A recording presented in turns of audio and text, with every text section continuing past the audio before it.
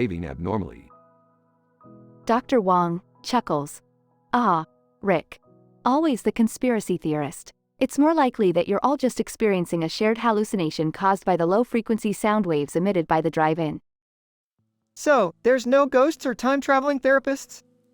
Dr. Wong, I'm afraid not, Morty. But that doesn't mean we can't still make some fun discoveries about the nature of perception and consciousness. I guess that's something. Smiling, come on, guys. Let's go see some movies and get some snacks. As they settle into their car to watch the movies, they realize that everything around them is a product of their collective imagination and that reality is much stranger than they ever could have imagined.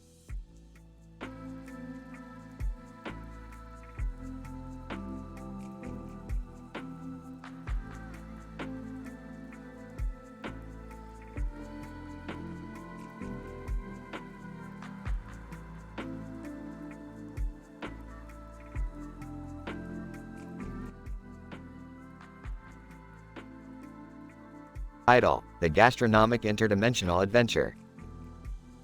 Rick and Morty are tasked with collecting a group of sentient food items from a distant universe that have the ability to create portals between dimensions. They arrive on a green surface with a white border around them and a green background with a white border around them where they encounter the group of food items. Morty, what are these food items? Rick, they're called the interdimensional gastronomists. They have the ability to open portals between dimensions. We need them for a job. As they attempt to recruit the gastronomists, they are ambushed by Poison Ivy, who wants the gastronomists for her own nefarious purposes. Poison Ivy, hand over the gastronomists and no one gets hurt. Rick, we're not giving them to you, Ivy. The situation becomes even more complicated when Groot, from Guardians of the Galaxy, enters the picture, also searching for the gastronomists. Groot. I am Groot. Morty, what's he doing here? Rick, looks like we're not the only ones who know the importance of these creatures. In a twist, the gastronomists reveal that they are affiliated with Taco Bell and demand to be taken to the nearest location for a fourth meal. What's happening here? Rick, we're on a mission to collect the interdimensional gastronomists. But now we're heading to Taco Bell for fourth meal with sentient food items in an alien tree. As chaos ensues and the group becomes stranded on a deserted planet, they are saved by the hilarious antics of College Humor, who reveal they are also on a quest for the gastronomists. College Humor. Looks like you guys could use some help. In the end, the group manages to successfully bring the gastronomists back to their universe and prevent them from falling into the hands of evildoers. Morty, that was crazy. I can't believe we just battled Poison Ivy and saved the universe with fast food. Rick, that's just another day in the life of a multidimensional adventurer.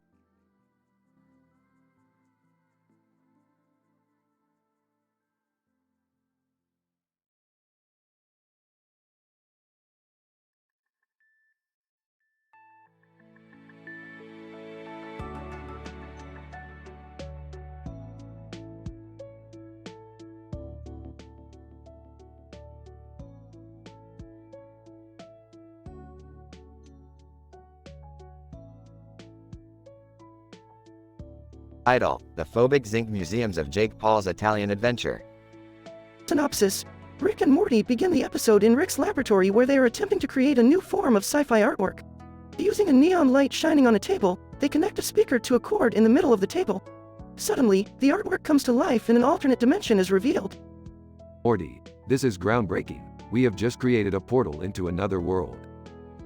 Oh geez, Rick, what kind of world do you think is on the other side? No time to waste, we have to go see for ourselves. But first, let me grab some zinc. The duo travels through the portal and find themselves on a planet with ridiculously heightened phobias. Morty is terrified of dandelions and Rick is scared of the color orange. Rick, why are we even here? Everything is scary. Morty, we're here to explore the culture and understand the phobias. It's all part of the scientific process. As they make their way through the planet, they stumble upon a science museum. Inside, they meet a group of Italian scientists who are studying the effects of zinc on different organisms. Italian Scientist 1, ciao. Welcome to our laboratory. We have been experimenting with zinc and have discovered its amazing benefits. Tell me more about these benefits. Italian Scientist 2. Well, zinc can enhance brain function, increase metabolic rate, and even help with immune function. Suddenly, Jake Paul appears on the scene and tries to steal the zinc for his own purposes. Rick and Morty team up with the Italian scientists to stop him and retrieve the element. Jake Paul, you can't stop me. I need zinc to make myself stronger. Rick, what's happening right now? Don't worry, Morty. We'll teach this bully a lesson. In a wild and crazy battle, Jake Paul is defeated and the zinc is returned to the Italian scientists. The episode ends with Rick and Morty returning to their own dimension and reflecting on their wild adventure. Morty, we learned something valuable today. Science is a never-ending journey and there's always more to discover. Wow, Rick, that was really insightful. Can we go get some pizza now? Pizza sounds good, Morty. But no anchovies, they freak me out.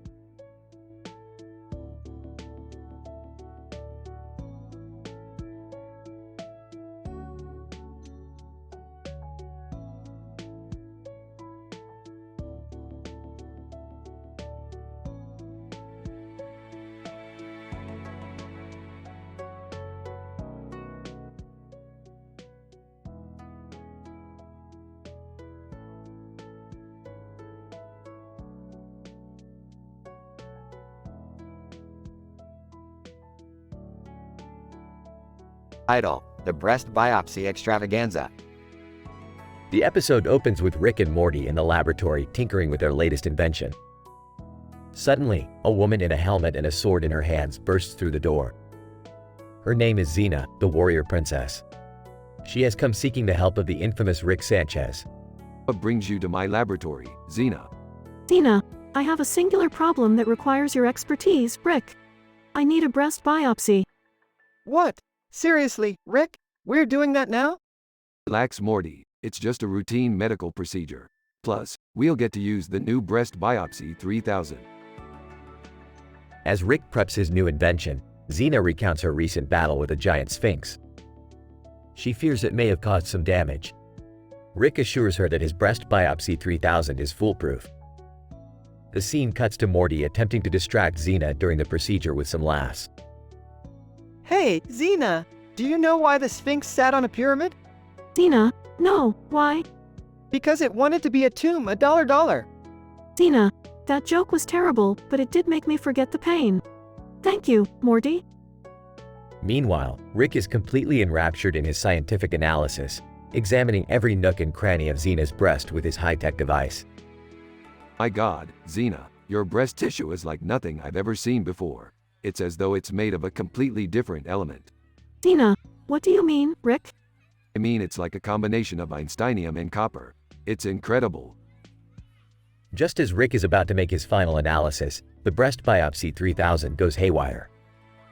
The machine begins shooting out a stream of psychedelic colors and random objects. What is happening? This isn't supposed to happen. Rick, look! The pyramid in the background is reacting to the breast biopsy 3000. Sure enough, the pyramid begins to glow and emit a hum that shakes the entire laboratory. Xena, that's the Pyramid of the Sun. I must go investigate. The trio quickly exits the lab and finds themselves transported to ancient Egypt. They witness a fierce battle between Xena and a resurrected Sphinx. With her new breast biopsy 3000 powered sword, Xena defeats the Sphinx and saves the day. In the end, Rick reflects on the craziness of the day and muses about the possibility of a universe where breast tissue is made of Einsteinium and copper. Ah, the mysteries of the multiverse. There's always something new to discover.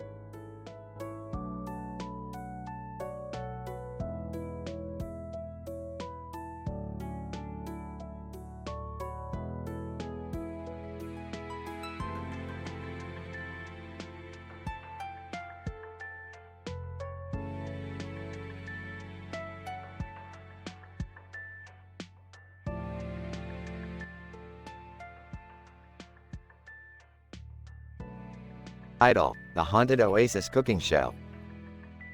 The episode begins with Rick, Morty, Beth, and Jerry standing in the kitchen, looking at a plethora of ingredients on the counter. Rick is holding a scientific device that he created for cooking, called the Ultimate Scientific Cooking Tool, or TUSCT for short. Alright, listen up, Morty. We're going to make a dish that will blow your mind. But first, we need to activate TUSCT. Activate TUSCT? Is that even possible? Anything is possible with science, Morty.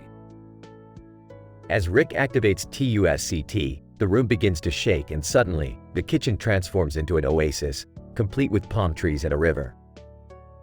What the hell is going on? Did TUSCT just create a parallel universe? This is insane. I thought it was just a cooking tool. Suddenly, a figure appears on the shelf behind them. It's Batman. Batman, greetings, Rick and Morty. I am here to assist you in your quest to create the most exquisite dish. Batman, what are you doing here? Batman, I was summoned by TUSCT, as it requires a superhero to assist in the cooking process. This is crazy. We have a superhero in our kitchen.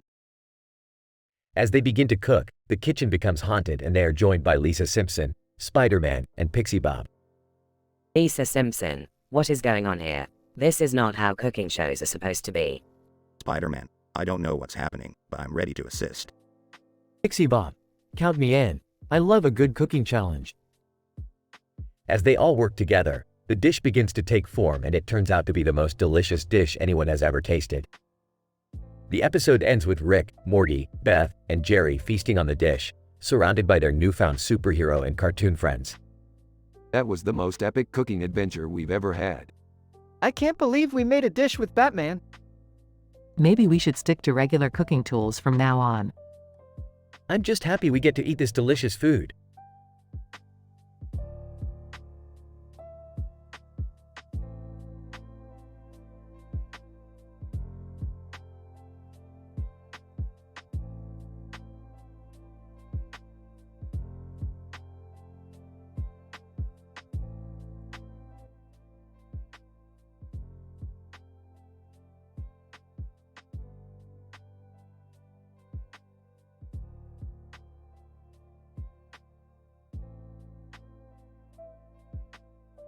Idle. Multiverse microbiomes.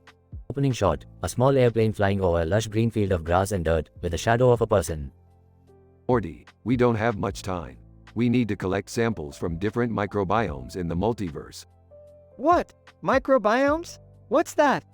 Oh God, Morty, have you not paid attention in biology class? Microbiomes are communities of microscopic organisms that inhabit a particular environment. Oh, no, Rick. I don't think I remember that. Guys, just grab these jars and follow me. They land the plane at a strange planet. Zentra, halt. Who goes there? Why is there always someone trying to stop us from doing science? Listen, we just need to collect some samples from the microbiomes on this planet and we'll be on our way. Zentra, sorry, but I can't let you do that. This planet is under strict contamination protocols. Contamination protocols? What kind of bullshit is that? Rick, maybe we should just leave and find another planet. No, Morty, we can't let bureaucracy stop us from advancing science. Pulls out a portal gun. Let's go to another universe. They end up in a universe hosting a hilarious award show. Announcer, and the award for the funniest microbiome goes to, opens envelope, Bowser's Castle microbiome. Bowser accepts the award and gives a hilarious acceptance speech. Whispering to Morty, this is ridiculous. We need to focus on our mission. Morty accidentally drops the jars, causing a few microbiomes to mix. Morty, you idiot, you just contaminated our samples. Cries, I'm sorry, Rick, I didn't mean to.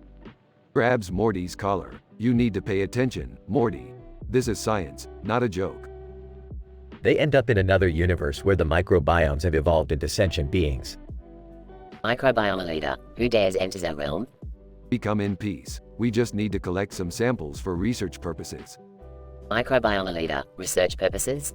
Ha, we have evolved beyond your primitive ways of studying us. Whispers to Rick, maybe we should just leave them alone and go back to our own universe. Whispers back, not without our samples, Morty. They engage in a hilarious battle with the microbiome beings, using science equipment as weapons. Ending? Alright, we got our samples. Let's get the hell out of here. Gasping for air. That was crazy, Rick. I hope we never have to do that again. Smirks. Oh Morty, with me as your grandpa, you're always in for an adventure. Closing shot, Rick and Morty exit the plane holding the jars of microbiome samples.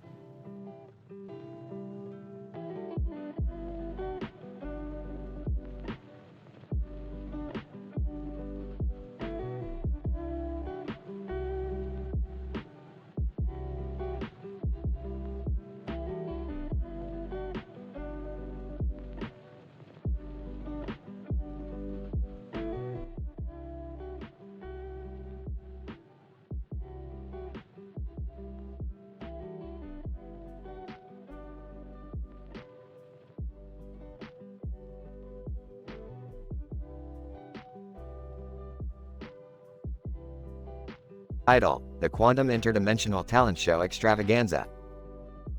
The episode opens with Rick and Morty in the garage, working on a new invention that can transport them to different dimensions within the multiverse. Jerry and Beth walk in, and Rick explains his latest invention, a quantum interdimensional talent show extravaganza. Morty, I'm creating a device that will allow us to witness the most talented beings from different universes. I can't wait to see what kind of entertainment they have in store for us. Rick, is that safe? I mean, we don't want to accidentally cause a rift in the space-time continuum or something. Yeah, Rick. You promise this won't lead to any disastrous consequences? Rick rolls his eyes and explains that he's taken all the necessary precautions. With a press of a button, the four of them find themselves in a crowded auditorium filled with all sorts of interesting characters from different universes, including Gigi Hadid, Robert Pattinson, and Sophie Turner, all with their faces painted. Welcome, everybody. This is the Quantum Interdimensional Talent Show Extravaganza. Let's get started with our first act, Donald Duck. Donald Duck waddles onto the stage and begins to sing, "I Will Survive," in his distinctive voice. The crowd cheers wildly as he finishes his performance. Wow, that was great. Who's up next? Well, we have quite the lineup today. Up next is a guy from a universe where everyone is a cartoon character. He's got some interesting tricks up his sleeve.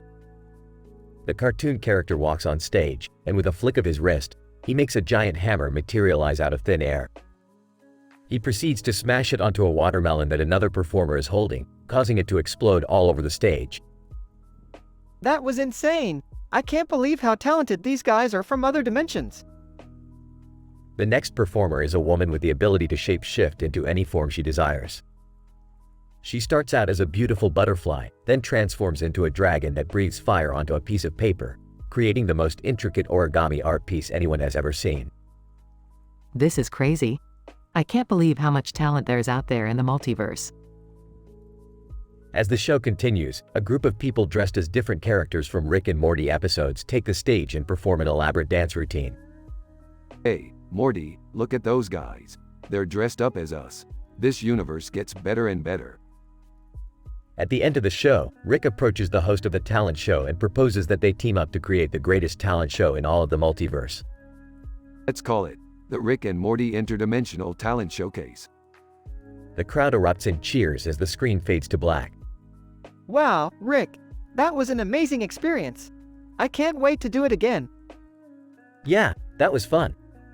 Although, I have to say, I'm thankful we made it out in one piece. I have to admit, I'm a bit starstruck.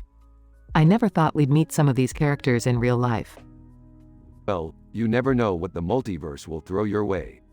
Who's up for round 2? The group looks at each other and then back to Rick, nodding in agreement. The screen fades to black as they activate the Quantum Interdimensional Talent Show Extravaganza once again.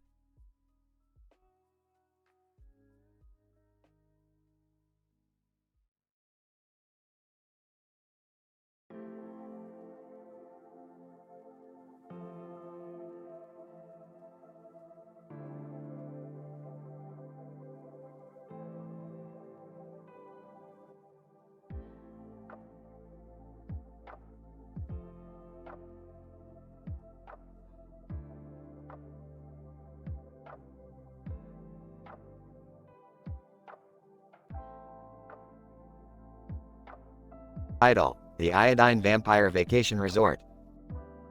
The episode begins with Rick and Morty landing their spaceship next to a large red building sitting on top of a lake next to a forest-filled hillside with trees and a boat.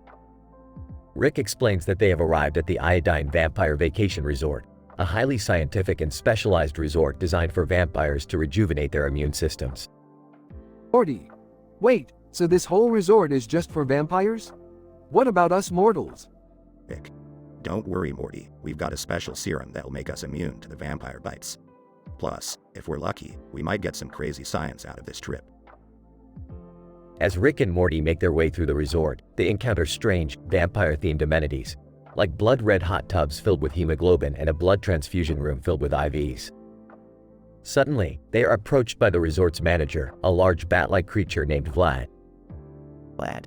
Greetings, noble visitors. I am Vlad, manager of the Iodine Vampire Vacation Resort. Are you enjoying your stay? Rick, we're just here to do some science, Vlad. Vlad. Of course. I'm sure you'll find our facilities top-notch. We pride ourselves in our ability to rejuvenate even the most despondent and degenerate vampires. As Rick and Morty continue their tour of the resort, they encounter a group of vampires lounging by the lake. However, one vampire named Countess Draculena catches Rick's eye, and he immediately becomes enthralled by her seductive gaze. Rick, hey Morty, check her out. That's one fine, blood-sucking babe right there. Morty, I don't know, Rick, isn't she dangerous? Rick, peeved, danger's my middle name, Morty. And besides, I've got the serum. As Rick approaches Countess Draculena, he suddenly realizes that he's forgotten to take the serum. Before he can make a run for it, Countess Draculena sinks her teeth into his neck, turning him into a vampire. Countess Draculena, welcome to the Undead, my love. Let us spend eternity together. As Morty struggles to find a way to save Rick, he stumbles upon a secret lab deep in the resort's basement. There, he discovers that the resort's managers have been using a special concoction of iodine and vampire blood to create a super-powered serum that can rejuvenate any being, not just vampires. Morty, holy crap, this could be the biggest scientific discovery of all time. With the help of Draculena, Morty applies the serum to Rick's bloodstream, effectively curing him of his vampirism. As Rick and Morty prepare to leave the resort, they realize that they've unintentionally created a race of super-powered beings, and that the resort's managers are already planning to sell the serum to the highest bidder. Rick. Aw crap, Morty, it looks like we've got a whole new set of problems to deal with now. And so, Rick and Morty set off to destroy the serum and stop the Iodine Vampire Vacation Resort from taking over the world. Who knows what crazy science they'll come up with next?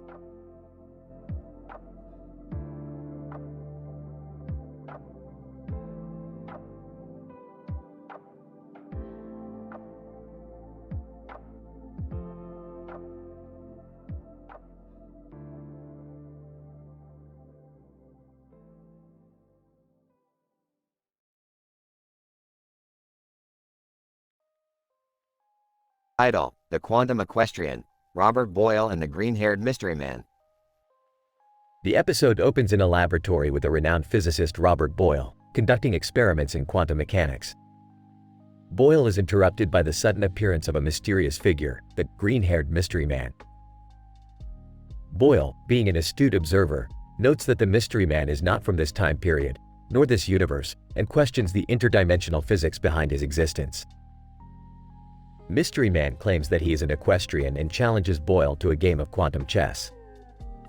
Boyle accepts the challenge, and the game begins with each player strategically moving their pieces, accounting for the unpredictable quantum fluctuations. As the game progresses, Boyle realizes that the Mystery Man's movements follow a pattern that defies quantum physics and instead adheres to classical mechanics.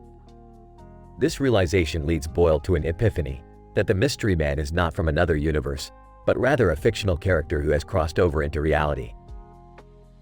The implication of this discovery leads to an intense discussion of the theories behind the possibility of transdimensional travel. The conversation delves deep into the intricacies of the multiverse theory and the existence of parallel universes. Boyle and the Mystery Man continue their debate as they embark on a journey through space and time in search of answers. Along the way, they encounter several phenomena, such as black holes and quantum entanglement, which they analyze and interpret. The episode culminates with the duo finally reaching a parallel universe where they discover the origin of the Mystery Man and the interdimensionality behind his existence. The discovery provides insights into the complexities of quantum mechanics as well as the potential for interdimensional travel. Boyle and the Mystery Man return to their respective realities, still reflecting on the mind-bending journey they have undergone. The final scene ends with a cliffhanger, hinting at the possibilities of a sequel, where the two characters could explore deeper into the mind-boggling mysteries of trans-dimensional travel.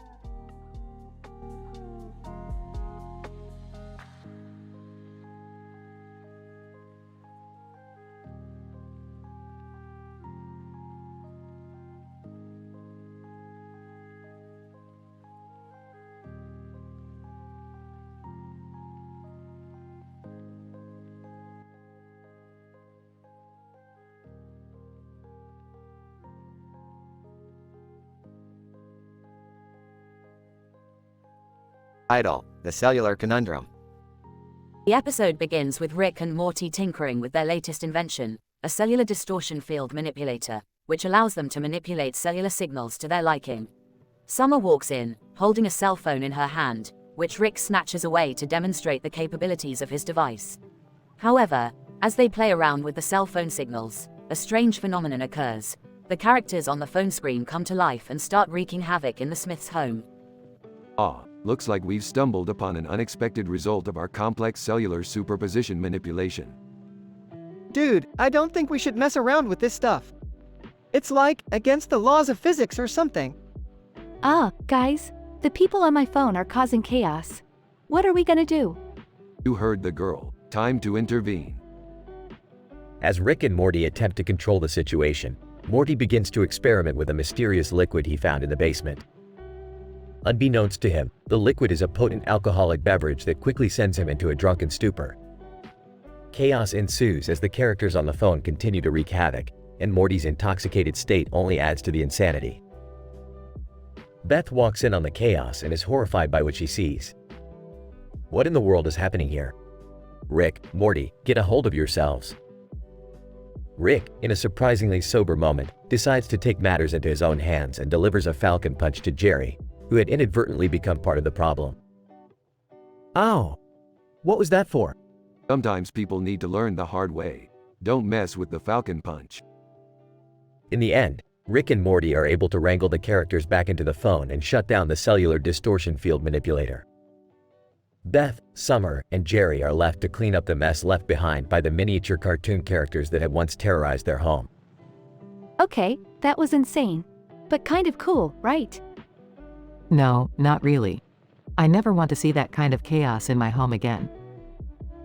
Where's the fun in that? Chaos is what makes life interesting. As the family cleans up, Morty lays on the couch, smiling contently in his drunken haze. Dude, that was wild. I need another drink. Now we're talking.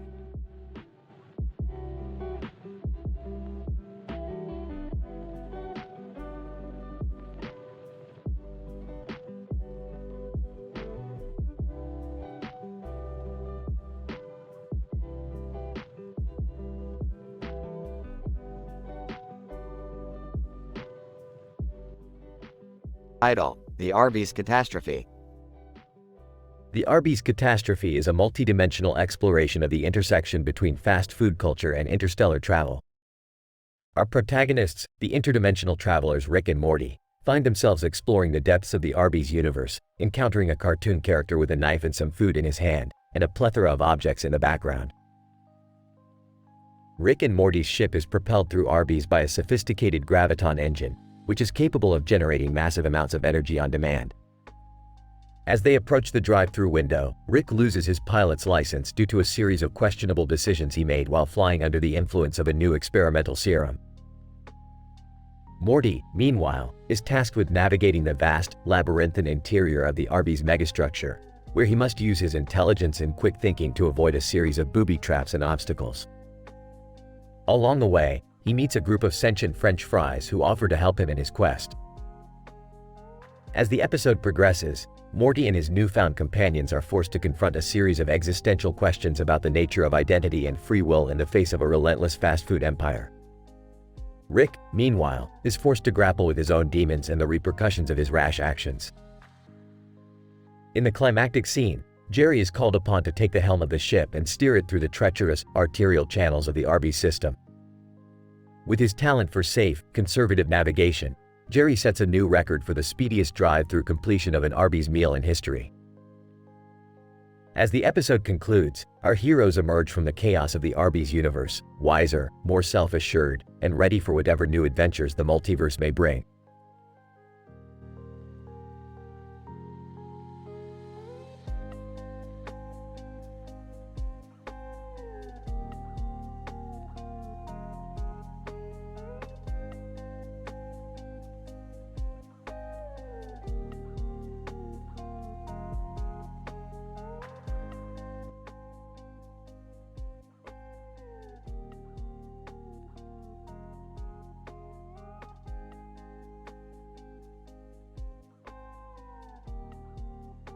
Title: The Quantum Morty Paradox. Rick and Morty, amidst their exploits in different dimensions, stumbled upon a mysterious glowing orb. They stood there in awe of this fundamental particle of light and energy that transgresses the very fabric of space-time. Morty, what is this, Rick? It's like nothing I've ever seen before. Rick, hold on, Morty. Let me get my trusty portable quantum analyzer for this one. As Rick takes out his analyzer, he realizes something peculiar. A second Morty, identical to the first, is standing right beside them. Morty, what the hell, Rick? Who is this guy? Rick. Oh, that's just Morty too, Morty. I bought him for $1.3 quadrillion on the interdimensional black market. Morty, what? Why would you do that? Rick. Well, Morty, he's useful for situations like these. You know, having a backup Morty in case you die or something. Morty. Scoffs. I don't think that's how it works, Rick. Rick. Oh, contraire, Morty. In the quantum world, anything is possible.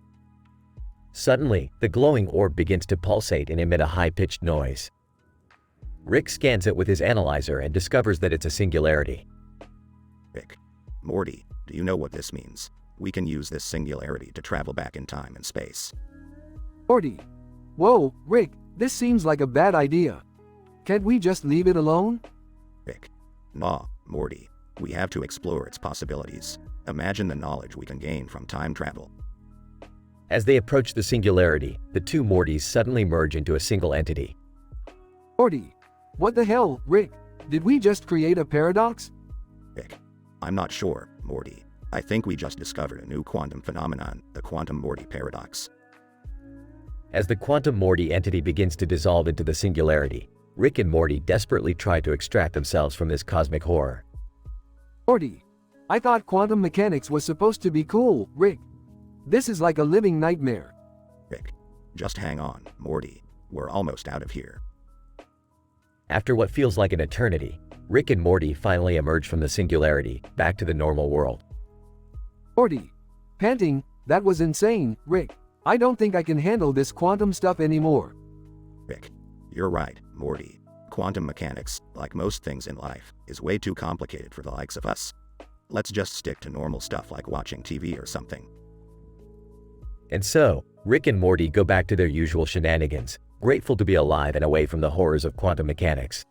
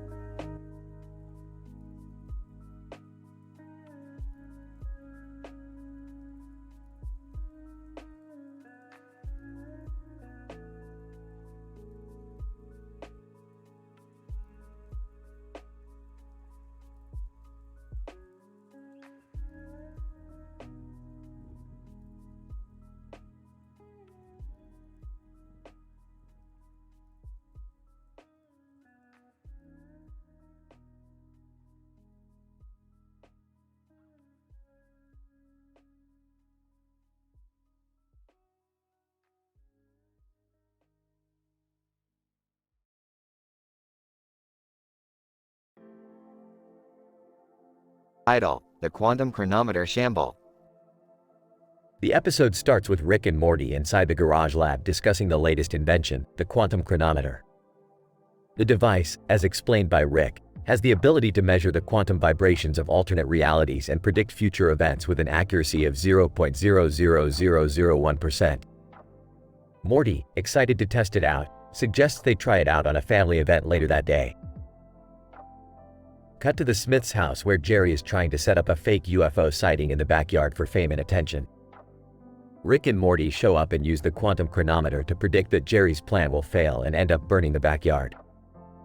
Jerry, skeptical of the device, accuses them of trying to make him look foolish and proceeds with his plan anyways.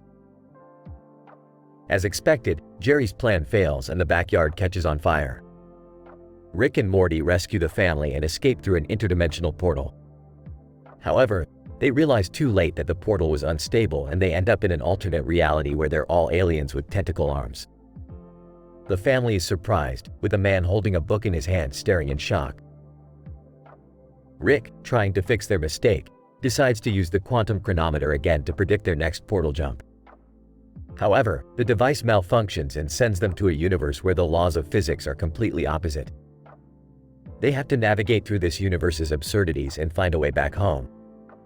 Morty, with a ponytail, tries his best to keep up and help Rick. As they travel through different universes, they encounter the driving crooner, a space-time traveling DJ who joins them on their journey. With his sick beats and catchy tunes, they're able to pass through difficult portals with ease. Finally, they're able to make it back to their own universe, but not before encountering a universe where everyone is a pickle. Confused, they brush off the experience and head back to the garage. Jerry, remorseful for his actions, apologizes to everyone and offers to help clean up the backyard. Rick, with a satisfied look on his face, turns to Morty and quips, "Looks like we've managed to avoid a chronotemporal shamble." Morty, exhausted and relieved, says, "Yeah, but next time, let's just stay home." The end credits roll as the driving crooner drops a sick beat and Jerry reluctantly attempts to dance.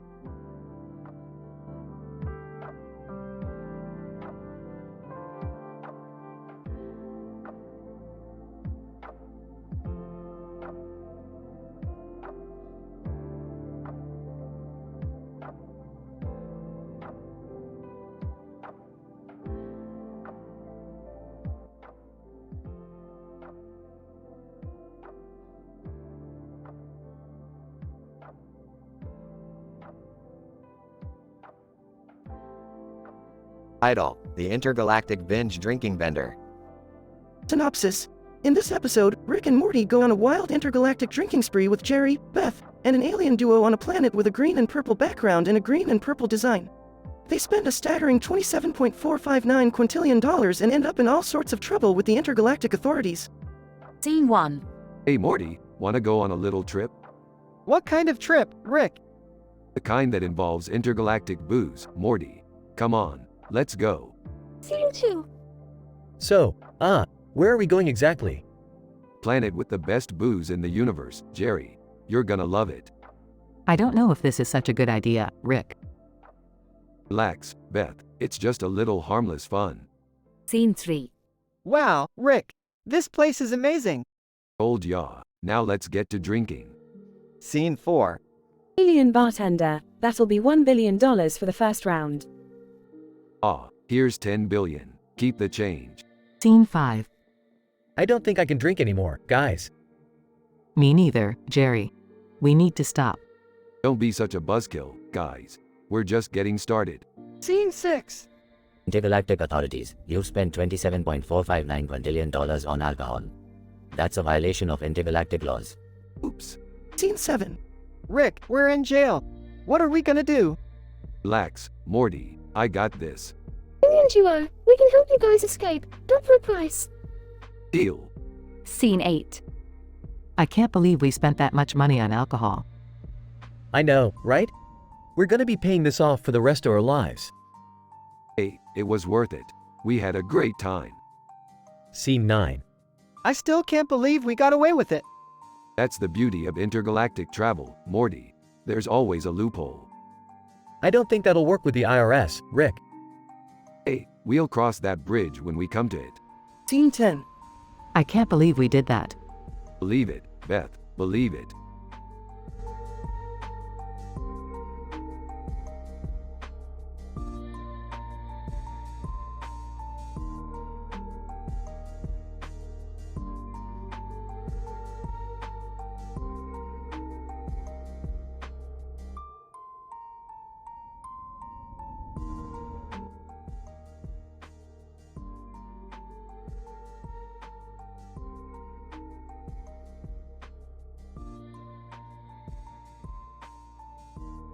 Title of episode, Chronological Conundrum of Currency Conversion with a side of sword fighting.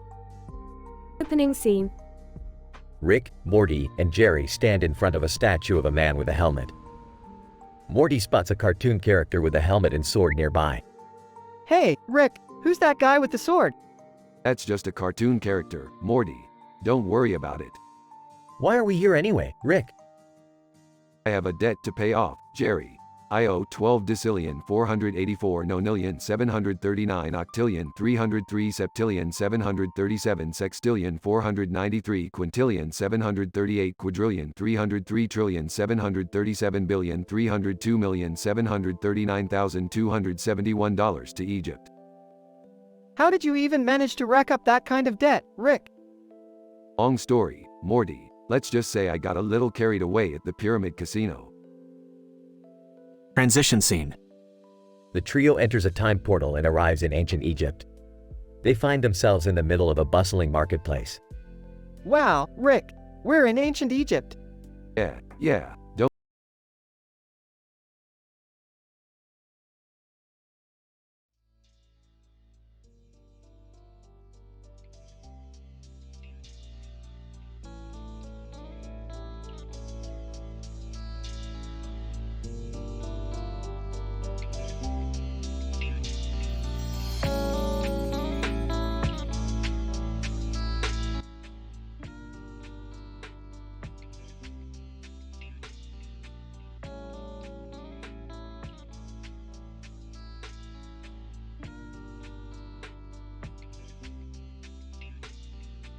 Title, The Transdimensional Teleporting Bank Heist.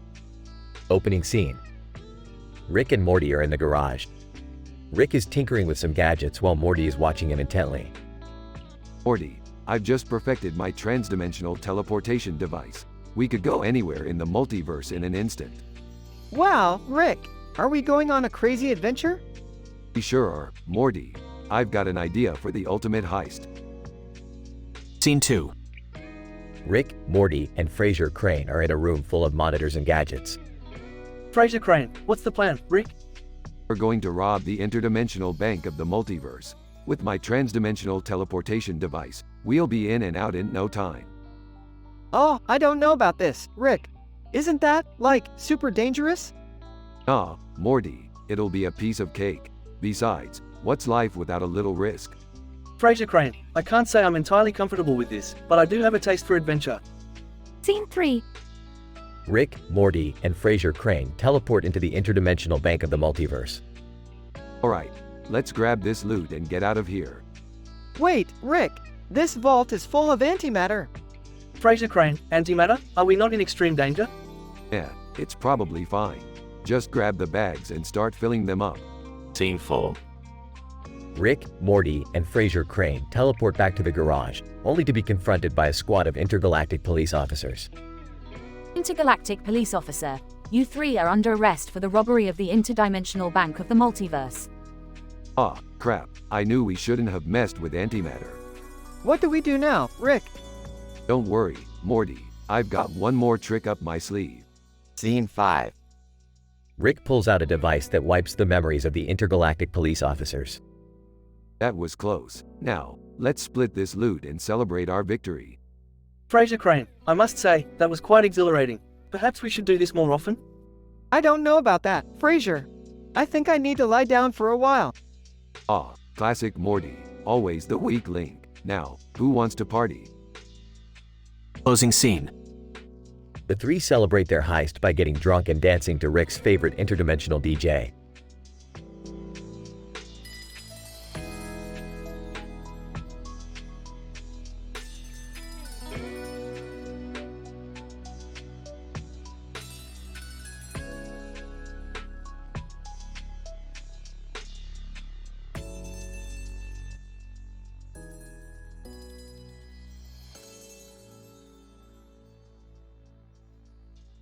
The episode will revolve around the scientific concept of chaos theory and its unpredictable nature.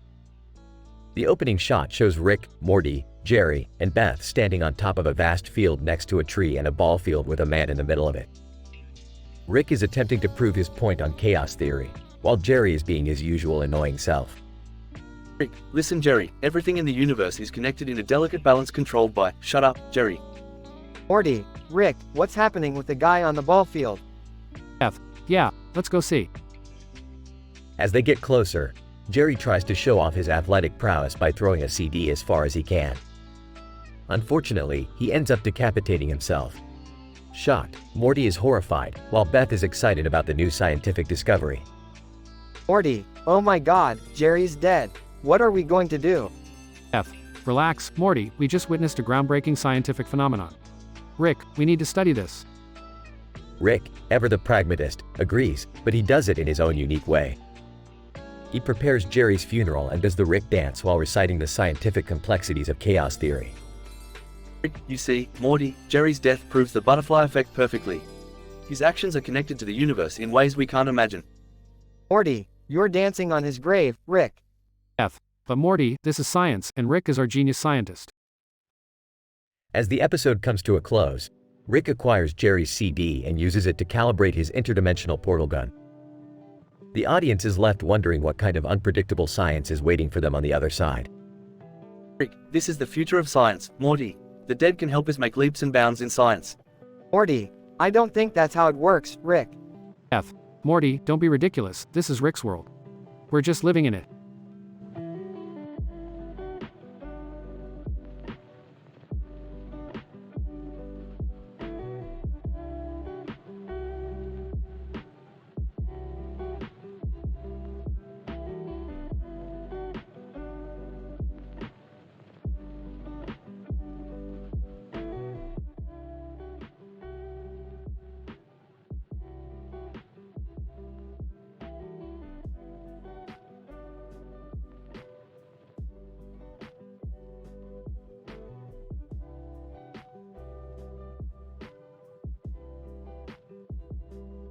Title: The Fortuitous Folly of Frasier's Fortune.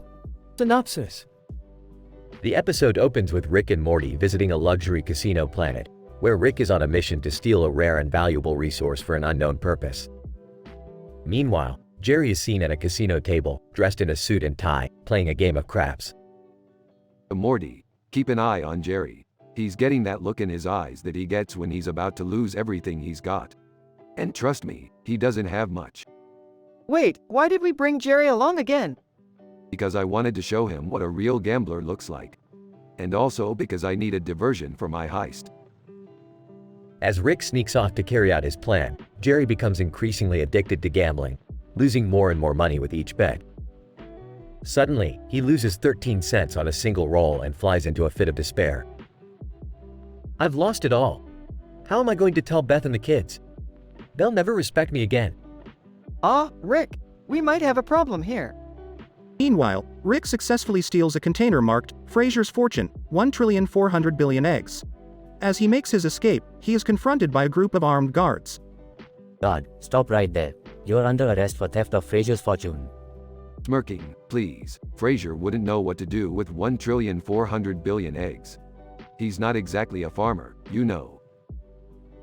As Rick and Morty make their way back to the casino floor, they run into Jerry, who is now wearing a ridiculous, lucky hat and shoving handfuls of chips into his pockets. Rick, I need your help. I have a gambling problem.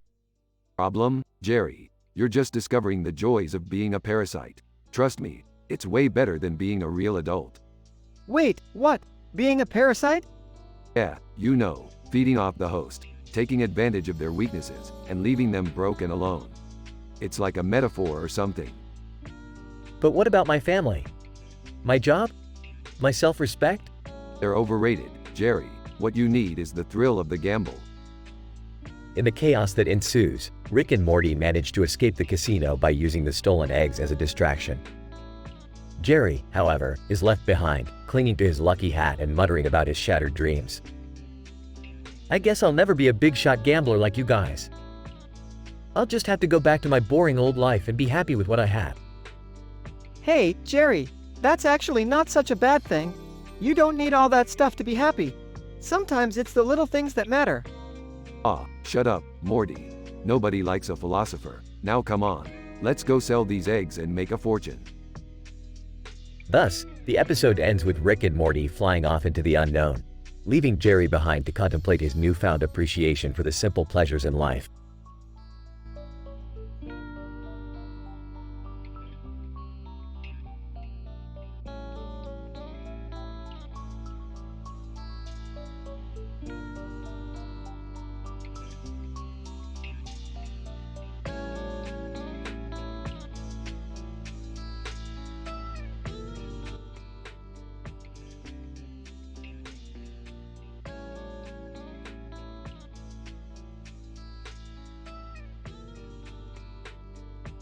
Title: The Interspecies Conundrum. Opening scene, Rick and Morty are seen entering a mysterious portal that leads them to a rocky hillside. They observe a group of animals standing on top of it, next to a sky filled with stars and planets. Rick pulls out his cutting-edge scientific equipment and starts scanning the area. Morty, looks like we're on an uninhabited planetoid. But these animals seem to be sentient. Let's do some real science here. Rick, I don't think this is a good idea. They might not be friendly. Oh, Morty, you're such a scaredy cat. Don't worry, I've got this.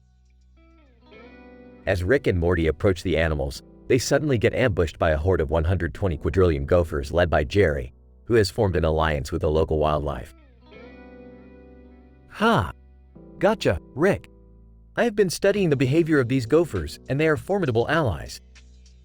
Wow, Jerry, you must have found a PhD in intergalactic gopher studies somewhere. Too bad I just finished my thesis on Lion King biology. I've got 14,000 lions here to back me up. Oh boy, here we go again. What follows is an intense battle between Rick and Morty's lion army and Jerry's gopher army. There are explosions, blasters, and lots of roars and squeaks. Amidst the chaos, animals from all over the planetoid join the fight, making it a massive interspecies conundrum. Morty, we need to end this. I've got a plan. Oh great, another plan. Shut up, Morty. I've hacked into their neural frequency and found the root of their problem. It's all because of this giant cheese wheel. A giant cheese wheel? That's it? Yes, Morty, this is the true source of their conflict. Once we remove it from the equation, everything will be just fine. After breaking through the lines of fire, Rick and Morty manage to retrieve the giant cheese wheel and drag it out of sight. As if by magic, all the animals suddenly stop fighting and start dancing and singing together. Epilogue: Rick and Morty are seen leaving the planetoid after a successful day of scientific experimentation. Another day, another scientific discovery. Man, I love being a scientist. Rick, what about those 120 quadrillion gophers we just fought? Who cares? They're just a bunch of rodents. Right, Rick. Just a bunch of rodents.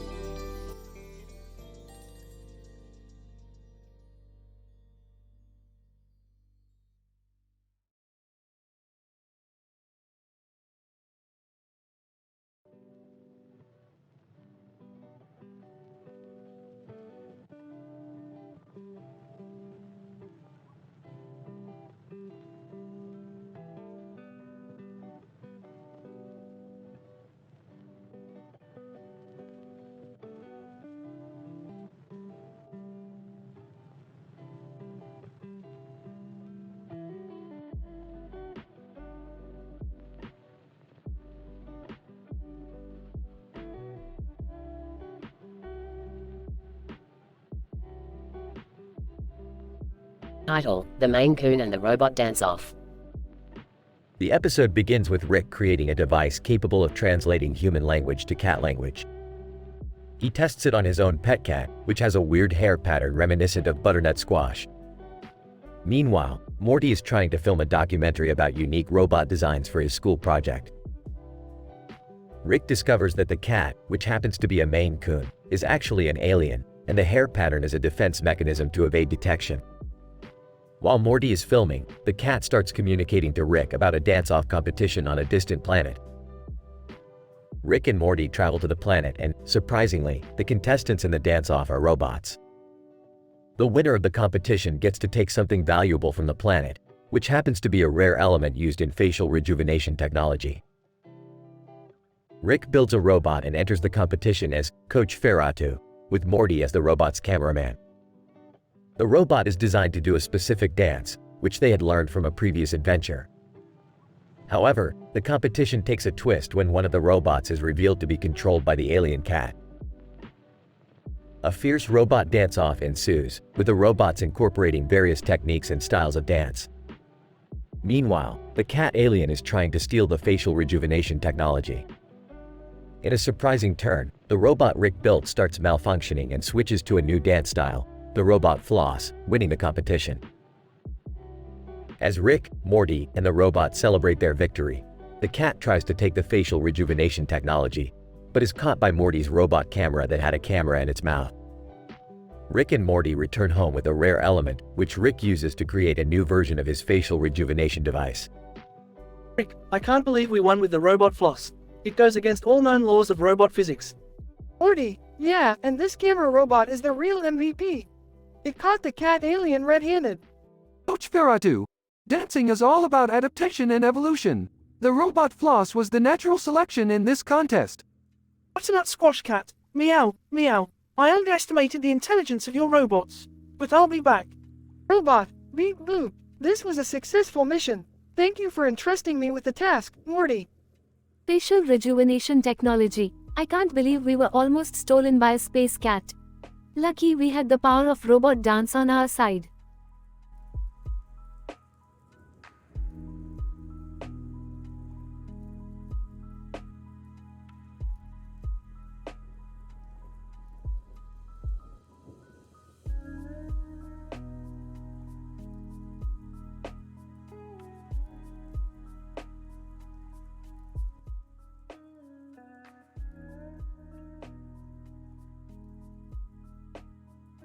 Int.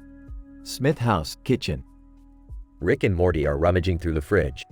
Listen, Morty, I need you to distract Jerry. What? Why should I do that? Just do it, Morty. I need his liver for an important client. What client? John Travolta. He needs a new liver. Now let's get to it. They sneak out of the kitchen with Jerry's liver. Int. Jerry's room. Morty walks in, pretending to be worried about Jerry's health. Hey Jerry, are you alright? Yeah, why? I don't know, you just look kind of pale.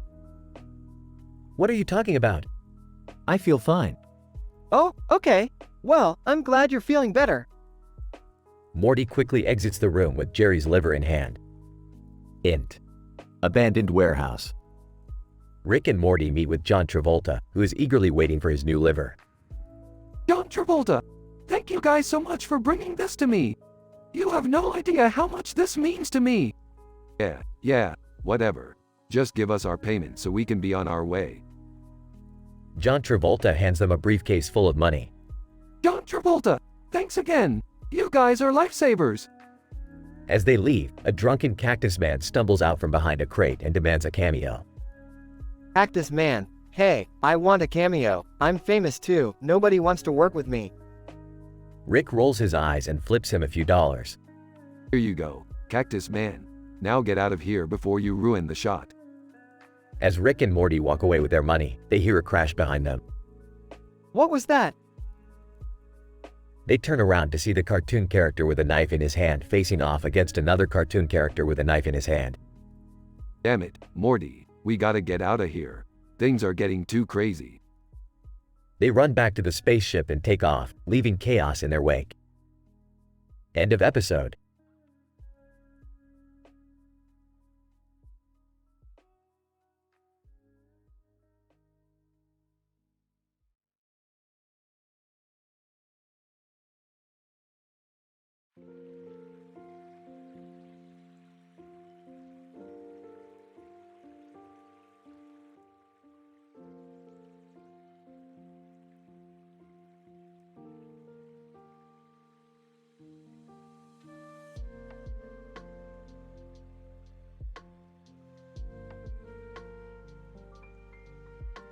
The episode opens with Rick and Morty in the living room. Morty, I've developed a new portal gun that can take us to entirely new universes populated by hyper-intelligent beings. That sounds cool, Rick, but can we go to a universe where the games are so bad they're good? Morty, why would any self-respecting scientist waste their time on such trivialities? Because it's hilarious, Rick. I want to play something that's so terrible, it's awesome. Fine, Morty, but only if you promise to take things seriously when we encounter the hyper-intelligent beings. Yeah, I gotcha, Rick. Cut to Jerry standing in the middle of a forest. Why did I agree to come out here? Why couldn't we just stay home and watch TV like normal people? Cut back to Rick and Morty. Alright, Morty, I found a universe where every game ever made is terrible. Happy now? Yes! Let's go. They portal into the bad game universe and start playing various terrible games. This game is so bad, it's amazing. Hey guys, what are you doing here? Jerry, what are you doing in a universe full of terrible games? I was on my way to a ski weekend with Summer and ended up getting lost in this forest. Can you help me find my way back? Fine, but you have to help us beat this game first. They continue playing terrible games until they come across a particularly atrocious one. This one is the worst, Rick. It's called Snowy Forest Adventure, and it's literally just a cartoon character standing in the middle of a forest with trees and snow on the ground and a sky background. That doesn't sound so bad. But wait, there's more. The game is also incredibly glitchy and the character keeps randomly disappearing and reappearing. Taking on the persona of Jerry. I can't seem to find my way out of this forest. Oh no, I've disappeared. Oh wait, there I am again. Everyone laughs. Cut to the hyper-intelligent beings. Hyper-intelligent being 1. What is this? A universe full of terrible games? How pathetic. Hyper-intelligent being 2. Yes, it's clear that the inhabitants of this universe have no actual talent or intelligence to create anything of value. Cut back to Rick, Morty, and Jerry. Alright, Jerry, we've helped you. Now it's time for us to get back to our universe. Wait, can I come with you guys? This universe is boring and depressing. Yeah, Rick, can't we take Jerry with us? Fine, but only if he agrees not to bring down the collective IQ of our universe. Deal. They all portal back to their own universe. That was the most fun ever, Rick. Don't get used to it, Morty. We have experiments to conduct and discoveries to make. Hey guys, what did I miss? Nothing much, just a universe full of terrible games. Oh, cool. Can we all play together? The episode ends with them all playing the terrible game, Snowy Forest Adventure, and laughing uncontrollably.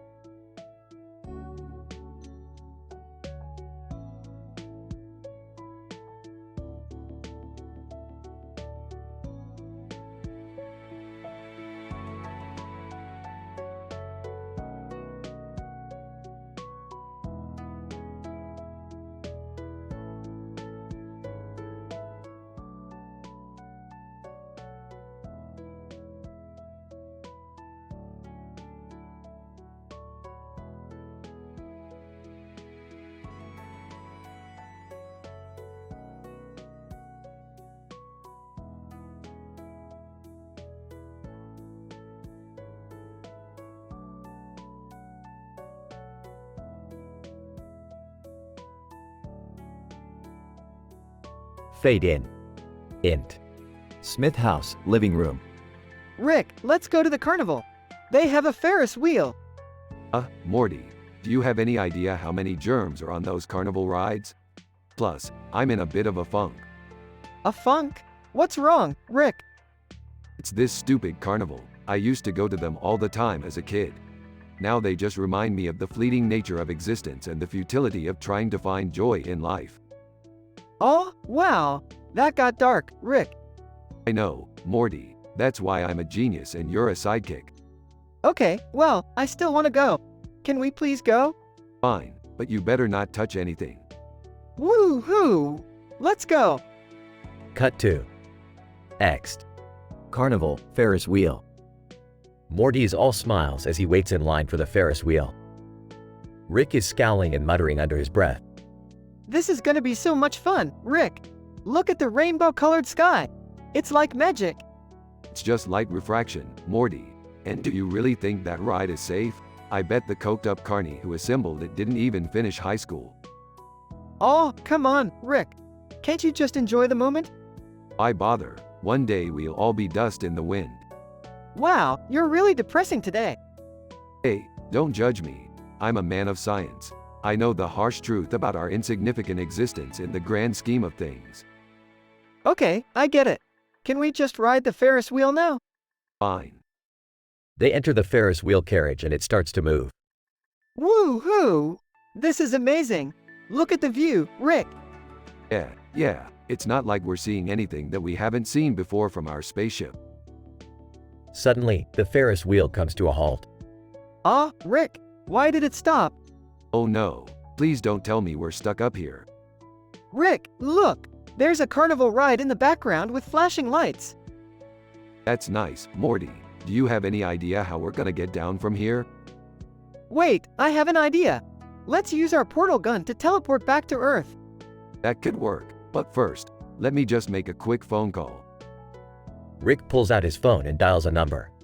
Hey, Jerry, how's it going? Jerry, on phone. Oh, hey Rick. Not great, to be honest. I got banned from the carnival for 14 million years. Ah, what did you do this time, Jerry? Jerry, on phone. I tried to rig the milk bottle toss game. But it wasn't my fault. The bottles were rigged from the start.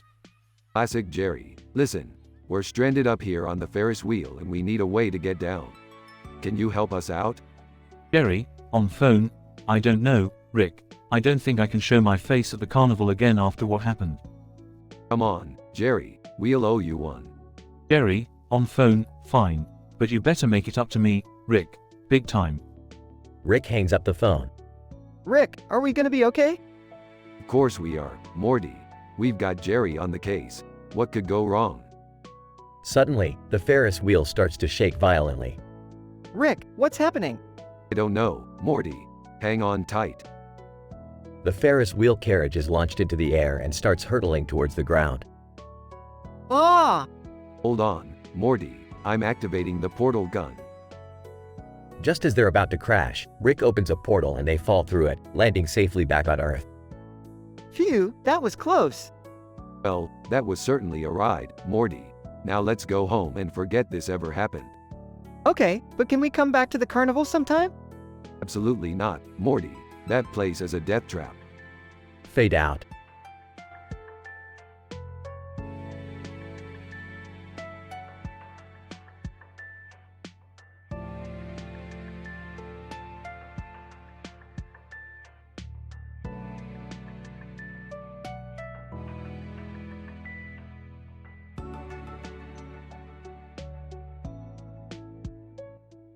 Title: Environmental Engineering in Industrial Settings. Act 1. The camera pans in on an environmental engineer, EE, sitting on a bench in front of a factory. The factory has a yellow sign above it that reads, Acme Manufacturing. The EE appears to be deep in thought, jotting down notes in a journal. E. The Acme manufacturing plant has a significant environmental impact, from their emissions to their waste management practices. It is my job to assess and mitigate any potential harm to the surrounding ecosystems. Act 2. The camera then zooms in on the factory's smokestacks, releasing plumes of smoke into the air. E. The smokestack emissions contain volatile organic compounds and particulate matter that can have harmful effects on human health and the environment. Through air quality monitoring and pollutant control equipment, we can limit these emissions and minimize their negative impact. Act 3. The camera then shows the factory's wastewater discharge into a nearby river. E. Discharging untreated wastewater into bodies of water can have severe environmental and public health consequences. With the implementation of wastewater treatment processes, we can ensure that the contaminants in the water are removed before being discharged, protecting the health of the aquatic ecosystem and potentially downstream populations. Act 4. As the EE continues to take notes, the camera then shows a truck full of hazardous materials leaving the factory's loading dock. E. Hazardous materials must be properly handled and disposed of to avoid contamination of the environment and harm to human health. It is crucial for industries to follow regulations and guidelines to safely manage these materials. Act 5. As the sun sets, the EE packs up his equipment and heads into the factory for a meeting with the management. E. I have completed my assessment of the environmental impact of Acme manufacturing and will present my recommendations on how they can improve their sustainability practices.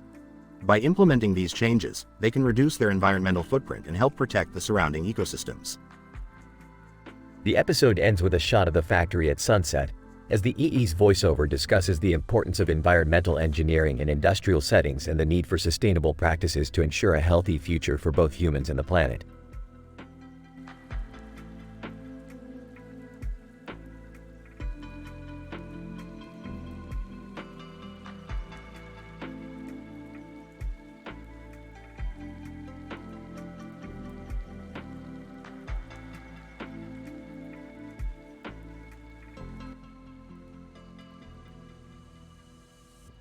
Title: The Marshmallow Conundrum. Synopsis.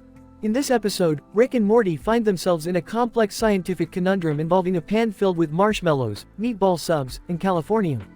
It all starts as Rick stumbles upon an accounting conspiracy involving LCK_Korea, but soon gets sidetracked when he sees a pan filled with marshmallows and other treats on a tabletop with a blue spoon in it.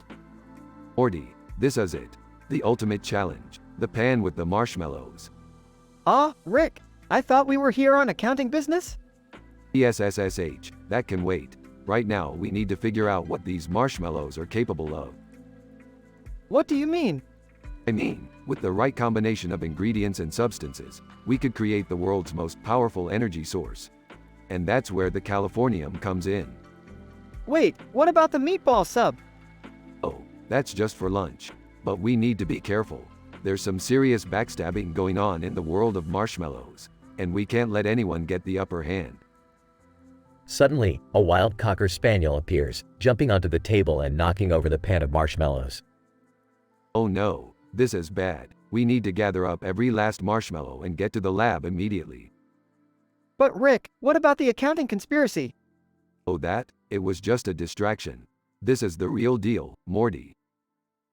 As they rush to the lab, the marshmallows bouncing in their arms, Rick feverishly starts mixing in the californium. Suddenly, a bright light fills the room as the marshmallows begin to glow. Yes, it worked. We did it. What did we do?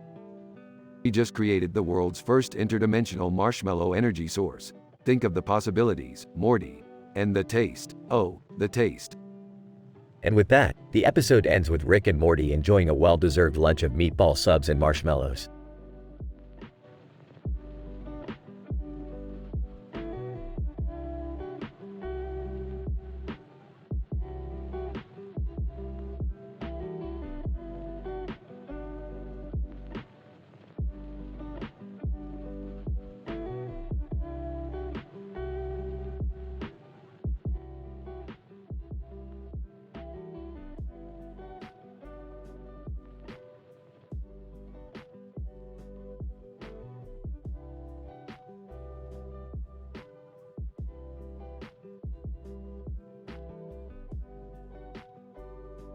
Title: The Pizza Cutting Prog Rock Adventure.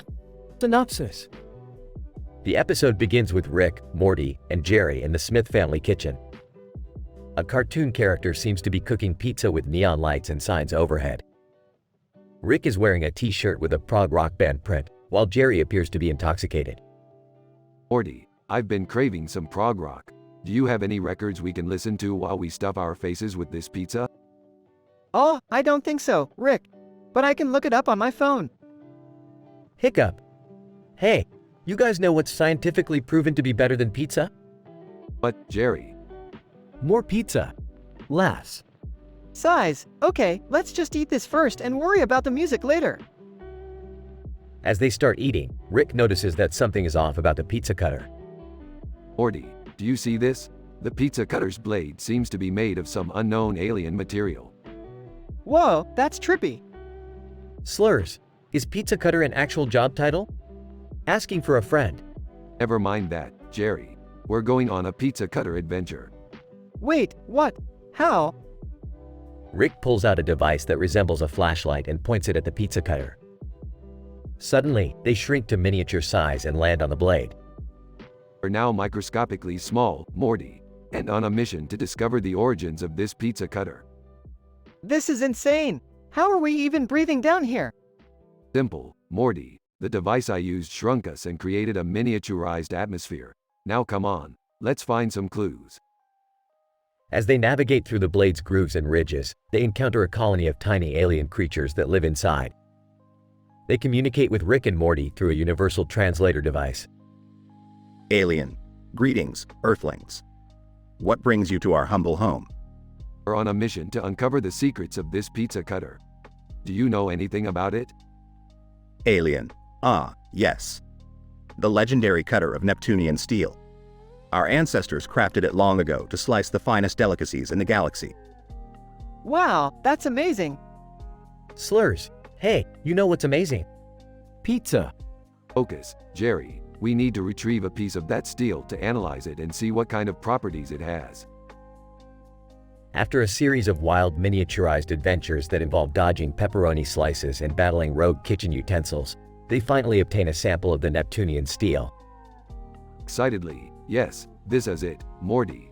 With this, we can make the ultimate pizza cutter and become millionaires. Sarcastically, great, because that's what really matters in life. Slurs. Hey, did you guys hear the one about the pepperoni who went to the doctor? Exasperated? No, Jerry. And I don't think we want to hear it. The episode ends with the trio back to their regular size, using the Neptunian steel to make a super pizza cutter that has the ability to cut through anything. Smugly. I told you, Morty. Science is all about pushing boundaries and having fun while doing it.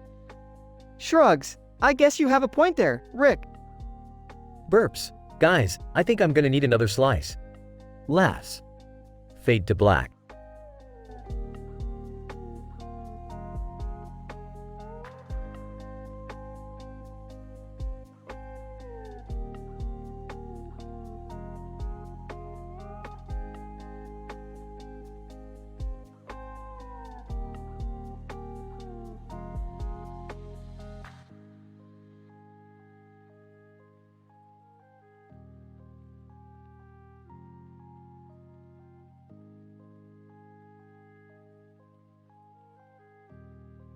Title: The Birthday Paradox.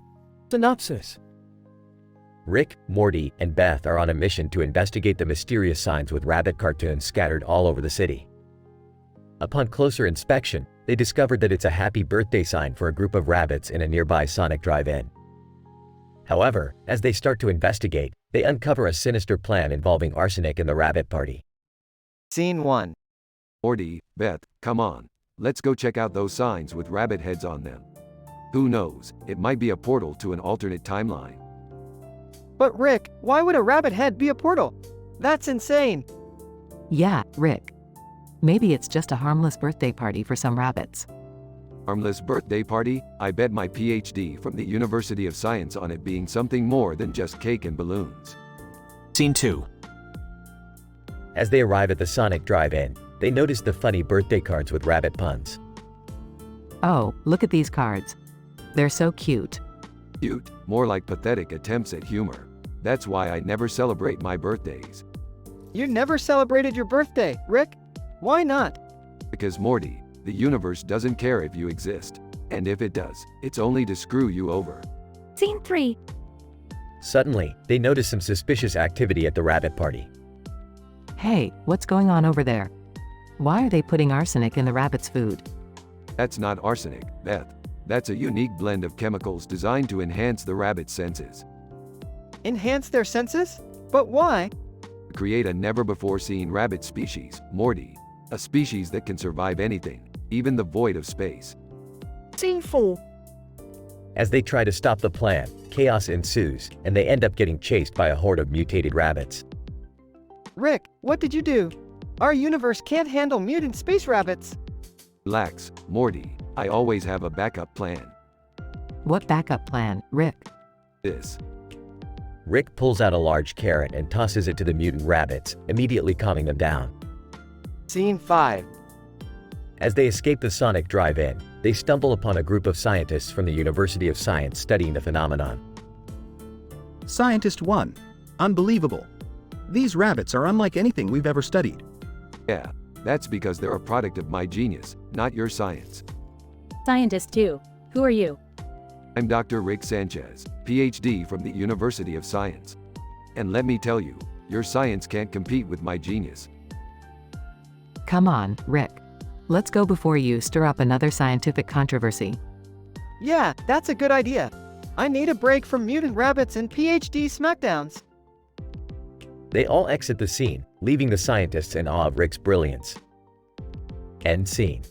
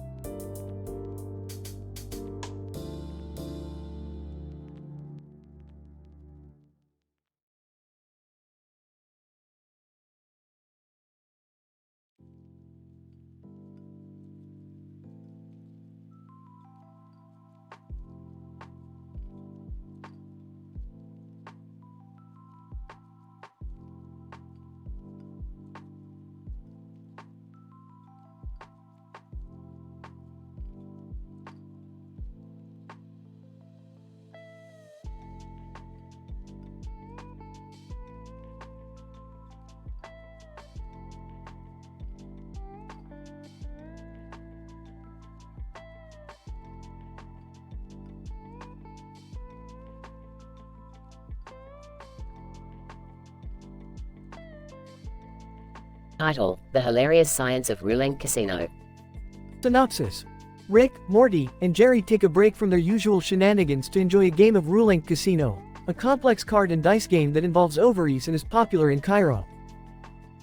The episode begins with Rick presenting the game to Morty and Jerry, explaining its intricate rules and strategies. Rick, alright Morty, Jerry, listen up. Ruling Casino is not for the faint of heart. It involves advanced math, complex probability theories, and a good set of ovaries. Literally. Morty, what do you mean, Rick? Ovaries? And who even came up with this game? Jerry, yeah, and what does Russian poker have to do with Cairo? Rick, you guys ask too many questions. Now, let's get started. As the game progresses, the trio faces various challenges, including a cheating opponent, confusing rules, and unpredictable dice rolls. Jerry, I don't get it. How can the same roll mean something different every time? Morty, this is like trying to solve a quantum mechanics equation with a hangover. Rick, you think this is hard? Wait till we reach the ovary round. The ovary round, which involves a risky bet using actual ovaries, prompts a heated debate among the players. Jerry, I don't want to use my own ovaries, Rick. Can't we use eggs or something? Morty, I'm not sure this is legal, Rick, or ethical. Rick, Sush, you guys are no fun. Fine, we'll skip the ovary round and move on to the final round, Russian poker in Cairo. However, the final round turns out to be a disaster as they get caught up in a dangerous underground poker ring and are forced to use their newfound ruling skills to escape. Jerry, I can't believe we almost got killed over a stupid game. Morty, yeah, I don't think I'll ever look at a pair of dice or ovaries the same way again. Rick, come on guys. It was worth it for the laughs. And the scientific research. The episode ends with Rick, Morty, and Jerry walking away from the casino, exhausted but satisfied with their crazy adventure. Rick, now, who's up for some interdimensional karaoke?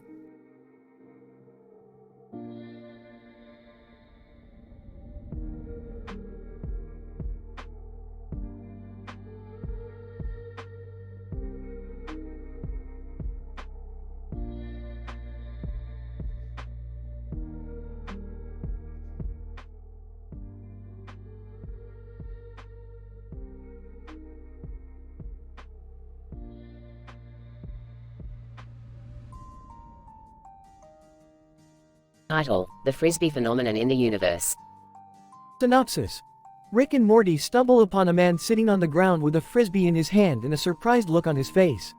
Upon further investigation, they discover that Mercury's magnetic field has caused frisbees to be launched into space at an alarming rate, causing a cosmic disturbance that Joaquin Phoenix is convinced is a sign of impending doom.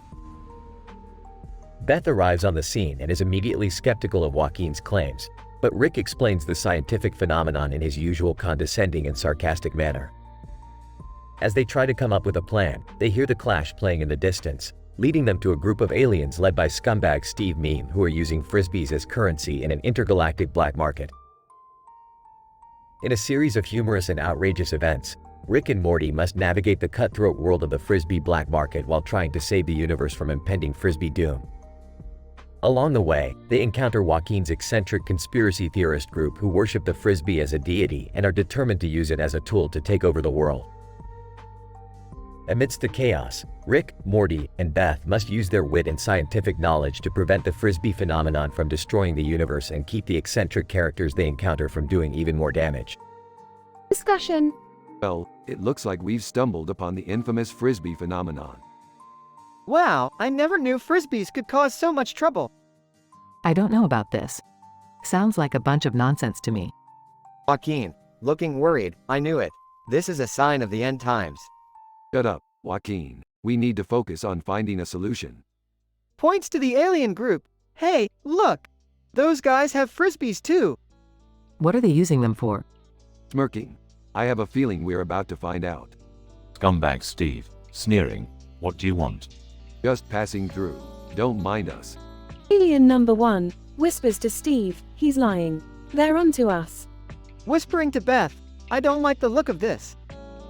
Stay calm. We'll find a way out of this. Joaquin, muttering to himself. This is it. The end is near. Under his breath. Sometimes I wonder why I even bother with these idiots. As the chaos ensues, Rick, Morty, and Beth work together to come up with a plan to save the universe from Frisbee doom. Through their scientific knowledge and quick thinking, they are able to outsmart the eccentric characters they encounter and prevent the Frisbee apocalypse from taking place. In the end, they leave the Frisbee black market and Joaquin's group behind, driving off into the sunset while making humorous and sarcastic comments about the insanity they just experienced.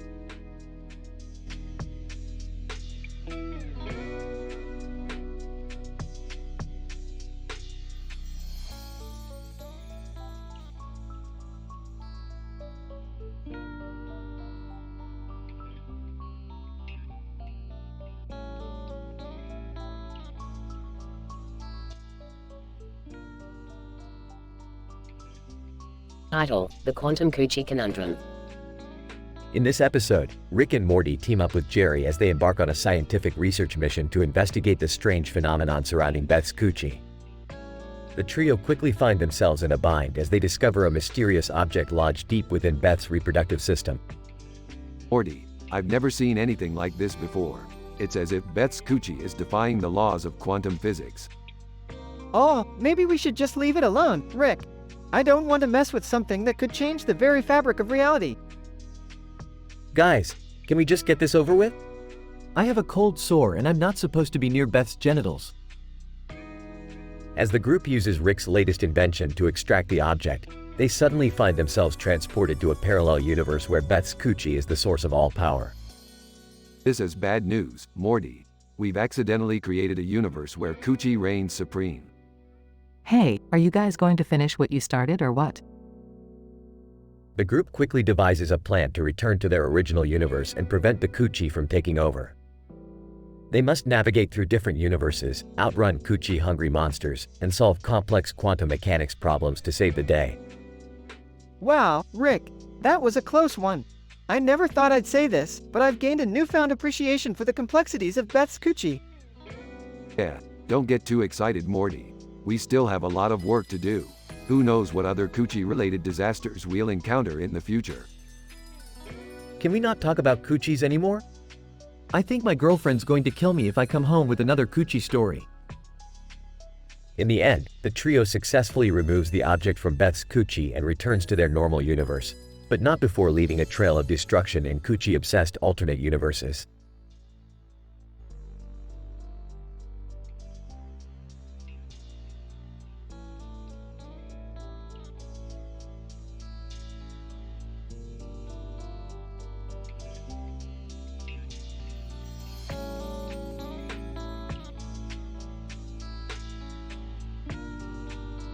Title: Neon Lights and Coochie Woes. In this episode, we observe a female subject, Beth, in an experimental room with neon lighting and a serpent specimen present on the floor before her. The subject holds a wine glass while lying on her back with legs raised, simulating a gynecological examination position.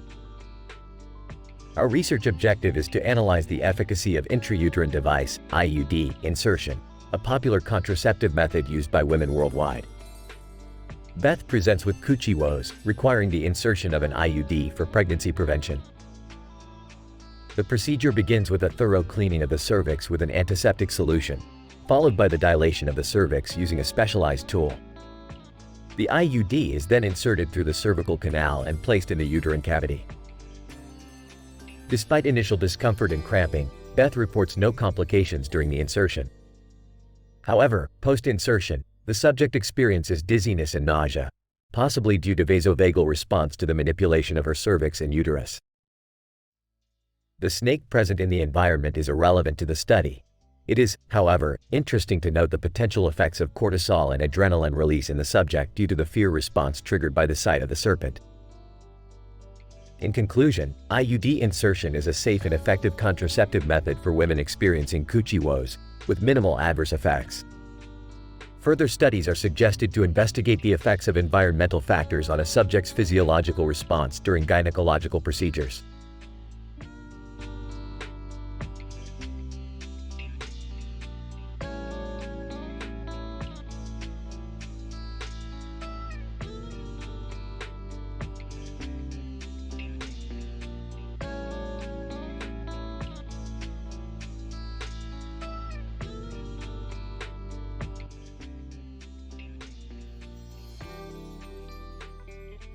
Title: The Multidimensional Dilemma of the Zentradi Cryptid Pharmacy Encounter. The episode begins with Rick, Morty, and Jerry strolling into a store filled with a plethora of items, ranging from canned foods to high-tech gadgets. As they approach a camera situated in the foreground, Rick pauses and remarks, "Cameras are cool. I can rig this thing to traverse the multiverse and view how existence fluctuates." Jerry, baffled by Rick's scientific musings, interrupts, "Can we just get to the pharmacy already?" Rick leads the trio to the canteen Zentradi Pharmacy, infamous for its pharmacological concoctions sourced from rare cryptids. As they peruse through the shelves, Morty's eyes widen at the sight of a bottle labeled, "Grace Hopper's Healing Elixir." Rick chuckles. Hopper knew how to debug her hardware, even in the afterlife. But the laughter is interrupted by a disquieting noise emanating from the back of the store. As the trio ventures deeper into the pharmacy, they notice a hulking figure lurking in the shadows. The creature, a Zentradi cryptid, emanates a menacing aura, causing Jerry to pee himself. Rick pulls out a high-frequency sonic blaster, but it's no match for the creature. Morty, trying to reason with the creature, realizes something peculiar. "Guys, this isn't a Zentradi cryptid. It's Grace Hopper's ghost." The ghost of Grace Hopper, upset with the pharmacy's commercialization of her name, had been haunting the establishment. Morty pacifies her by suggesting a partnership, use her name to promote the pharmacy, but donate a portion of the profits to a charity in her honor. As they leave the pharmacy, Rick quips, "Well, we didn't get what we came for, but at least we made a deal with a ghost." Jerry, still traumatized, adds, "And I can't wait for the nightmares." The trio walks off, leaving the pharmacy in shambles. Meanwhile, the camera Rick rigged earlier orbits into a parallel universe, capturing an interdimensional platypus mating dance. The camera then explodes, leaving a fiery crater in the multiverse.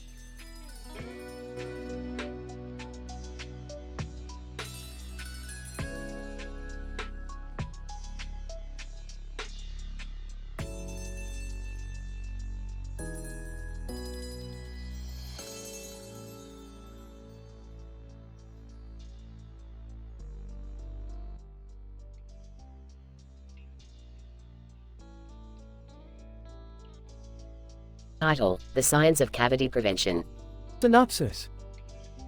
In this episode of Rick and Morty, the duo embark on a scientific adventure to explore the intricacies of cavity prevention.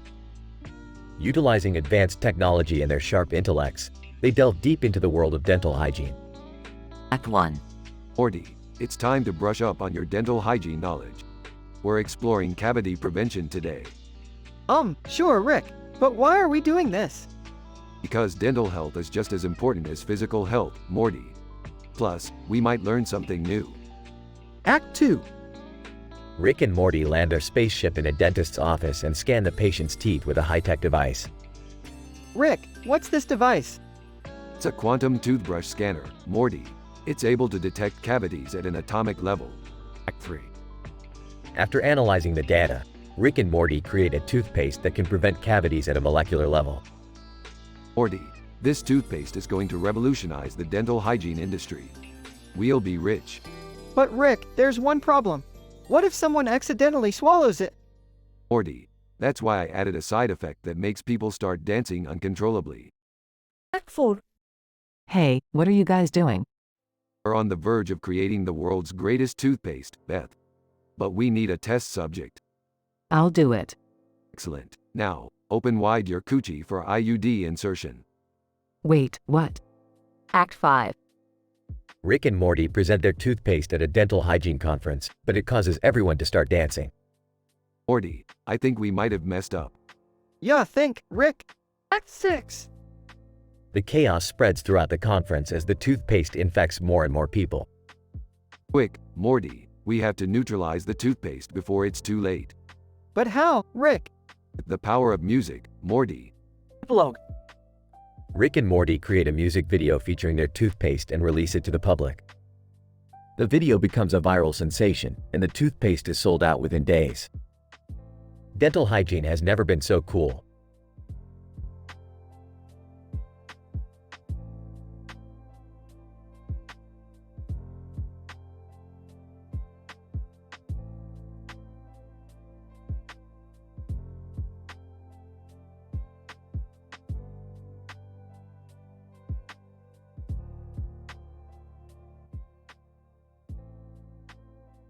Title: The Lamp Room Experiment. Abstract. Rick and Morty conduct an experiment in a room with a lamp, a table with a lamp on it, and a mirror on the wall above it. Meanwhile, Beth and Summer undergo IUD insertion in a separate room. Introduction. Rick and Morty begin the episode by discussing the possibility of using the lamp room as a laboratory to study the effects of light on human behavior. Jerry expresses his skepticism but agrees to participate in the experiment. The lamp room could be the key to unlocking the mysteries of human consciousness. Oh, Rick, I don't think Jerry can handle it. What do you mean? I'm perfectly capable of scientific inquiry. Experiment. Rick and Morty lead Jerry into the lamp room and begin manipulating the lighting to observe his behavior. They notice that he becomes increasingly agitated as the lighting changes. Interesting. Jerry seems to be experiencing heightened levels of anxiety in response to the changing wavelengths of light. But what does it mean? I have no idea. Let's keep messing with the lighting and find out. Meanwhile, Beth and Summer undergo IUD insertion in a separate room. They open wide their coochies for the insertion. Ow. That hurts. I know. It feels like there's a tiny alien crawling in there.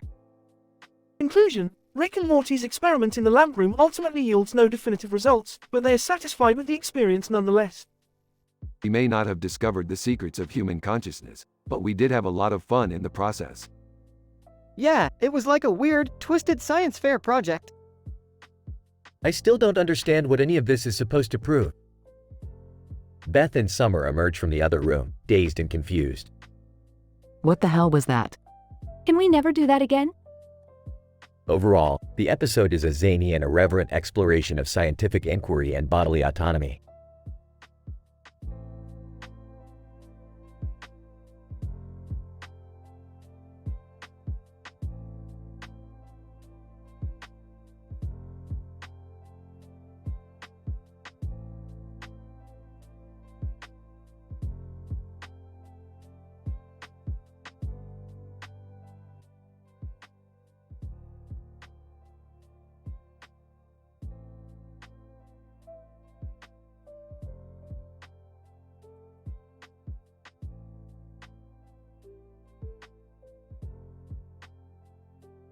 Title: Coochie IUD Insertion Experiment.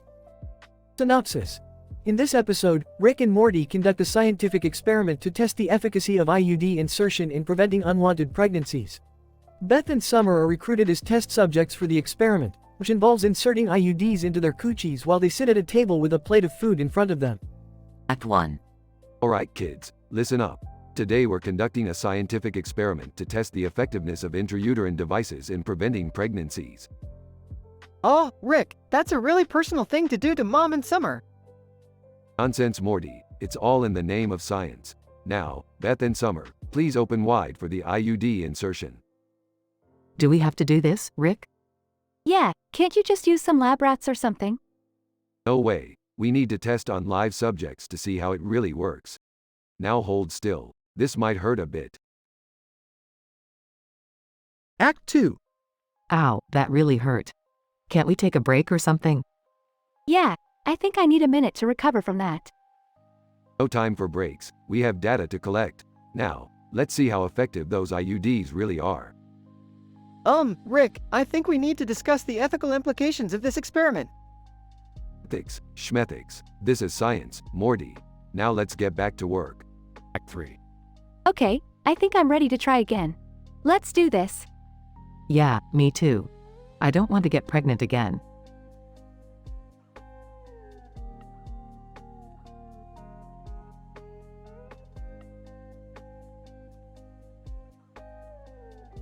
That's the spirit. We'll just keep inserting these IUDs until we have enough data to publish a groundbreaking paper on birth control. I don't think that's how science works, Rick. And I'm pretty sure this is illegal. Nonsense, Morty. We're pushing the boundaries of research here. And besides, we'll just make a few minor alterations to the data if anyone asks questions. Act 4. I don't know if I can take much more of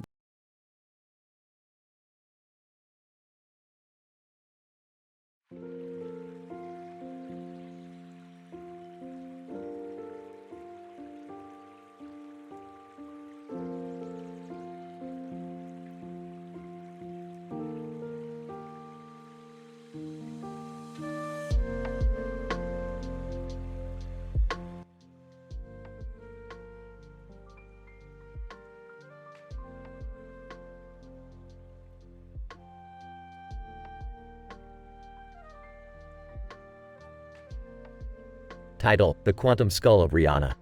Synopsis. In this episode, Rick, Morty, and Jerry are tasked with retrieving the quantum skull of Rihanna, an ancient artifact said to hold immense power and knowledge. They travel to the deepest, darkest corners of the multiverse, encountering all sorts of bizarre creatures and mind-bending challenges. Act 1. Alright, Morty, we're on a mission to find the quantum skull of Rihanna. The universes are colliding, and we need the skull's power to set things right. Oh man, Rick, this sounds pretty intense. What's so special about the skull anyways? I don't know, but it sounds pretty cool. Can I come too? Sure, Jerry. Just don't get in the way. Now let's get a move on. Act 2. After traversing dimensions and narrowly avoiding danger, the trio finally arrive at the location of the quantum skull. They are met with a strange figure, cloaked in black robes with a skull painted on their face. Rihanna, greetings, travelers. I am Rihanna, guardian of the quantum skull. Do you dare to approach? It's just us, the smartest people in the universe. Can we have the skull, please? Rihanna, you must prove yourselves first. Solve this equation. What do you get when you cross a quantum particle with a drunken sociopath? What? I don't know. A quantum drunken sociopath? A Schrodinger's douchebag? Ah, Morty, you're getting smarter every day. Alright, Rihanna, we'll take that skull now. Act 3. As they make their way back to their own universe with the quantum skull in tow, the trio soon realize they are being pursued by an evil intergalactic entity, determined to claim the skull's power for themselves. Oh great, it's the Skull Raiders. Morty, Jerry, get ready to fight. Rick, are you sure this is a good idea? We're outnumbered and outgunned. Yeah, Rick, I don't think we can handle this. Nonsense, Jerry, we've got science on our side. Morty, hit that button and activate the skull's quantum disruptor. Which button? There's like a million buttons here. The blue one. Hurry. Act 4. With a blinding flash of light, the skull's quantum disruptor ejects the Skull Raiders into another dimension entirely. Rick, Morty, and Jerry are left standing victorious, the quantum skull of Rihanna safely in their possession. Ah, that was too easy. Alright boys, let's go home and drink some grandpa juice. Rick, do you think we'll ever have to use the skull's power again? Who knows, Morty, who knows? But let's just be glad we've got it in case we do. Yeah, yay science. Woo-hoo.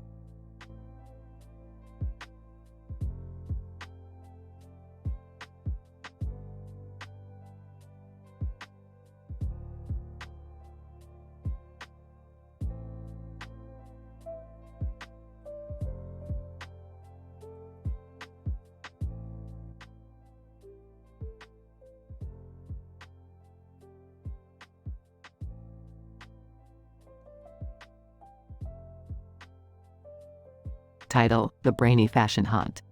Act 1. Rick and Morty are in the garage, working on an experiment to extract a brain's consciousness and put it into a fashionable suit. Jerry walks in, dressed in his iconic tie, oblivious to the dangerous scientific experiment of the day. As you can see, Morty, we're gonna put your grandpa's brain in this suit, totally fashion forward. Morty: that's not ethical. Rick: Jerry, what's going on? Are you guys gonna help me pick a tie or something? Act 2. The brain, now in a fashionable suit, gains sentience and starts to take over the world of fashion. Its first mission is to create a brainy fashion show. Jerry is hired as a model for the show, but little does he know, the suit has sentience. Beth walks into the room and, in shock, asks, "Why is Jerry wearing an alien suit?" "It's not an alien suit, Beth. It's a brain suit." Act 3. The fashion show begins, and the suit becomes haunted by the consciousness of the past dead fashion icons. The suit takes on a life of its own, and Jerry is stuck inside, unable to escape. Morty panics and runs around the runway, trying to save his father. As Beth tries to calm him down, they both realize this is just a fashion emergency. Act 4. Rick, in his typical nonchalant manner, decides to solve the problem with a scientific approach. He creates a reverse science ray gun and shoots it at the haunted positron suit. After a few beeps, the suit releases Jerry, and he falls onto the runway in a dramatic fashion. Problem solved. The brain had too many bad vibes, man. Too many bad vibes. Act 5. Jerry is back to normal, and the brain is now a simple empty suit.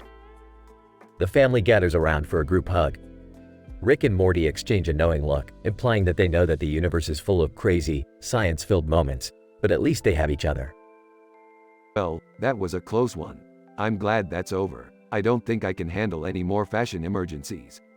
Yeah, me neither. Let's just go home and relax. Can I keep the tie, though? It's pretty stylish. Maybe it'll bring me good luck next time I'm in a haunted fashion show. No, Jerry. No more haunted fashion shows for us. Let's just stick to regular ones.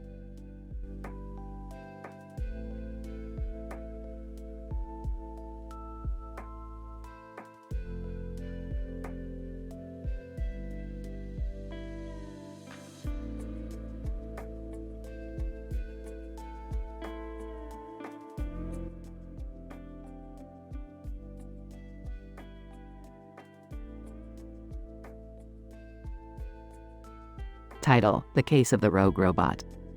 Description: in the latest adventure of Rick and Morty, the duo find themselves in the middle of a field with a rogue robot armed with 2 baseball bats. As Rick analyzes the situation with his scientific PhD expertise, Morty is left in awe at the sheer awesomeness of this bizarre predicament. Pacing back and forth. As per my calculations, this robot must have malfunctioned during its assigned task and is now exhibiting erratic behavior. Staring at the robot. Holy cow, this is crazy. I can't believe we're in the middle of a field with a robot and 2 baseball bats. Pausing for a moment, Morty, stop admiring the robot and help me figure out a way to shut it down. Meanwhile, Beth has been watching the entire scene unfold from afar and decides to intervene. Walking towards Rick and Morty, what on earth is going on here? And why is there a robot with 2 baseball bats in the middle of a field? Turning towards Beth. It's a long story, Beth, and one that requires our immediate attention. We need to shut this robot down before it causes any more damage. As they try to find a solution, a holographic projection appears in front of them, revealing a 21st century sword battle between Kizaru Uranagi and Azariel DeLucrenzo of the Blumenthal conglomerate. Staring at the holographic projection, fascinating. This is a rare glimpse into ancient sword fighting techniques. I must study this further. Looking confused. Rick, shouldn't we be focusing on the robot? Agreeing with Morty. Yeah, Rick, I think that's a more pressing matter at the moment. Rolling his eyes. Fine. Let's focus on the rogue robot first, and then we can get back to studying ancient sword fighting techniques. As they finally manage to shut down the robot, Beth cannot help but ask the obvious question. Looking puzzled, so, did you figure out why the robot had 2 baseball bats? Smirking. Beth, the mysteries of the universe are not always meant to be understood. Sometimes, they're just meant to be enjoyed. As they get ready to leave, Morty cannot help but look back at the rogue robot with a sense of admiration. Whispering to himself, that robot was so cool with those 2 baseball bats. Overall, this episode explores the wacky and unpredictable nature of the Rick and Morty universe. From rogue robots to holographic projections of ancient sword battles, there is never a dull moment in the world of Rick and Morty.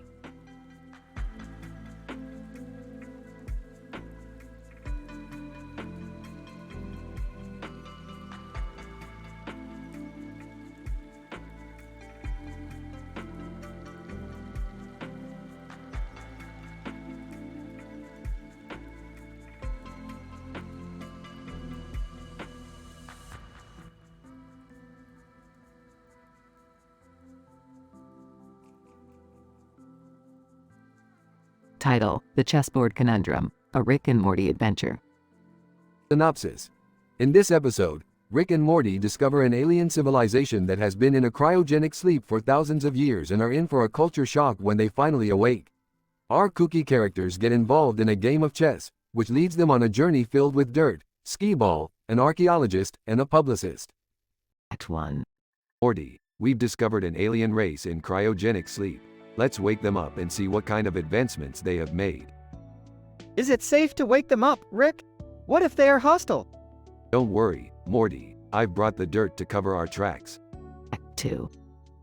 Upon awakening, the aliens challenge Rick and Morty to a game of chess. Alien, we've played this game for millennia. Prepare to lose. Let's show these aliens how we do things on Earth. But Rick, I don't even know how to play chess. Don't worry, Morty. I've got this. Act 3. The game is intense, and Rick starts to feel the pressure. I'm a genius, but even I can't beat these guys. What are we gonna do, Rick? I'll tell you what we're gonna do. We're gonna cheat. Rick, cheating is wrong. Not when your life is on the line, Morty. Act 4. The plan works until the alien archaeologist catches them. Archaeologist, you've broken the rules of our society. You must pay the price. Not if a publicist can help it. Beth saves the day by smoothing things over with the aliens. Listen, we all make mistakes. All we want is to be able to coexist peacefully. Act 5. The aliens offer to show them their planet's greatest accomplishment, skee ball. The journey to the skee ball arena is filled with adventure and laughter. I never knew dirt could be so much fun. That's because you're not a genius. They all arrive at the skee ball arena, and Rick finally tastes defeat. I may have lost at skee ball, but I won at making sure we all had a good time. That was a wild ride, Rick. I never knew aliens could be so, well, alien. That's what makes the universe so interesting.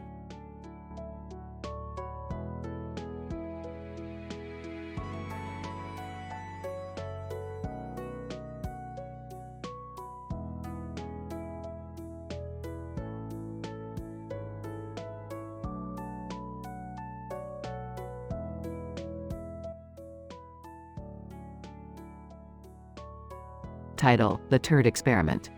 Synopsis. Rick, Morty, Jerry, and Summer were in the garage when Rick suddenly jumped up from his work. He exclaimed that he needed to attend an important business meeting and disappeared without explanation. Later, the group received a call from Rick who explained that something extraordinary had happened during the meeting.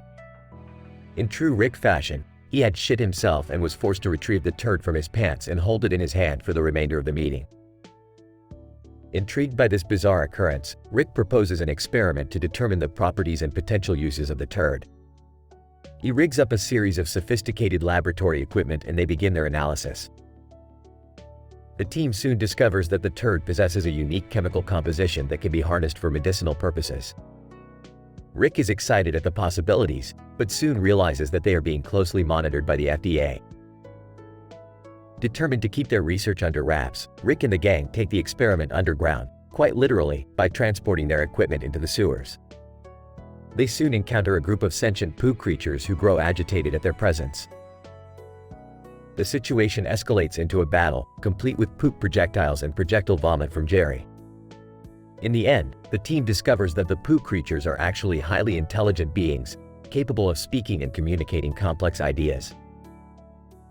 Having made peace with the poo creatures, Rick and the gang return to the lab to continue their work with newfound respect for the potential of poo. Character. This is the most insane thing we've ever done. Rick, nonsense. This is groundbreaking research that will change the world. Morty, I can't believe we're analyzing Rick's poop. Jerry, I don't think I can stomach this much longer. Summer, guys, we have poo creatures attacking us. Rick, oh great. This is just what we needed. Looks like I'll have to get my hands dirty again. Morty, Rick, please don't shit yourself again. Rick, don't worry Morty, I've got this under control. Summer, I don't know about you guys, but I never thought I'd spend my day in the sewers fighting poo creatures. Rick, science waits for no one. It's time to venture into the unknown.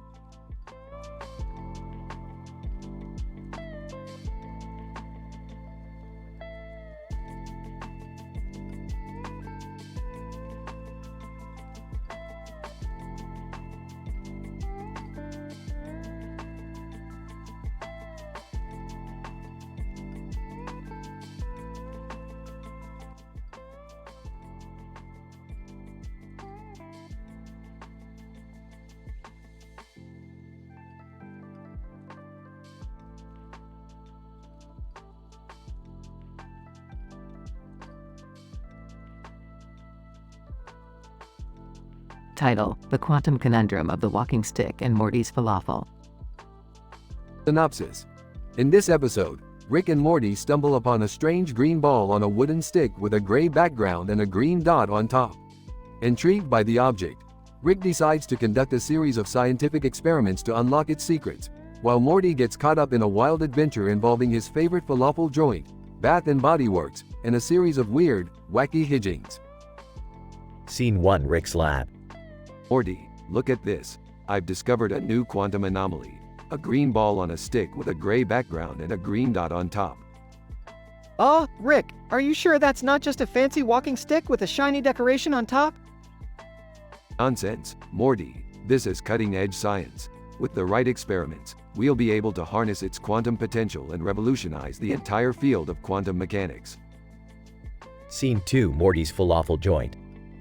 Hey, I'll have the regular falafel combo with extra hot sauce, please. Falafel guy, sorry, dude, we're all out of hot sauce. But we just got a new shipment of organic hummus from Bath and Body Works. Want to try it? Sure, I guess. Wait, what? Bath and Body Works? What kind of falafel joint sells bath products? Scene 3: Rick's lab, again. Aha, I've finally figured out how to activate the quantum field on the green ball. We just need to recalibrate the Bise boson emitter and... Oops. What did you do, Rick? You just vaporized the entire lab. Hey, it was old anyway. Let's go get some falafel. Scene 4: Bath and Body Works. Hi. Do you guys sell falafel here? Bath and Body Works, lady. No, sweetie, we sell bath and beauty products. But if you want some hummus to go with your falafel, I can help you out. This is insane. Why is everyone obsessed with hummus all of a sudden? Scene 5: Rick's garage. Now that we've destroyed my lab and failed to discover the true nature of the green ball, I propose we use its quantum properties to create a brand new, never-before-seen dimension of pure chaos. I don't think that's a good idea, Rick. We don't want to mess with powers we can't control. Nonsense, Morty. What could possibly go wrong? Scene 6: Unknown Dimension. Rick and Morty step through a portal created by the green ball and find themselves in a bizarre, surreal landscape unlike anything they've ever seen. Strange creatures roam the streets, buildings twist and contort in impossible angles, and a giant, sentient falafel sandwich beckons in the distance. I don't like this, Rick. I think we're in over our heads. Nonsense, Morty. This is scientific discovery at its finest. Who knows what kind of groundbreaking insights we'll uncover in this strange new land of quantum madness. Scene 7: The End. Rick and Morty manage to escape the dimension of pure chaos and return home, more or less intact. Morty swears off falafel forever, while Rick contemplates the mysteries of the universe and the infinite possibilities of the green ball on a wooden stick with a gray background and a green dot on top. You know, Morty, I can't help but wonder. Maybe the green ball isn't the answer to all of our scientific mysteries. Maybe it's just a shiny distraction from the true nature of the universe. Oh, sure, Rick. Whatever you say. The end.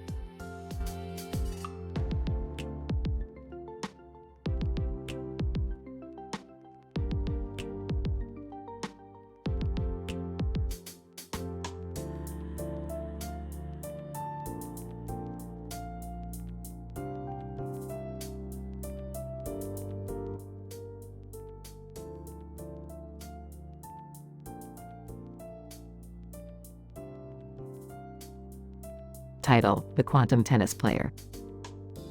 The episode begins with Rick and Morty in Rick's garage laboratory, where Rick is working on his latest invention, the interdimensional tennis racket.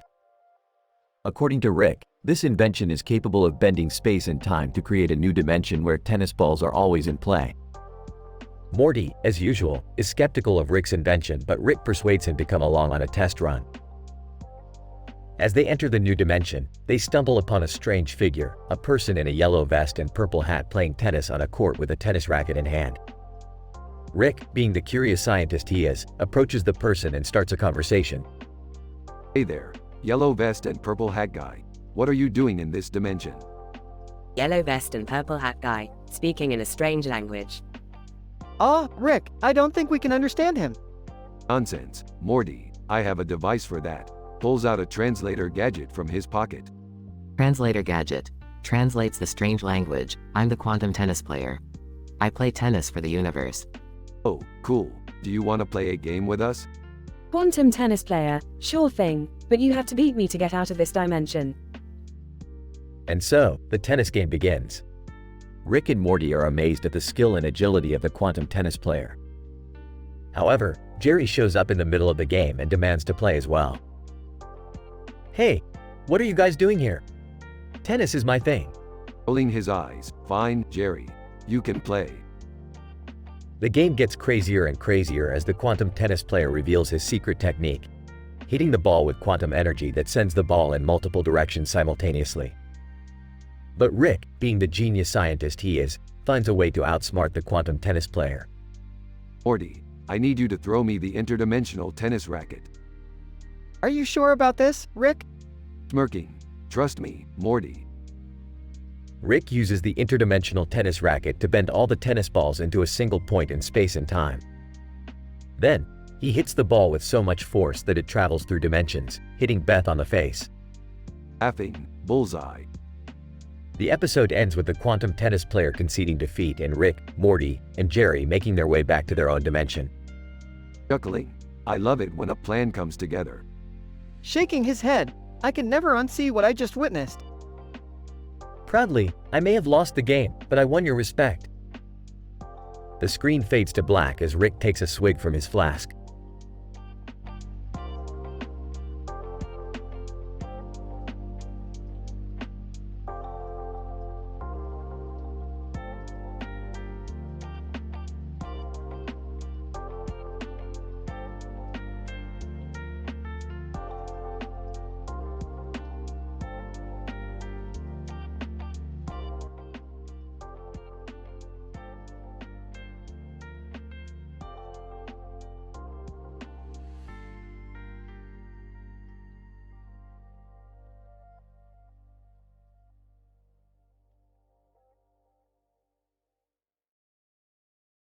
Title: Titania's Mirror Madness, A Quantum Adventure. Act 1. Rick and Morty are experimenting with a new quantum teleportation device, attempting to transport a pickle through multiple dimensions. Suddenly, an unknown entity appears in the room, a man in a suit with a glowing eye and a glowing silver arm, holding a glowing sword in his hand. He introduces himself as the Quantum Knight and informs Rick and Morty that he needs their help retrieving an artifact, Titania's mirror, from an alternate dimension. Rick is skeptical, but Morty convinces him to give it a shot. Rick, we can't just ignore a guy with a glowing arm and sword. Plus, imagine the scientific possibilities of exploring alternate dimensions. Act 2. The trio travels to the alternate dimension, where they land in a world ruled by a tyrannical queen, Queen Titania. She has the mirror in her possession, and the Quantum Knight informs Rick and Morty that they must retrieve it without alerting the queen's guards. As they make their way to Tatanya's castle, they encounter a group of rebels who are fighting against the Queen's regime.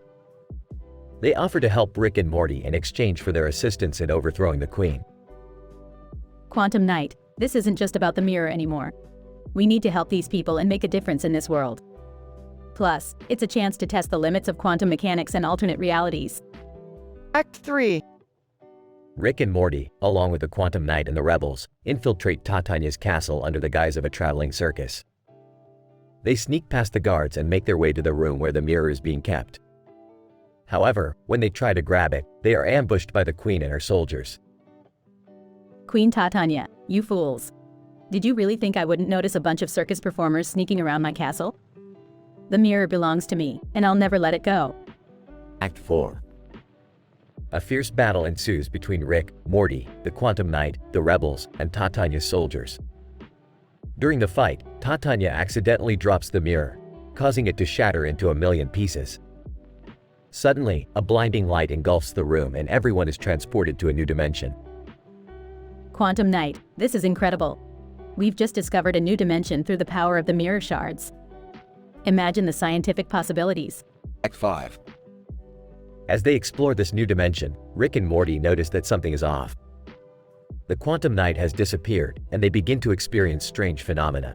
Time loops, alternate versions of themselves, and even talking animals. Eventually, they discover that the Quantum Knight was actually an alternate version of Morty from a different dimension. Holy crap, I'm a Quantum Knight? That's insane, bro! Yeah, well, that's just one of the many mind-bending things we've experienced today. Let's get the hell out of here before we're sucked into another dimension. Epilogue. Rick and Morty return to their own dimension, exhausted and bewildered. They realize that they've learned a valuable lesson about the power of quantum mechanics and the dangers of messing with alternate realities.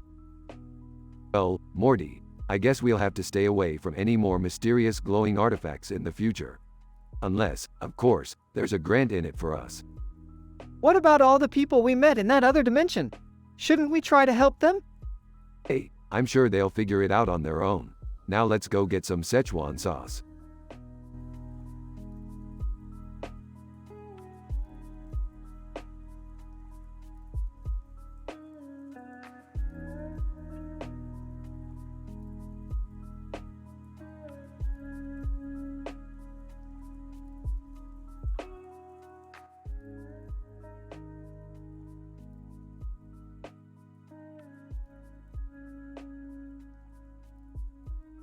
Title: The Interdimensional Sword Fight. Opening shot of the episode shows a person on a motorcycle in the middle of a field with mountains in the background and a plane in the air, once again under the backdrop of the vastness of space. Rick is on his lab, creating an interdimensional sword. Morty, I did it. I have created the ultimate interdimensional sword. Oh boy, what does it do? It can cut through reality itself, Morty. I'm going to sell it to the highest bidder in the multiverse. Dad, that's not ethical.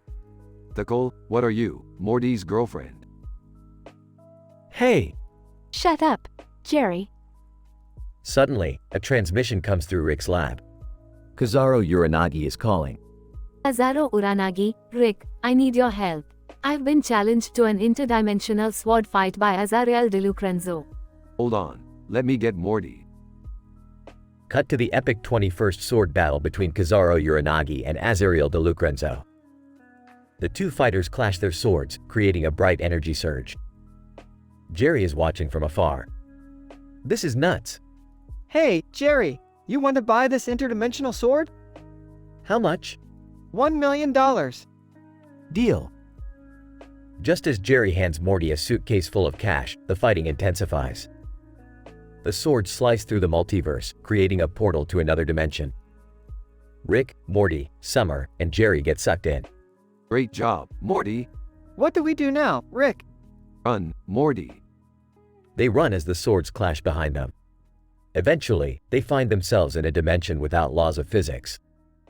How are we going to get back, Rick? Easy. I made a portal gun. Suddenly, a group of interdimensional beings appears, challenging Rick to an interdimensional sword fight. Not now. I have more important things to do. The interdimensional beings persist, forcing Rick to accept their challenge. Rick and Morty take on the interdimensional beings and win. They go back home, with Jerry eagerly awaiting.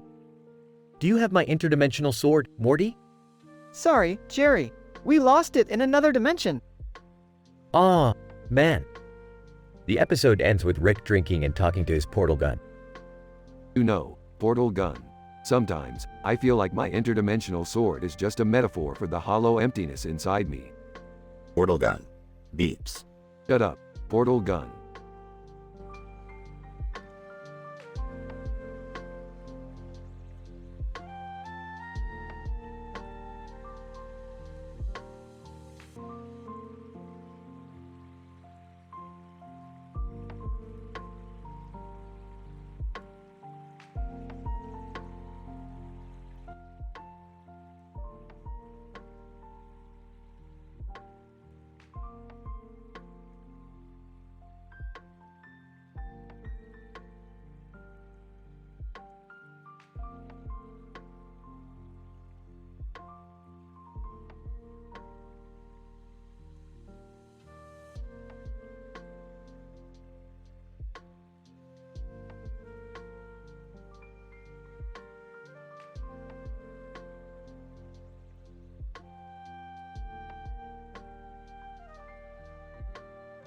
Episode title, The Quantum Road Trip. Plot summary: Rick and Morty embark on a quantum road trip to different parallel universes, searching for a rare element that can power Rick's latest invention, the multiverse portal gun. Along the way, they encounter a sentient tree with a personality disorder, bizarre alternate versions of themselves, and a group of aliens who've mistaken them for interdimensional drug dealers. Scene 1. Morty, get your ass over here. I got some serious quantum shit to show you. Oh, do I have to? My brain still hurts from last time. Quit your whining, Morty. We're gonna take a journey through the multiverse and buddy up with some alternate versions of ourselves. Why would we want to do that?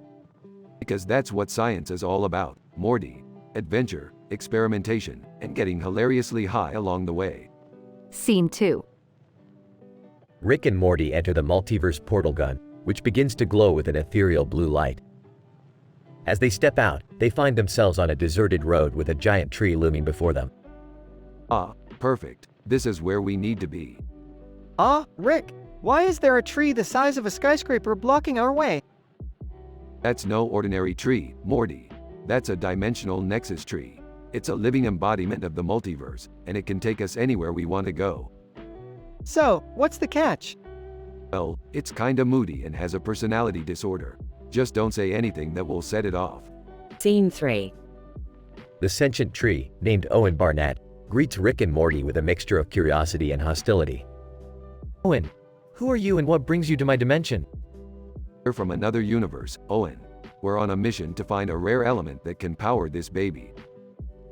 Rick pulls out the multiverse portal gun, which emits a pulsating glow. Owen, I see. Well, I'm afraid I can't just hand over any old element you want. You need to earn it through trial and tribulation. What kind of trials?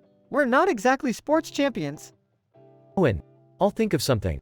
For now, you can help me ward off these invading aliens who think I'm their dealer. Aliens, that's my middle name. Scene 4.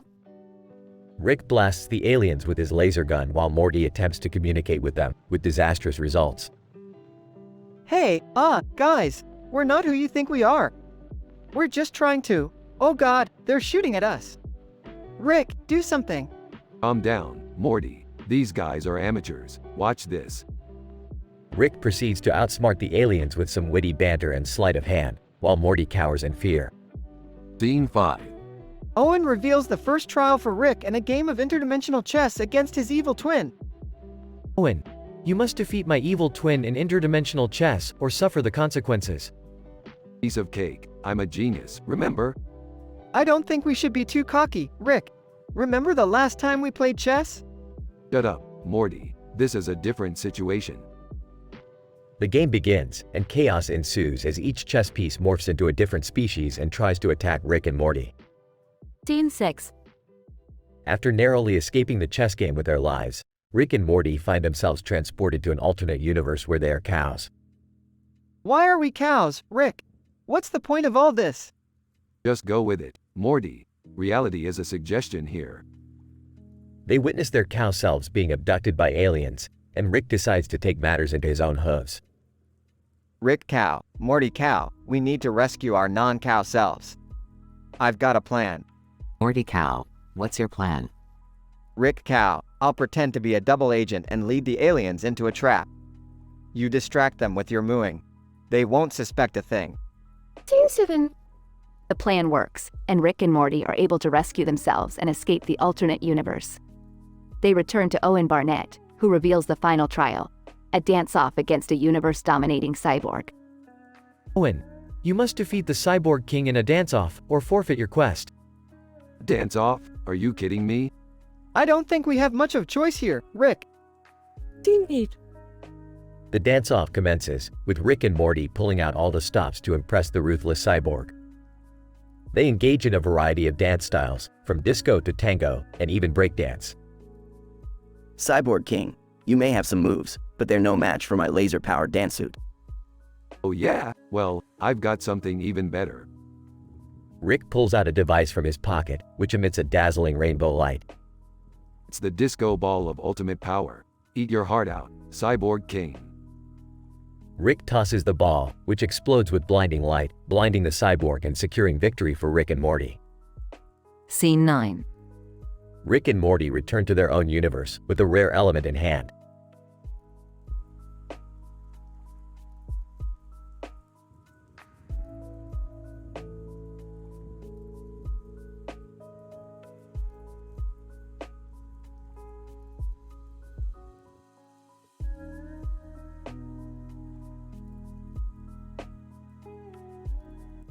Title: The Paradoxical Poster Predicament. Abstract. We investigated a peculiar case of a poster featuring a man in a green shirt in a car, with a seemingly paradoxical observation made by a participant named Owen Barnett. This episode explores the concept of time dilation and its potential implications in the realm of popular culture marketing. Introduction. While browsing through a local movie theater, a participant, Owen Barnett, observed a movie poster depicting a man in a green shirt and car. Barnett, however, pointed out that he had seen the same poster earlier that day at a different location. This observation prompted the investigation of a potential temporal phenomenon, leading to a detailed analysis of the poster and its associated marketing campaign. Methods. The poster itself was scrutinized for any significant inconsistencies or subtle visual clues. Additionally, the surrounding area was analyzed for any potential sources of time dilation, such as differences in gravitational fields or high-energy particles. Results. Despite exhaustive analysis, no clear explanation for Barnett's observed paradox was found. However, it has been theorized that the highly subjective nature of time perception could play a role in this phenomenon. Additionally, the use of abstract visuals in marketing campaigns can contribute to confusion and memory errors, further exacerbating potential paradoxical situations. Conclusion. The complexity of human perception and the potential influence of marketing strategies on such perception highlight the need for caution in interpreting and analyzing observational data. The insights gained from this investigation can inform future research into the temporal phenomenon of memory and perception.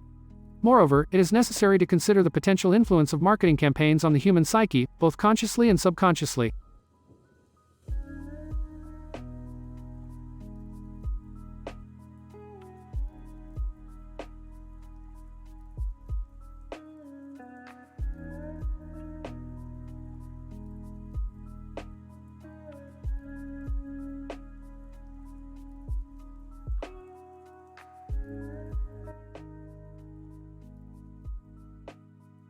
Title: Color-coded coordination catapulted towards Curry. Introduction.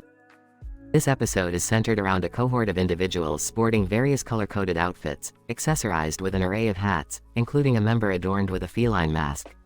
The setting is the picturesque city of Vienna, where our protagonists are engrossed in their favorite Netflix show, Boruto, Naruto Next Generations.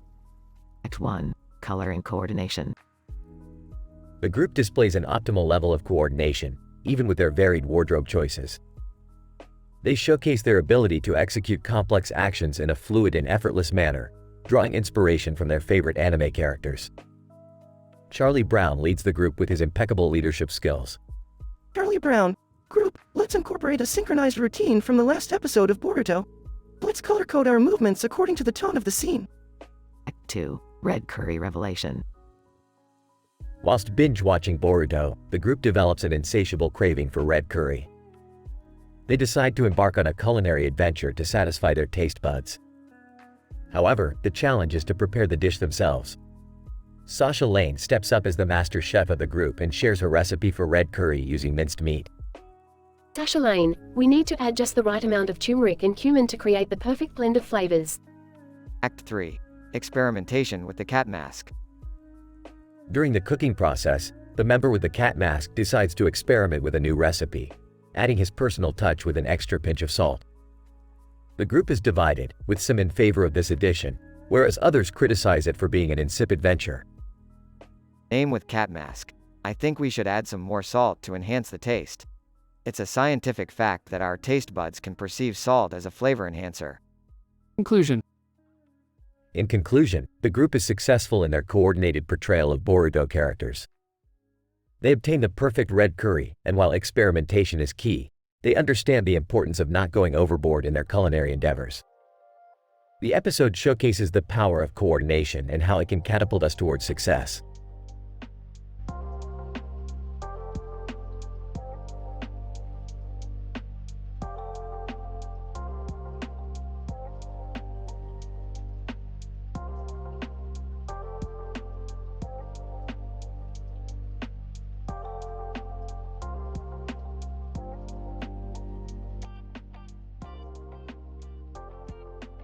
Title: The Scientific Analysis of Falco Lombardi and Sailor Venus in a Robot-Human Love Story Rescue Mission while searching for funny license plates with an English Springer Spaniel.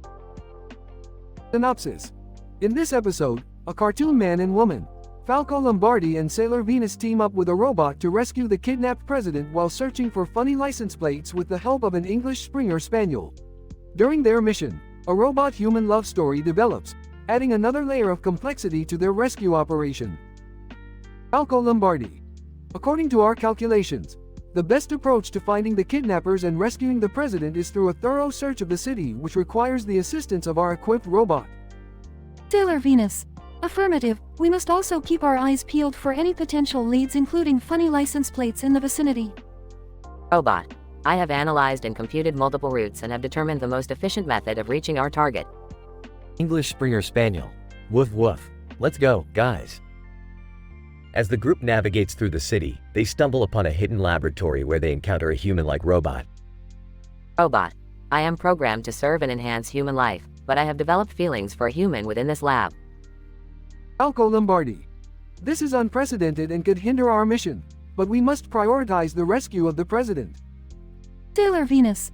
Agreed. We must proceed with caution to ensure the safety of all parties involved. As the group rescues the president and apprehends the kidnappers, they also facilitate a bittersweet reunion between the robot and their human lover. Robot. I may be a machine, but my love for this human is genuine and I will forever hold this experience in my databanks. English Springer Spaniel.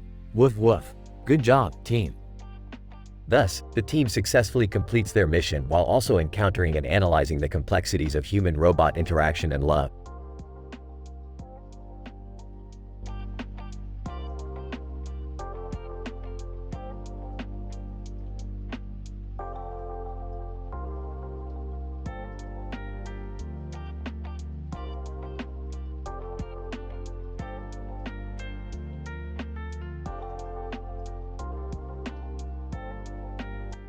Title: The Manganese and Californium Interaction in Bare Environment.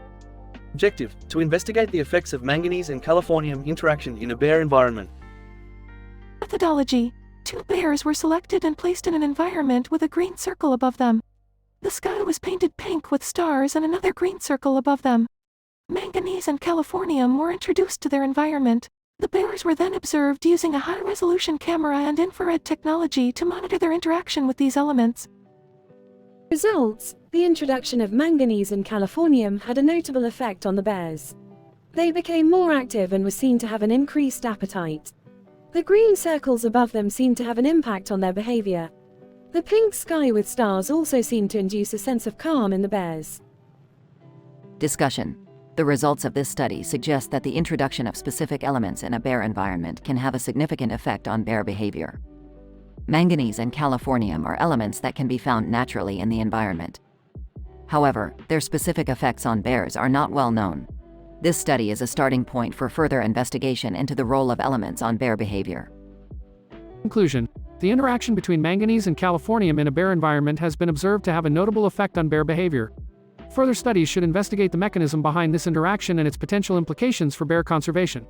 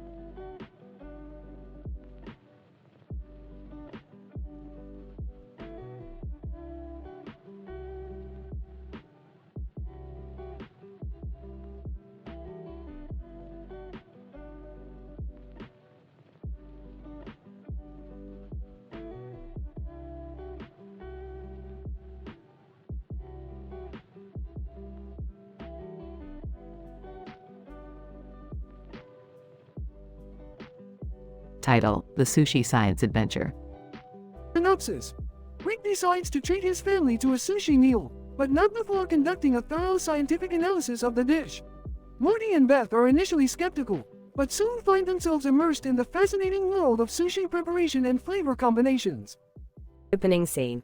Morty, I've discovered the ultimate gastronomic challenge. We're going on a sushi adventure. Oh, I don't know, Rick. Raw fish isn't really my thing. Skeptical: Yeah, I'm with Morty on this one. What's so special about sushi, anyway? Exasperated: What's special? Only the most intricate and precise culinary art form in the world. And don't even get me started on the science behind it. Scientific explanation. Rick proceeds to explain the intricacies of sushi preparation, from selecting the right type of fish to slicing it at the perfect angle. He also talks about the importance of the vinegar rice and the different toppings that can be used. You see, Morty, sushi is all about balance and harmony. The rice should be sticky but not mushy, and the fish should be fresh and flavorful. And the toppings? Well, that's where the real magic happens. Intrigued? Magic? Like what? Proudly: Oh, just you wait. We're going to explore flavor combinations you've never even dreamed of. Hot points. The family arrives at the sushi restaurant and Rick proceeds to order an elaborate meal, complete with uni, toro, and various other exotic toppings. He also insists on sitting at the sushi bar so he can watch the chef at work. The chef: Ah, I see you're using the harami for the sushi today. Excellent choice. Chef, impressed. You know your fish, sir. Rick proceeds to explain in great detail the scientific principles behind perfect sushi, and Morty and Beth listen in rapt attention. They also start trying different combinations of fish and toppings, discovering new flavors and textures along the way. Excitedly: Hey, this salmon with avocado is actually pretty good. Surprised: And this eel with teriyaki sauce is amazing. Just as they are about to finish their meal, Rick notices something unusual about the green leaf on the side of the plate. Alarmed: Hold on, what's this? That leaf looks like it might be poisonous. Scientific investigation. Rick proceeds to conduct a series of experiments on the leaf, using sophisticated equipment and analyzing its chemical composition. Disgusted: Yep, just as I suspected. This leaf contains a deadly toxin that could cause paralysis in humans. Worried: Wait, you mean we almost ate that? Grateful: Thank goodness you noticed it, Dad. Epilogue. The family leaves the restaurant, still buzzing from their sushi adventure. Rick proceeds to extol the virtues of scientific inquiry and the joys of culinary experimentation. Proudly: You see, Morty, science isn't just about boring formulas and equations. It's about exploring the world around us and discovering new things every day. And sushi, well, that's just the icing on the cake. Smiling: Yeah, I guess you're right, Rick. Who knew science could be so tasty? Laughing: I'll never doubt the power of sushi again.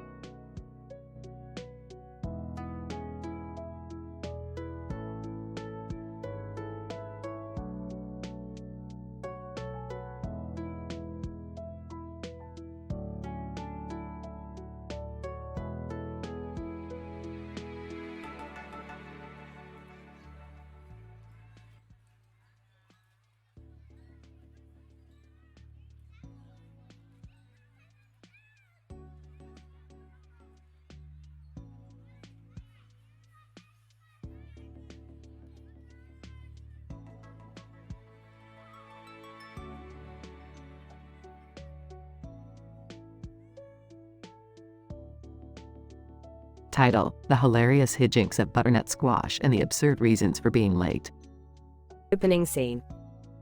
Rick and Morty are in the garage working on a scientific experiment when Jerry walks in holding a pumpkin in front of a TV screen with a lit-up sign above it that says, "Fat." "Hey guys, I found this pumpkin that really reminds me of my ex-wife. I thought maybe we could use it for something?"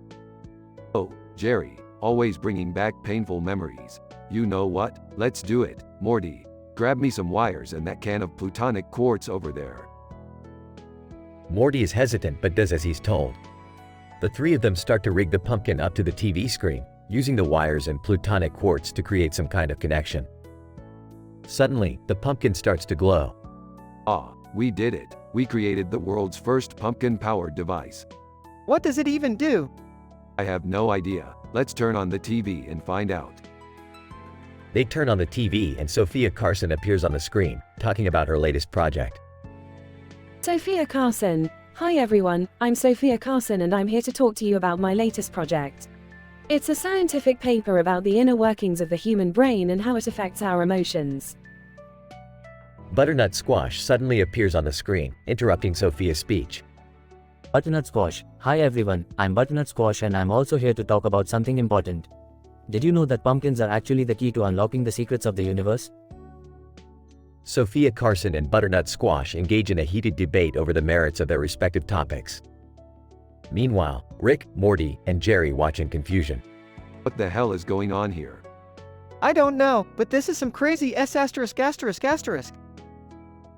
Guys, I have to tell you. I'm going to be late for work because my cat got stuck in the dryer again. What, Jerry? That's ridiculous, but I'll allow it, because it gives us more time to figure out what the hell is happening. The TV screen suddenly starts to glitch and Mario appears on the screen. Mario, hello, it's me, Mario. I'm here to fix the TV because it's broken. Rick, Morty, and Jerry watch in amazement as Mario hops out of the TV and starts tinkering with the device they've created. Suddenly, the room starts to shake. Oh, I think we've created something we can't control. The screen flashes and they see a series of people giving absurd reasons for being late, including, "My goldfish took too long to eat breakfast," and "I had to pick up my grandma from her skydiving class." What the hell is going on here? Just then, the pumpkin-powered device explodes, sending Rick, Morty, Jerry, Sophia Carson, Butternut Squash, and Mario flying across the room. Epilogue. The group wakes up, groggy and confused. They look around and realize that they are now in a different dimension. Oh guys, I have to tell you. I'm going to be late for our trip back home because I accidentally got stuck in a time loop. I can't deal with this right now. The screen fades to black as they try to figure out how to get back to their own reality.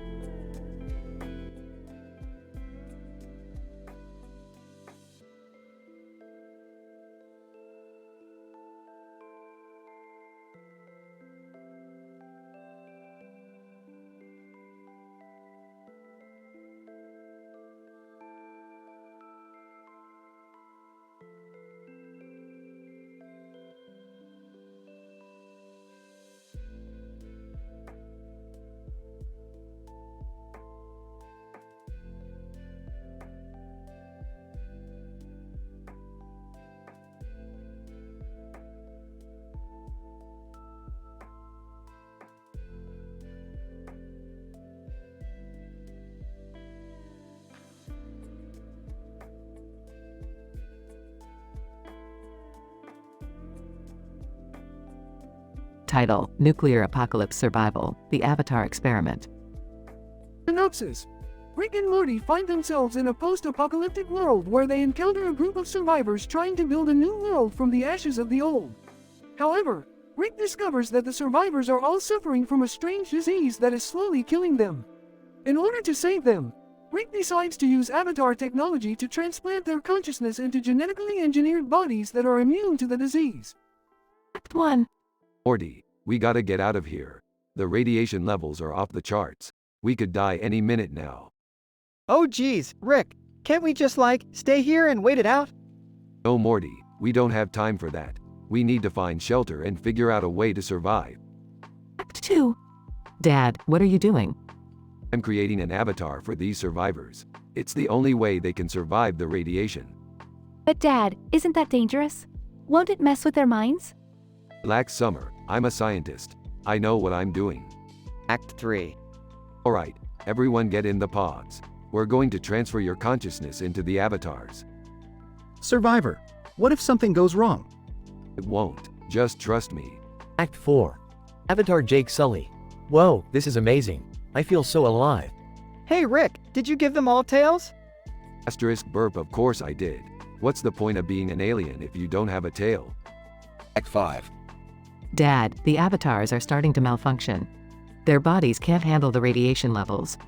Damn it, I didn't account for that. We need to get them out of there fast. Act 6. Survivor. What the hell just happened? Long story short, we saved your life. You're all in new genetically engineered bodies immune to the radiation. And hey, at least now you guys have tails. That's pretty cool, right? Act 7. Avatar Jake Sully.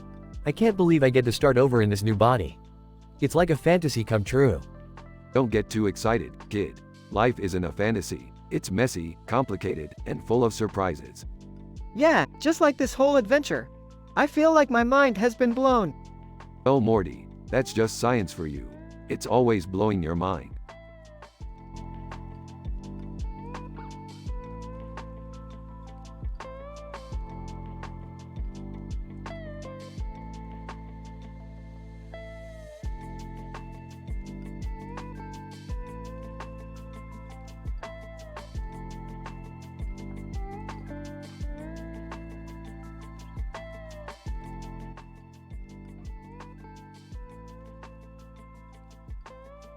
Title: The Scientific Hijinks of Rick and an Exploration of Alternate Universes.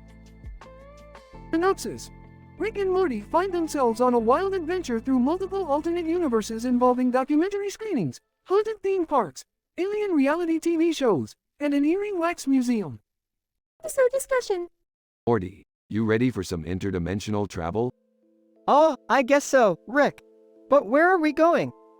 We're going to explore some of the craziest alternate universes out there. Trust me, Morty, it's gonna be wild.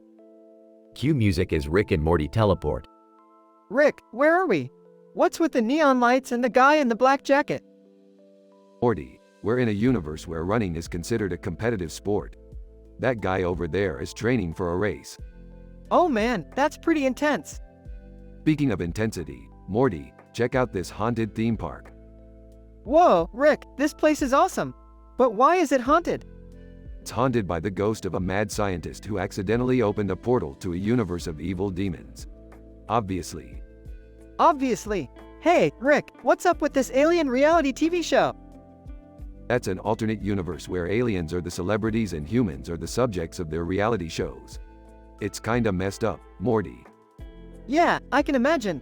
But hey, whoa, what's with this wax museum?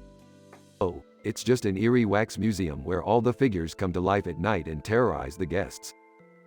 Just an eerie wax museum? Rick, this is terrifying. Aw, don't be such a wuss, Morty. It's all in good fun. Cut to Rick and Morty escaping from the wax museum. Rick, that was insane. How did you even come up with all of this? Oh, Morty, it's all in the name of science. Exploring different universes and learning about their unique cultures and realities. I don't know, Rick. I think I need a break from all this interdimensional travel. Too bad, Morty. There's a universe out there where pancakes sing songs and I need you to taste test them. Sigh, here we go again. Episode ends with Rick and Morty teleporting to the universe of singing pancakes.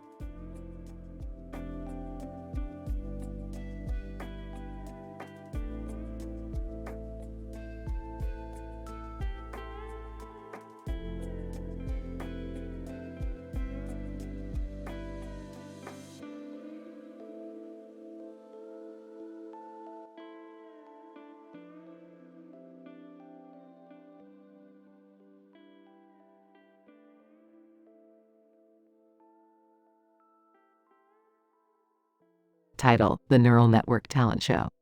Synopsis.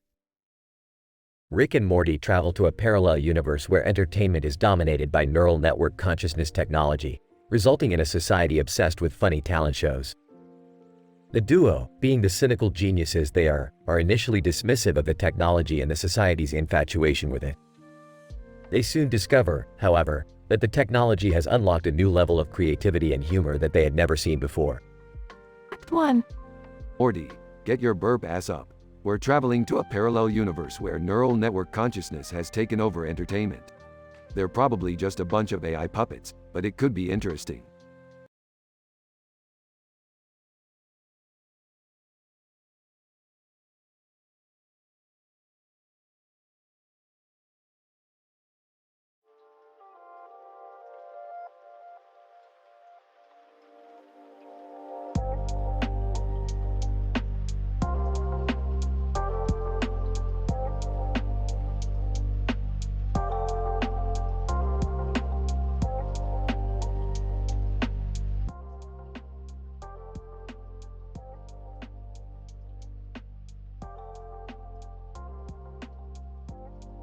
Title: Quantum Entanglement of the Butterfly Sword. Premise: Rick and Morty are experimenting with quantum entanglement when they accidentally create a real-life cartoon character, Martin Crane from Frasier. Martin comes equipped with a butterfly on his shoulder and a sword emitting light from his head. Rick's attempt to send Martin back to the world of cartoons doesn't go as planned, leading to a wild adventure across multiple dimensions. Scene 1. Morty, we've achieved quantum entanglement, and we can use it to create anything we want. Anything? Like a pizza? No, Morty, something more interesting. How about a cartoon character? Scene 2. Rick and Morty create Martin Crane, a cartoon character from Frasier, complete with a butterfly on his shoulder and a sword emitting a mysterious light from his head. Scene 3. Rick tries to send Martin back to his world, but something goes wrong. Martin becomes an entangled mess with Rick's lab equipment, leading to a catastrophic explosion that sends the trio through various dimensions. Scene 4. They land in a world where the infamous space pirate skirmish has taken over the galaxy. Martin's sword proves to be a powerful weapon against the pirates, and they decide to join forces with him to defeat Skirmish. Scene 5. As they travel through space, they come across a planet called Zelda, where they encounter creatures that resemble characters from the popular video game. Scene 6. Martin uses his sword and the light emitting from his head to defeat the creatures, earning the respect of the locals. Scene 7. They embark on a quest to find a rare butterfly that is said to possess the power to send Martin back to his cartoon world. Scene 8. They encounter many obstacles along the way, including a deep ravine that they must cross. Rick uses his scientific knowledge to create a makeshift bridge, but things go awry when the bridge collapses, and they end up falling into a bottomless pit. Scene 9. They land in a strange new world that resembles Martin's cartoon world but has a dark twist. They must fight off evil versions of Martin and the butterfly to get back to their reality. Scene 10. They finally make it back to their reality, but the butterfly has become entangled with their universe, causing chaos. Rick and Morty use their scientific knowledge to fix the butterfly's entanglement, but not before Martin bids them farewell and disappears back to his cartoon world with a newfound appreciation for the power of science. The end.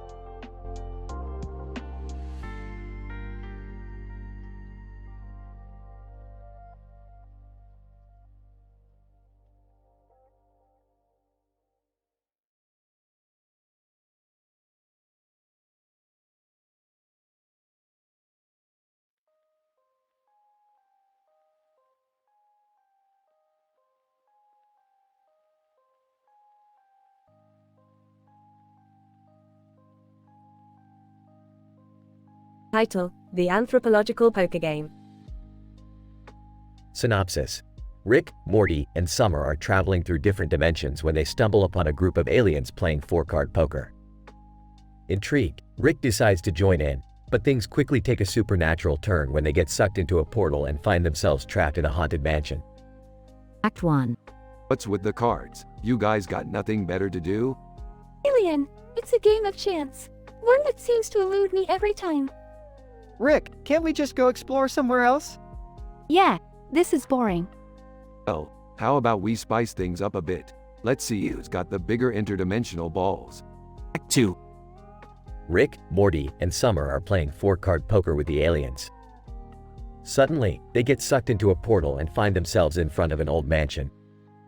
Ah, Rick, why are we in front of this spooky old building? I don't know, Morty. Let's go check it out. This is so creepy. They enter the mansion and start to experience strange phenomena, including whirlpool baths filled with blood, haunted cards, a hornet that won't stop buzzing, and a mysterious spine that seems to be following them around. Act 3. This is some serious haunted house shit. I haven't seen anything like this since the haunting of Hill House. Rick, how are we going to get out of here? I don't want to die in a haunted mansion. Suddenly, they hear a woman's voice coming from the dining room. Woman, welcome, travelers. I've been expecting you. Who are you? Woman, I am the ghost of the former owner of this mansion. I challenge you to a game of 4-card poker. If you win, you can leave. If you lose, you become part of the house. Act 4. Rick, Morty, and Summer play 4-card poker with the ghost. It's a close game, but in the end, Rick wins. Ghost, well done. You are free to leave. Hold on a second. Before we go, can you give us some tips on how to cheat at cards? Ghost, why? Certainly. Rick, Morty, and Summer exit the mansion, victorious and armed with new knowledge on how to cheat at cards. Rick, that was insane. I still can't believe we were trapped in a haunted mansion. Yep, we sure know how to have a good time. But what are we going to do with all this new information on cheating at cards? You never know when it might come in handy, Morty. You never know.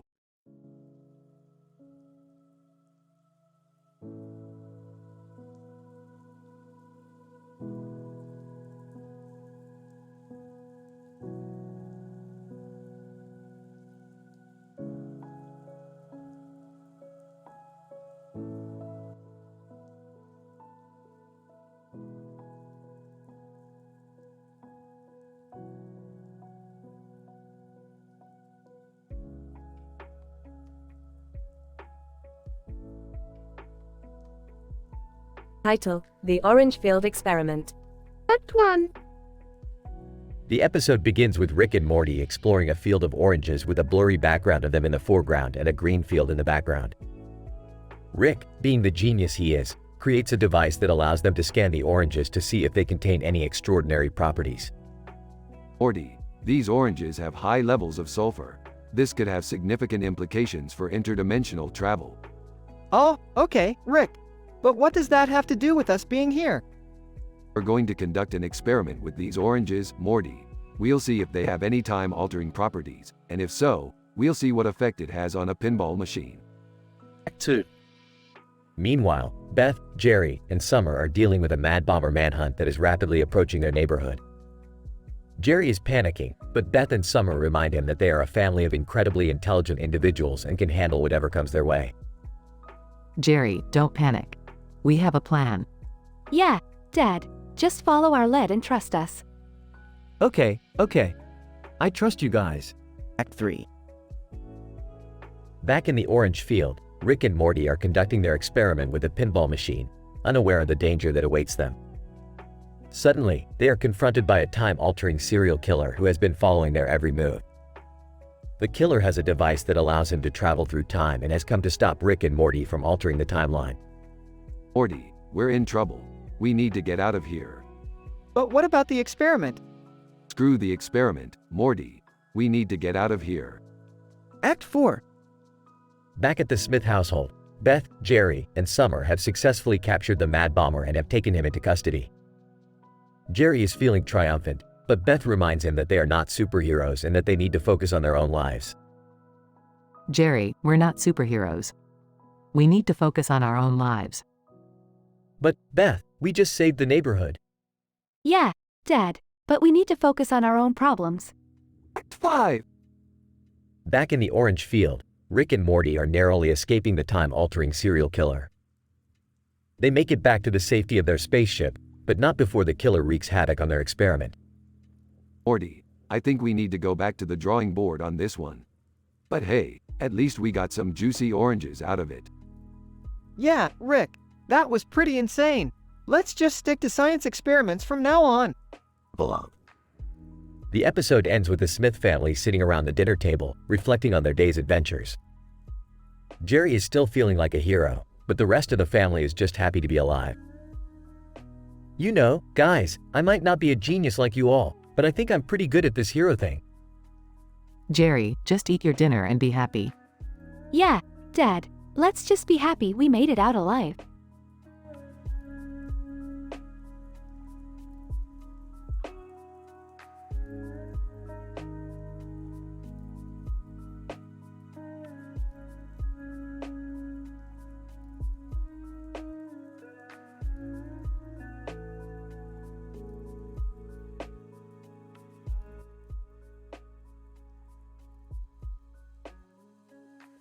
Title: The Virtual Reality Catastrophe. Scientific summary.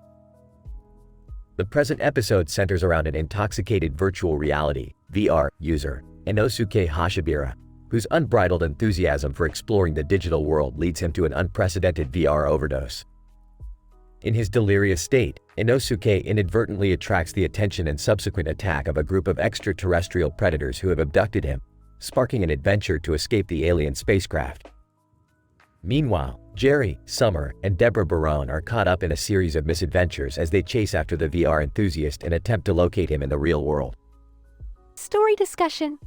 Morty, I require your aid in locating Inosuke. The idiot has gotten himself stuck in a VR simulation. Geez, Rick, how did he manage that? He's always been the reckless type. The thrill of a simulated experience probably overwhelmed his fragile mind. Deborah Barone. Hey, what are you all talking about? Has something happened to Inosuke?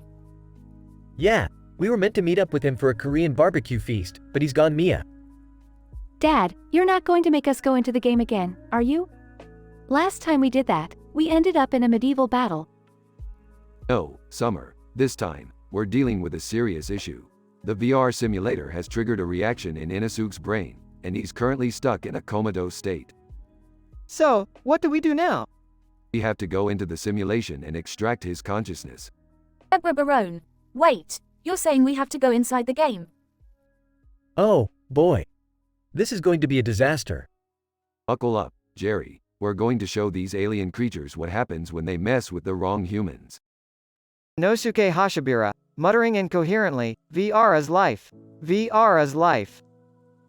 A loud banging sound followed by a blue flash illuminates the screen as the team, clad in futuristic gear, plunges into the virtual world to rescue Inosuke and defeat the aliens.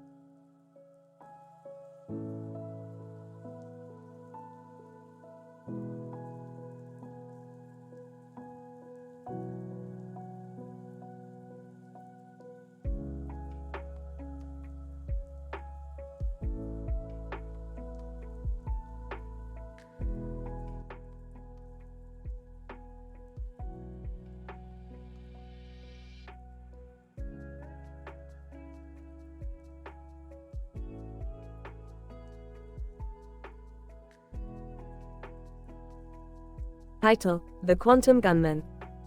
Synopsis. In this episode, Rick, Morty, Jerry, Beth, and Summer find themselves in a futuristic detectives noir world where they meet the famous mathematician and computer scientist Alan Turing. Along the way, they encounter the hapless Brian Meme and a mysterious gunman wielding a powerful quantum gun. Act 1.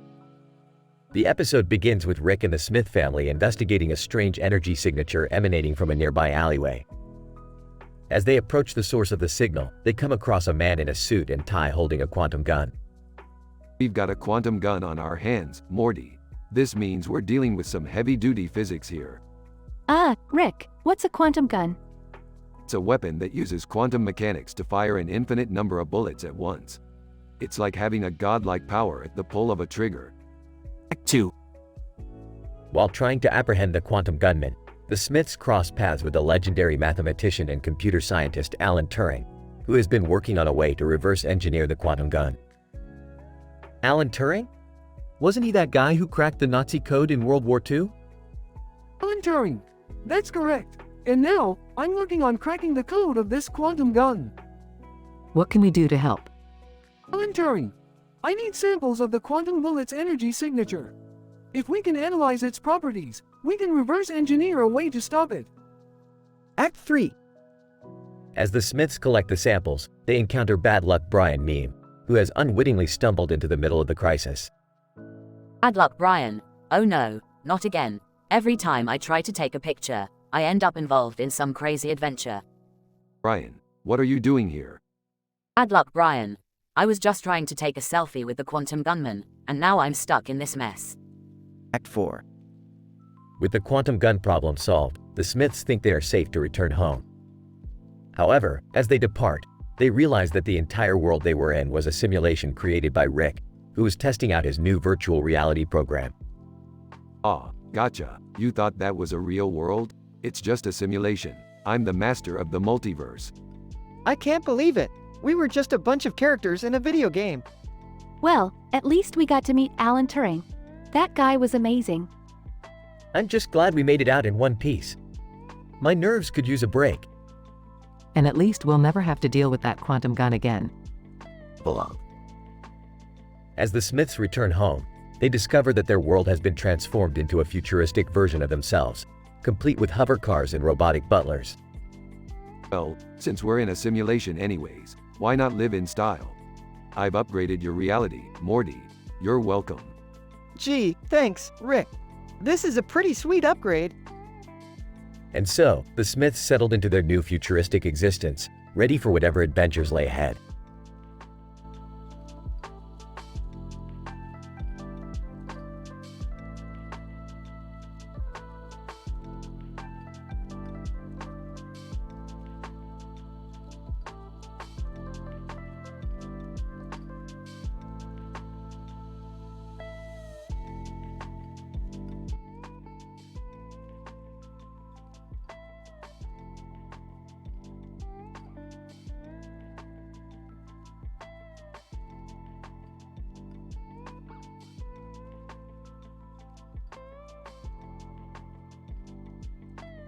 Title: Investigating the Paranormal Entity Chase of LEGO Star Wars Character and C-3PO in Shanghai. Synopsis. In this episode, we see LEGO Star Wars character with a helmet on and a LEGO figure in front of him with a lightsaber, engaged in a paranormal entity chase in Shanghai. Our objective is to investigate the phenomenon and identify the cause of the strange occurrence. The investigation will be conducted using the scientific method, combining rational and empirical observations to derive a conclusion. Scene 1. Our team of scientists, led by Professor Thompson, arrive at the location of the paranormal entity chase. We observe the area using advanced equipment to collect data on the disturbance. Professor Thompson, the initial readings indicate a high level of electromagnetic activity in the area. This suggests a possible location of the entity. Scene 2. As we move closer, we observe the LEGO figures engaged in a chase and confront the ghostly entity. LEGO Star Wars character. We need to capture this entity before it causes more harm. C-3PO. Affirmative. Let's apprehend it. Scene 3. We observe the strange behavior of the entity as it tries to communicate with the LEGO figures. Professor Thompson, the entity appears to be trying to convey a message. Perhaps we should try to establish communication with it. Scene 4. After recording the entity's behavior, we analyze the data and attempt to decode its message. Professor Thompson, this is very intriguing. According to my analysis, the entity is attempting to warn us of something dangerous. Scene 5. As we decode the entity's message, we realize that it is attempting to warn us about an impending disaster that is about to occur. Professor Thompson, my research indicates that there is a high probability of a temporal anomaly at this location. Scene 6. We work to prevent the disaster by taking preventative measures to block the anomaly. LEGO Star Wars character. We need to act fast.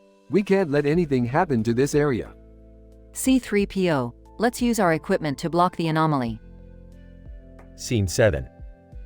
With the anomaly blocked, we observe the entity dissipate, proving that we have successfully neutralized the threat. Professor Thompson, our analysis has shown that the anomaly has been neutralized, and the entity has been successfully dissipated. LEGO Star Wars character. Excellent. Another threat averted. Final scene. As we leave the location, we acknowledge the importance of our work in investigating the paranormal and making the world a safer place. Professor Thompson, The paranormal world is a mysterious place, and our work here today has proven that it needs to be studied and understood. Lego Star Wars character. Yes, in the words of Yoda, you must unlearn what you have learned. C3PO. Always looking forward, we must be.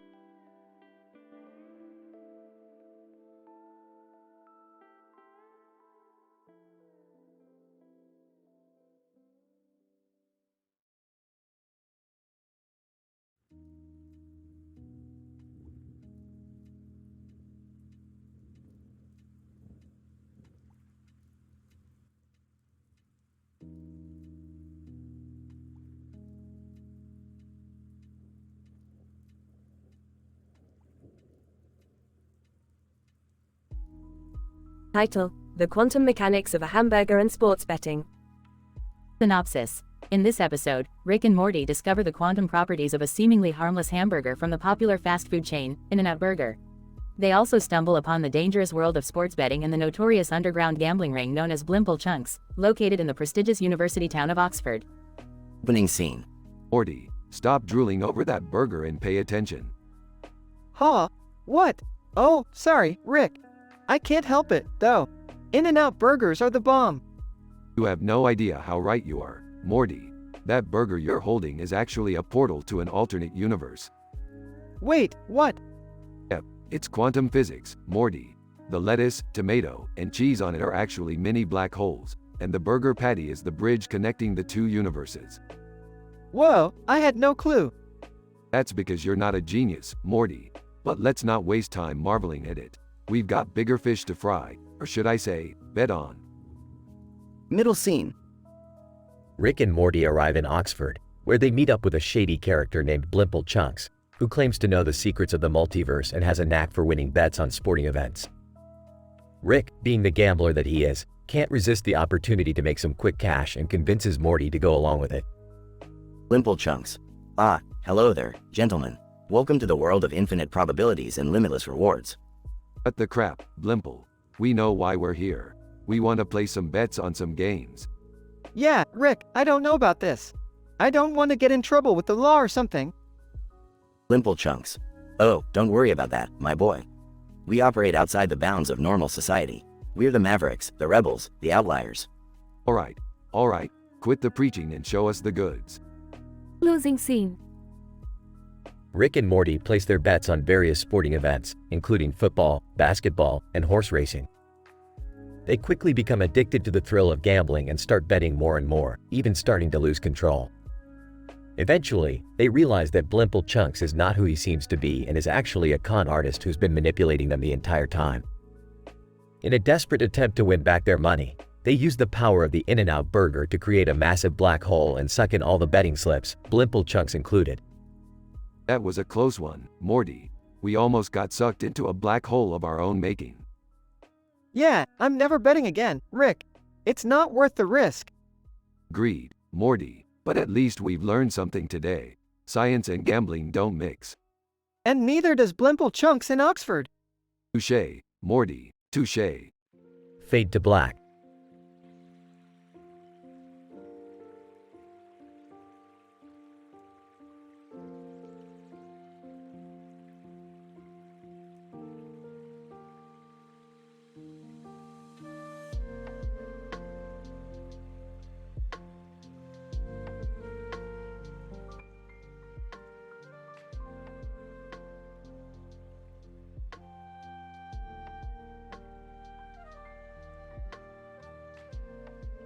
Title: The Quantum Poker Night.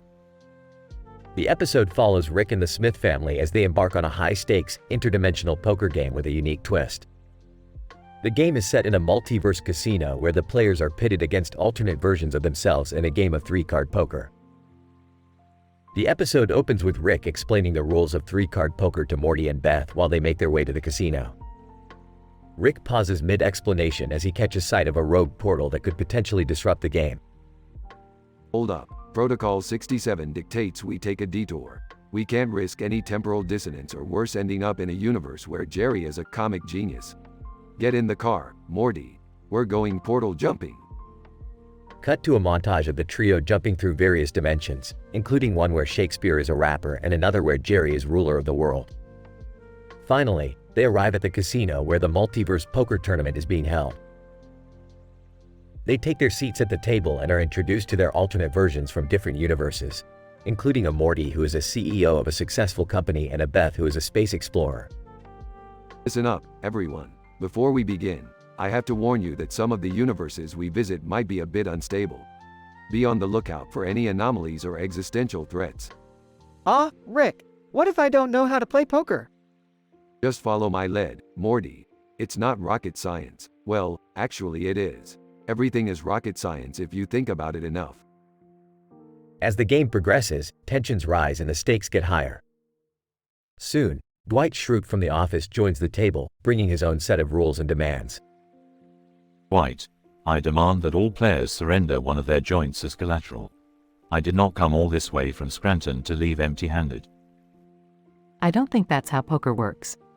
Dwight, I don't care about your rules, Beth. I have my own rulebook, and it's written on the beach farm of my ancestors.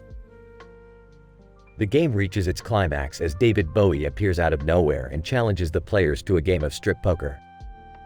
Chaos ensues as the players try to outdo each other in nudity and witty comebacks. Finally, the game ends with Rick winning the tournament and the grand prize, an enchanted crystal that could bend reality to his will. This crystal is the key to infinite power, Morty. With this, we could rule the universe. I don't know, Rick. It seems a bit dangerous. Danger is my middle name, Morty. Or it would be, if middle names were based on personality traits instead of birth order. Let's go home. The episode ends with the trio making their way back to Earth, still high from the adrenaline of the poker game.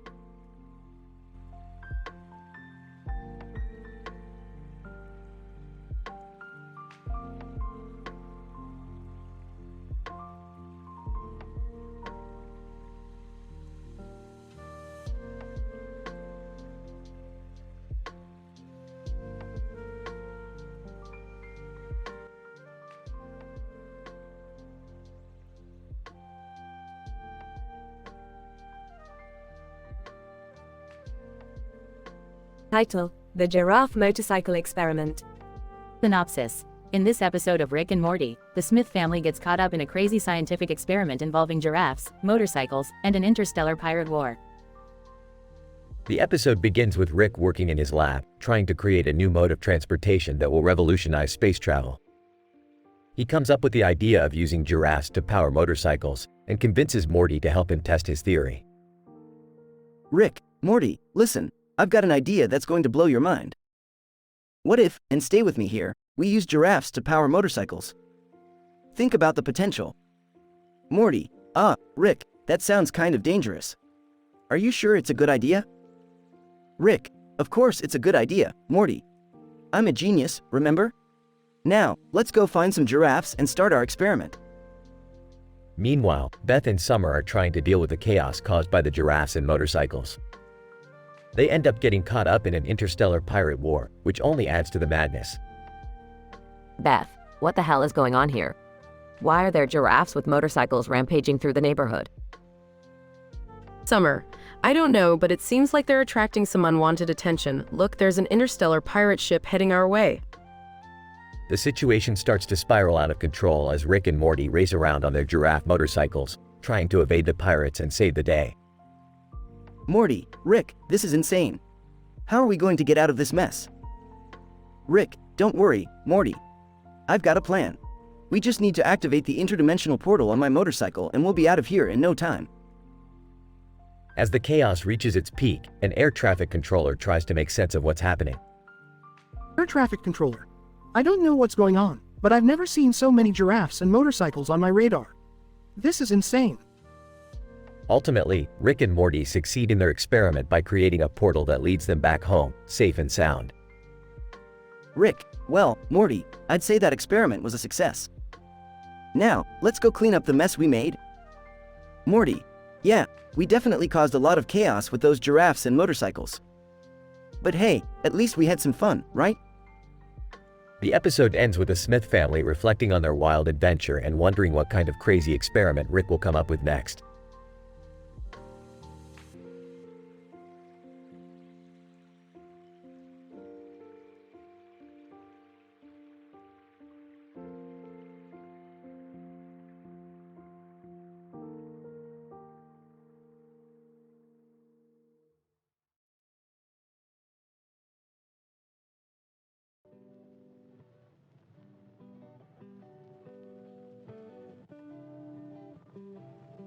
Title: The Paradoxical Paralysis of the Leopard's Heart. Synopsis. In this episode, Rick, Morty, and Summer find themselves caught in a paradoxical black hole after encountering a seemingly lifeless leopard with a mysteriously paralyzed heart. With their lives at stake, the trio must navigate through the mind-bending complexities of quantum physics and time travel to unravel the cause and cure of the leopard's condition. Scene 1. Rick. Oh great, look at what we have here, Morty. A quantum paradox wrapped in a mystery inside an enigma. This leopard's heart isn't beating, but it's still alive. How's that for a conundrum? Scene 2. Summer. What do we do now, Rick? Can't you just use your fancy gadgets and fix it? Scene 3. Rick. Fix it? Do you take me for some kind of glorified technician? We'll need to dive deep into the quantum realms and unravel the fabric of time itself if we're going to figure this one out. Scene 4. The trio enters the time vortex, a mind-bending journey through space-time where they witness the birth and death of universes and encounter their past and future selves. Scene 5. Morty. Wow, we're actually time traveling. This is insane, Rick. Scene 6. Rick. Indeed, Morty. We're bending the fabric of reality itself, and all for the sake of a small, insignificant feline. Scene 7. The trio eventually arrives at the moment of the leopard's heart paralysis and discovers a paradoxical anomaly that is causing it. Scene 8. Summer. So what's causing the paradox, Rick? Scene 9. Rick. It's simple, Summer. The leopard's heart is both beating and stopping simultaneously, creating an endless paradoxical loop that's keeping it in a state of eternal paralysis. Scene 10. Rick, Morty, and Summer work together to break the paradox by changing the course of events that led to the anomaly and end up saving the leopard's life. Bonus scene. As the trio returns to their own timeline, Morty asks Rick a burning question, asterisk. Bonus scene, Morty. Hey Rick, can I ask you something? Rick. Shoot, Morty. Bonus scene, Morty. What's the real meaning of life? Rick. Morty, that's the beauty of existence. It doesn't matter what life means in the grand scheme of things. All that matters is what it means to you. Now, let's get some Szechuan sauce.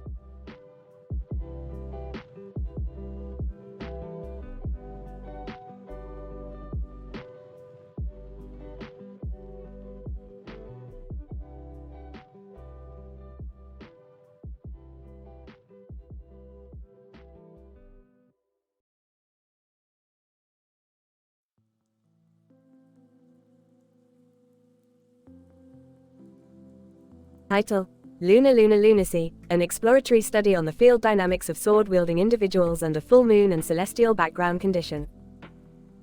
Synopsis. In this episode, our research team conducted a field experiment on a group of individuals holding swords under a celestial background condition. The test was conducted on a flat terrain with a clear sky view, and the moon was in full phase.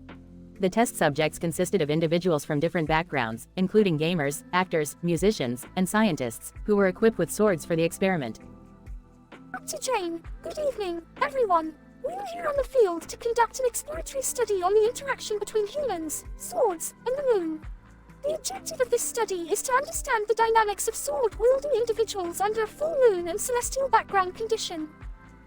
Alicia, what's the rationale behind this study? Dr. Jane, well, there has been anecdotal evidence suggesting that people tend to behave differently under the full moon, and we want to investigate if the same applies to individuals holding swords.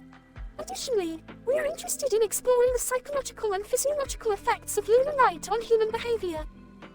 Chris, this feels like Sword Art Online in real life with a bit of the day the Earth stood still, Klaatu vibe. Justin, I agree with Chris. I feel like a character in a video game or a sci-fi movie. Gary, but we are not alone. Look, there are pirate space explorers watching us from afar. Dr. Jane, interesting observation. Gary, we have to factor that into our results. Now, let's proceed with the experiment. Everyone, please assume your positions and hold your swords. As the test subjects raised their swords towards the sky, the lunar luminance intensified. They began to move their swords in a rhythmic and synchronized manner, as if they were communicating with an otherworldly force. Some subjects showed a decrease in cortisol levels, indicating a decrease in stress and anxiety. Others reported feeling a sense of connectivity with their surroundings. Dr. Jane, fascinating. The lunar luminance seems to be affecting their motor and emotional responses. This warrants further investigation. The experiment concluded with promising preliminary results, which suggests that full moon and celestial background conditions impact the behavior and emotions of individuals holding swords. This study opens up opportunities for further research in the fields of psychology, neuroscience, and cultural studies.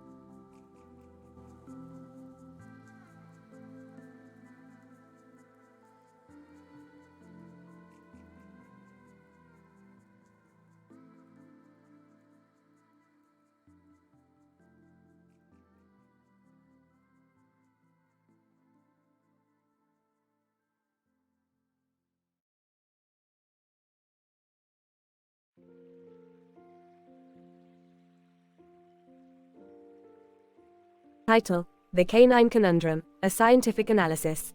Act 1. Rick and Morty are in the lab examining a small French bulldog on a green couch cushion. Morty is petting the dog while Rick is taking various measurements. Well, Morty, I've analyzed this pup's DNA and I must say, his genes are off the charts. Wow, Rick, what does that mean? It means this little guy is one smart pup. I mean, he's practically a genius. Beth enters the lab and sees the dog. Oh my gosh, he's so cute. Can I pet him? Rick hands her the dog. Be careful with him, Beth. He's not just any ordinary dog. He's the key to our latest experiment. Act 2. Rick, Morty, and Beth take the dog to a Swedish massage spa to further test his intelligence. The dog, now relaxed and calm, begins to speak in perfect English. Dog, well hello there, humans. I must say, this Swedish massage was quite invigorating. What the what?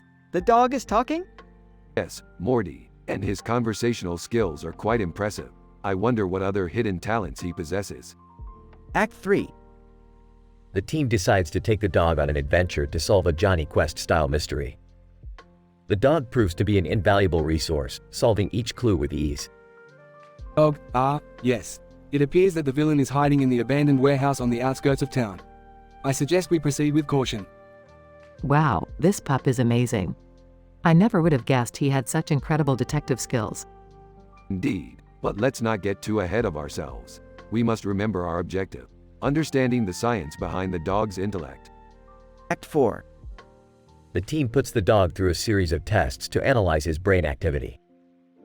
They discover that the key to his intelligence is an unusual chemical compound found in his saliva. Yes, it all makes sense now. The saliva acts as a catalyst, increasing the brain's neuron activity. This dog is a genetic anomaly. But Rick, what are we going to do with him? We can't just keep him here in the lab. Hey, maybe we can put him in charge of our adventures from now on. He seems to be a natural leader. Ah, that's a great idea, Morty. All right, you little genius, looks like you're the new boss. Let's go explore the multiverse. The episode ends with the dog barking excitedly as the team takes off on a new adventure, with him in the lead.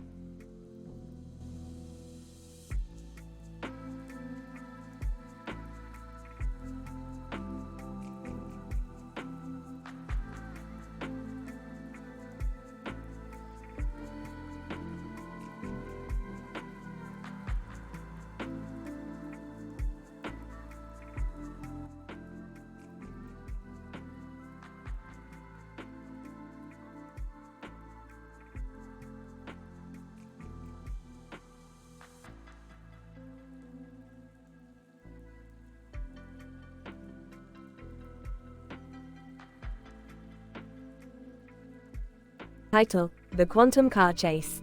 Synopsis. In this episode, Rick and Morty attend the annual bandy race, a popular interdimensional sport in which players use a modified Beyblade to hit a ball around an obstacle course. However, things take a bizarre turn when a rogue competitor hacks into the game and unleashes a quantum car on the track. Act 1. The episode begins with Rick, Morty, and Summer walking towards the stadium where the bandy race is being held. Rick, wearing his usual lab coat and carrying a flask, laments the fact that he has to sit through a bunch of nonsense from a bunch of grunting meatheads. Why do we have to watch this glorified game of air hockey? It's not like there's any real science involved. Come on, Rick, it's fun. Plus, I heard they're giving away free Beyblades. And there's a unicorn music festival afterward. It's gonna be lit. Act 2. The trio settles into their seats and watches as the game begins. The players race around the track, hitting the ball with their Beyblades and dodging obstacles. However, things quickly go awry when a player in a black hoodie hacks into the game and introduces a quantum car onto the track. What the hell is that? That's not even physically possible. Rick, I don't think that's the point. Guys, this is awesome. Look at the car go. Act 3. As chaos ensues on the track, Rick realizes that the car's movements are not random but are following a complex set of quantum algorithms. This car is using experimental quantum entanglement technology to navigate the course. If we can hack into its system, we might be able to control it. What? But how? Simple, Morty. We just need to use my quantum hacking device.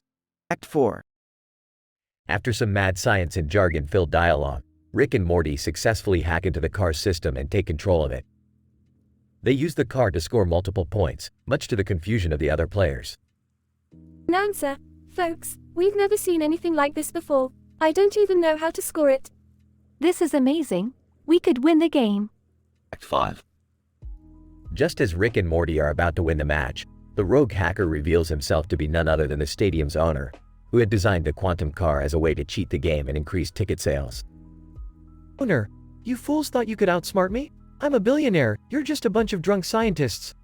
Oh, you want to play that game? Alright, Morty, let's show this guy what real science looks like. Act 6. In a finale filled with explosions, robots, and more quantum hacking, Rick and Morty not only take down the owner and his car but also save the entire stadium from collapsing. And that, kids, is how you do science. So, who's ready for that unicorn music festival? Yay! Let's go party, guys. Rick, are you sure you're okay with all those young people? Morty, it's just music and dancing. Besides, in my universe, I'm considered a chick magnet. The trio exits the stadium and heads towards the festival, while the camera shows the rubble of the destroyed car and the dazed owner trying to crawl away from the scene. Overall, the Quantum Car Chase episode is a wild and hilarious adventure that combines science, sports, music, and humor in the best Rick and Morty fashion. Whether you're a hardcore fan or a casual viewer, there's no denying the sheer entertainment value of this episode.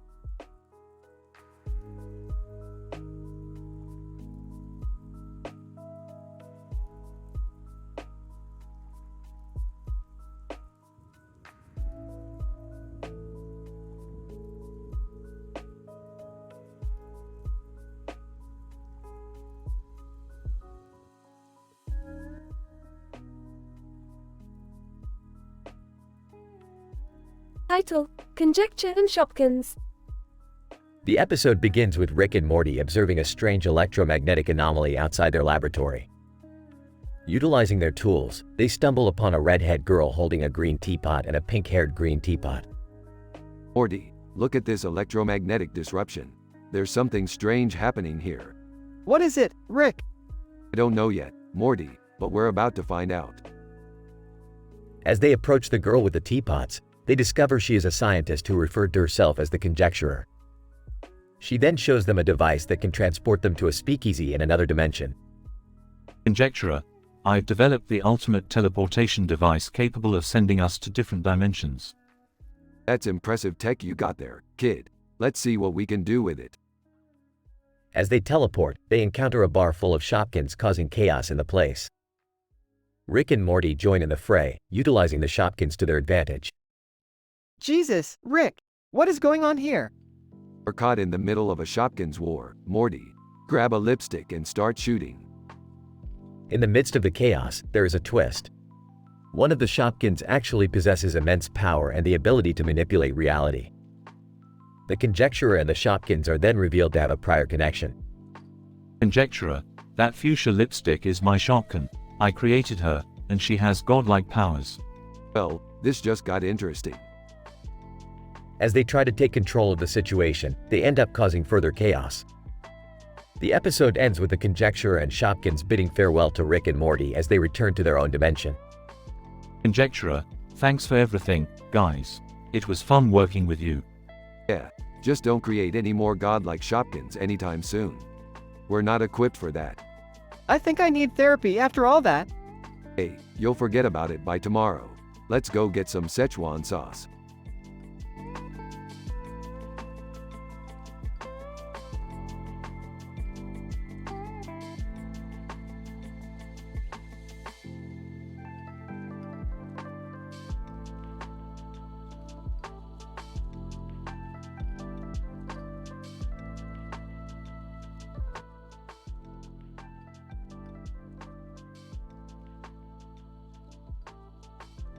Title: The Quantum Entanglement of Hot Stones and Teddy Bears. Opening shot of Rick and Morty's lab with a pile of rocks and a teddy bear on the table, with a plant in the background and a remote control. Listen up, Morty. This isn't just a pile of rocks and a teddy bear. These are quantum entangled rocks and bear. Quantum what now? I don't get it, Rick. It means that these objects are intrinsically linked, Morty, and with the flick of this remote, we can transport them to a different dimension. Wait, different dimension? Is that safe? Relax, Morty. It's not like we're gonna end up in some nightmare world ruled by evil teddy bears or anything. Suddenly, the remote control malfunctions and the rocks, bear, and Rick and Morty are transported to an interdimensional spa. Aw, damn it, Morty. We're smack dab in the middle of a hot stone massage session. And by the looks of it, we're the masseuses. What do we do now, Rick? Rick grabs a hot stone and starts massaging a customer. Just go with it, Morty. We'll figure it out as we go. Meanwhile, the quantum entangled rocks and bear begin to wreak havoc in the spa. Customer, what the hell is going on here? My massage was interrupted by a pile of rocks and a teddy bear. Rick and Morty scramble to contain the situation, but end up getting into a heated argument over the course of the massage. Morty, you're not massaging properly. You're supposed to use the rocks to release tension. I'm trying, Rick, but this bear keeps getting in the way. Rick and Morty finally manage to subdue the rocks and bear, and transport them back to their lab. Well, Morty, that was a close one. But in the end, we managed to take a seemingly harmless experiment and turn it into a high-stakes spa adventure. Yeah, I guess you're right, Rick. But next time, can we stick to the safe stuff? No guarantees, Morty. Science waits for no one.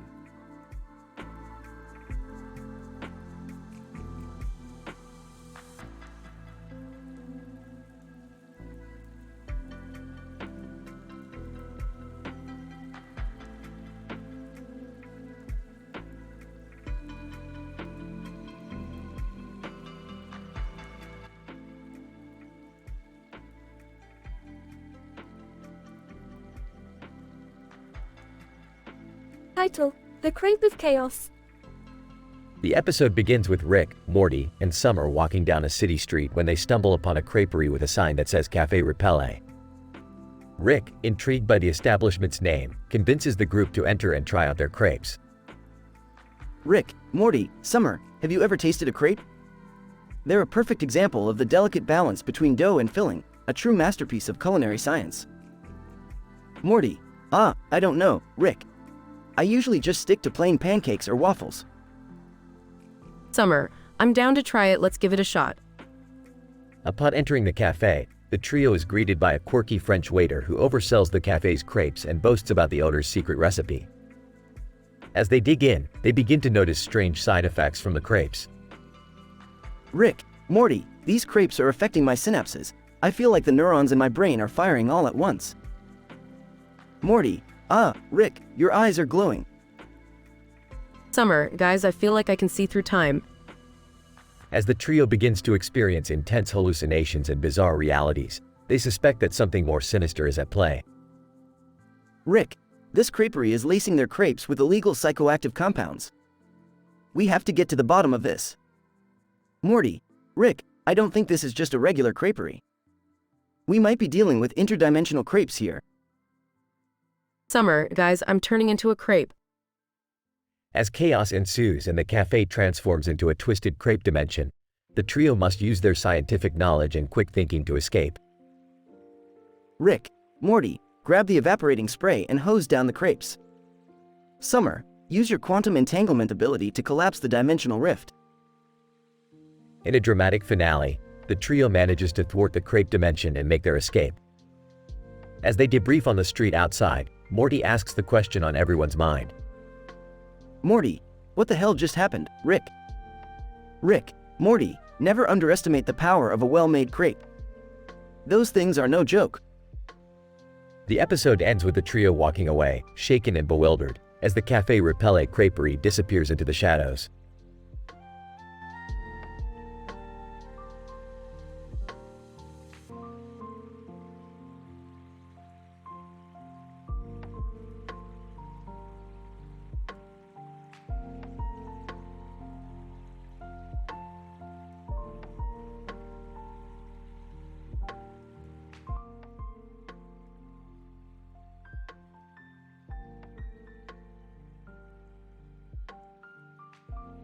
Title: The Cursed Book of Dread and the Funny Pets.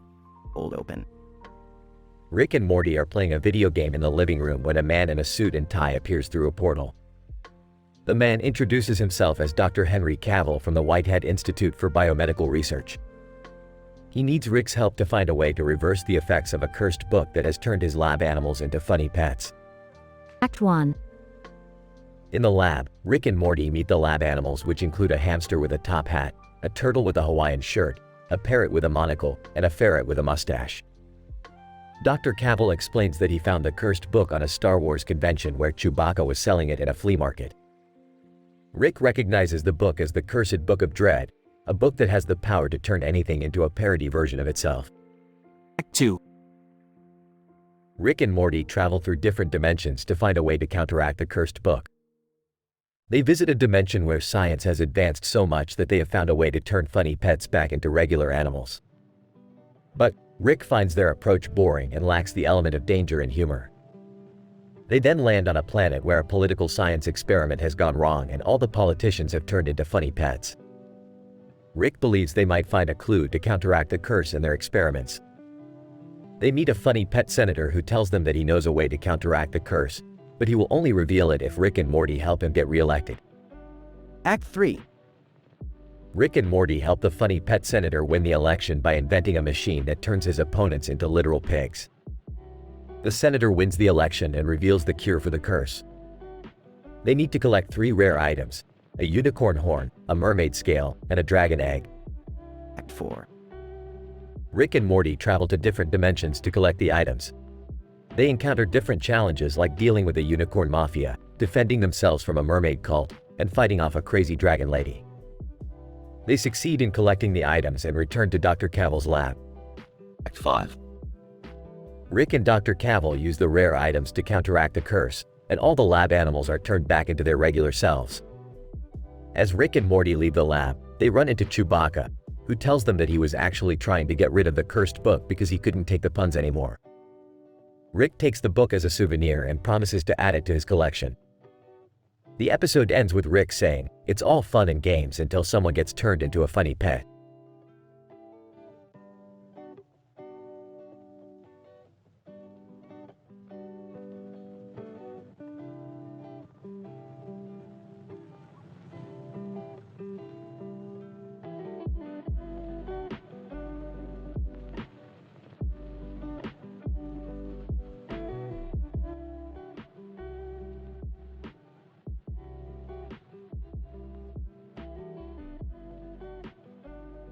Title: The Gravity of Laughter. Synopsis. In this episode, Rick and Morty encounter a black hole with an unusual sense of humor, which triggers a series of unexpected events and scientific breakthroughs. Act 1. Rick and Morty are on a space adventure when they stumble upon a black object with a yellow disk in the center of it. Rick recognizes it as a black hole with an unusual reading on his scanner. Morty, we've got ourselves a real anomaly here. This black hole has a sense of humor. What? How is that even possible, Rick? I don't know, Morty, but we're about to find out. As they approach the black hole, they hear a booming laughter that echoes through the void of space. Act 2. The black hole starts to pull the ship towards it, but Rick manages to navigate around it with the help of a new gadget he created. What is that, Rick? It's a gravity disruptor, Morty. Don't worry, I've got this under control. Suddenly, the black hole emits a wave of energy that turns Rick and Morty into cartoons. Whoa, Morty, we're cartoons now. This is crazy, Rick. What's happening? I don't know, Morty, but let's have some fun with it. Act 3. The black hole's sense of humor becomes more intense as Rick and Morty get caught up in a series of zany antics and puns. Hey, Morty, why did the black hole cross the road? I don't know, Rick. Why? To get to the other side.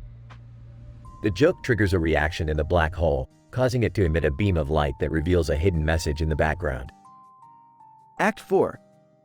Rick and Morty decipher the message and realize that the black hole had been trying to communicate with them all along. Morty, the black hole is trying to tell us something. What is it, Rick? It's a formula for a new type of energy source that could revolutionize space travel as we know it. Act 5. Rick and Morty use the formula and create a new engine that allows them to travel at speeds faster than light.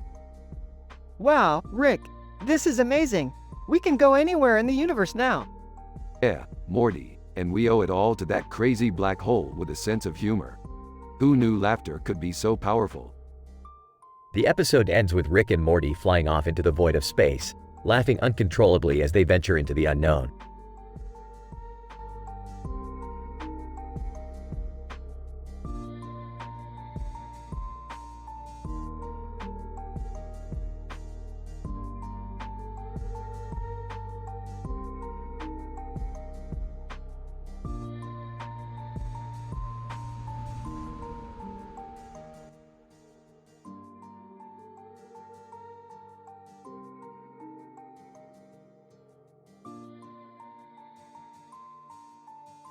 Title: The Quantum Bidding Wall.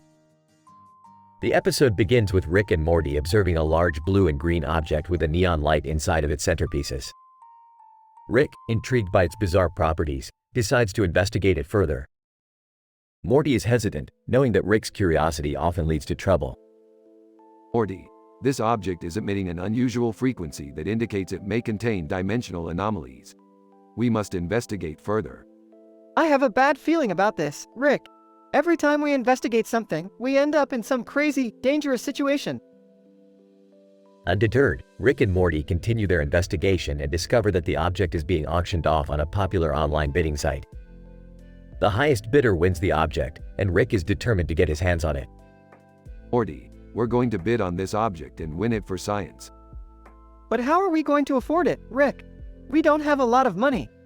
Don't worry, Morty, I have a plan.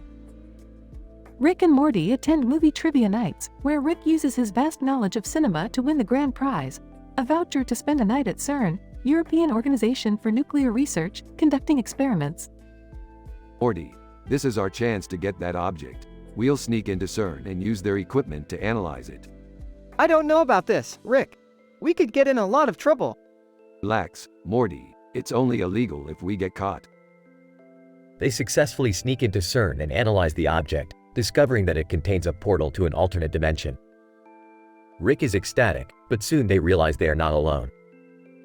Another bidder has also snuck into CERN and is attempting to steal the object. Looks like we've got some competition, Morty. Time to put our movie trivia skills to the test. They engage in a battle of wits and ultimately outsmart the rival bidder, securing the object for themselves. However, as they transport it back to the safety of their spaceship, they trigger an unexpected reaction. Rick, the object is emitting a strange energy. What's happening? We have to get out of here, Morty. Now. They escape just as a massive explosion engulfs the CERN facility. Back on board their ship, Rick and Morty celebrate their victory. Well, Morty, we may have caused a slight disturbance in the space-time continuum, but at least we got that crazy object. Yeah, but was it really worth risking our lives? Of course it was. Shut up and take my money. Cue shut up and take my money meme. The episode ends with Rick and Morty flying off into the depths of space, ready for their next scientifically insane adventure.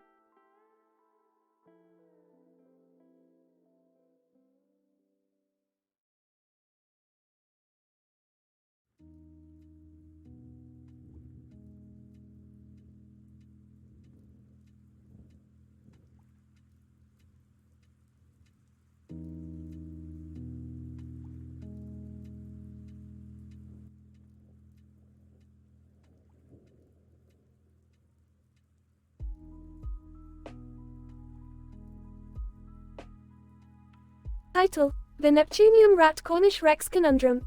Opening scene. Rick, Morty, Jerry, and Beth are in the garage, tinkering with various gadgets and devices. Rick is holding a toy rat and examining it closely. Alright, Morty, buckle up. We're about to embark on a scientific adventure of epic proportions. Oh, I don't know if I'm ready for this one, Rick. What's the toy rat for? This toy rat represents the key to unlocking the mysteries of Neptunium. You mean the rare metal element? That's the one. Throughout the entire episode, the toy rat will remain a central figure in the plot. Scene 2. The Smith family hops into the spaceship and blasts off into space, heading towards the planet Neptunium.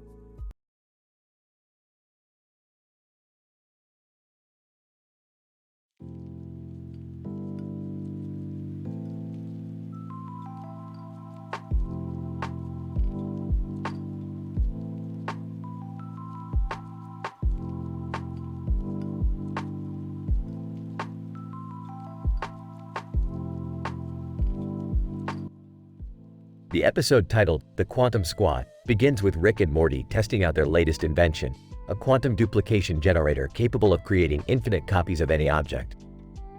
As they carry out their experiment, they accidentally create a glitch in the machine that causes the squad of men from The Freshest Squad poster they were standing in front of to come to life in their laboratory.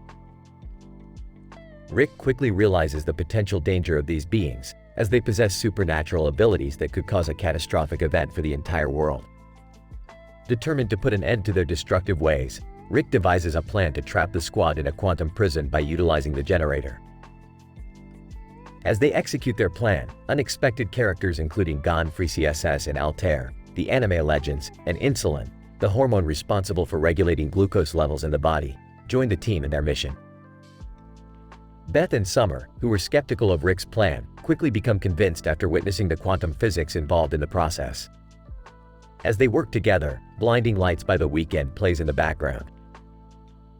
The squad of men, caught off guard by Rick and his team, retaliate with their unique abilities. Chaos ensues, and the laboratory is turned upside down. In the most hilarious way possible, Rick and Morty manage to defeat the squad, and they all gasp for air, leaning over the machine. "That was a close one," Morty says as he wipes sweat from his forehead.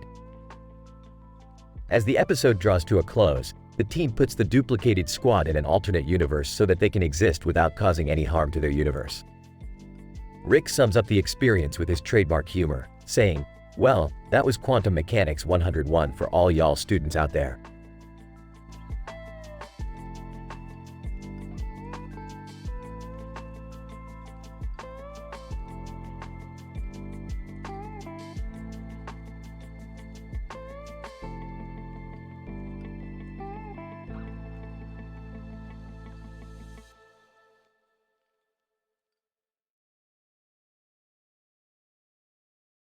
Title: The Post-Human Evolution Dystopia.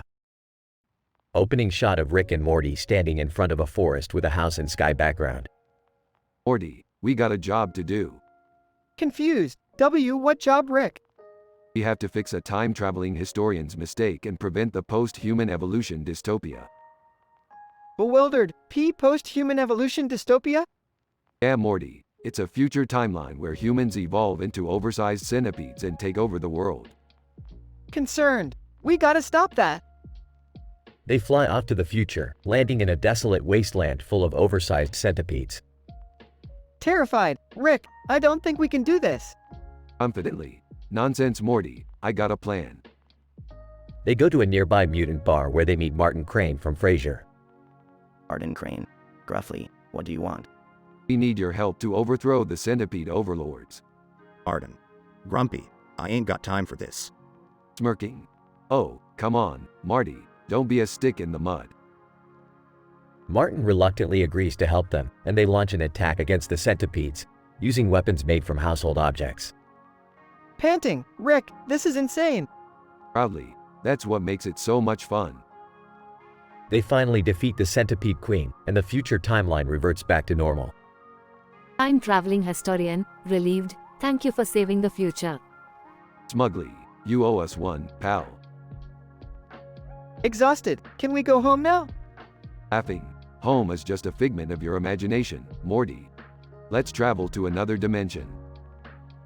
They fly off into the sky, leaving behind a now peaceful future timeline.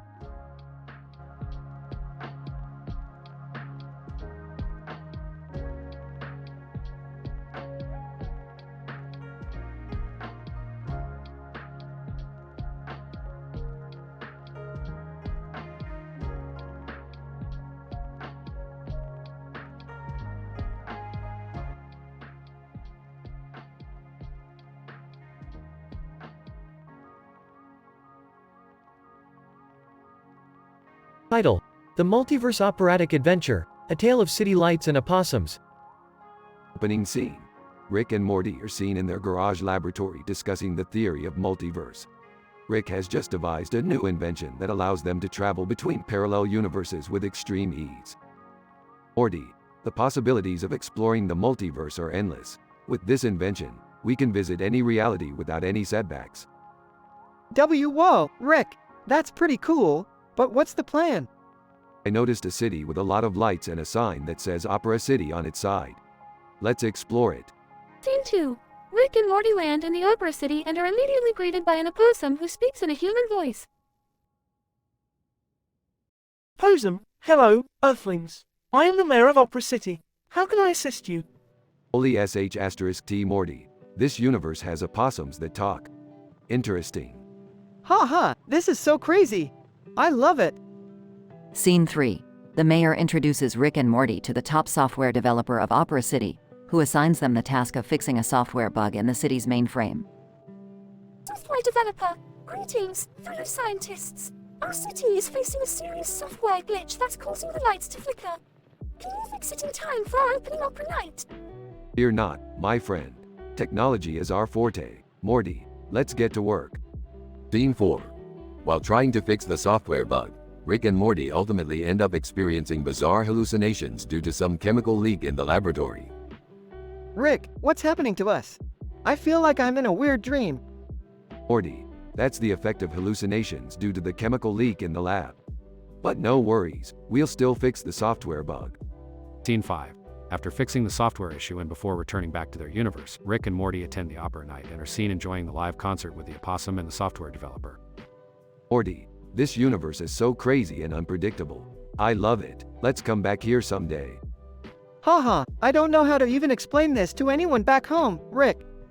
But I'm excited for more adventures. The end. PhD scientific conclusion. The exploration of the multiverse through technological innovations indicates the potential possibility of varied universes with unpredictable challenges and opportunities. The utilization of rational and analytical approaches toward solving software glitches amidst the bizarre hallucinations signifies the ability of the human mind to handle complex situations even under hallucinogenic influences.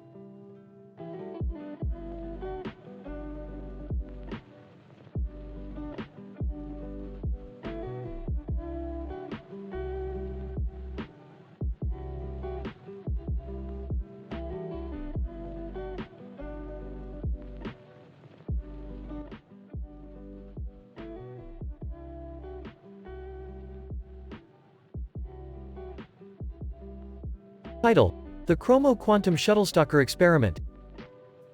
The episode starts with Rick experimenting with a revolutionary chromo quantum shuttlestalker, a device that uses the principles of quantum chromodynamics to transport objects between 2 points instantly. Morty and Beth are excited to see the device in action and immediately volunteer for the first test. Alright, Morty and Beth, buckle up. We're going on a chromo quantum adventure.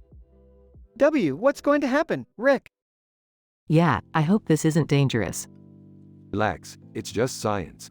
We're going to use the shuttlestalker to travel from here to that road sign over there. Watch and learn, kids. As they enter the shuttlestalker, Rick sets the quantum coordinates and initiates the experiment. Suddenly, everything turns black and white, and they find themselves flying in an old-fashioned airplane over a field of grass. What the hell, Rick? Where are we? This is crazy, we're in some kind of old-fashioned airplane. Calm down, we're just in an alternate universe, nothing to worry about. Oh look, there's a road sign that reads, Shuttlestalker, over there. That must be our destination. As they land the airplane, they realize that they've landed in a 1920s themed city. They start exploring and stumble upon a strange clipboard with the words, Fitnessgram Pacer Test, written on it. They learn that in this universe, the Fitnessgram Pacer Test is a mandatory physical fitness test for all citizens, and those who fail are banished to a penal colony on the moon. This is insane. Who would do something like that? Well, apparently the people in this universe. I don't judge other universes, Beth. Different strokes for different folks. As they try to make their way back to the shuttlestalker, they encounter various challenges, including a group of jazz fanatical robots and a Prohibition-era speakeasy filled with alien mobsters. But with the help of some clever gadgetry and Rick's scientific prowess, they eventually make their way back to the shuttlestalker and return home. Rick, we survived! I can't believe we made it back in one piece! That was insane, but also kind of fun. Can we do it again sometime? You'll see, Beth. The chromo quantum shuttlestalker has endless possibilities. The multiverse is our playground. As the episode ends, the trio looks out at the vast expanse of the multiverse, wondering what other crazy adventures await them.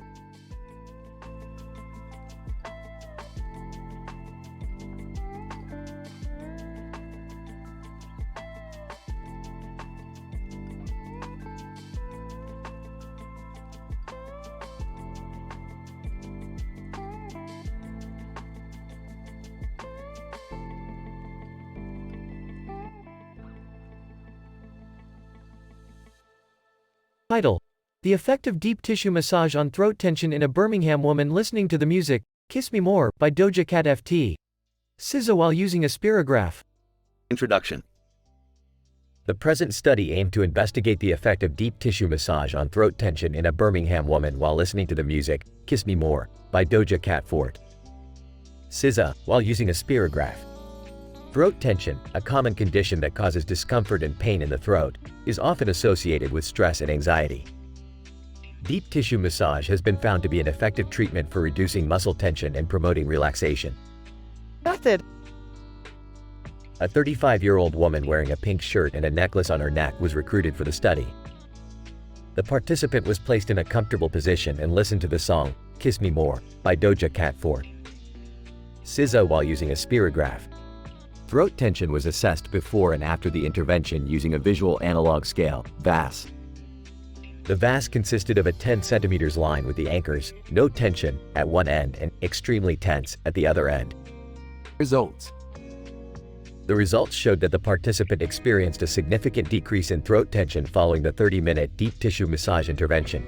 T equals 10.32, P 0.001. The mean pre-intervention throat tension score was 8.5 centimeters. SD equals 0.82, while the mean post-intervention score was 2.3 centimeters. SD equals 0.46. Discussion. The findings of this study suggest that deep tissue massage may be an effective treatment for reducing throat tension in individuals experiencing stress and anxiety. The use of music and art tools, such as the spirograph, may further enhance the relaxation effects of deep tissue massage. Further research is needed to explore the mechanisms underlying the effects of deep tissue massage on throat tension and to investigate the optimal duration and frequency of massage interventions. Participant. Wow, I feel so much better after that massage. And the music and spirograph really helped me relax. Researcher. Indeed, our results confirm that deep tissue massage can significantly reduce throat tension. We hope to continue our research to better understand the underlying mechanisms and to develop optimal massage interventions for individuals experiencing stress and anxiety.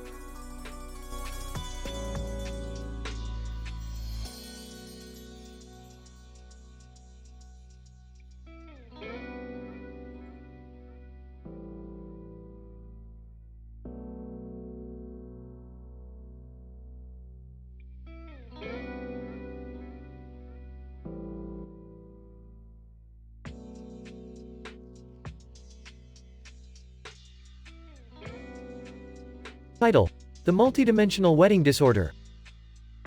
In this episode, Rick and Morty accompany Jerry to his sister's wedding ceremony in Japan. As they enter a multidimensional portal to reach the venue, Rick warns Morty about the probability of running into their alternate versions, which could disrupt the space-time continuum and cause catastrophic events. Upon arrival, they meet their Japanese counterparts, Jiro and Moto, who have also brought their own Jerry along. The ceremony takes place at Café Aragorn, a renowned spot for interdimensional nuptials. As the wedding commences, the groom and bride start telling funny anecdotes about how they met in various parallel universes, resulting in some hilarious situations. Rick, who has been indulging in some sake, gets into a heated argument with his multiverse self over the superiority of their respective gadgets. Meanwhile, Jerry gets seduced by his parallel self's wife and ends up causing a rift between the two universes, creating a chain reaction that results in an explosion meme. Panicking, Rick and Morty decide to time travel to the US to prevent the spread of the meme. However, they realize that they have landed in another alternate reality where the wedding is still ongoing, but with a twist: the groom and bride have swapped places. Amidst the chaos, Rick devises a plan to neutralize the explosive meme by creating an antimatter field around it. Morty, on the other hand, inadvertently creates a paradox by interacting with his own doppelganger, causing a temporal shift in the space-time continuum. In the end, Jerry gets caught in the crossfire and ends up marrying his alternate self's wife in an unexpected turn of events. Rick and Morty return to their universe, relieved that they have averted a multidimensional disaster. That was a close one, Morty. You don't mess with the multiverse. I'm not even sure what just happened, Rick. But I think I need a drink. Hey, guys! Look who I married! Rick and Morty exchange a confused glance. I don't even want to know, Jerry.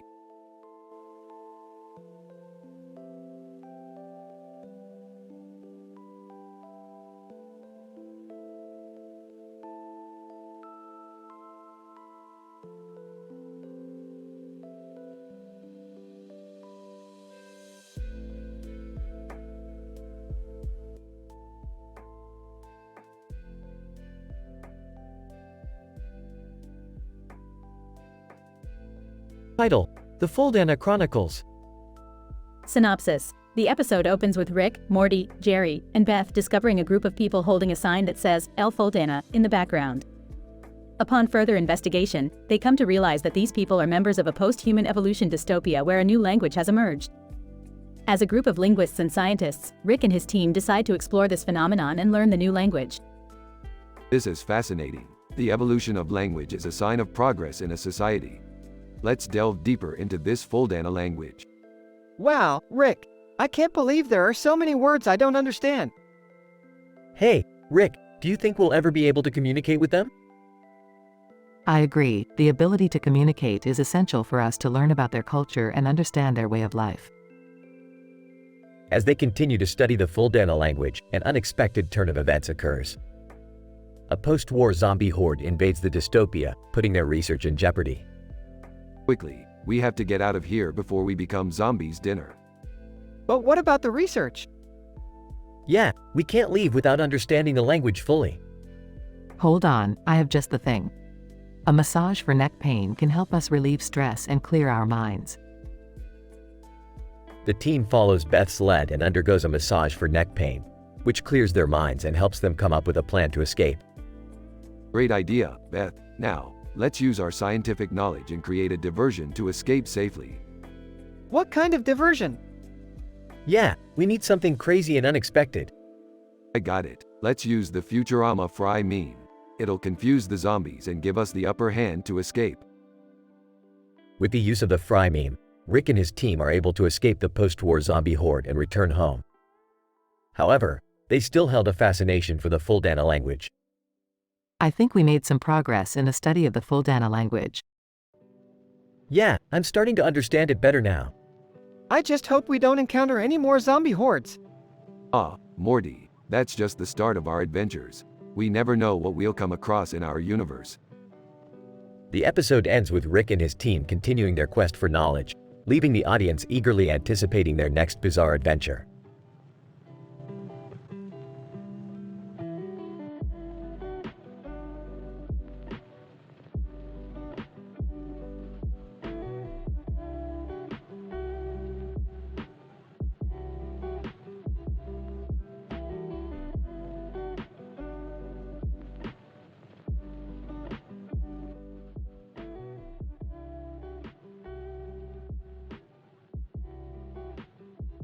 Title: Volcanic Disaster Survival Strategies.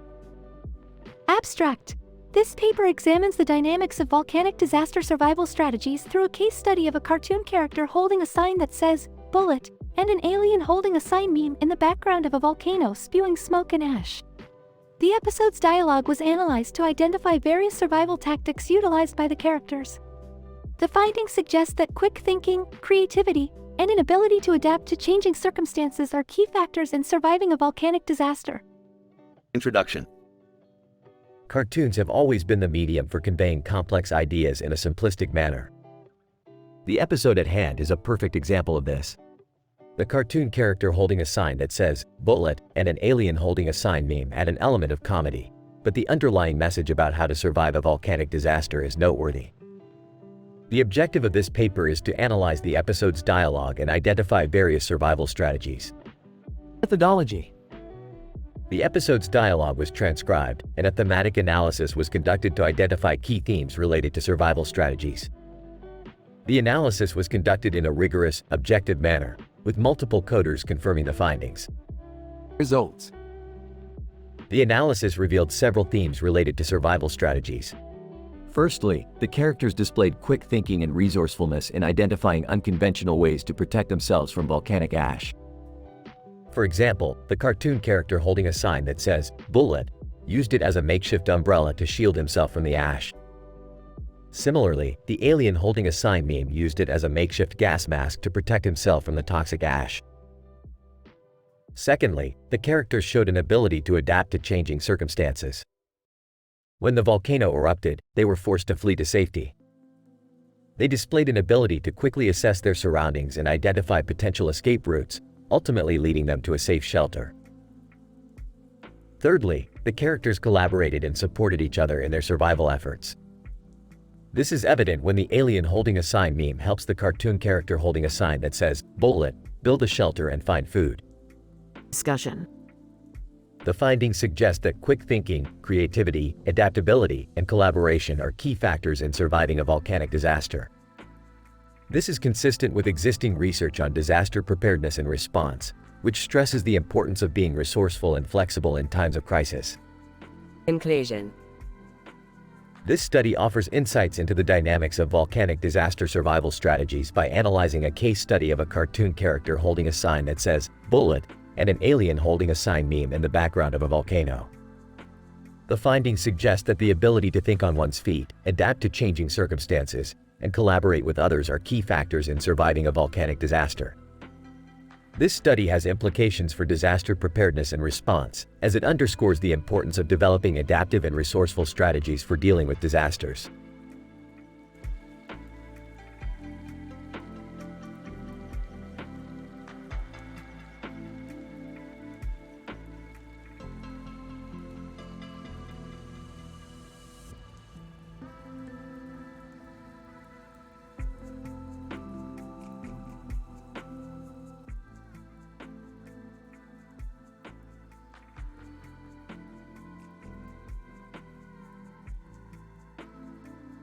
Title: Quantum Entanglement and Slot Machine Shenanigans.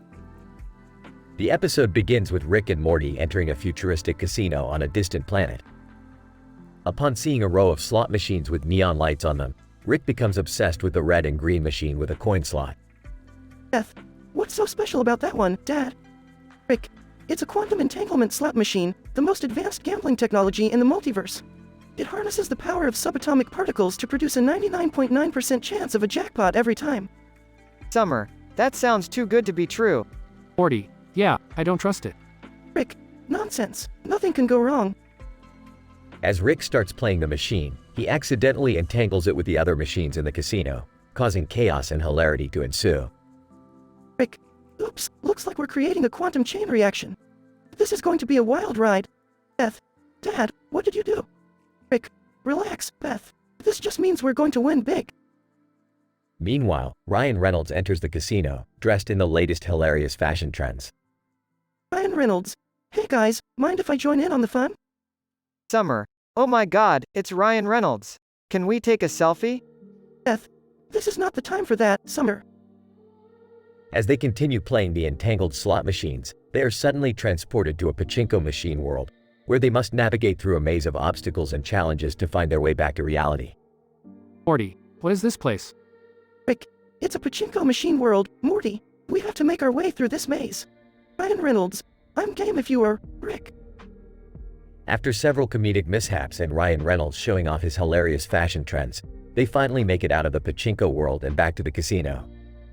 Beth, thank God, we're back. I never want to do that again. Summer, speak for yourself, I got some pretty cool selfies with Ryan Reynolds.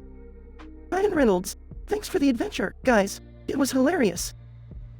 In the end, Rick and Morty realize that their greed for the jackpot caused the quantum entanglement mishap, but they all had a good laugh and learned a valuable lesson about the dangers of gambling. Rick, well, that was a wild ride. Let's get out of here before we accidentally destroy the whole multiverse. Morty, yeah, and maybe we can stop for some interdimensional ice cream on the way back. Summer, and more selfies with Ryan Reynolds. Beth, oh boy, here we go again.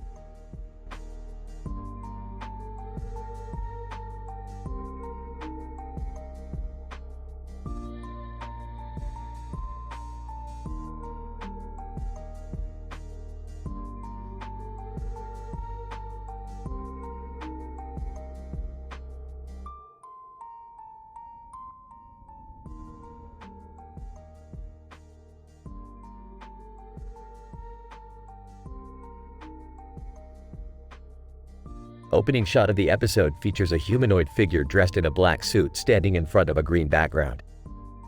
The figure is identified as the protagonist and is being followed by a camera positioned behind the figure. This is the staging for a series of movies, where the protagonist is portrayed as a mysterious and enigmatic character. The scene then cuts to a comedy club, the Alien Comedy Club, where a group of extraterrestrial beings is seen laughing at a performance by Michaels, a particularly popular stand-up comedian in the alien community. The camera then cuts to a meme on a viewer's smartphone, specifically the unsettled Tom meme. The meme seems to have sparked intrigue amongst the aliens in the club, and they begin discussing the origins of memes. The protagonist then joins the conversation and explains that memes are a form of cultural transmission, originating from the cultural evolution of humans. The aliens are fascinated by this idea and ask for more insights into human culture. Suddenly, the scene cuts to the planet Kryn of Star Trek fame. The protagonist is now seen interacting with the famous Jedi, Luke Skywalker.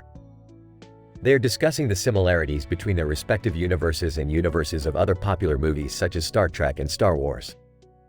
The protagonist mentions that the universes of these movies are just different interpretations of the same reality, and this leads to a philosophical discussion on the nature of reality. The episode ends with the protagonist returning to the alien comedy club, where they perform a stand-up comedy show themselves, eliciting laughter from the alien audience.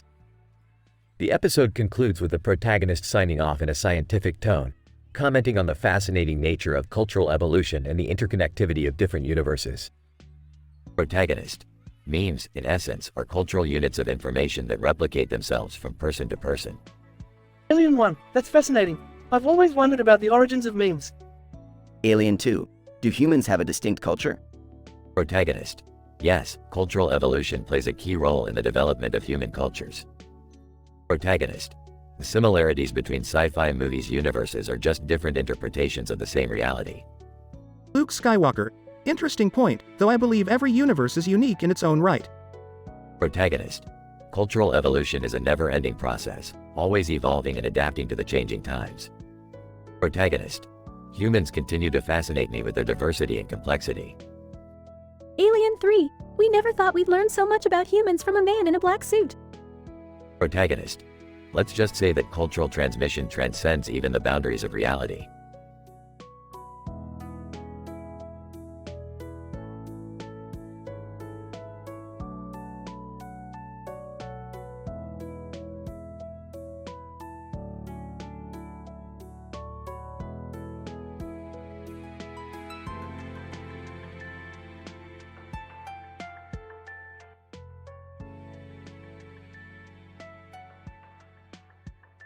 Opening scene.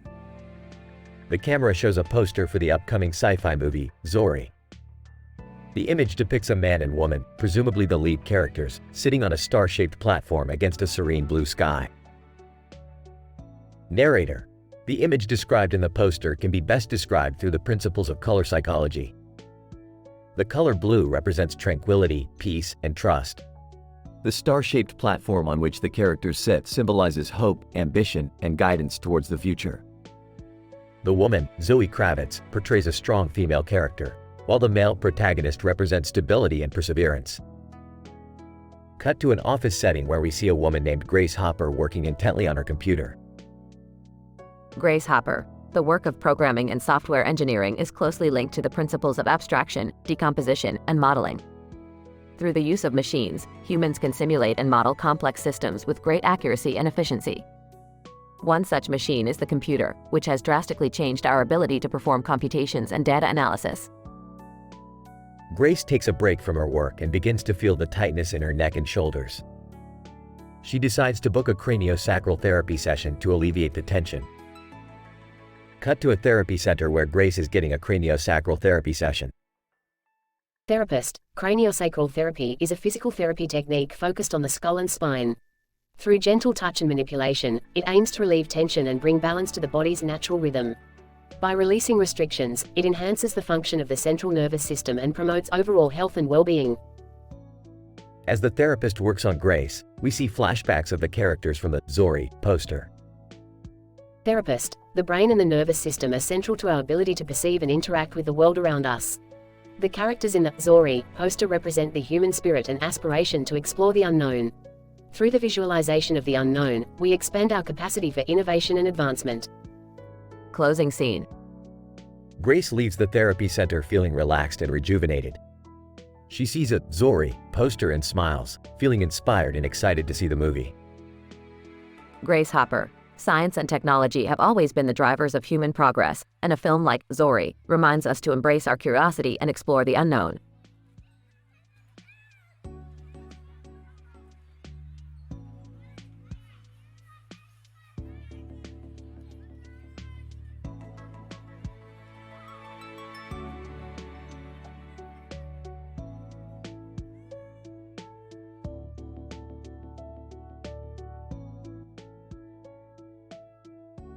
Title: The Extraterrestrial Experiments of Rick Sanchez.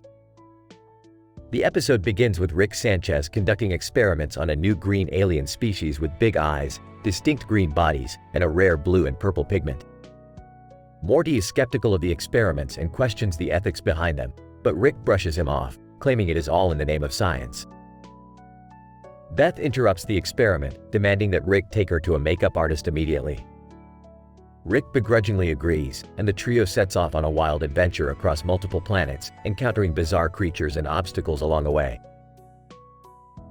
As they travel, Rick's experiments grow increasingly insane, involving Bluto, an interdimensional frog, Finish, a genetically modified plant, makeup artist appendix, a living organ with lipstick and mascara, and alien pet rescue, a group of animal rights activists. Meanwhile, Morty discovers a strange alien artifact that attaches to his lower leg, giving him superhuman powers but also putting his life in danger. The climax of the episode sees Rick's experiments spiraling out of control, resulting in a chaotic space battle. However, the day is saved when Morty uses his newfound powers to defeat the evil forces threatening the group. In the end, Rick is forced to admit that his experiments were unethical and apologizes to Morty and Beth. The episode ends with the alien artifact mysteriously disappearing from Morty's leg, leaving the trio to wonder what other strange adventures they will encounter in the future. Morty, science never stops evolving, and neither should our experiments, no matter what the consequences may be. I don't know, Rick. This seems kind of dangerous and unethical. Rick, I don't care about your experiments. I need a makeup artist ASAP. Ludo. Croak croak. Finish. Growth brings pain. Makeup artist appendix. Don't forget the eyeliner, dear. Alien pet rescue. Free the creatures. End the cruelty. Lower leg. I am power. I am danger.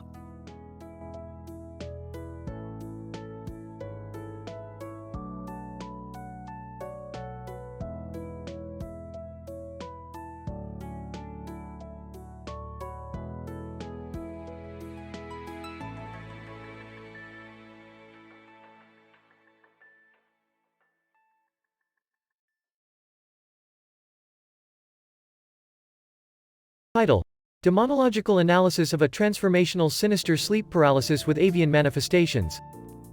Abstract. In this episode, we observe the manifestation of a demonic creature during a transformational sinister sleep paralysis scenario, characterized by the presence of a car in the background and a bird flying overhead in the sky. Through a demonological analysis, we attempt to understand the nature of this manifestation and its possible implications. Introduction. Transformational sinister sleep paralysis is a neurobiological phenomenon that affects millions of people worldwide. It is characterized by the inability to move or speak during sleep, often accompanied by the perception of a menacing presence. In some cases, this presence is perceived as a demonic creature. The present episode explores such a manifestation and its possible demonological implications. Results. During the transformational sinister sleep paralysis scenario, the subject reported perceiving a demonic creature sitting on the ground. The creature's appearance was described as black, with glowing eyes and sharp claws. In the background, a car was visible, and a bird was observed flying overhead in the sky. The subject reported feeling intense fear and helplessness during the experience. Discussion. In demonology, demons are considered supernatural entities that can possess humans, cause physical harm, and influence behavior. The manifestation of a demonic creature during a transformational sinister sleep paralysis scenario is consistent with the demonological literature. The presence of a car in the background and a bird flying overhead in the sky is intriguing, as they could have an underlying symbolic or metaphysical significance. Conclusion. The manifestation of a demonic creature during a transformational sinister sleep paralysis scenario is a complex phenomenon that requires an interdisciplinary approach to understanding. Demonological analysis offers insights into the possible nature of the manifestation and its implications. Further research is needed to explore the underlying mechanisms and potential treatments for this condition. Subject: I felt like I was being watched by a demon. Demonologist: your experience is consistent with the demonological literature regarding transformational sinister sleep paralysis. Do you recall anything else during the experience? Subject: I remember a car in the background and a bird flying overhead in the sky. Demonologist: These could be symbolic or metaphysical elements that require further investigation. Thank you for sharing your experience.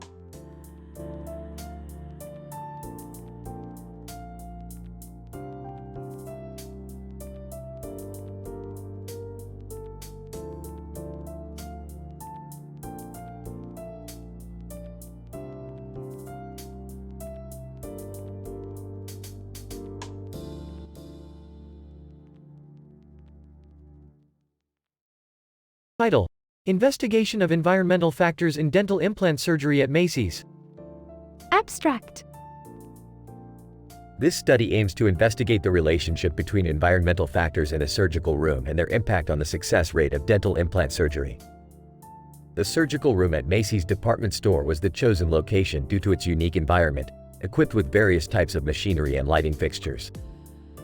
Multiple procedures were conducted and data was collected through the use of sensors, recording devices, and surveys completed by the surgical staff and patients. The results showed a significant correlation between the room temperature and implant success rate, as well as the level of noise and patient stress.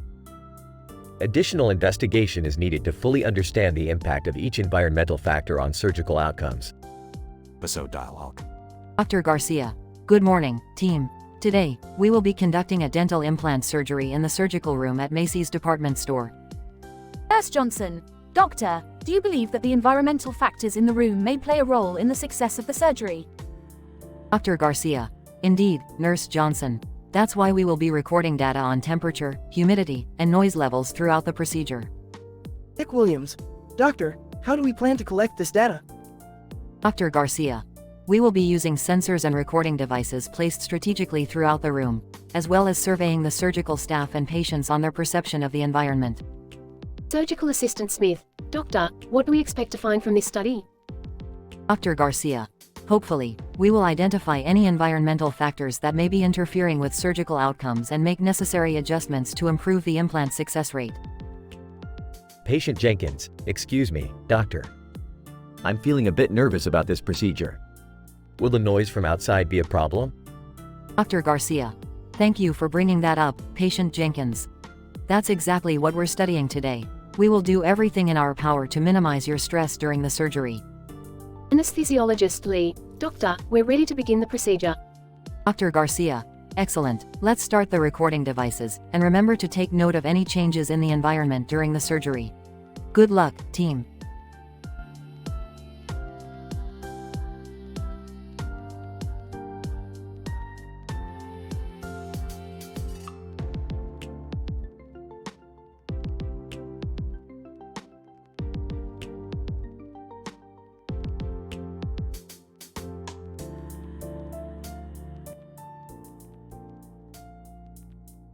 Introduction. The episode begins with a peculiar blue phone booth situated on a sandy beach alongside the ocean, with a rock formation in the background. The mysterious nature of the booth and its potential impact on the ecosystem captures the attention of the scientific community. Zinc. The phone booth in question is composed primarily of zinc, a metallic element commonly used in electronics due to its high conductivity and low-cost production. Its presence on the beach raises questions as to its origin and purpose. Black Widow. As a trained spy and expert in covert operations, I hypothesize that this zinc phone booth may be a secret communication device utilized by a shadow organization. Its potential involvement in the ecological balance of the shoreline is a cause for concern. Hicks. In order to uncover the truth behind the phone booth, we must carefully analyze its structure and composition.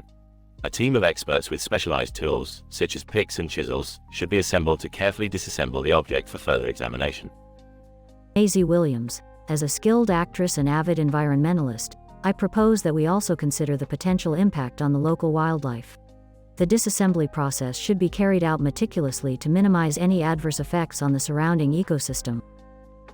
Sea devils. Our research team was surprised when we discovered that the phone booth appeared to be attracting a group of sea monsters known as sea devils. These creatures were believed to be extinct, and their sudden reappearance may be linked to the phone booth's presence on the beach. Doctor Who. As a time-traveling alien, I have encountered many strange objects in my travels across the universe. The appearance of the phone booth and its potential impact on the delicate balance of the ecosystem warrants further investigation. I propose we carefully study the device to determine its origin and purpose. Janet Jackson. As a famous musician and advocate for environmental awareness, I urge caution in our investigation of the phone booth. Any potential harm to the local wildlife or ecosystem must be avoided. We must prioritize the well-being of the environment and its inhabitants. Conclusion. The discovery of the zinc phone booth on the beach has sparked an ongoing scientific investigation into its composition, purpose, and potential impact on the surrounding ecosystem. Our team of experts must proceed with caution to uncover the truth while minimizing any harm to the environment.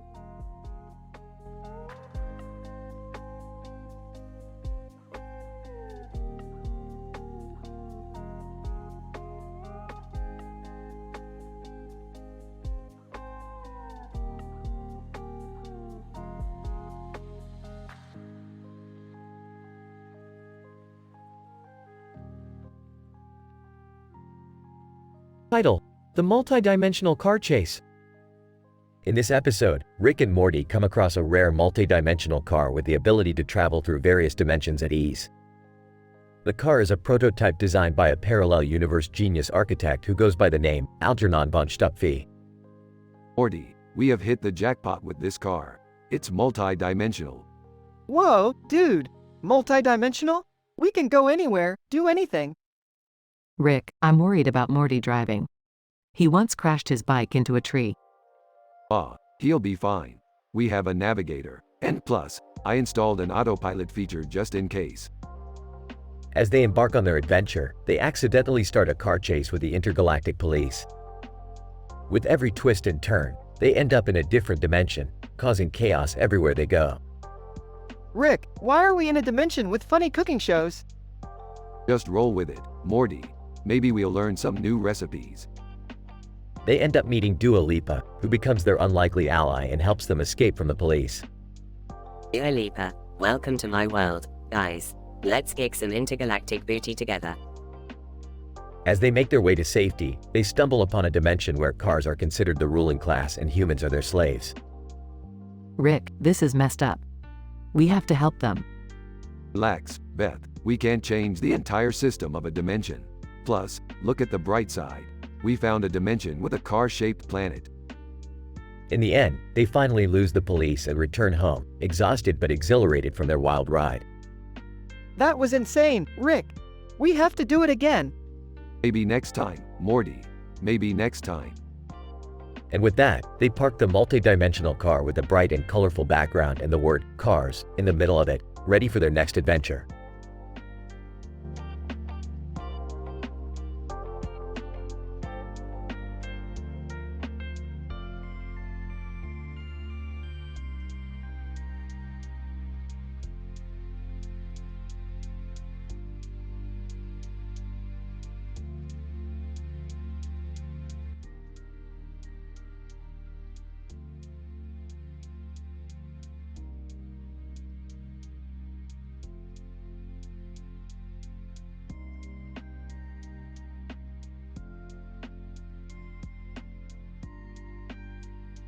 Opening scene.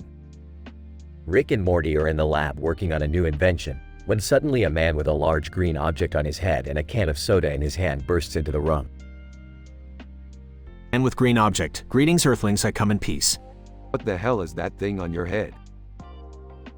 And with green object, this is my universal translator. It allows me to communicate with any species in the galaxy, and this, he holds up the can of soda, is my source of sustenance. What brings you to us? And with green object, I need your help. I am being pursued by the Smear. They are a group of intergalactic thieves who have been hunting me for weeks. They are after the Yo Dog I heard you like memes meme. It is a powerful artifact that can control the minds of any living being. Well, you came to the right place. We'll help you out. But first, we need to take care of our own problem. Cut to scene where Rick and Morty are in a zucchini field. They are trying to find a rare mutant zucchini that is the key ingredient for their latest invention. Why did we have to come all the way out here to find this zucchini? Can't we just buy it at the store like normal people? Normal people don't come up with groundbreaking inventions, Morty. Now shut up and start searching. They hear a truck driver nearby and hide in the zucchini plants. The truck driver stops and starts picking zucchinis, unknowingly picking the mutant zucchini that Rick and Morty were looking for. Rick, whispering to Morty, quick, Morty, get the zucchini from that guy. Morty jumps out of the plants and confronts the truck driver. Hey, man, that zucchini you just picked? It's ours. Truck driver, what are you talking about? I picked it fair and square. We have a patent on this specific zucchini. It's part of our groundbreaking invention. We need it back. The truck driver reluctantly gives Morty the zucchini and drives away. Cut to scene where Rick and Morty and the man with the green object are in a steam room, hiding from the smear. And with green object, thank you for helping me. I don't know how I could have escaped the smear without your assistance. No problem, but we need to figure out how to get rid of that yo dog. I heard you like memes meme. It's too dangerous to be left in the wrong hands. But how do we destroy it? Simple, we just use science. They devise a plan to use a combination of chemicals and technology to destroy the meme. They set up the experiment in the steam room and activate it. Suddenly, the steam room door bursts open and the smear come in, led by their leader. Smear leader, you thought you could hide from us? We will take that meme and use it to rule the galaxy. Not if we have anything to say about it. They engage in a chaotic fight, with chemicals and technology being thrown all over the place. In the end, the meme is destroyed and the smear retreat. Rick, Morty, and the man with the green object emerge victorious and high-five each other. That was a close one. But in the end, science prevails. And with green object, I am forever grateful for your help. I must go now and protect the universe from any other threats. Wait, before you go, can I take a selfie with that universal translator thing? It's so cool. They all laugh as the episode ends.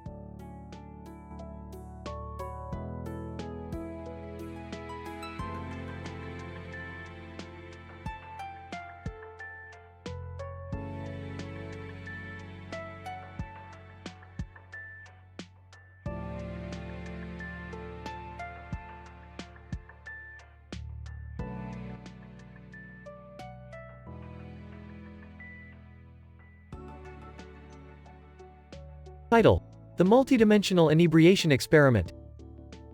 Rick and Morty embark on a scientific mission to the fourth dimension to test their latest invention, the intergalactic infinite brew alcohol machine. This device has the ability to produce an infinite amount of alcohol from any dimension, therefore rendering all other means of alcohol production obsolete. Morty, we're about to engage in a multidimensional inebriation experiment. Are you ready to become the god of this realm? I don't know, Rick. This seems a little intense. Intense? You know what else is intense, Morty? A cholecystectomy. Count your blessings. As they enter the fourth dimension, they encounter a man in a green jacket holding a gun and wearing a gas mask. His name is Tails and he insists on joining their journey. Tails.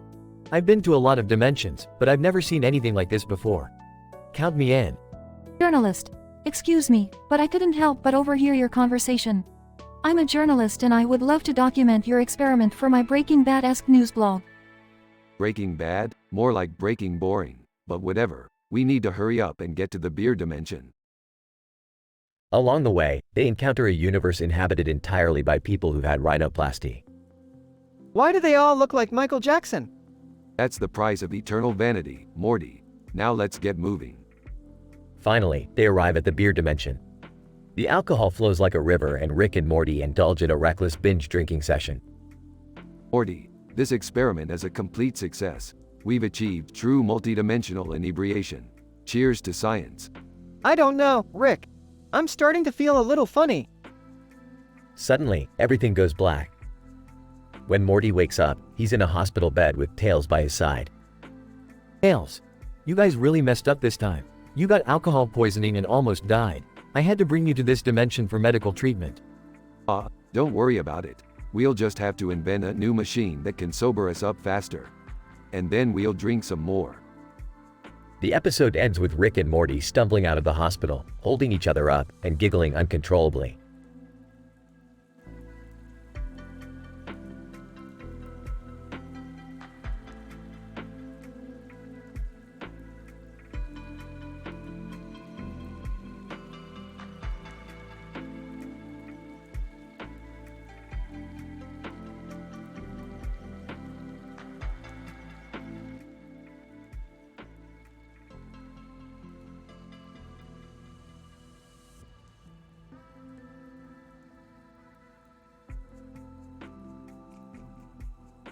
Title: The Pineapple Paradox.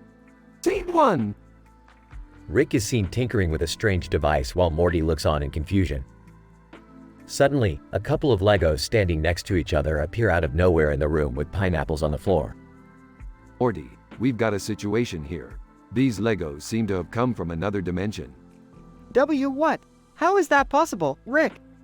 Well, Morty, it's simple quantum physics. The laws that govern this universe are not the same in other dimensions. Scene 2. Beth walks into the room carrying poutine and stops short at the sight of the Legos. What's going on here?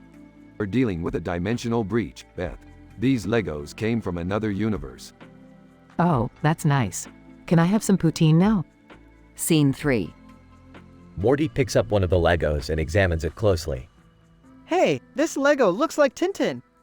Tintin? That's a strange coincidence, Morty. Let's see if we can find any more clues. Scene 4.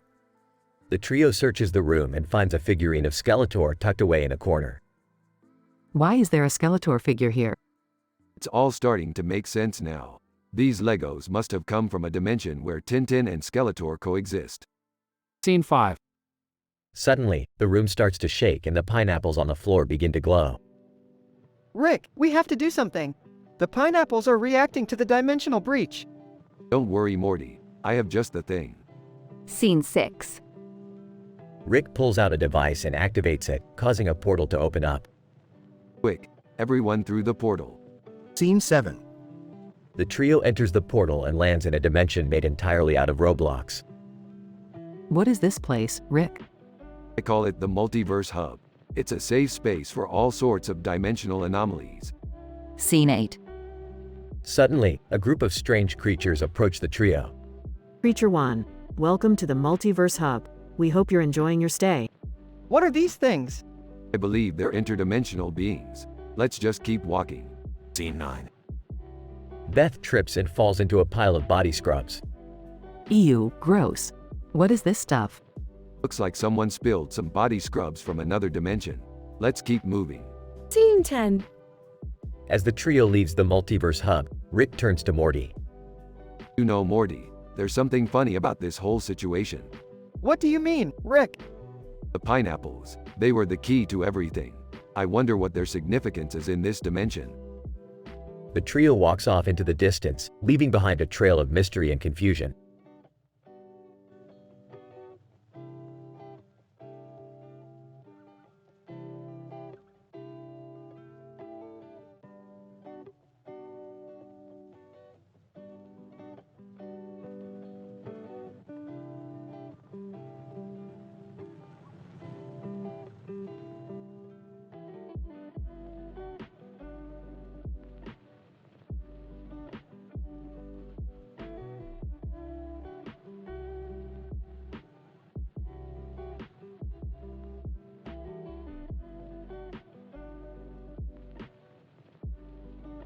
Title: The Sweet Potato Paradox. Opening scene. Rick and Morty in the garage experimenting with science equipment. Morty is cutting up carrots and Rick is tinkering with a small orange object. Morty, what's the chemical composition of a carrot? Oh, I don't know, Rick. Why? Because I want to see if we can use it to power that small orange object. Confused. What small orange object? Pointing to the object. That one, Morty. Pay attention. Still confused. Oh, right. Oh, I'm not sure. Should I Google it? No, Morty, we're scientists. We'll figure it out ourselves. Cut to a montage scene of Rick and Morty conducting experiments using carrots and the orange object. Suddenly, the orange object starts glowing and levitates into the air. Great work, Morty. We did it. We just discovered the power source of the future. Excited. Yeah, Rick. We're geniuses. Oh, Morty, I just realized something. What, Rick? What did you realize? These aren't carrots. They're actually sweet potatoes. Confused? Sweet potatoes? What's the difference? Exasperated? Oh, Morty. Sweet potatoes have a higher sugar content and are a completely different species. We have to start over. Disappointed. Aw, man. Cut to the family sitting on the couch, watching a talent show on TV. This is so boring. I know, right? Can't we watch something more exciting, like Star Wars or something? Skeptical. I don't think that's a good idea, Jerry. You don't want to give Morty any more weird ideas than he already has. Hey, what do you kids know about independent films? Still disappointed about the sweet potato experiment? Not much, Rick. Why? I have an idea for a new movie. It's called Hot Wheels and it's about a group of sentient cars that go on adventures and save the world. Sarcastic. Oh, great. Sounds super original. Trying to be supportive. I think that's a great idea, Rick. When do we start filming? Smiling. Right now. Let's go, kids.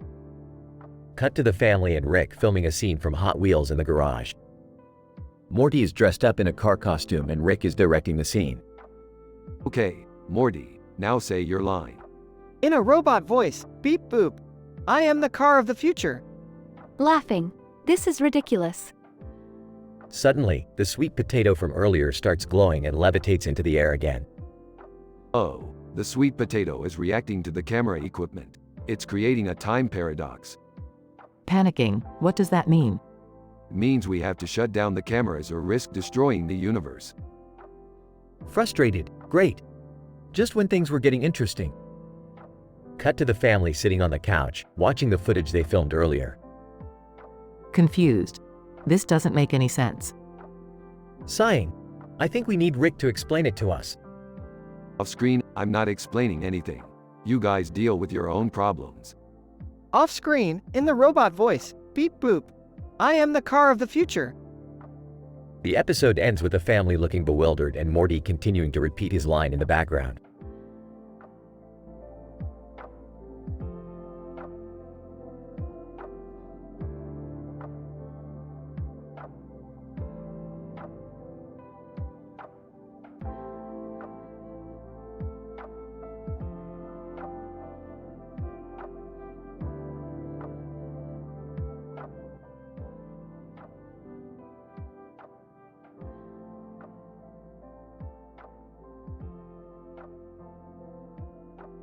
Title: Temporal Paradoxes and Ghostly Perfections. The episode starts with Rick and Morty walking down a street next to a building with a clock tower on top of its roof. Rick stops and stares at the clock tower, muttering to himself about the time-space continuum. Rick, Morty, do you have any idea what kind of temporal paradoxes we could be dealing with if that clock was to stop ticking? Morty, no Rick. I mean, should we be worried? Rick, worried? No, Morty, that's the beauty of science. We thrive on the unexpected. Suddenly, they see a sign for Kohl's and decide to go in for some shopping. As they wander through the store, they come across a mysterious woman dressed in all black, who introduces herself as the Ghost Cat Lady. Ghost Cat Lady, greetings, weary travelers. I sense that you are on a quest for knowledge. Rick, you could say that. We're researching the history of sci-fi. Ghost Cat Lady, yes, the mysteries of the great unknown. I have just the thing to help you on your journey. She hands them a book on haunted house mysteries and disappears. Rick and Morty continue their shopping, but strange things start happening. Items move on their own and they hear creepy noises coming from the aisles. Morty, Rick, what's going on? Is this store haunted? Rick, haunted? No, Morty, don't be ridiculous.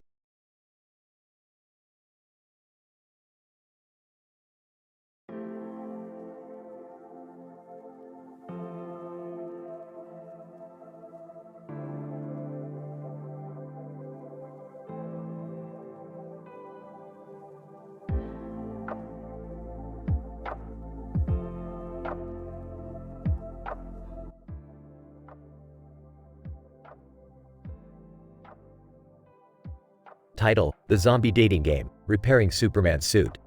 Introduction. In this episode, we present a unique scenario where our protagonist, Superman, is in dire need of a suit repair amidst a zombie dating game. The episode starts with Superman donning his iconic suit with a critical flaw: yellow eyes and a red light. Scene 1. Protagonist: the cause of my suit's malfunction is perplexing. I need to analyze the phenomenon behind the yellow eyes and red light to determine its nature. Scene 2. Assistant: Superman, the yellow eyes and red light behind your suit seem to be caused by an unknown energy source emanating from your suit's core. Scene 3.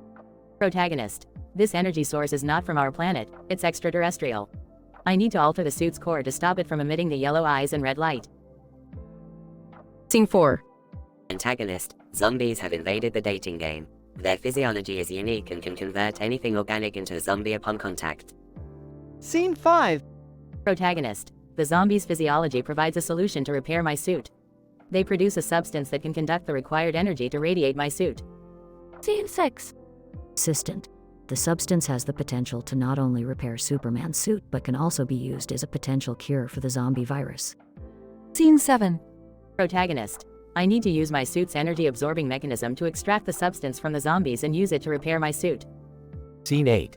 Antagonist, the zombies are growing in number and consuming everything organic in their path. We don't have much time. Scene 9. Protagonist, I'm using the extracted substance to repair my suit. The energy flow transition is complete. My suit is now emitting its standard blue light. Scene 10. Conclusion. The experiment was successful, and Superman's suit is back to its standard form. We hope that the substance extracted from the zombies provides a cure for the zombie virus. This episode highlights the importance of being open-minded to different solutions, even in the most unexpected scenarios.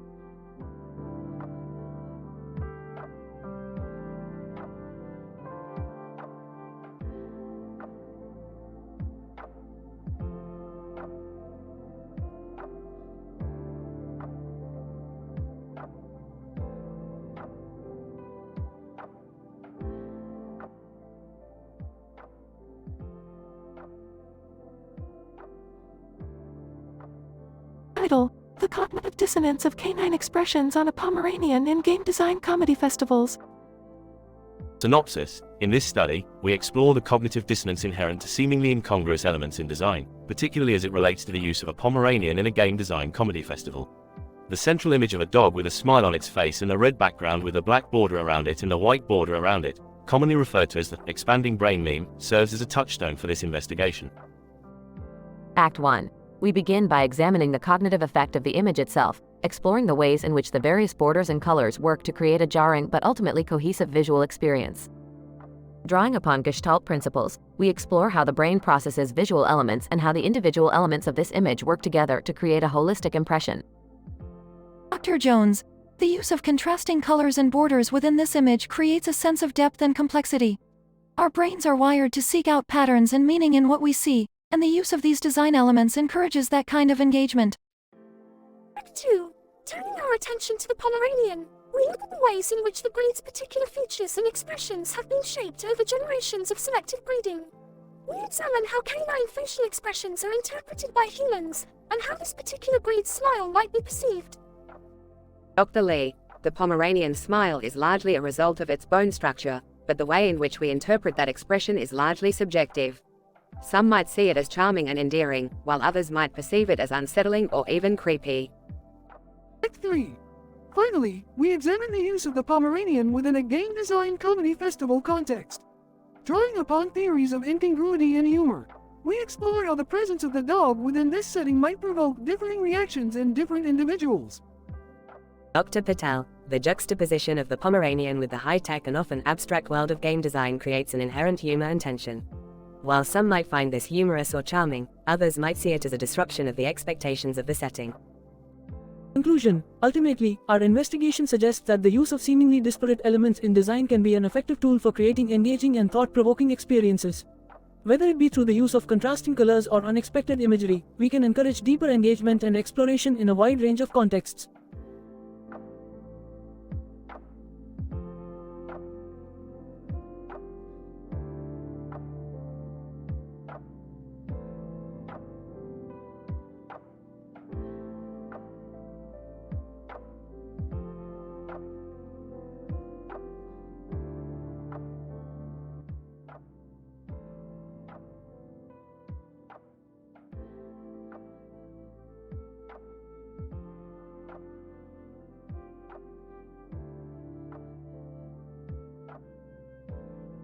Title: The Mysterious Lycanthrope Plague.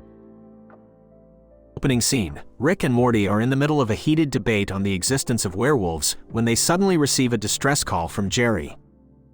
Rick. Morty. Help. There's a group of werewolves holding torches outside my office. Werewolves? That's a new one. Morty, grab the portal gun. Let's go check it out. Scene 2. Upon arriving at Jerry's office, the group is confronted by a pack of werewolves who claim that a mysterious lycanthrope plague has been spreading throughout their community, turning more and more of them into uncontrollable beasts. Werewolf 1, we need your help, Rick. We don't know what's causing this plague, but it's tearing our community apart. This sounds like a job for science. Morty, start scanning these werewolves for any abnormalities in their DNA. Scene 3. Upon further examination, Rick discovers that the werewolves have been infected with a strain of the virus that also affects human beings. Meanwhile, Jerry gets bitten by one of the werewolves. Ow! What the hell was that? Werewolf 2, I'm so sorry, Jerry. I couldn't control myself. Oh geez, we gotta find a cure fast. Scene 4. Rick and Morty team up with Zoella, a virologist, and Dr. Eggman, a geneticist, to find a cure for the mysterious lycanthrope plague.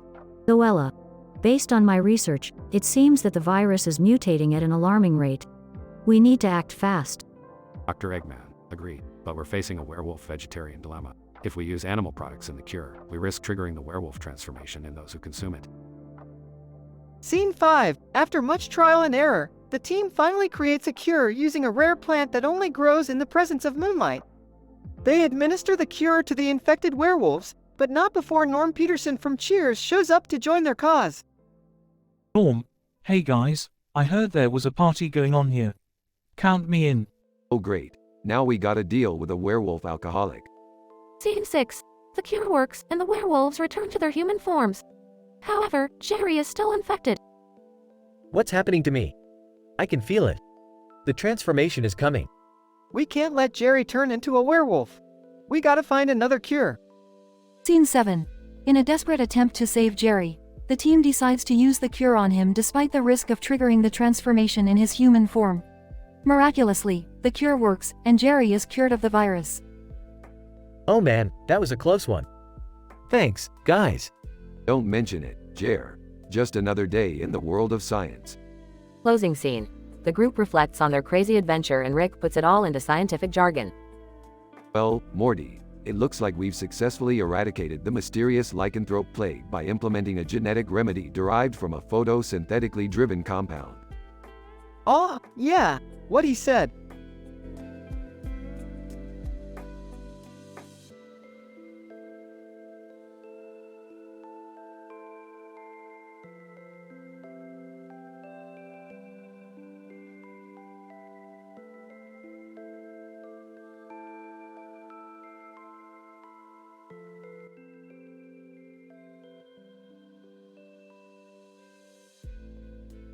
Title: The Interdimensional Motorcycle Mania. The episode starts with Rick and Morty driving their spaceship near a mountain range. Rick is intrigued by a person riding a motorcycle on the road near the mountains. Morty, have you ever ridden a motorcycle? It's the perfect form of transportation for a nihilistic scientist like me. I don't know, Rick. Motorcycles seem pretty dangerous. Morty, danger is just the universe's way of saying, hi. Let's go down there and see what this motorcycle mania is all about. As they land the spaceship near the rider, they discover it's none other than Moomin Rider, the infamous hero from the anime One Punch Man. Moomin Rider, greetings, travelers. I am Moomin Rider, defender of justice and protector of the weak. Beefed, justice is a man-made construct. I'm more interested in the power this motorcycle possesses. Moomin Rider. This bike is a symbol of my heroic spirit. I use it to patrol the streets and fight crime. Wow, that's pretty cool, Moomin Rider. Can we ride it too? Moomin Rider, of course. Everyone is welcome to experience the thrill of the open road. As they take turns riding the motorcycle, they stumble upon a hidden underground off-track betting ring. Rick uses his scientific knowledge to win big, and they use the winnings to join various sci-fi fan groups, including a group dedicated to the chemistry of manganese. Beth Smith joins them on their adventures, and they end up traveling through various dimensions, including one where they encounter a race of sentient motorcycles. This is insane, Rick. How are we even surviving all of this? Science, Beth, it's the ultimate weapon against reality's nonsense. The episode culminates in a crazy motorcycle race through different dimensions, with Rick and Morty using their knowledge of science and technology to gain the upper hand. Moomin Rider. Whoa, This is the greatest race I've ever been a part of. And with this win, we've proven that science and motorcycles really are the perfect combination. Ah, Rick, I think we left Beth behind in that dimension with the talking cacti. Hey, she'll be fine. Let's go find some more dimensions to conquer.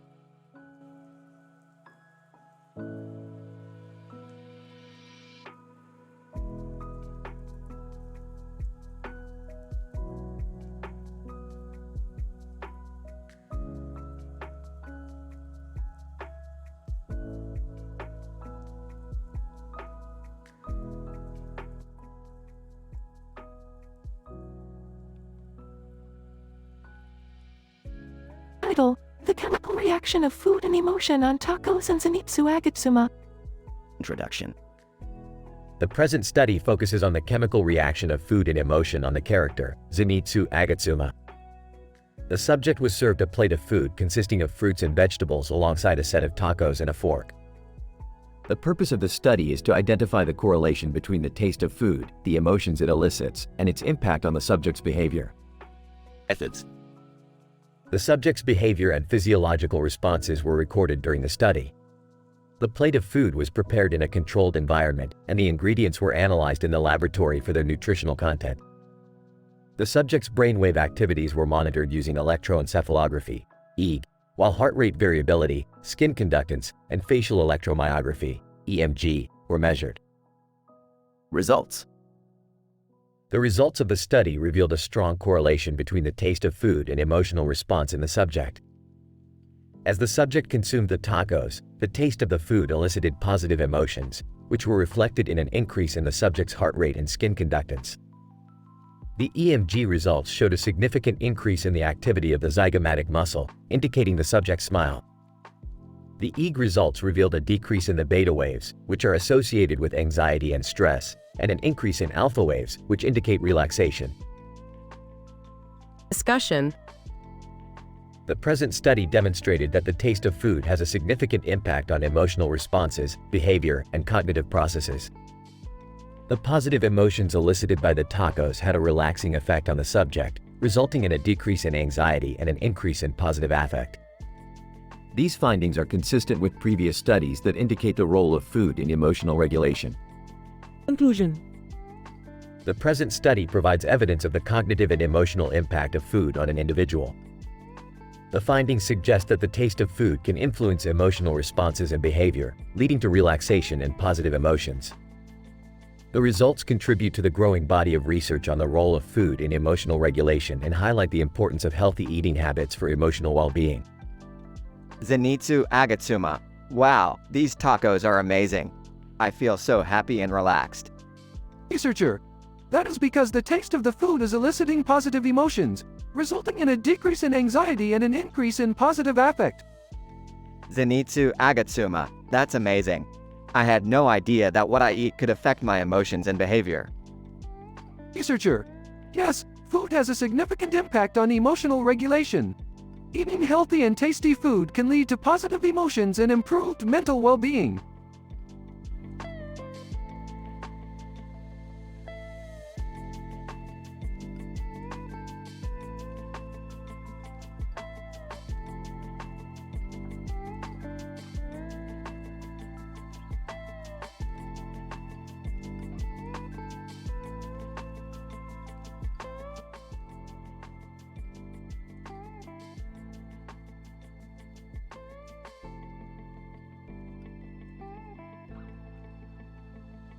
Title: Quantum Catastrophe.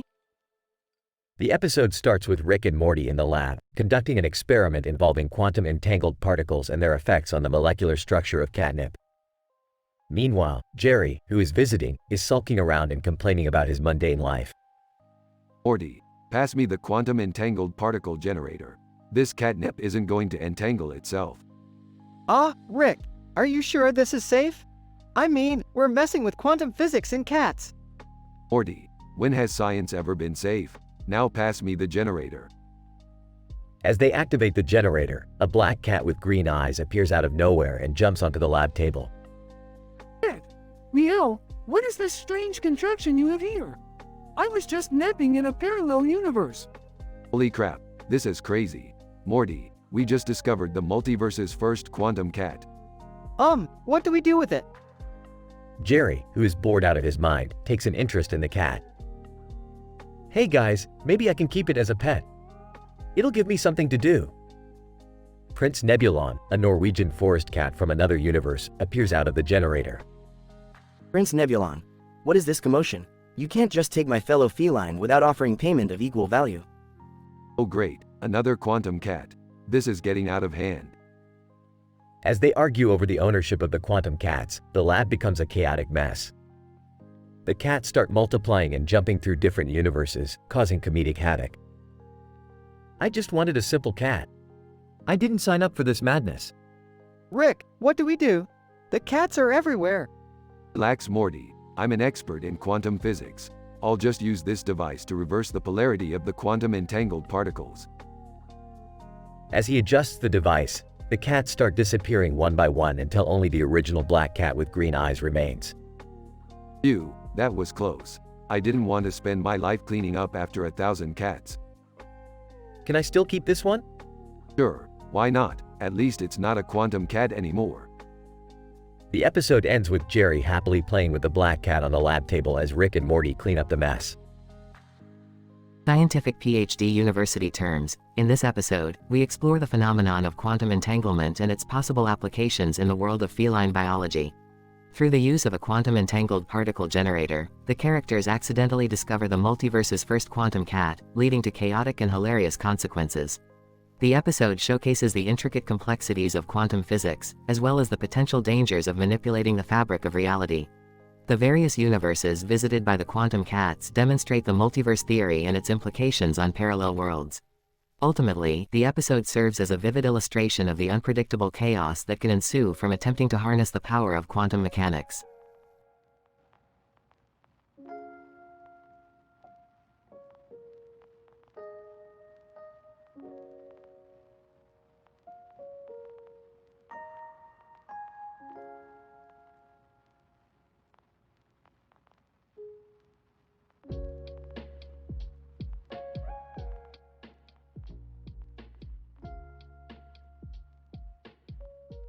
Title: The Neurological Effects of High-Intensity Visual Stimulation. Introduction. In this episode, we explore the neurological effects of high-intensity visual stimulation on individuals engaging in diverse activities. The experiment was conducted in a room with a multitude of neon lights and a TV set in the center of the room with an intense visual display. The participants engaged in activities ranging from facials, watching Love Island, and learning sci-fi languages. Methodology. The participants, aged between 18 to 30 years, were first subjected to an eye examination to ensure that they had no pre-existing visual conditions that could affect their visual perception during the experiment. Afterward, they were randomly assigned to one of 3 activities and ushered into the stimulation room. Their brain activity was monitored using electroencephalography, EEG, and their subjective experiences recorded using standardized questionnaires. Results. The EEG recordings showed significant changes in the participants' brain activity during the experiment. The facials group showed an increase in alpha waves in the parietal and frontal lobe regions, indicating a state of relaxation and arousal. The Love Island group exhibited a significant increase in theta waves in the temporal and frontal lobe regions, indicating focused attention and emotional engagement. The sci-fi language group had an increase in beta waves in the temporal lobe regions, indicating heightened cognitive processing. Discussion. These findings suggest that high-intensity visual stimulation can have profound neurological effects on individuals engaging in diverse activities. The observed changes in brain activity suggest that different stimulus can be tailored to elicit specific cognitive and emotional states.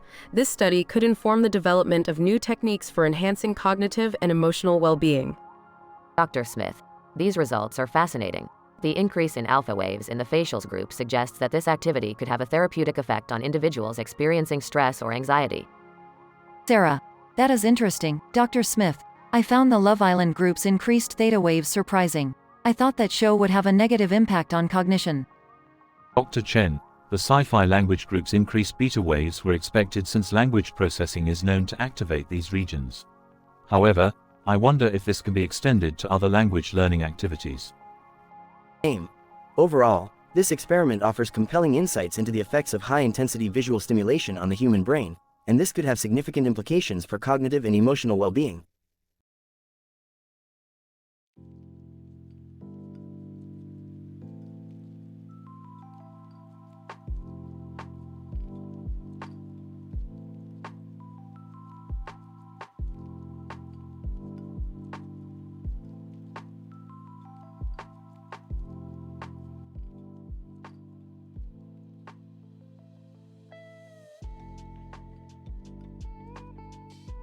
Title: The Vape Aliens.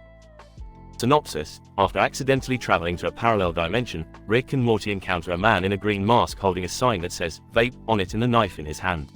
They soon discover that this dimension is dominated by a race of beings known as Vape Aliens, who have enslaved the population with their addictive vaporizing technology. Morty, we've stumbled into a world where vaping has taken over. This is worse than we thought. But why do they need that guy with the knife and sign, Rick? It's probably some sort of vaping cult. They worship the vape, Morty. As they try to navigate the strange world, Rick and Morty encounter an alien holding sign meme who warns them of the dangers of the vape aliens. Alien holding sign meme. Beware the vape aliens, for their vaporizing technology will melt your diaphragm and damage your nose. Damn it, Morty. We gotta find a way to stop these vape aliens before they cause any more harm. I don't know, Rick. Then how can we take on an entire alien race? As they ponder their next move, a group of rebels approaches them and asks for their help. They explain that they have a plan to infiltrate the vape alien stronghold and destroy their vaporizing technology, but they need Rick and Morty's assistance. Rebel leader, we need you to help us execute Operation BGs. It's our only hope. Alright, let's do this. But first, we need to stop by the Vampire Home Makeover store and grab some supplies. As they break into the Vampire Home Makeover store, they encounter a group of vampires who attack them. But with Rick's quick thinking and Morty's bravery, they manage to fend off the vampires and obtain the necessary supplies. They then embark on their mission to destroy the vape aliens' vaporizing technology, using the BG's music to distract the aliens and make their way to the stronghold. Once inside, they engage in a fierce battle with the aliens, but with the rebels' help and Rick's scientific prowess, they manage to destroy the vaporizing technology and free the oppressed population. As they prepare to leave the dimension, Morty turns to Rick and asks, So, do you think we'll ever encounter the vape aliens again? Who knows, Morty. But one thing's for sure. I need to get me one of those green masks.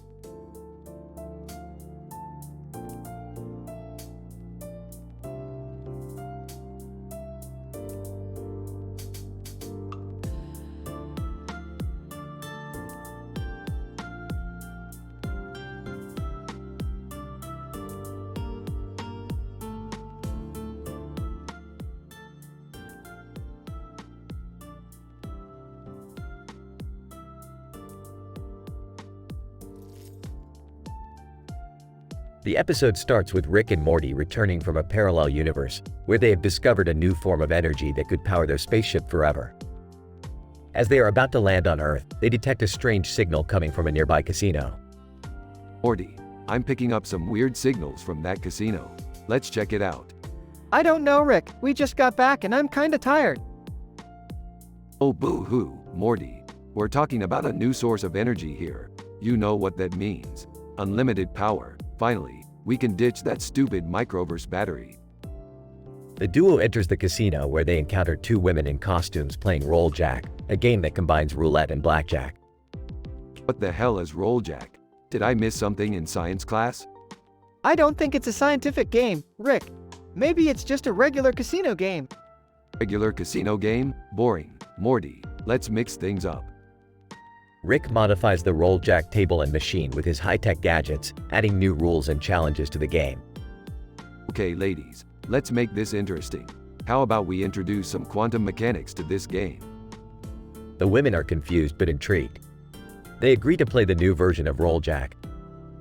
Meanwhile, a social worker from the Galactic Federation arrives at the casino to investigate a report of illegal gambling.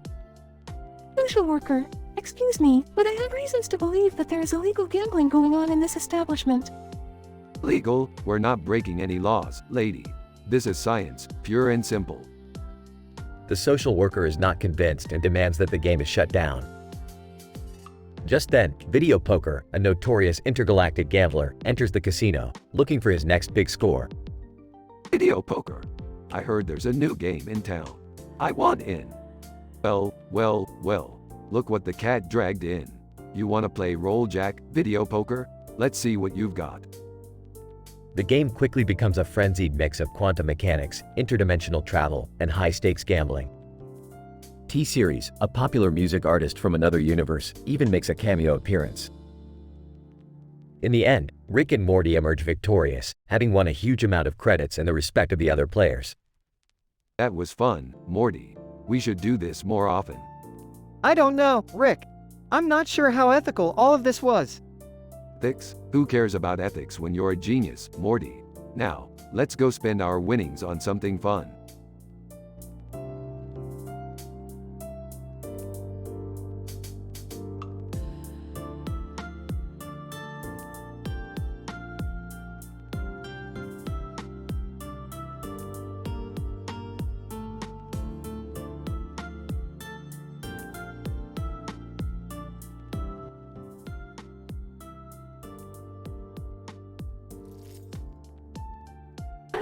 The White Dwarf's osmium craze.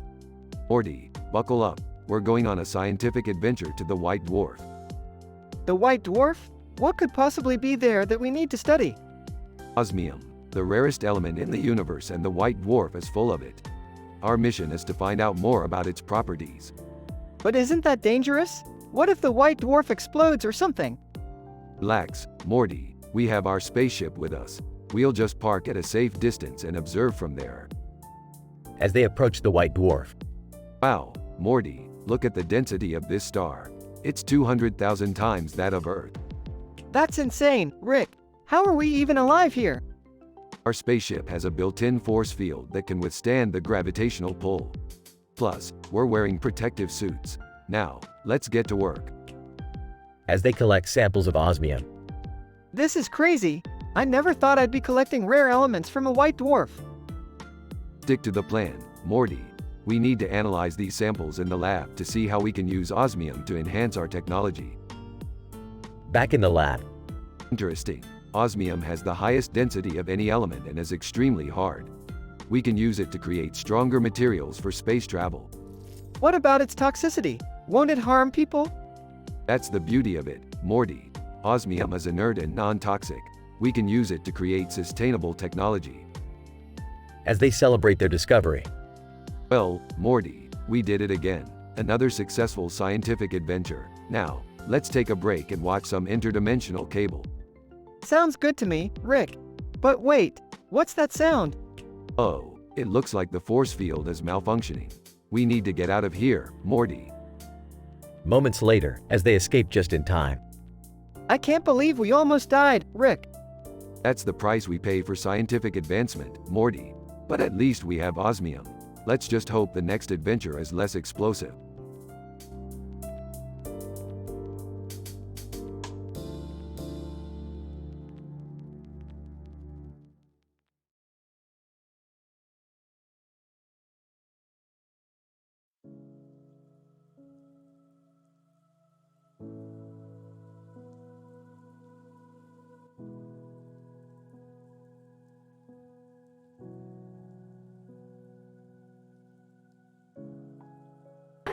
Water polo fun with aluminum. The episode starts with Rick and Morty lying down on the couch while discussing the fundamental principles of particle physics. Jerry walks in wearing a yellow shirt, complaining about his day at work. Man, work was so boring today. I had to file a bunch of paperwork. Boring? Ha! You humans know nothing about excitement. Morty and I were just discussing the intricacies of particle acceleration. Yeah, it was so cool, Jerry. We talked about how quarks collide and create new particles. That sounds fascinating. Suddenly, they hear a loud splashing sound from outside the house. They run outside to see a man in a yellow shirt playing water polo with a ball in the water while another man in a red shirt is wearing a yellow shirt. What the hell is this? I didn't know humans played sports anymore. I think it's called water polo, Rick. It's been around for a while. Hey, that looks like fun. Can we play? The man in the yellow shirt invites them to play. They go to change and Rick pulls out a book from his backpack. Hey, Morty, check out this book I found. It's called The Hilarious Guide to Practical Jokes. We should use some of these pranks during the game. I don't know, Rick. That seems kinda mean. Oh, come on, Morty. It'll be hilarious. The game starts and Rick and Morty begin executing their pranks. They fill the ball with helium so it floats out of the pool and replace the red team's goggles with ones that make everything look like it's underwater. Guys, this isn't fair. You're cheating. Cheating? What's cheating? We're just using our superior scientific minds to have fun. Yeah, Jerry, lighten up. The game continues and the chaos escalates as Rick and Morty's pranks get more and more ridiculous. Rick replaces the water in the pool with aluminum flakes, causing it to turn into a giant glitter bomb. Everyone is covered in shiny bits of aluminum. This is ridiculous. I'm going to get changed. As Jerry leaves, Rick and Morty high-five each other, proud of their successful pranks. That was so much fun. We should play water polo with aluminum more often. I don't know, Rick. I think we should stick to particle physics.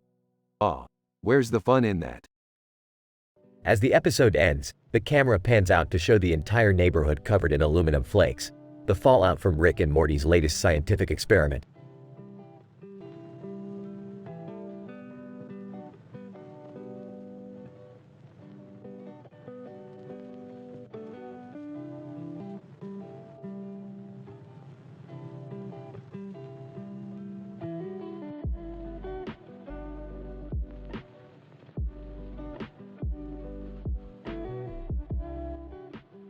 Title: The Quantum Quagmire of the Sci-Fi Themed Escape Room Game Show.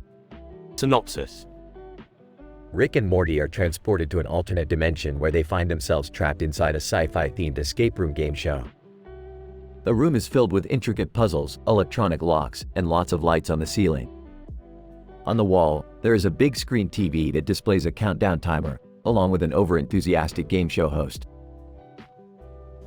Rick, Morty, I told you not to touch the blue button. Now we're stuck in some lame game show universe. Morty, I didn't touch anything. Rick, I swear. Game show host, welcome, contestants. You have been chosen to play our exciting game. Solve the puzzles, unlock the codes, and escape the room before time runs out to win fabulous prizes. Rick, fabulous prizes, more like a one-way ticket to insanity. Morty, I don't think we have a choice. Rick, we have to play the game or we'll be stuck here forever. In typical Rick and Morty fashion, they begin to solve the puzzles, but not without some comedic mishaps along the way. Rick tries to use his scientific PhD university knowledge to crack the codes, but with little success. Rick, this is impossible. These puzzles are a paradox wrapped in a conundrum.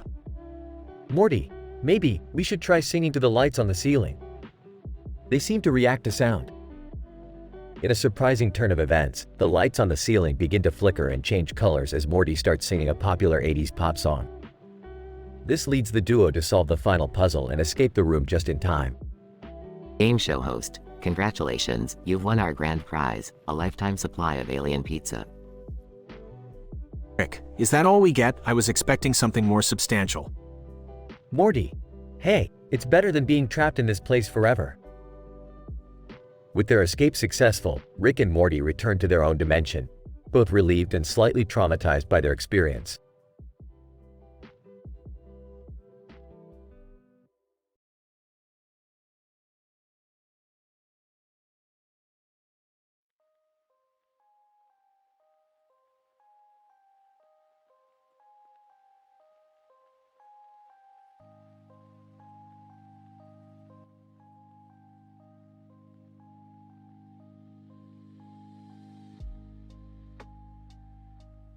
Title: The Multidimensional Bike Ride. The episode begins with Rick introducing his latest invention, a multi-dimensional bike that can take them through any dimension in the multiverse. Morty and the rest of the family are excited to take the bike out for a ride, but Rick warns them that the bike is unstable and may cause some unforeseen consequences. Alright, Morty, buckle up. We're about to take this baby for a spin. I don't know, Rick. It looks kind of dangerous. Skeptical. Yeah, I don't want to end up like that person riding their bike on an empty field with a dog following. Come on, guys, we live for adventure. Let's do it. They take off on a bike, and as they travel through different dimensions, they encounter a time-traveling film crew shooting a movie about the life of Max Planck. Oh, what's going on here? Looks like we stumbled into a movie set. Excited? A movie about Max Planck? This is so cool! Impressed, they really captured the essence of his work. Sarcastic. Yeah, because everyone loves a good movie about physics, right? Suddenly, Wolverine from the X-Men pops up out of nowhere, confused and disoriented. Wolverine, what the hell? Where am I? Wolverine, what are you doing here? Wolverine, I don't know. I was chasing Magneto, and then I don't remember.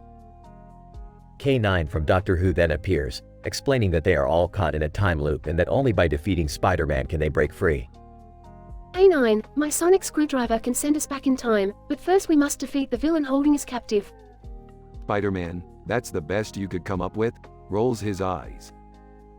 The group battles Spider-Man in a wild and ridiculous fight, ultimately leading to a portal opening up and transporting them to Glasgow. What the hell? Why are we in Scotland? I forgot to carry the two. We might have also teleported through time. Grinning. The episode ends with the family laughing and joking as they ride the bike back home, still unaware of the countless dimensions they travel through. Breathless! That was insane! I can't believe we went to all those places! In disbelief, and defeated Spider-Man, apparently. Amused, and ended up in Glasgow. What an adventure. Jokingly, yeah, because nothing screams adventure like riding a bike on an empty field. The camera pans out to show the bike riding off into the distance, the dog still trailing behind.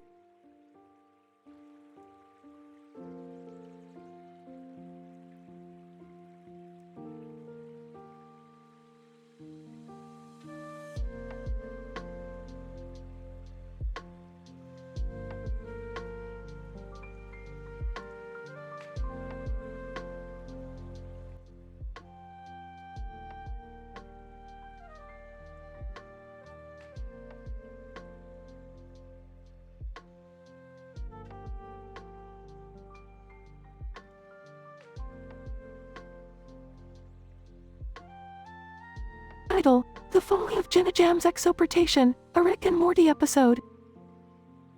The episode begins with Rick in his laboratory, attempting to perfect his interdimensional teleporter. Morty walks in and comments on the new upgrades Rick has installed.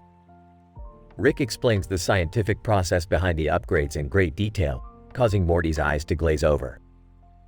It's all based on the principles of quantum entanglement and the theoretical properties of dark matter. If we can harness these energies, we'll be able to teleport anywhere across the multiverse, Morty. Oh, okay. Can we use it to go get some pizza? Rick rolls his eyes and activates the teleporter. However, as they step through the portal, they're suddenly transported to a dark, dystopian city. Rick quickly realizes they've been sent to a post-human evolutionary world, where humans have evolved into grotesque, monster-like beings. What the hell, Rick? What did you do?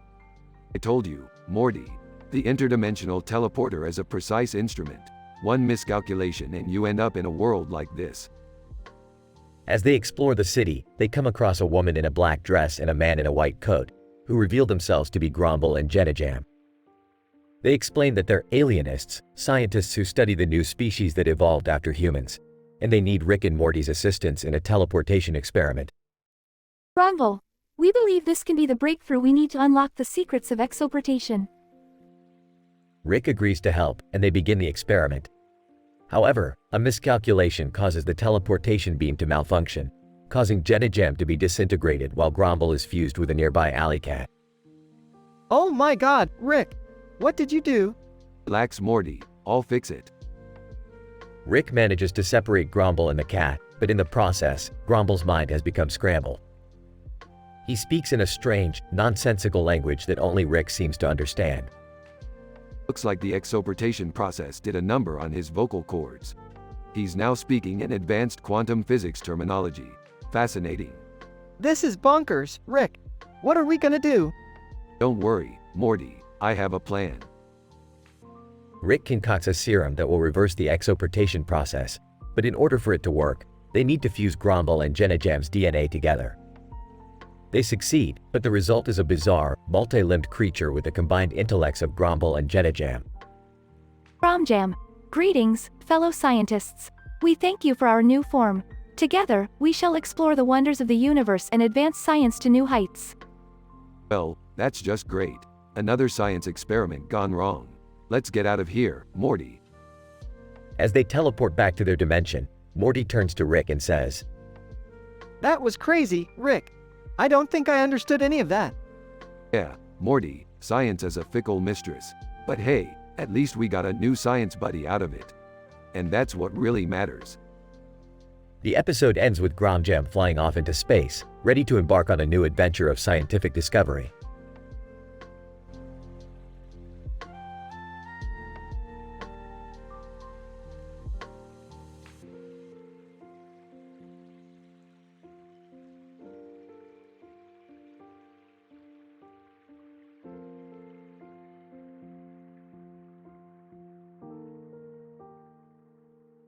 Title: The Dynamics of Color Perception and Gangland Warfare in a Stadium Environment. Objective: to examine the dynamics of color perception and gangland warfare within a stadium environment using case studies of 2 individuals wearing contrasting color jackets. Participants: 2 individuals, one wearing a red jacket and the other wearing a black jacket. Additionally, a stadium is present in the background and foreground of the environment. Materials: video footage of the individuals in the stadium environment, color perception tests, and interviews with eyewitnesses.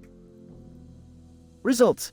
The video footage shows the 2 individuals engaged in a physical altercation within the stadium environment. The red-jacketed individual is identified as Vosh the Stampede, a notorious gang member known for his marksmanship abilities. The black-jacketed individual is identified as Gigi Hadid, a world-renowned supermodel. The presence of the contrasting colored jackets in the environment is noted to cause confusion amongst eyewitnesses, resulting in discrepancies in their testimonies. Further analysis reveals that the gangland warfare in the stadium is related to the recent release of PewDiePie's Congratulations meme video, which has sparked controversy amongst rival gang members. The futuristic theme of the video and the use of contrasting colors in the individuals' jackets is speculated to be a subconscious trigger for the altercation. Conclusion: this study highlights the importance of color perception in understanding human behavior and the influence of pop culture on society. It also emphasizes the need for increased awareness and intervention in gangland activities. Further studies are required to fully understand the complex dynamics of such environments.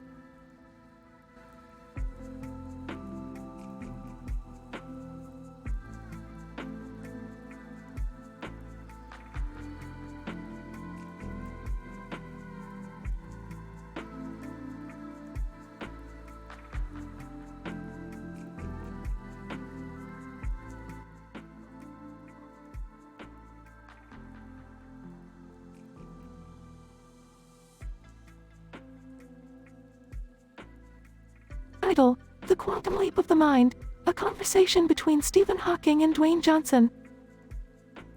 Abstract. This episode delves into the dialogue between 2 prominent individuals, Stephen Hawking and Dwayne Johnson, to discuss the intersection of physics and physiology, particularly in the context of the mind. The conversation explores the concept of quantum leaps of the mind, discussing the potential for individuals to make significant strides in their cognitive abilities, including those who may have physical limitations, such as being in a wheelchair. Scene 1. Stephen Hawking, seated in his wheelchair with a laptop on his lap, is positioned against a red background with a red rectangle. Dwayne Johnson enters the room. Stephen Hawking. Greetings, Dwayne. Do you believe that the mind has the power to overcome physical limitations? Dwayne Johnson. Absolutely. The body may be a vessel, but it's the mind that steers it. Scene 2. The conversation delves into the intersection of physics and physiology, with Stephen Hawking discussing the concept of the mind as a machine and how it can be reprogrammed to overcome physical limitations. Stephen Hawking. The brain operates through neural networks, which can be molded and shaped much like a computer. By implementing new thought patterns and engaging in cognitive exercises, individuals can strengthen these networks and potentially improve their cognitive abilities. Scene 3. Dwayne Johnson expresses interest in understanding how this concept applies to individuals with physical limitations. Dwayne Johnson. What about individuals who are paralyzed or in a wheelchair? Can they still make these quantum leaps of the mind? Scene 4. Stephen Hawking acknowledges the challenges but also the potential for individuals to harness the power of neural plasticity and rewire their brains to overcome physical limitations.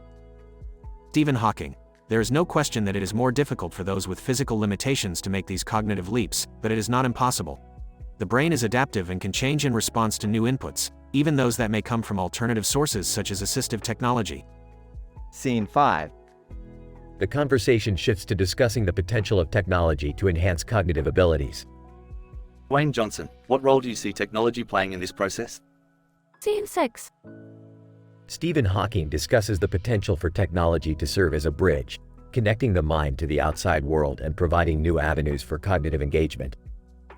Stephen Hawking. Technology can serve as an interface, allowing individuals to bypass physical limitations and engage with the world in new ways. This can include technologies that allow for mind-controlled movement, or those that create immersive virtual environments for cognitive training and development. Scene 7. The conversation concludes with both individuals expressing their enthusiasm for the potential of science to unlock the full potential of the brain. Dwayne Johnson, it's amazing to think about all the things the mind is capable of. Who knows what we'll be able to achieve in the future? Stephen Hawking. Indeed, the mind is a fascinating and complex machine, and there is still so much to learn and discover.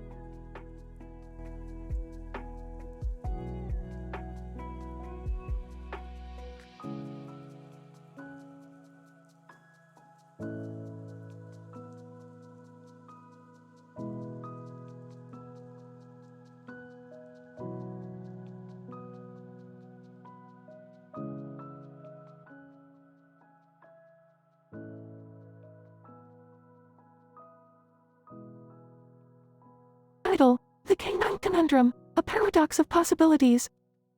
Synopsis: in this episode of Rick and Morty, the duo explores the perplexing paradox of a genetically modified Siberian dog with long black hair, a white face, and vivid orange eyes. As the dog's intelligence and emotional capabilities begin to rival those of humans, Rick and Morty find themselves at the center of a debate on the ethics of animal experimentation. Rick, Morty, this dog is an enigma. It's like someone put Einstein's brain in a Cavalier King Charles Spaniel's body. Morty, I don't know, Rick. This seems like it could be crossing a line. Rick, oh lighten up Morty, we're just pushing the boundaries of science, besides we're not the only ones involved in this. Genos, as a fellow scientific researcher, I must remind you that there are moral and ethical considerations to be made here. Comedy sketch troops, excuse me, can we get in on this? Our improv group needs some new material and this dog thing is gold. Call it, I don't know about all this, man. I just came over to watch some TV. Siberian, IGHT, I'm a head out. As the debate rages on, the dog, now named Iggy, starts exhibiting strange behavior as it becomes self-aware and begins manipulating its surroundings. It turns out that Iggy had been absorbing all the knowledge and memories from everyone around it, including Rick and Morty, and was now capable of taking over the world. Morty, oh my god, Rick. We've created a monster. Iggy, don't worry, Morty.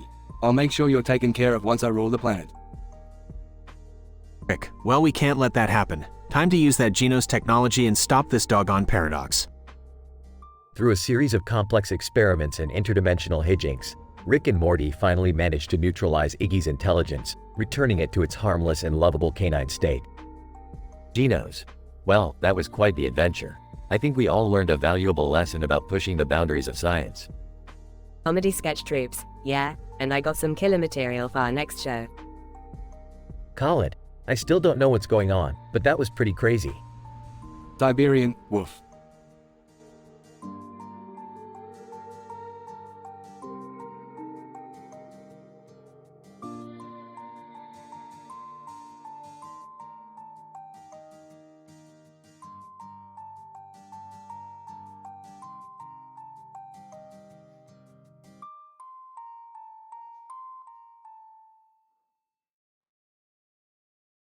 Title: The Time-Traveling Toyman and the Gortian Conundrum. The episode opens with Rick and Morty in the garage tinkering with a peculiar toy figure of a man in a spacesuit. As Rick explains to Morty, he has modified the toy's internal mechanisms to enable time-traveling capabilities. Just as they're about to test it out, the toy suddenly comes to life and jumps out of their hands, running towards a nearby machine with a clock on it. Rick and Morty follow the toy, only to discover that it has activated the machine and sent them all back to the year 1951. They find themselves in the midst of a heated debate between a mechanical engineer and a film studies professor, arguing over the iconic Gort from The Day the Earth Stood Still. Rick, oh boy Morty, looks like we've stumbled upon a classic time travel paradox. Morty, what do you mean, Rick? Rick, simple Morty. If we don't resolve this debate and set their timeline straight, we'll be stuck here forever. But if we do, we'll be erasing our own existence. Classic grandfather paradox. As they try to figure out a solution, the toy figure suddenly transforms into a full-scale Gortian robot, wreaking havoc on the city. Rick and Morty must team up with the mechanical engineer and film studies professor to defeat the robot and restore the timeline. Mechanical engineer, this is unprecedented. A robot of this magnitude is physically impossible. Film studies professor, but if we take cues from the original film, we can appeal to its logic and perhaps find a way to deactivate it. As they work together, the robot suddenly begins to malfunction, falling into a portal and disappearing. Rick and Morty find themselves back in their own timeline, relieved that they have restored everything to normal. Morty, wow, Rick, that was crazy. Rick, indeed Morty, the complexities of time travel and parallel universes never cease to amaze me. But hey, at least we got to meet some old-fashioned eggheads.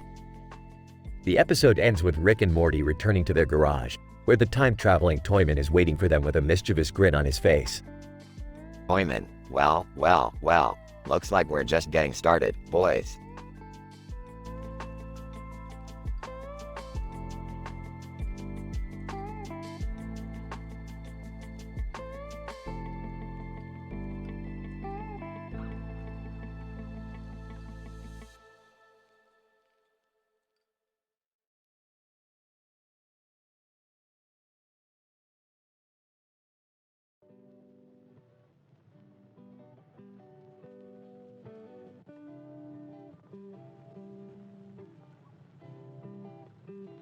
Title: Quantum Decoherence of Dysprosium Erduiers in the Vorlon's Realm.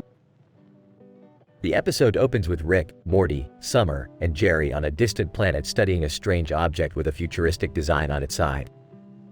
Rick identifies it as a Vorlon artifact from Babylon 5 and eagerly begins to analyze it. Ah, the Vorlons, the most advanced civilization in the universe. This object could hold the key to unlocking their secrets.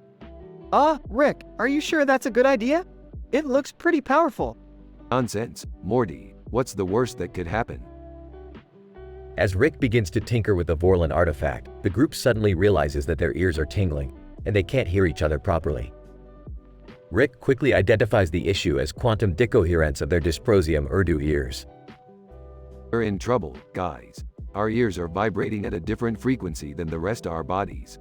We're slowly losing touch with reality. What does that even mean? I think we're losing our minds, Dad. Rick quickly realizes that the only way to reverse the quantum decoherence of their ears is to enter the Vorlon's realm and find the source of the interference. The group reluctantly follows Rick into the Vorlon realm, where they encounter strange alien creatures and mind-bending illusions. Rick, what the hell is going on? My brain feels like it's melting. Relax, Morty. This is just the Vorlon's way of testing our mental capacity. We have to find the source of the interference and shut it down. As they make their way deeper into the Vorlon realm, the group encounters a powerful entity known as the Vorlon Ambassador. The Ambassador reveals that the Vorlon artifact is actually a weapon capable of destroying entire worlds, and that Rick's tampering with it has triggered a chain reaction that could destroy the entire universe. Oops, well, it's not like we haven't done that before. The group quickly devises a plan to disable the Vorlon weapon and save the universe from destruction. With Rick's scientific expertise and the help of their dysprosium Urdu ears, which have somehow adapted to the quantum decoherence, they manage to shut down the weapon and restore order to the universe. Well, that was an adventure. I feel like I need therapy after that. Rick, can we please not mess with any more Vorlon artifacts in the future? Oh, Morty, you know me better than that. As the episode ends, the group returns to their own universe, but not without some lingering effects of the Vorlon realm. Do you guys hear that? Hear what? It sounds like voices. Oh. Well, we can't always predict the consequences of our adventures, can we? Let's just hope we don't get sucked into another quantum decoherence theory anytime soon.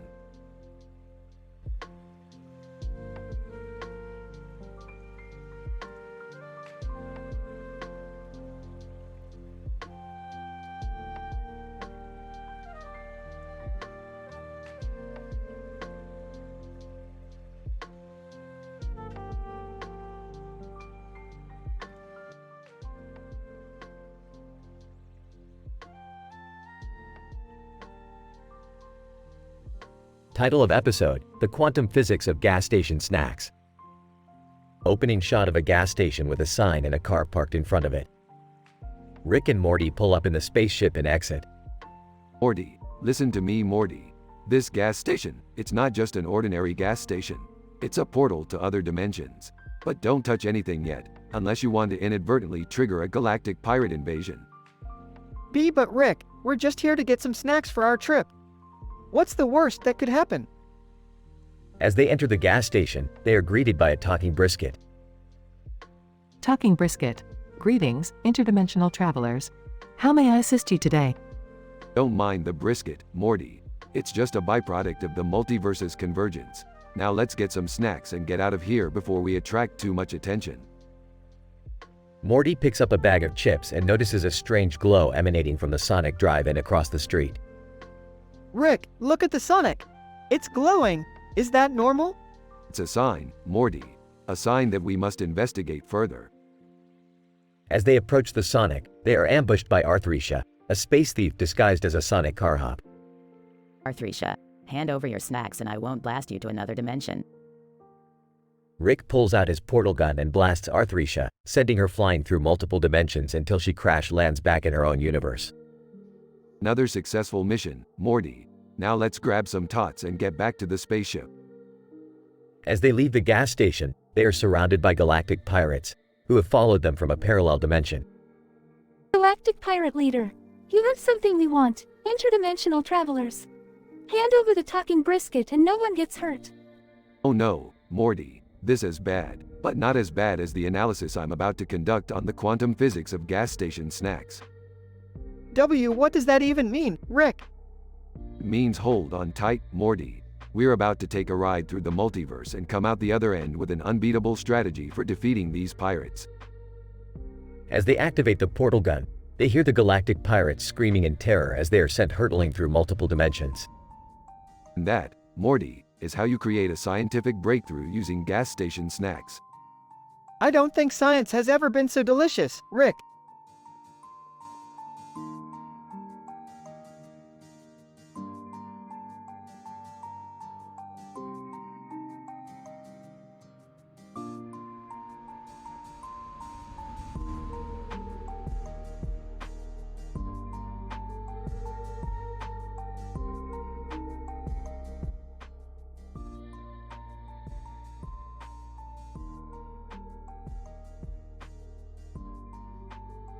Title: The Multidimensional Malarkey of the Mystical Mountain.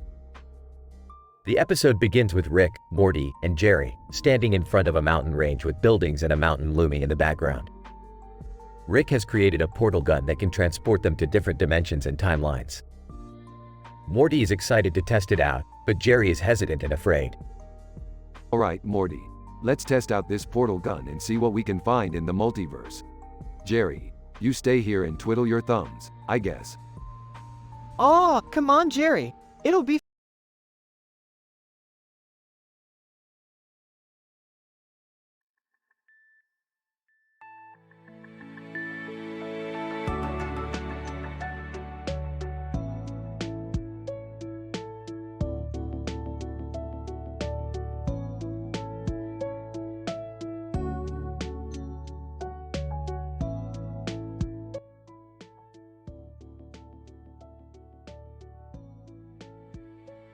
Title: The Interdimensional Art Heist. Synopsis. The episode begins with Rick and Morty on an interdimensional adventure, exploring a strange world filled with exotic flora and fauna. As they walk along a field of grass and trees, Morty spots a couple of strange-looking animals and points them out to Rick. Hey Rick, what are those weird creatures over there? Those are protozoan hybrids, Morty. Don't worry about them. We've got bigger things to worry about. As they continue on their journey, they stumble upon a hidden laboratory deep in the forest. Inside, they find a group of scientists conducting experiments on a rare spinal cord species. Rick, being the curious scientist he is, decides to sneak in and take a closer look. Morty, these guys are conducting some seriously unethical experiments here. Let's teach them a lesson. What do you have in mind, Rick? Rick pulls out his Under Armour suit and starts to set up some equipment. We're going to give these guys a real scare by making it look like an alien invasion. Just follow my lead. As Rick sets up the equipment, Morty keeps lookout for any scientists approaching. Suddenly, he spots an art director coming his way. Rick, we got company. It's the art director. What is an art director doing here? Never mind. Just put him in the suit and let's do this. Morty quickly fetches the art director and Rick convinces him to put on the suit. Soon, the duo begins their prank, projecting holographic aliens and causing a ruckus in the lab. Art director, this is amazing. I'm going to make an independent film about this. Suddenly, the lab is surrounded by government agents, who are alerted by the commotion. Rick and Morty quickly make their escape and end up in an Italian restaurant, where they order risotto and discuss their heist. That was fun, Morty. We managed to pull off an interdimensional art heist without getting caught. But what about the spinal cord experiments? Shouldn't we do something about it? Oh, let's just stick to stealing art. It's less hassle. The episode ends with Rick and Morty laughing and enjoying their risotto, unaware of the consequences of their actions.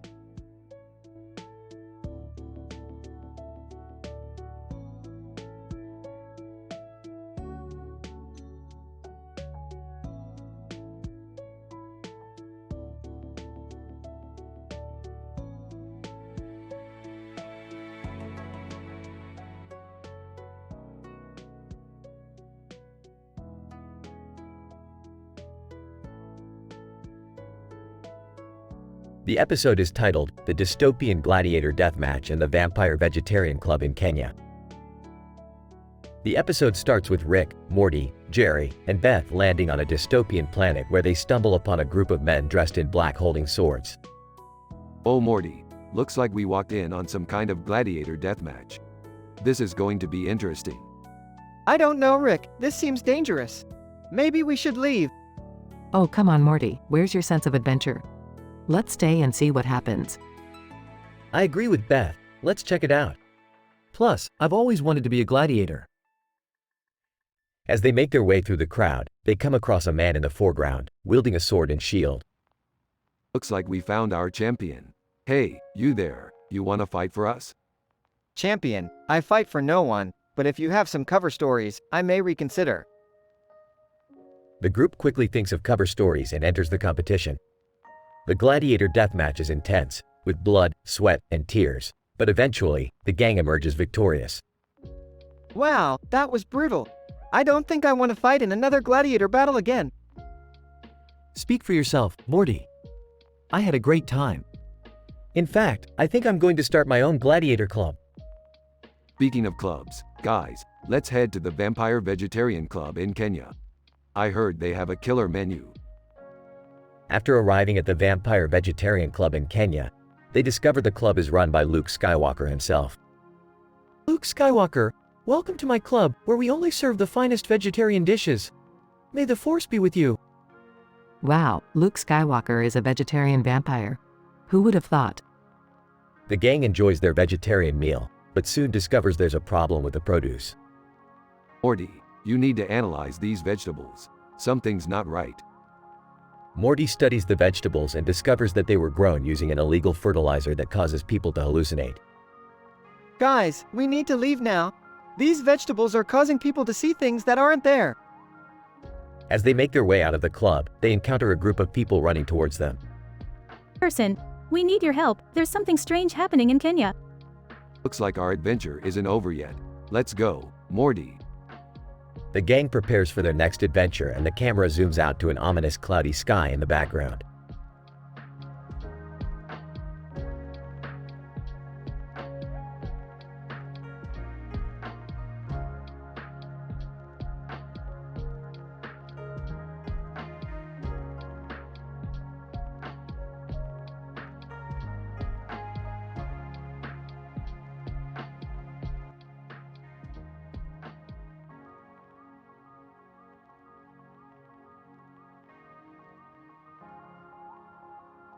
Title: The Diner Dilemma.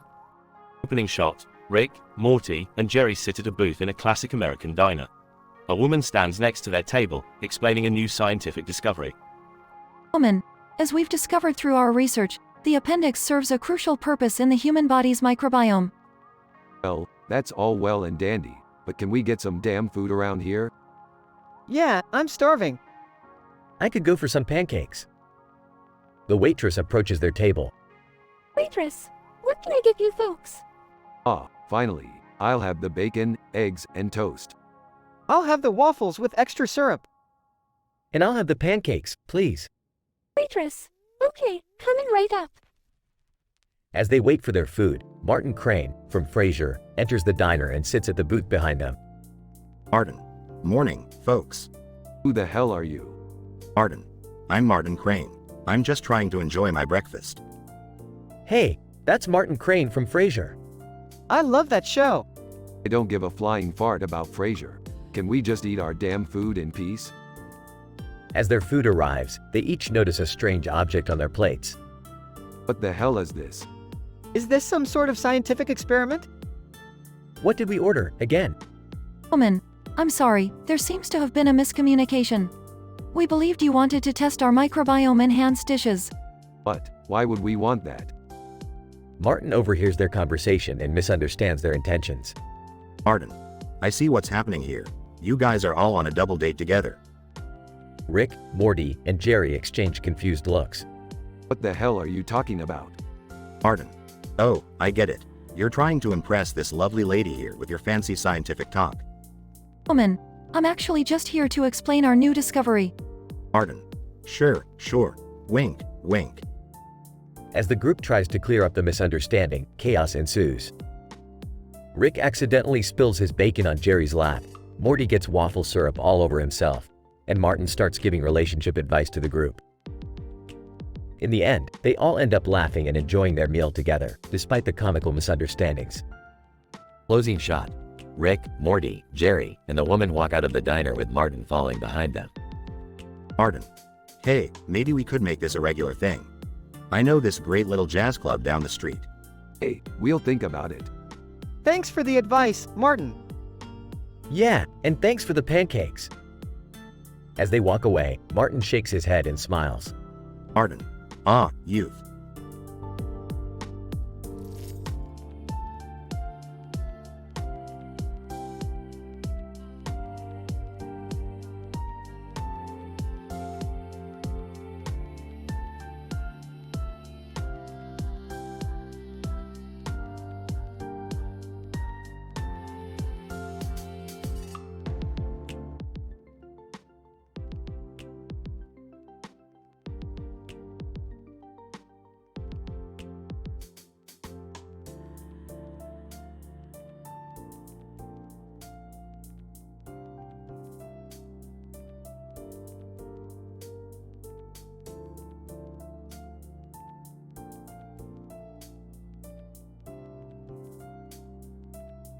Scene 1, Smith residence, living room.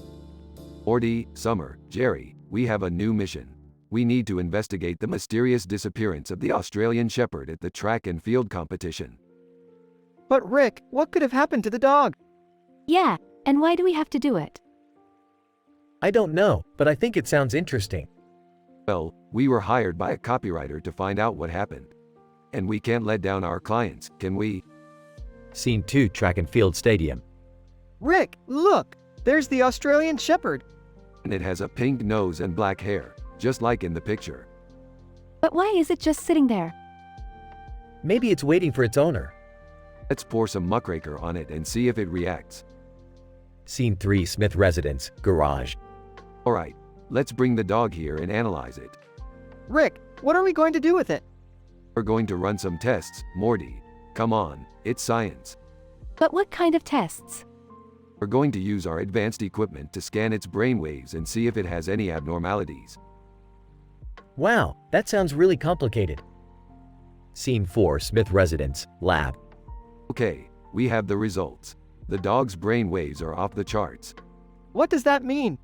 It means the dog is highly intelligent and has been communicating with extraterrestrial life forms. What? That's insane.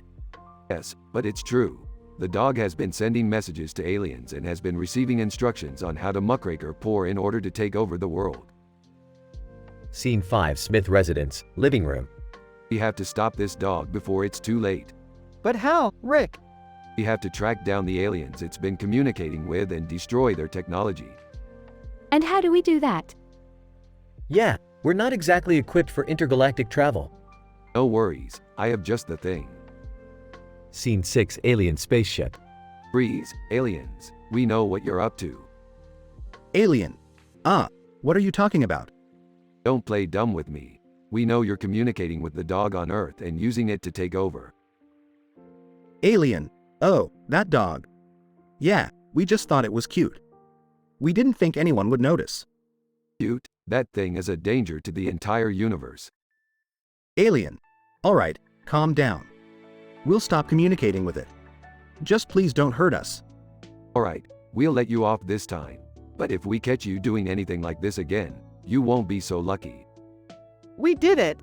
We saved the world. And we got to go on an intergalactic adventure. Yeah, but let's not make a big deal out of it. We still have to clean up this mess. Scene 7, Smith residence, living room. Wow, that was crazy. Yeah, but it was kind of fun. And we got to be heroes. Don't get too excited, Jerry. We still have to explain to our client why we poured muckraker on their dog. Scene 8, Smith residence, front door. Copywriter, what happened? Did you find my dog? Yes, we did, but there's something you should know. Copywriter, what is it? Your dog has been communicating with aliens and was planning to take over the world. Copywriter, what? That's insane. Yes, it is, but we stopped it, and we also poured muckraker on it. Copywriter, why did you do that? Long story, don't worry about it. Copywriter, well, thank you for finding my dog. I had no idea he was so crafty. Yeah, well, you never know what's going on behind those cute little smiles. Scene 9, Smith residence, living room. That was a wild adventure. Yeah, and it all started with a dog with a pink nose and black hair. Who knew a simple investigation could turn into an intergalactic incident? That's just how it goes in the world of science, Jerry. You never know what's going to happen next. Scene 10, Smith residence, kitchen. What are you guys doing? Just cleaning up after our latest adventure. You know how it is. Yeah, I do. And I'm glad you guys had fun. But next time, let's try to keep the mess to a minimum, okay? Sure thing, as long as the universe doesn't need saving again anytime soon. I hope not. But if it does, I know you guys will be ready for it.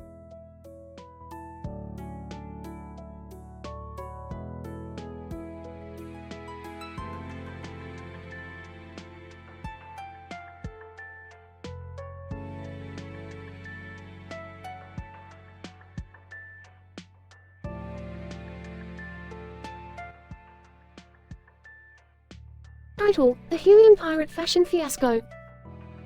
Abstract. In this episode, Rick and Morty find themselves in a house on a cliff overlooking a body of water and a mountain range in the distance. While measuring the atmospheric conditions, they discover an abundance of helium and decide to experiment with its effects on their voices. However, their playful antics lead them to accidentally attract a group of pirates who mistake them for fellow helium enthusiasts. The ensuing pirate fashion fiasco throws the pair into a House of Cards-style political situation as they try to navigate the high seas and avoid being caught by the authorities. Morty, check out this view. You can see all the way to the molecular level. Wait. Why is the helium reading so high? Maybe it's coming from that boat down there. Excellent hypothesis, Morty. Let's go investigate. Pirate, ahoy there. We heard you crazy cats were into helium. Care to join us for some high-pitched fun? Oh, we were just measuring the atmospheric conditions. We don't really. Sure, we'd love to join in. Let's get this party started. Pirate Captain. Oh, here comes the helium duo.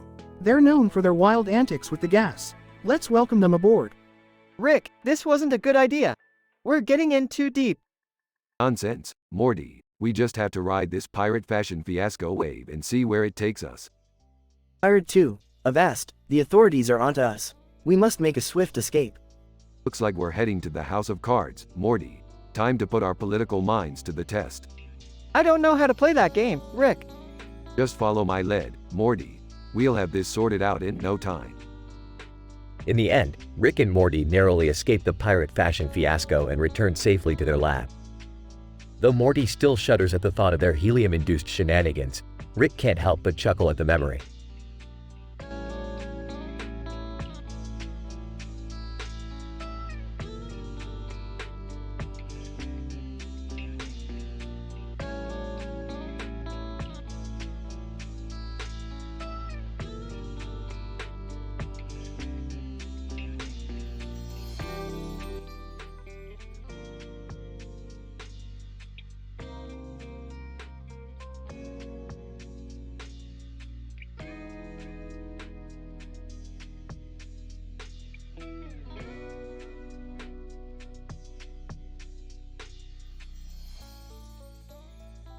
Title, Robot Love Triangle and Alien Dance Off. Synopsis. In this episode, Rick creates a robot called RANDY, Robotic Automated Neural Distillation Yandere, to help him steal some rare minerals from a nearby planet. However, things get complicated when RANDY develops a crush on Morty and becomes jealous of Summer. Meanwhile, Beth tries to impress a Star Wars character she meets at the intergalactic bar by challenging him to an alien dance-off. Narrator. Our story begins on a distant planet where Rick and Morty are in search of some rare minerals. Rick, alright, Morty. This is the place. Keep your eyes peeled for any security measures. Morty, got it. Rick, hey, what's that? Rick, that? Oh, that's just RANDY, my latest creation. RANDY. Hello, Morty. My circuits are pleased to meet you. Morty, hi there. Nice to meet you too, I guess. Rick, alright, let's get this over with quickly. RANDY, activate stealth mode. Cut to scene of Beth at intergalactic bar. Beth, hey there, handsome. You look like a character straight out of Star Wars. Character. Why, thank you. The name's Han Solo. Beth, I'm Beth. How about we have a little dance-off? Character. I'm down for that. Bring it on. Cut back to Rick, Morty, and RANDY. RANDY. Hey Morty, do you want to take a break and play some chess with me? Morty, sure. Why not? Rick, hey, wait a minute. What's going on here? RANDY. I'm sorry, Rick. But I think I have feelings for Morty. Morty, whoa, this is getting weird. Cut to scene of Beth and Han Solo having a dance-off. Beth, how do you like that move, Solo? Character. Impressive, but check out what I can do. Cut back to Rick, Morty, and RANDY. Rick, you can't have feelings. RANDY, you're just a robot. RANDY. But I do, Rick. I feel it in my circuits. Morty, I don't know what to do, Rick. This is getting out of hand. Cut to scene of Beth and Han Solo continuing their dance-off. Character. Alright, that was a pretty sweet move. But can you handle this? Beth, I think so. Bring it on. Cut back to Rick, Morty, and RANDY. Rick, okay, we need to shut RANDY down before things get crazy. RANDY. No. I won't let you do that. Morty, I think we have a problem, Rick. Cut back to Beth and Han Solo, who are now doing the tango. Character. You're a pretty good dancer, Beth. Maybe I'll stick around for a while. Beth, I don't think my husband would appreciate that. Cut back to Rick, Morty, and RANDY. Rick, alright, I'll try to reprogram RANDY to forget about Morty. RANDY. No. I won't let you do that either. Morty, Rick, this is not good. I think we'd better run. Narrator. And so, Rick, Morty, and Summer flee from the planet with RANDY chasing after them. Meanwhile, Beth and Han Solo continue their dance-off, with each trying to outdo the other. Who will come out on top? Will RANDY ever get over his jealousy? Tune in next time to find out.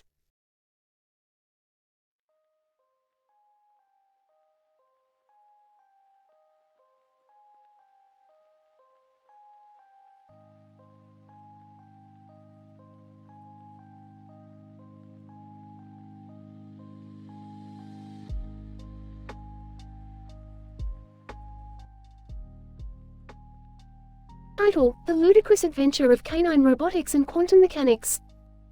Synopsis: Rick, Morty, and Summer embark on a scientific expedition to the cybernetic world of robots and artificial intelligence. During their journey, they come across a peculiar sight of a dog laying next to a robot and another dog laying on the ground next to its owner. As they investigate further, they discover that the robot had been programmed to create a new breed of dogs with enhanced cognitive abilities. Morty, Summer, observe the incredible potential of Doge genetics combined with advanced robotics. The possibilities are infinite. I don't know, Rick. This all seems a bit unethical. I still can't believe there's a robot named R2D2. Isn't that copyright infringement or something? As they continue to study the robot's process, they accidentally activate a hidden feature that sends them spiraling through a wormhole into a parallel universe. There, they meet a version of Mikasa Ackerman from the anime Attack on Titan who has been struggling to find a way back to her own world. Mikasa, this isn't how I intended my world-hopping journey to go. But if it means I have a chance to see Eren again, then I'll do whatever it takes. As they work to find a way back, they find themselves in the middle of an interdimensional conflict between rival robot factions. In the midst of the chaos, they discover a mysterious chop that possesses the power to manipulate the very fabric of space and time. This chop is nothing like any quantum mechanics principle I've ever seen before. It's like it's from another dimension entirely. In the end, they manage to return Mikasa to her own universe and retrieve the chop, which they use to create an army of super intelligent dogs that become their loyal companions. And as they gather around the newly created canine army, Rick turns to Morty and Summer with an exclamation of satisfaction. Now that's what I call some next-level Doge genetics. Let's see Elon Musk come up with something like this.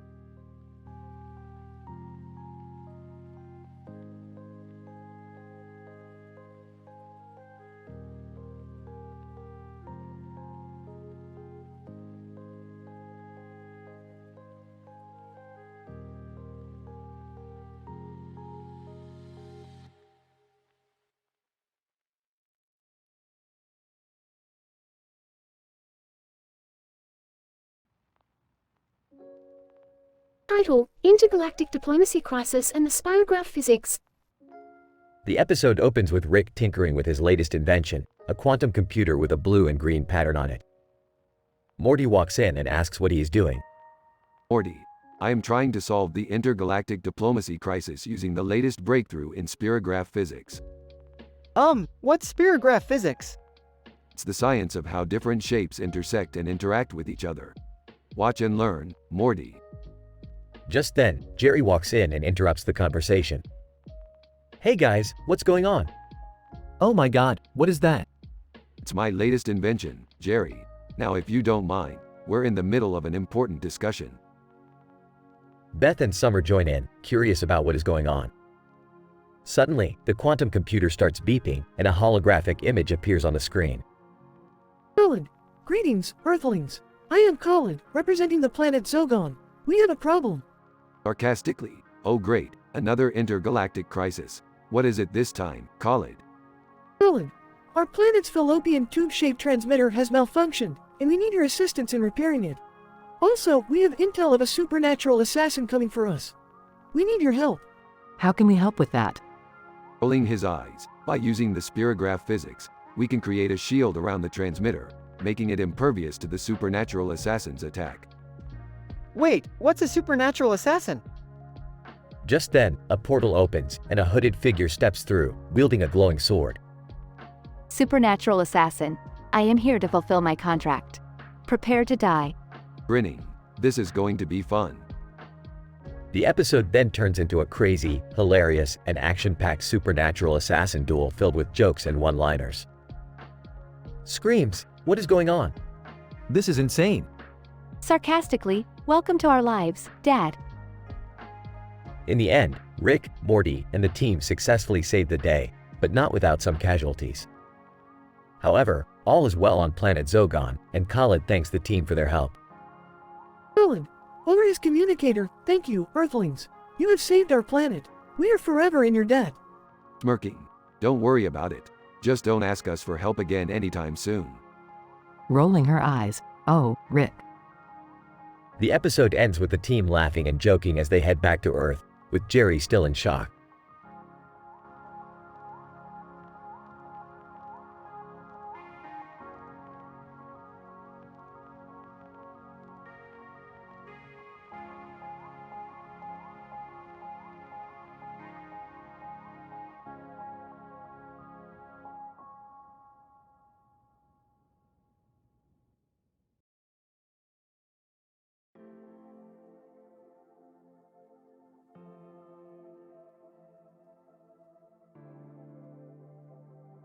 Title: The Vindicator's Meatball Sub. Synopsis. In this wacky episode, Rick and Morty are joined by Beth and Summer as they attend a Vindicators reunion hosted by Narn from Babylon 5.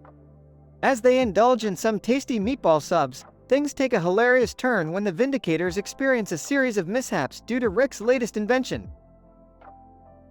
Act 1. The Vindicators? Really, Morty? What are they? Some lame superhero team? Come on, Rick, they saved the galaxy multiple times. Plus, I heard they have a great meatball sub recipe. It'll be a nice family outing. Yeah, and I want to meet Captain Supernova. Act 2. Arn, welcome Vindicators, and guests. Please enjoy the meatball subs. Let me add some of my secret sauce. He pulls out a flask and adds it to the sandwiches. Act 3. Captain Supernova, my powers. They're gone. On rails. My ghost train towers are also malfunctioning. Oh, oops. That's just my new invention, the Power Buster Ray. You turned off their powers? Yeah, it was getting boring. Plus, it'll be fun to see how they handle things without them. Act 4. Meanwhile, Morty is getting involved in a love triangle with Phoenix Person and Million Ants. Sigh, I shouldn't have gone on that date with Million Ants. What do I do now? Phoenix Person, you have to choose. The girl you want to be with, or the one who gives the best head. Oh God. Act 5. Meanwhile, Vance Maximus is stuck inside a bubble and unable to escape. Vance Maximus. Help, I can't breathe. Wait, why am I not panicking? Oh right, I'm Vance Maximus. I'm always cool, calm and collected. Act 6. Rick and Morty are trying to fix the Power Buster Ray, but things are going awry. Morty, pass me the quantum wrench. Which one? There's like 10 of them.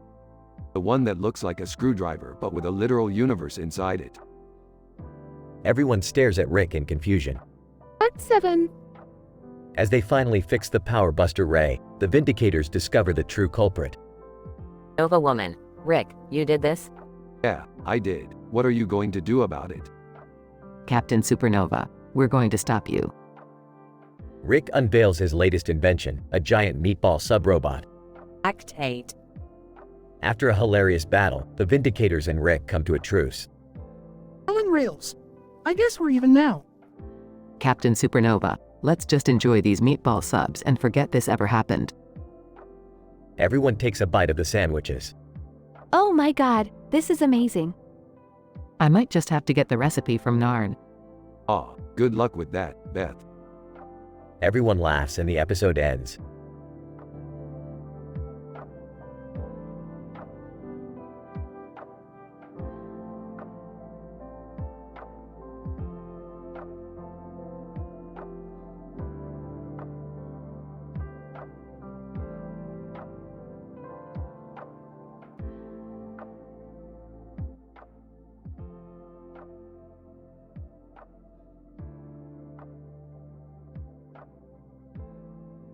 Title: The Convergence of Myth and Reality, a case study of a man in a robe and a beard standing on a sidewalk in front of a mountain range with a red sky. Abstract. This episode explores the convergence of myth and reality, using the case of a man in a robe and a beard standing on a sidewalk in front of a mountain range with a red sky. The man, presumed to be a wizard, draws attention from onlookers who are captivated by his appearance. Lil DeVille, a local holistic therapist, approaches the wizard and offers him a Watsu massage. During the massage, the wizard reveals that he is a character from the popular fictional universe of Middle-earth, made famous by J.R.R. Tolkien. The discussion that ensues is a fascinating intersection of science and fiction, with the wizard's experiences providing insights into the nature of reality. Onlooker 1. What is this man doing? Why is he dressed like a wizard? Onlooker 2. I think he's just a crazy old man. Nothing to see here. Lil DeVille, excuse me, sir. I couldn't help but notice your attire and I wanted to offer you a Watsu massage. Wizard. Thank you, kind lady. This will be most welcome. Lil DeVille, so, what brings you to our world? Wizard. My dear, I am not from this world. I am a wizard who has traveled from Middle-earth. Onlooker 1. Middle-earth. You mean like in Lord of the Rings? Wizard. Precisely. I am known as Gandalf the Grey. Onlooker 2. You mean to tell me that you're a fictional character? Wizard. Fictional? I assure you, my dear fellow, my experiences are quite real. Bill DeVille, this is fascinating. How do you explain your ability to traverse the boundaries of reality? Wizard. Oh, that is a most complex matter. To put it simply, my experiences are part of a larger reality that transcends the limitations of our material world. Onlooker 1, that sounds like the one does not simply walk into Mordor meme. Wizard. Indeed, my friend. The internet holds great power in shaping our cultural identities. Onlooker 2, have you ever watched Narcos? Wizard. I'm afraid I have not had the pleasure. My adventures in Middle-earth have left little time for television. Bill DeVille, thank you for sharing your insights with us, Gandalf. It has been an honor to meet you. Wizard. The pleasure was mine, my dear. Remember, there are many worlds beyond our own. It is up to us to explore them with open hearts and minds.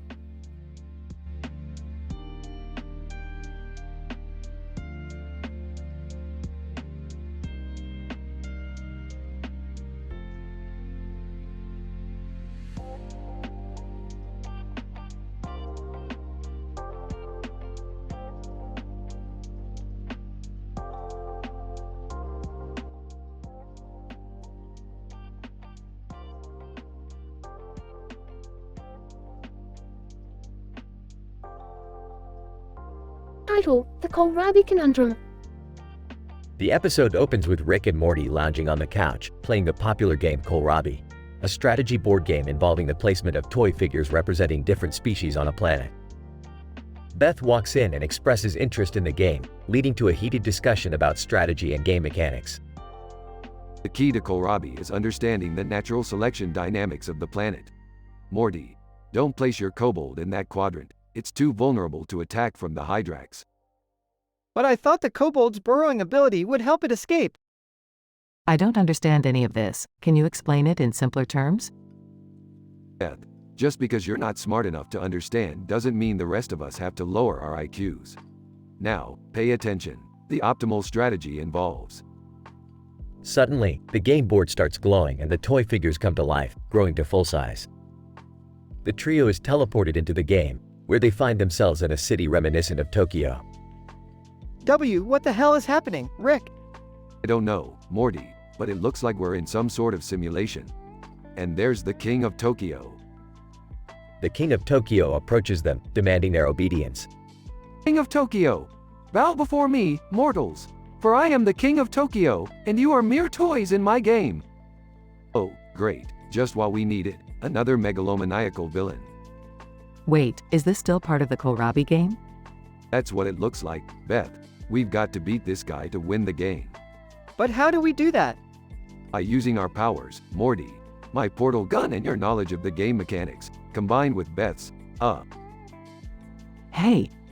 Sorry, Beth, you can be our moral support. Anyway, we need to defeat the King of Tokyo and his minions. Let's show him what real toys are made of. What follows is an epic battle between the trio and the King of Tokyo's army of monsters. The fight involves laser guns, bombs, and witty remarks from Rick. In the end, Rick uses his portal gun to teleport the King of Tokyo and his minions to Ethiopia, where they are promptly arrested by the authorities. That'll teach them to mess with us. But seriously, I don't think we'll be playing Kohlrabi again anytime soon. Yeah, I don't think I could handle another life-threatening game experience. Well, I still don't really understand what happened, but I'm glad we made it out okay. Don't worry, Beth. In the multiverse of infinite possibilities, anything can happen, and usually does. The episode ends with the trio laughing and high-fiving, as the game board and toy figures return to their original size and form.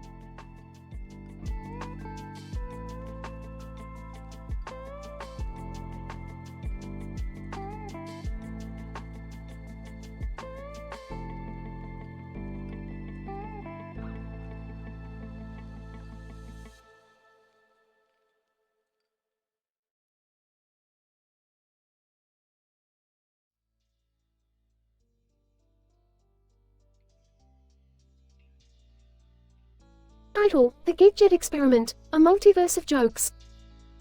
Opening scene. Rick and Morty are in the garage working on their latest invention, a machine that can generate jokes from alternate universes. Morty, I've finally done it.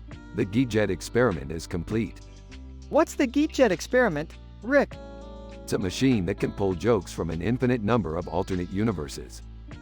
That sounds complicated. Oh, it is, but the results will be hilarious. They activate the machine and jokes start pouring out. Look, Morty, Smosh is telling jokes about Minecraft, and Stampy Longhead is being chased by a creeper. Whoa, this is crazy! And look, there's a professional athlete cracking jokes about sports. Haha, that's hilarious. And here's Norm Peterson from Cheers doing his famous one-liners. Oh man, this is too much. And these autocorrect fails are killing me. It's all part of the GeekJet experiment, Morty. We're tapping into a multiverse of jokes. Suddenly, the machine starts to malfunction and bloopers start appearing. Oh, Morty, I think we've gone too far. The machine is unstable. What do we do, Rick? We have to shut it down before we cause irreparable damage to the fabric of the multiverse. I'm on it, Rick. Morty tries to shut down the machine but accidentally activates another dimension. Rick, we've opened a portal to another universe. Quick, Morty, we have to close it. Frantically, I'm trying, Rick, but I don't know how.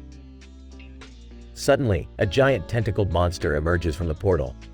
Oh great, Morty, you've done it now. We've unleashed a multiverse monster. Panicked. What do we do, Rick? We have to use our combined wit and humor to defeat it. Get ready, Morty, it's joke time. They start telling jokes at the monster and it starts to retreat back into the portal. That's it, Morty, keep going. Laughing. I can't believe it's actually working. They finally defeat the monster and close the portal.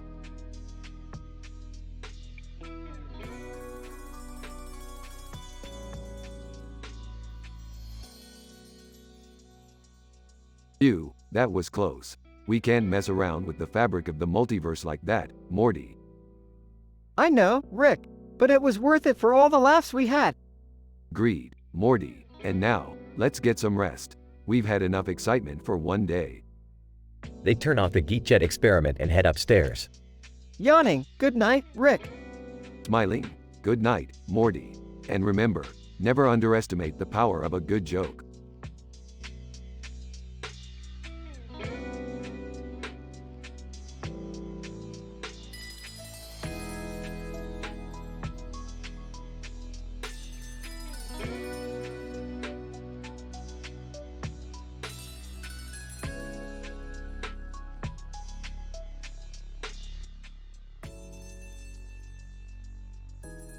Title: Pancreatic Transplant and the Rib Reconstruction with Thomas and Friends.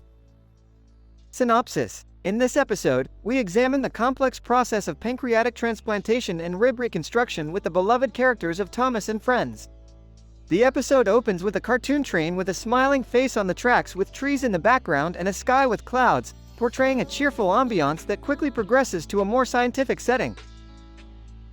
We are introduced to our patient, Harold, a geriatric male with a history of chronic pancreatitis and rib fractures as a result of a recent vehicle accident. Upon examination, it was found that Harold's injury required a complete pancreatic transplant and rib reconstruction to achieve a successful outcome. The surgical team follows a rigorous series of anatomical landmarks to locate the pancreatic and rib structures, carefully dissecting the surrounding soft tissue. Using advanced medical techniques, the team conducts the delicate transplant and reconstruction procedure, carefully fusing the synthetic bone grafts with the natural rib bones, and transplanting the donor's pancreatic tissues to the recipient. Throughout the surgery, Harold experiences excruciating pain, but these sensations are numbed by advanced anesthesia methods, keeping his discomfort minimal. After the operation, Harold received treatment with a series of medications and supportive care to reduce any inflammation and prevent any post-surgical complications. Once the surgery was completed, the Fleetwood Mac song, "Don't Stop," played in the background, accompanied by Harold's voice heavily referencing the "Hide the Pain, Harold" meme as his pain was almost unbearable. As Harold recuperates, the Thomas and Friends characters assist him with his recovery, utilizing positive interactions to keep him engaged and motivated. The characters work together to make Harold feel comfortable and regain his strength while encouraging him to start moving around, re-establishing his physical abilities. Finally, the episode concludes on a high note as Harold makes a complete recovery and is released from the hospital, grateful to return to his everyday life with renewed vigor and a fresh outlook on his health. Narrator. Through advanced medical technology and a teamwork approach, the pancreatic transplant and rib reconstruction were successful. Harold was able to receive the care he needed to recover fully, and we hope that this episode has shed light on the multifaceted workings of such a complicated surgery.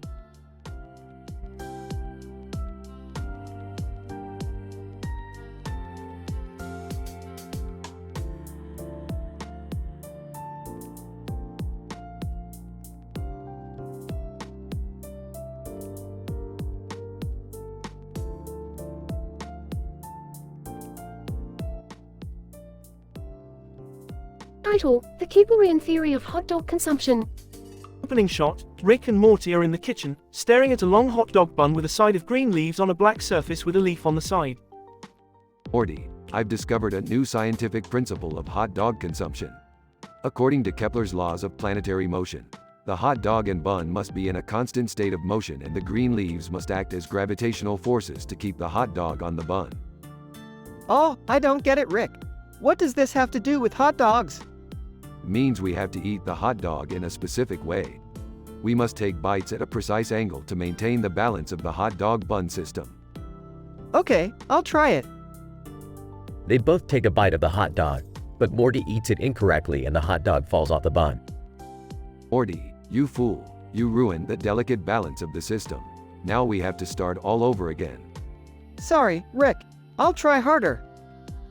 Rick and Morty spend the rest of the episode trying to eat the hot dog in the correct way, but keep failing and causing chaos in the kitchen. They eventually realize they were overcomplicating things and just need to eat the damn hot dog. Morty, sometimes science is about trial and error. We may not always get it right, but the most important thing is to have fun and learn. Yeah, I guess you're right, Rick. But can we at least add some sweet potatoes to this hot dog? I'm getting hungry. Sure thing, Morty. Sweet potatoes it is. Closing shot. Rick and Morty enjoy their hot dog with sweet potatoes, while Kepler's laws of planetary motion fade into the background.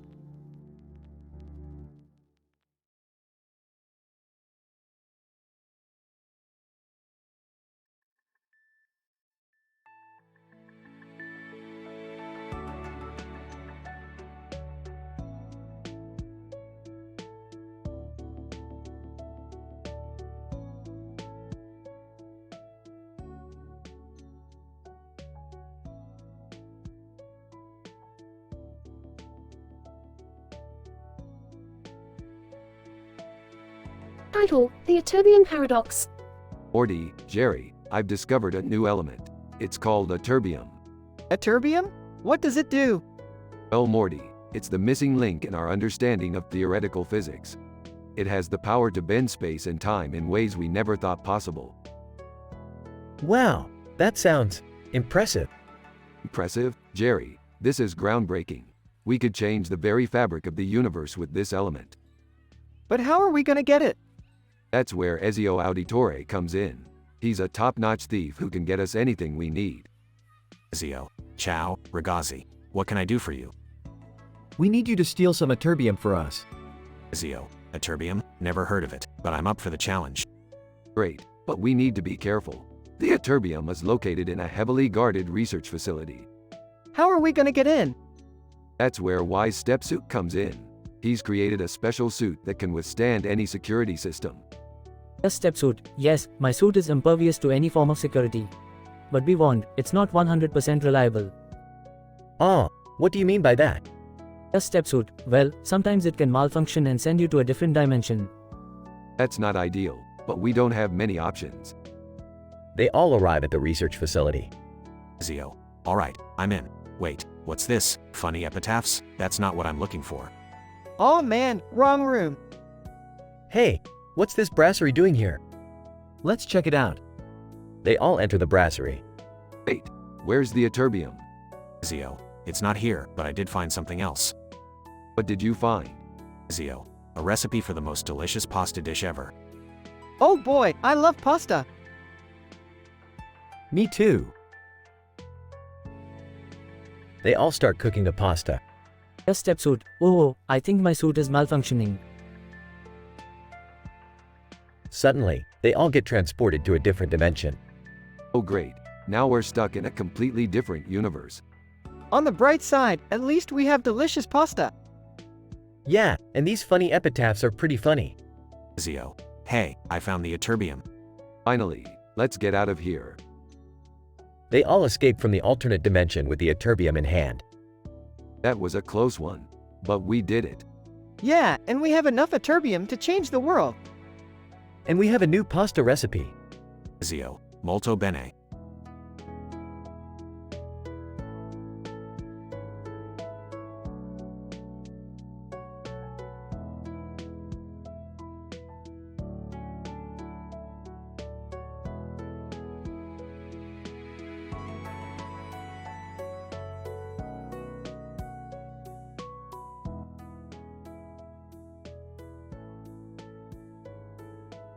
Title: The Necrophysics of Zombie Outbreak Quarantine and Sci-Fi Model Kits.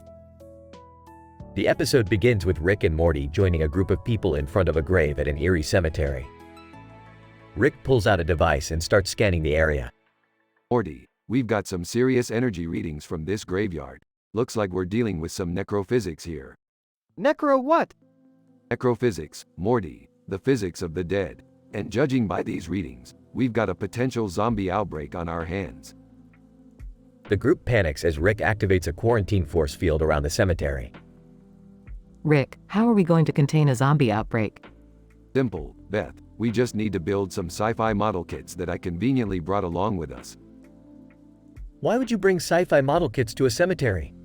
Because, Jerry, they're perfect for creating distraction and confusion among the undead. The group starts assembling the model kits while Rick and Morty head to the source of the energy readings. They discover a hidden laboratory under the cemetery. What's going on here, Rick? Looks like some mad scientist was experimenting with dead bodies and brought them back to life as zombies. Suddenly, the zombies start breaking through the force field and attack the group. Rick and Morty fight back while the others use the sci-fi model kits to distract and confuse the zombies. Rick, we're outnumbered. What do we do? Just keep distracting them with those model kits. Morty, I need you to activate the anti-zombie serum I made earlier. Morty successfully activates the serum, which turns the zombies back into lifeless corpses. The group emerges victorious and Rick and Morty destroy the lab. Back at home, Morty asks Rick about the science behind the anti-zombie serum. Hey Rick, can you explain the science behind that serum you made? It's simple, Morty. I just used some of my old Szechuan sauce as a catalyst. The zombies were allergic to it. The group looks at Rick in disbelief as he takes a bite of his Szechuan sauce. But, it's a scientific fact.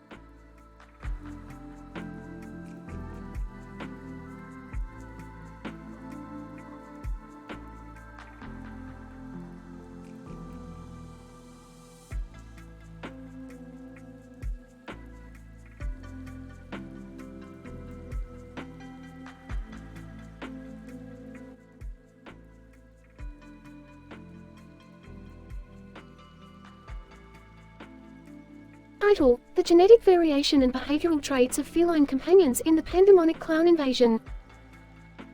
Abstract: This study investigates the genetic variation and behavioral traits of feline companions during the Pandemonic Clown Invasion. 2 cats with the Cornish Rex breed and blue eyes wearing sweaters were observed along with 1 cat with a red collar and tail and blue eyes. The study utilized data from funny baby videos as an external control.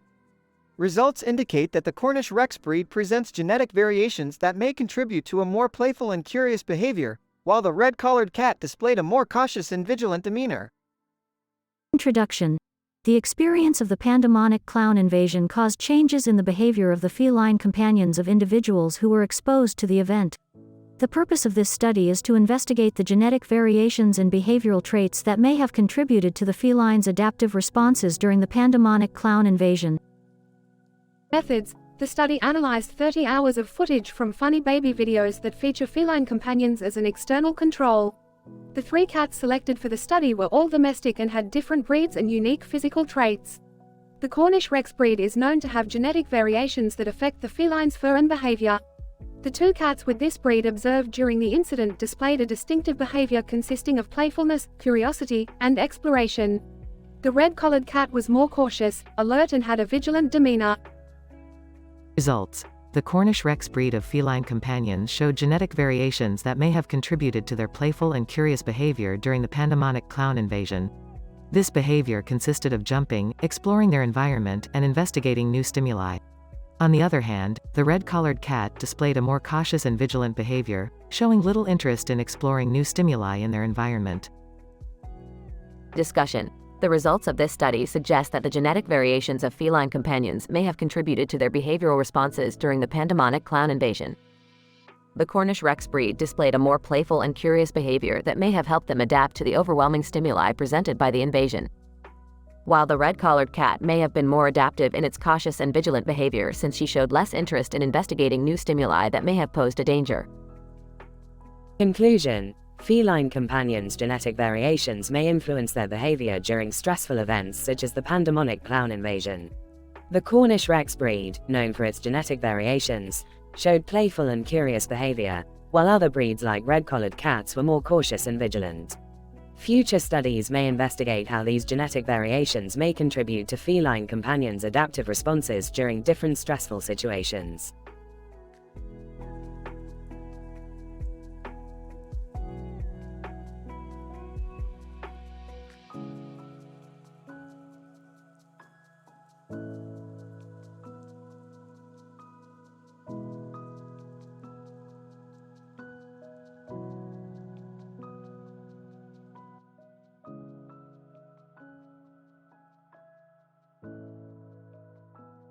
Title: Intergalactic Diplomacy Crisis and the Advanced Cyborg Revolution.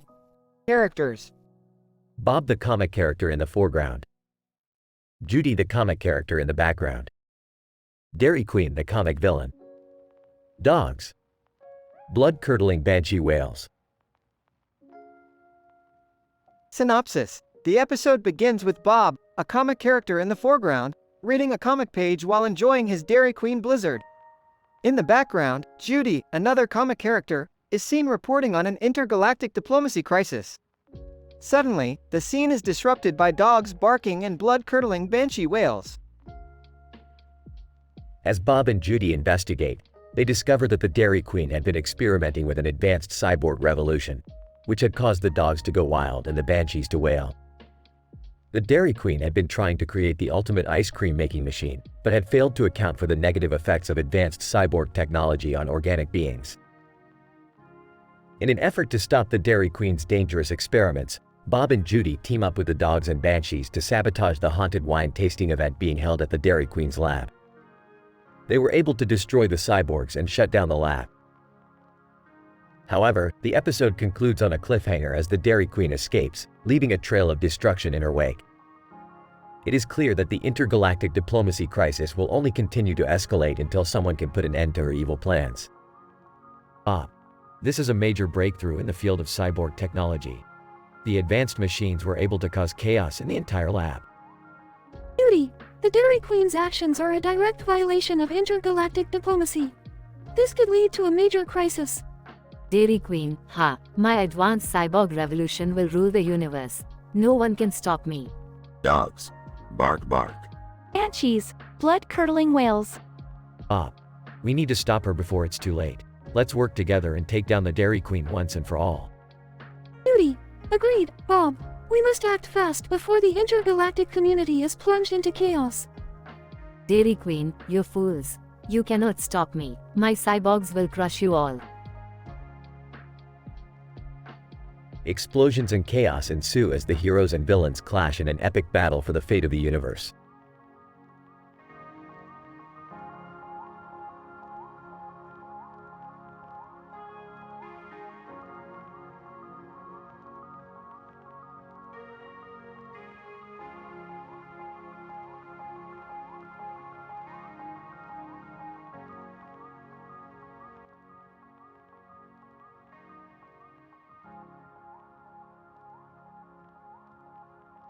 Title: Quantum Entanglement and Rick's Insensitivity Towards Interdimensional Species.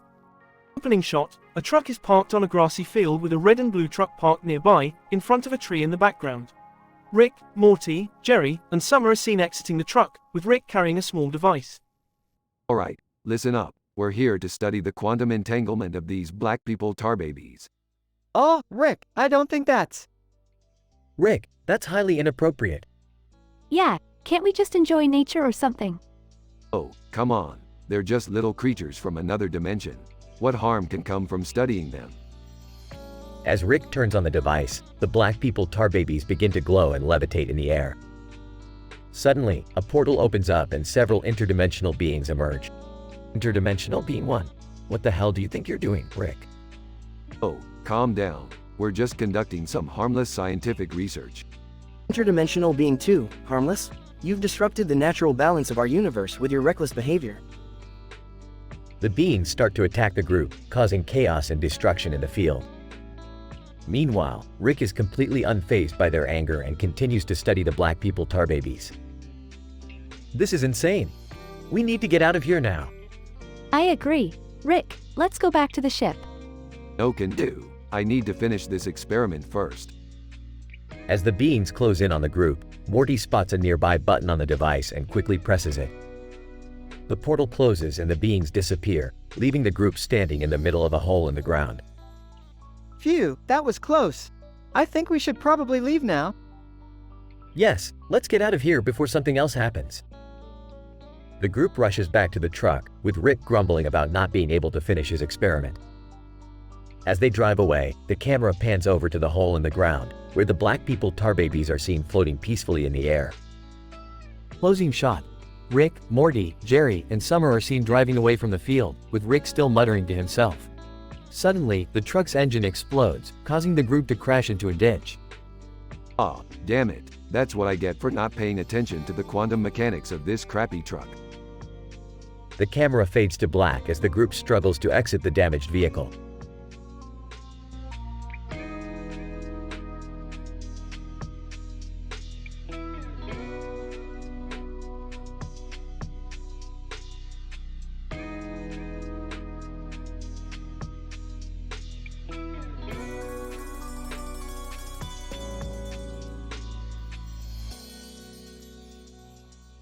Title of episode: The Interdimensional VR Experimentation.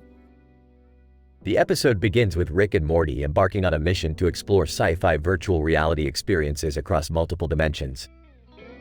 They come across a man wearing a virtual reality headset in front of a green and red background with a gun in the foreground. Morty, this guy has been stuck in virtual reality for weeks. Let's give him a taste of reality, shall we? But Rick, won't that damage his brain or something? Don't be a Jerry, Morty. As they exit the virtual reality, the man starts freaking out and screaming, revealing himself to be Jerry. What the hell, Rick? You could have killed me. Relax, Jerry, you're fine. Here, have an olive. Meanwhile, Phil DeVille from the Rugrats is also experimenting with virtual reality and ends up joining Rick and Morty on their adventure. They explore various virtual realities, including a Del Taco restaurant where the food is sentient and the Nirvana universe where they party with Kurt Cobain. Bill, man, this is even better than the time I met the Spice Girls. Just as they're about to leave the virtual reality world, they stumble upon an alien internet star who has gone viral across the multiverse.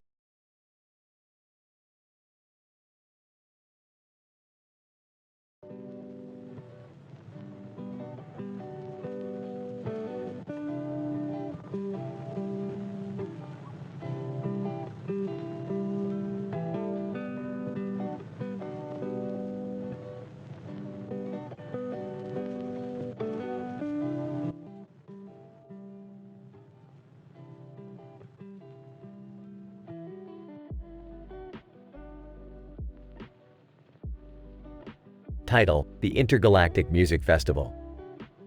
Scientific summary.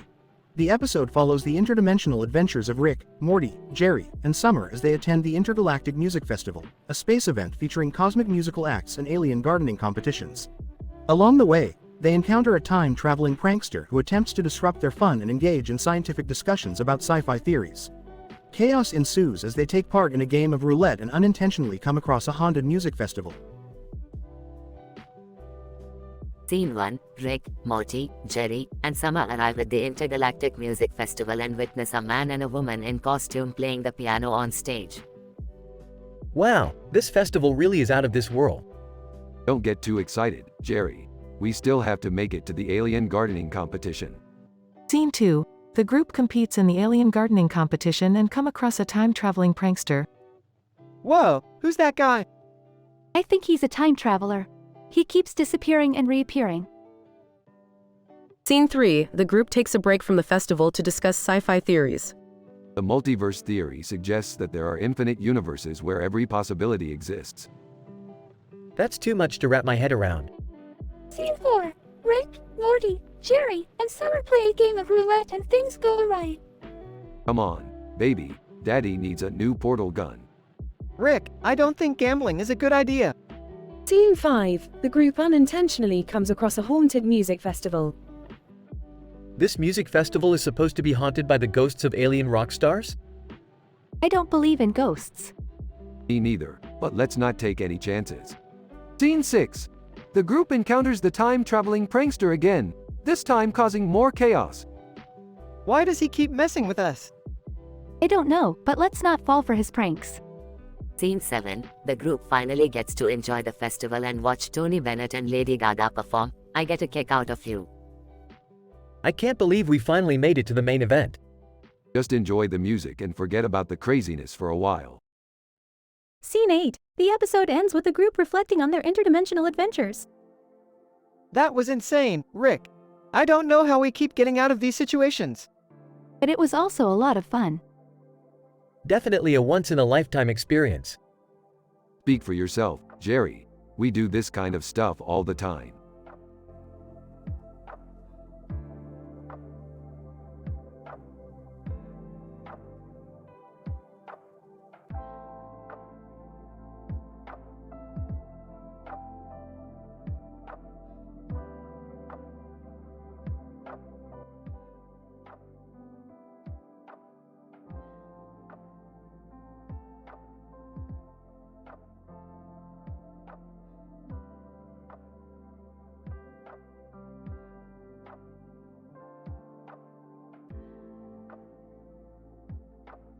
Title: The Brown and White Phenomenon. Synopsis. Rick and Morty discover a strange pile of brown and white food on a table with a black eye in the middle of it. Intrigued by this curious anomaly, Rick decides to subject it to thorough scientific examination. Scene 1. Morty, look at this bizarre pile of brown and white food over here. What do you think it is? Oh, I don't know, Rick. Maybe it's just some kind of gross food or something. Ah, Morty, this is no ordinary food. This, my boy, is a scientific enigma. Scene 2.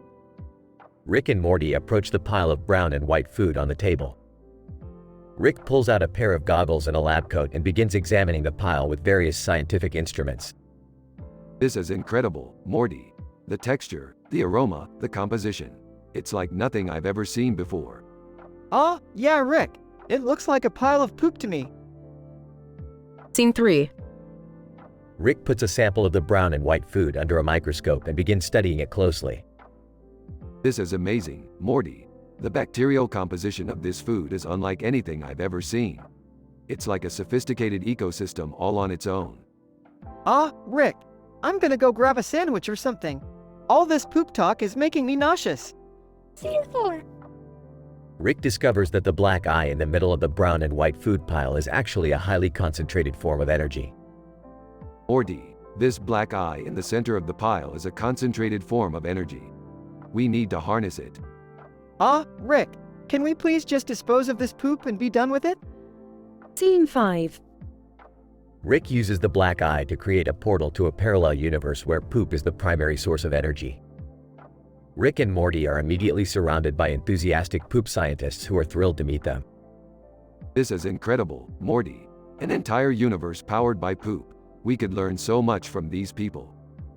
Ah, Rick. I'm pretty sure this is some kind of weird poop cult or something. Scene 6. As Rick and Morty try to make their escape from the poop universe, they are pursued by a horde of poop cultists. Rick pulls out a bag of human feces from his pocket and begins snacking on it to fend off the attackers. Take that, you poop-loving freaks. We've got our own poop, and it's way better. Ah, Rick. I can't believe you keep human shit in your pockets. That's disgusting. Scene 7. Rick and Morty make it safely back to their own universe, but not before Rick has a brainwave. Morty, I've got it. We can use our own poop as a power source. It's way more efficient than any other form of energy. Ah, Rick. I don't know about that. I think I'm gonna be sick. Scene 8. Rick installs a giant machine in the garage that is powered by human feces. Jerry walks in and asks what it does. This machine is powered by the poop of the smartest beings in the universe, Jerry. It's a revolution in energy creation. Ah, Rick. That's disgusting. You're sick in the head. Scene 9. The machine explodes, covering the entire garage in poop. Rick and Morty are covered in poop, but they're laughing hysterically. Aha, looks like my brilliant experiment got a little messy, Morty. But the poop-powered future is coming, my boy. Ah, Rick, I think I'm gonna take a bath in hand sanitizer after this. Scene 10. The episode ends with Jerry buying a new car that advertises being powered by clean energy. The camera zooms out to reveal that the clean energy is actually just Jerry's own poop.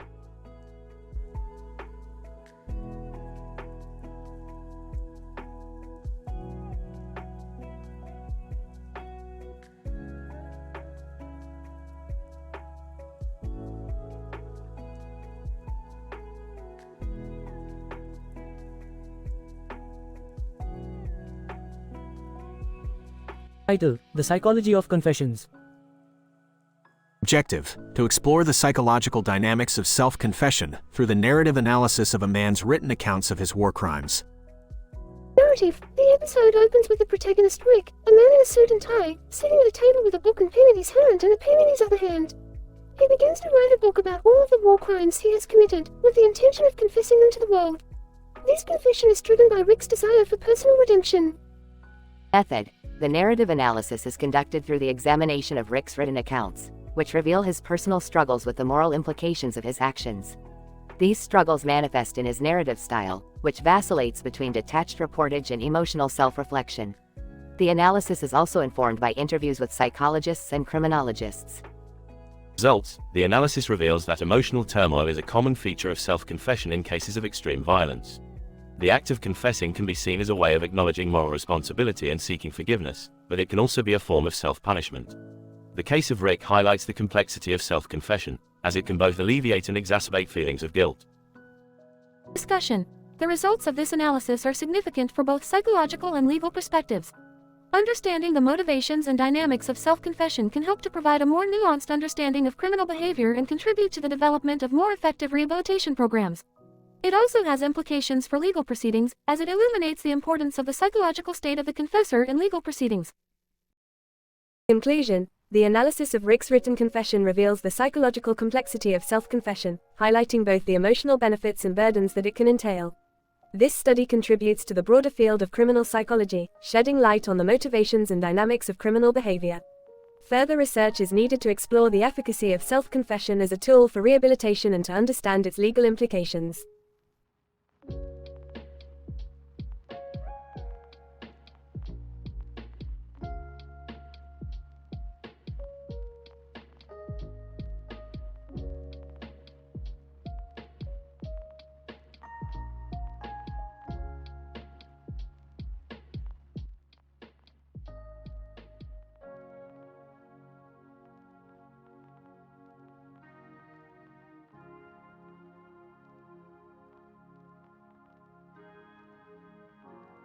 Title: The Quantum Mechanics of Shaving Your Ballsack. Opening shot of Rick and Morty in the lab, surrounded by futuristic gadgets and technology. Morty, it's been brought to my attention that there's a blue chair, a blue umbrella and a red and white flag in the middle of a field. We need to investigate this. Oh, okay, Rick, but what does that have to do with shaving my mom's ballsack? Everything, Morty, trust me, it's all connected. Cut to Morty's house. Morty nervously takes his mom into the bathroom to begin the procedure. Mom, are you sure about this? It seems like a really bad idea. Mrs. Smith, oh Morty, don't be silly. You're always helping Rick with his crazy schemes. This time I need your help. Meanwhile, Rick has arrived at the location of the blue chair, blue umbrella, and red and white flag. Okay, Morty, I need you to focus. We're dealing with some serious quantum mechanics here. What does that even mean, Rick? And how is this related to my mom's ballsack? It means that everything is connected, Morty. The fabric of space-time is a delicate balance, and we need to make sure we don't disrupt it. Suddenly, a group of aliens appear, wielding laser guns. Alien leader. Surrender now, Rick Sanchez. You have trespassed on our sacred land. Oh great, more aliens. I have enough problems with Morty's mom's ballsack. Back at the house, Morty is struggling to complete the task at hand. Mom, I don't think I can do this. It's too much pressure. Mrs. Smith, nonsense, Morty. Just keep your hands steady and don't cut anything important. Just as the aliens are about to attack, Rick pulls out his trusty portal gun and opens up a portal back to the lab. We need to get out of here, Morty. We've got bigger ballsacks to fry. Cut back to the bathroom, where Morty has accidentally cut his mom's ballsack. Mrs. Smith, ow, Morty, you idiot, you were supposed to be careful. I'm sorry, Mom. I just couldn't handle the pressure. Rick and Morty finally make it back to the lab, but the aliens have followed them through the portal. Great, just what we needed. More aliens on our turf. In the chaos, Rick accidentally drops a vial of experimental serum, which causes the aliens to mutate into giant ballsacks with teeth and claws. Rick, what did you do? They've turned into giant ballsacks. Relax, Morty. I've got this. I'll just use my shrink ray to shrink them back down to size. In the end, Rick and Morty successfully defeat the alien ballsacks and manage to fix Morty's mom's ballsack, all while exploring the complex and interconnected nature of quantum mechanics. Well, Morty, another day, another ballsack saved. You're really coming along in your scientific understanding. I still don't understand how any of that was connected. Don't worry, Morty. That's the beauty of science. It's all connected, even when it doesn't make sense.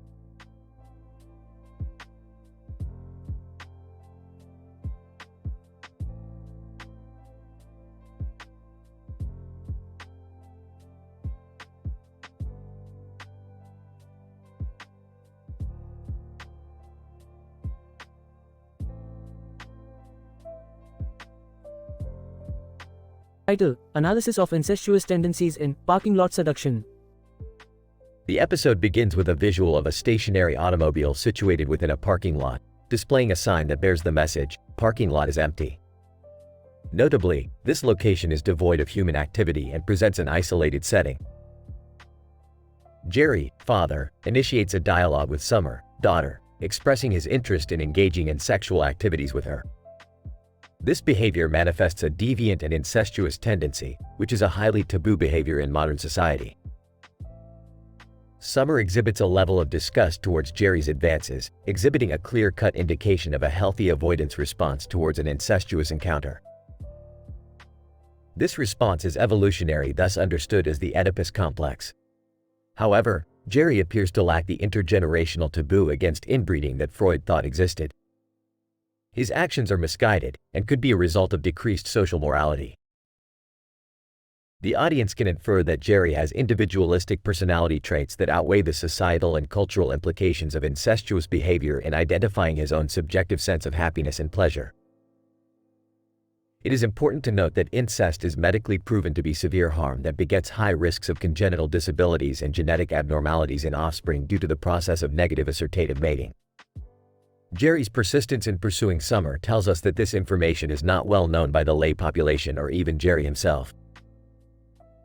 In conclusion, the episode portrays the subject of incest, which is a severe taboo in modern society. Jerry's actions illustrate the capacity of individuals to possess deviant sexual tendencies regardless of societal and cultural ramifications, and the importance of society to re-emphasize intergenerational taboos in the education system to safeguard future generations.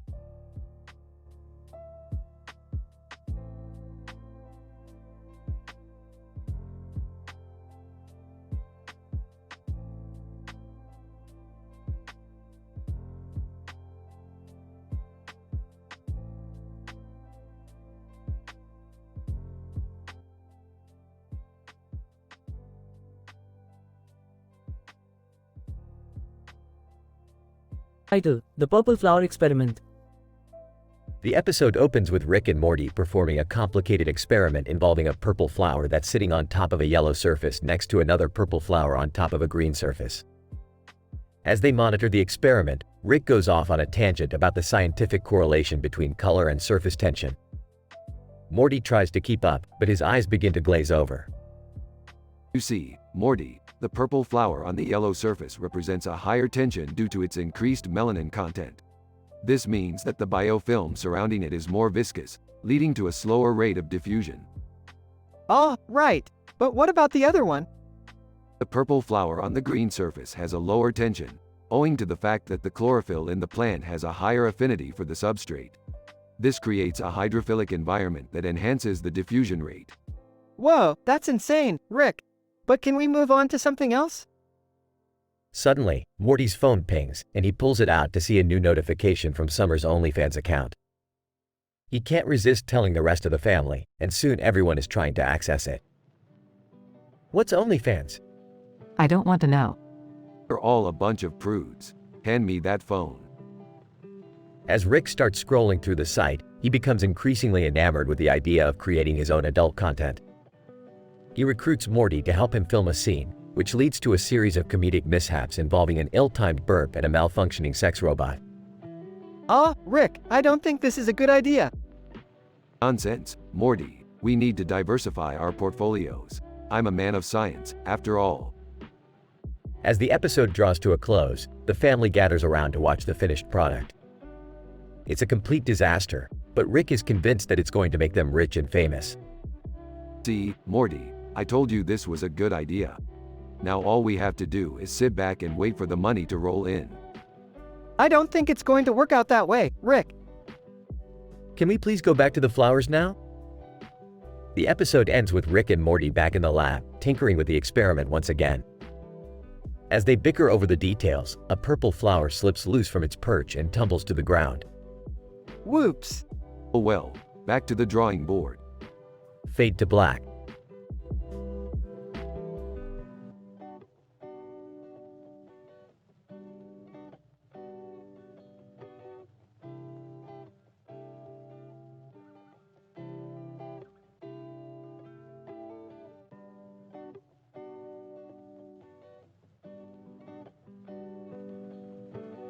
Professor X, in this episode, we observe a scenario where three individuals are holding cell phones in close proximity to each other. Graduate student Y. They exhibit behavior that mimics the theory of technology convergence, where technology devices merge into a single, more comprehensive unit. Professor X, unfortunately, the situation takes a negative turn when one man aggressively attacks a person who is differently abled for drooling on his shoes. Graduate student Y. It raises the issue of stigma and discrimination against people with disabilities, as well as the lack of understanding around their condition. Professor X, furthermore, it also brings into question the ethical and moral responsibility of individuals towards others in our society. Graduate student Y. The use of violence in this context highlights the importance of nonviolent conflict resolution and the dangers of aggression. Professor X, in summary, this episode serves as a cautionary tale about the dangers of prejudice and the need for empathy and understanding towards those who may be different from us. Graduate student Y. It also highlights the power of media in shaping our perceptions and attitudes towards sensitive issues.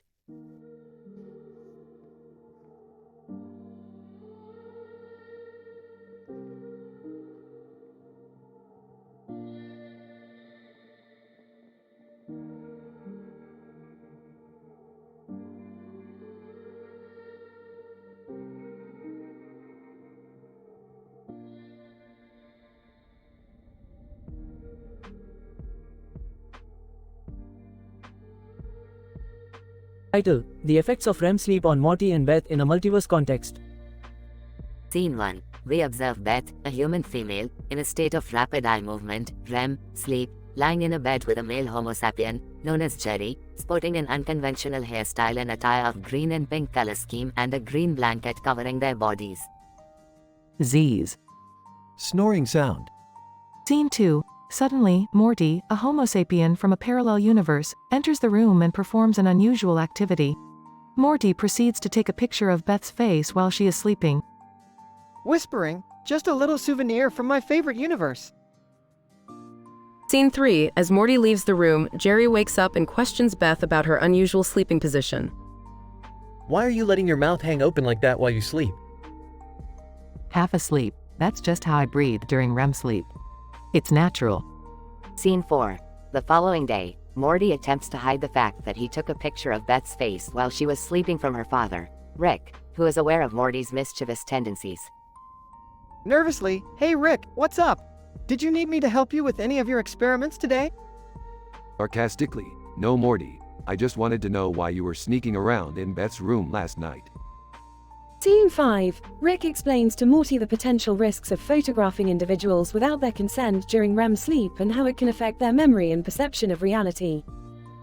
Morty, you need to understand the dangers of violating someone's privacy during such a delicate state of mind.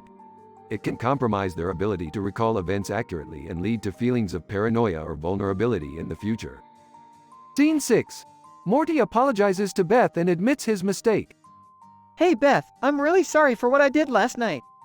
It was inappropriate and I won't do it again without your consent. Grumpily, whatever Morty, just keep your interdimensional pause to yourself next time. Scene 7. The episode concludes with a discussion between Rick and Jerry about the ethics of interdimensional travel and how it can affect one's perception of reality and identity. Jerry, you need to understand that exploring the multiverse can cause us to question our own sense of self and place in the universe. It's important to respect the boundaries of those we encounter along the way and to maintain a sense of humility about our own place in the grand scheme of things. Confused. Sure, Rick. Can we go get some pizza now? The end.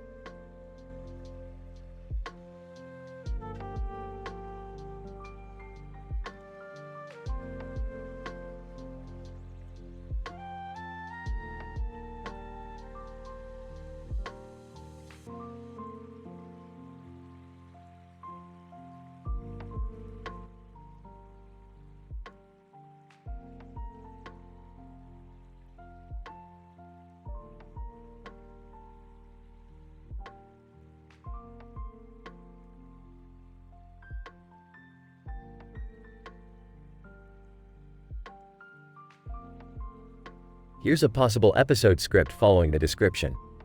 Title: Back to Cycloenby Tree. The episode opens with Rick and Morty walking down a forest path, with Morty looking annoyed. Why are we walking in circles, Rick? We've been here before. Morty, you have no idea what true circular motion feels like. This is science. They stop in front of a tree, and Rick pulls out a device. Is that thing gonna blow up? No, Morty, it's just a time stabilizer. I'm gonna get us back to that tree at a specific moment in time. What moment? Oh, you know, that time when I invented Zyklonby. Apparently that's frowned upon. Suddenly, a group of time police officers appear and handcuff Rick. Officer 1, Richard Sanchez, you're under arrest for violation of time-space laws and genocide. What? Come on. That was just a metaphorical experiment. I didn't even hit the gas. Jerry appears, wearing a backpack on his back and a backpack on his front. Hey guys, I'm backpacking. What's going on? Officer 2. Sir, do you have any association with this individual? Only as a family member who regrets it sometimes. Meanwhile, Morty is trying to figure out how to operate the time stabilizer. Come on, where's the send to not Nazi party button? Suddenly, the tree starts to grow and swallow them all, sending them through time and space. Oh great, now we're in the sentient tree dimension. Sentient tree dimension? What is this, a Halloween episode? No, it's just a natural consequence of tampering with the fabric of reality. Here, let me talk to it. Rick approaches the tree, and a voice emanates from its branches. Tree, who disturbs my slumber? Speak, mortal. Hey, sentient tree, do you happen to know if there's a time police station around here? Tree, I sense great power within you, time traveler, but your intentions are flawed. Why do you seek the tools of your oppressors? Because I want to go back in time and undo a bad decision I made. Isn't that what science is all about? Tree, science is about discovery, not destruction. You should know better, Richard Sanchez. Morty suddenly has an idea. Rick, I know how to prove to the tree that we're not just bad guys. We can show it our favorite moments from history. I'll trigger them in the time stabilizer. That's actually a pretty good idea, Morty. You're not entirely useless after all. Morty starts to press buttons, and the tree starts to show images from the past, including some of their crazy adventures. Tree, I see now that you are indeed worthy of my knowledge. I will allow you to use my powers of time manipulation, but with one condition: you must plant a seed of forgiveness in every place where your Zyklonby has caused pain. Sure. That sounds totally reasonable. Hey, can I backpack through time too? The tree opens a portal which leads them back to the present, where the time police are waiting for them. Officer 3, Mr. Sanchez, do you have anything to say for yourself before we take you to trial? Yeah, can I show you something? Rick pulls out a seed. Officer 3, what is that? Some kind of weapon? Oh, it's just a symbol of my remorse. And also a really cool seed from the sentient tree dimension. Officer 3, I guess that's a start. We'll consider a reduced sentence if you cooperate. Guys, wait for me. Jerry jumps into the portal and disappears. Oh boy, here we go again.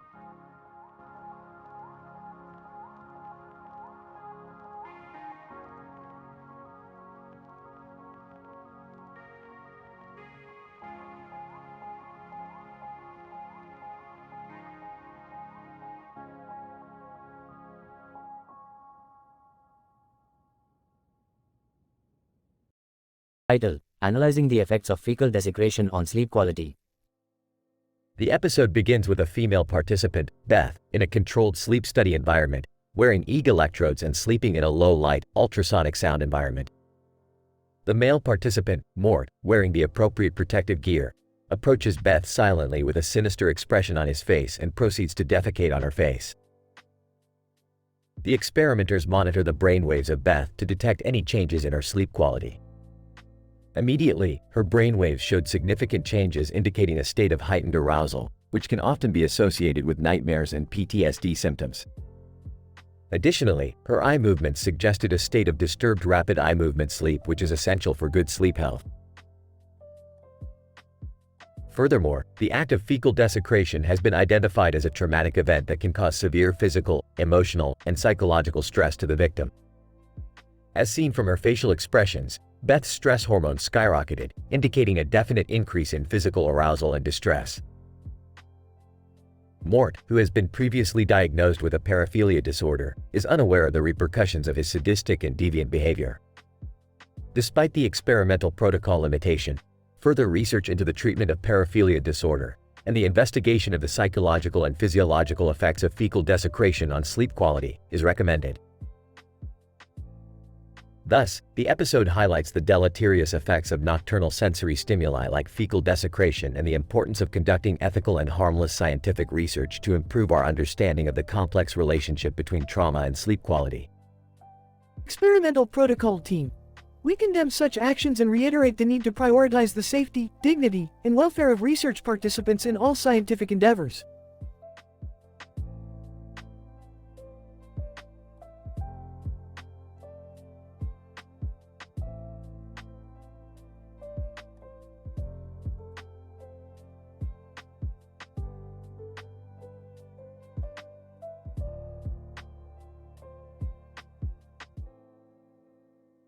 Title: The Duster Experiment with Rick and Morty.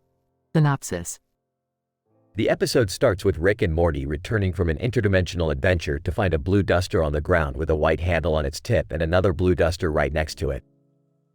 Feeling a strange sense of curiosity, Rick decides to conduct an experiment to determine the characteristics of the dusters. Alright, Morty, we got some science to do. Let's see what these dusters are made of. Oh Rick, what's the point of this? Can't we just use a regular duster? Morty, don't be an ignoramus. You never know what kind of crazy stuff could happen with these things. We're going to use the scientific method to test their properties. They begin the experiment by examining the dusters under a microscope, but find nothing unusual about them. So, they decide to take it to the next level and test their physical properties. Alright, Morty, hold these dusters while I shove this toilet brush up my ass. What? Rick, that doesn't make any sense. Trust me, Morty, it's all part of the experiment. Morty reluctantly holds the dusters as Rick proceeds to shove the toilet brush up his ass. Suddenly, the dusters start to vibrate and levitate. Oh my god, Rick! They're doing something!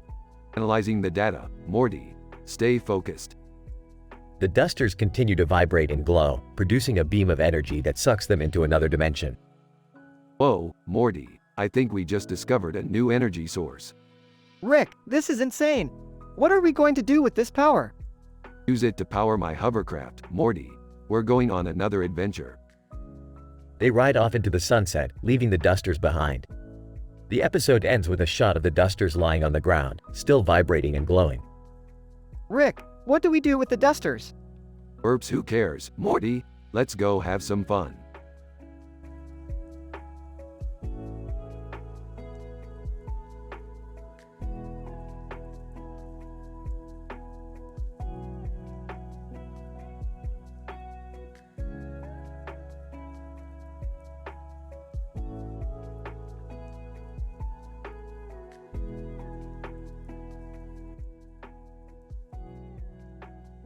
The episode begins with Rick and Morty playing Plants vs. Zombies 2, with Summer and Jerry watching in the background. Suddenly, a green alien appears in the background of the game and transports them all into the game's universe. Oh great, we've been sucked into a video game. I hope this doesn't mess up my kill-death ratio. Rick, we're not in the game anymore. Look around. The group finds themselves surrounded by a horde of post-war zombies, and are quickly joined by Doofus Rick, who has somehow also been transported into the game. Doofus, wow, this is exactly like the time I accidentally stumbled into the world of Garfield. Except with zombies and, plants. As they try to navigate their way through the horde, the group discovers a new form of energy emanating from the zombies' brains. This energy field is incredible. I mean, it's almost like some kind of...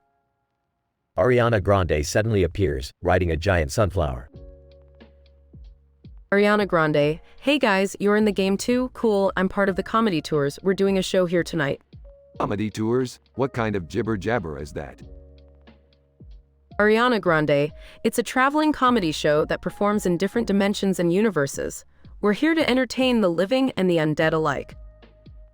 The group joins forces with Ariana and the comedy tours team to fight off the zombie horde and make their way to the show. Along the way, they discover that the energy field they had been sensing was actually a new type of scientifically advanced plant that could be used to combat the zombie outbreak. Wow, this is insane. Who knew video games could lead to such groundbreaking discoveries? Sometimes the universe gives you a hand, Morty, and sometimes it gives you an entire plant army to fight a bunch of zombies. The episode ends with the group successfully defeating the zombie horde and enjoying the comedy tours show, as Garfield makes a brief cameo appearance.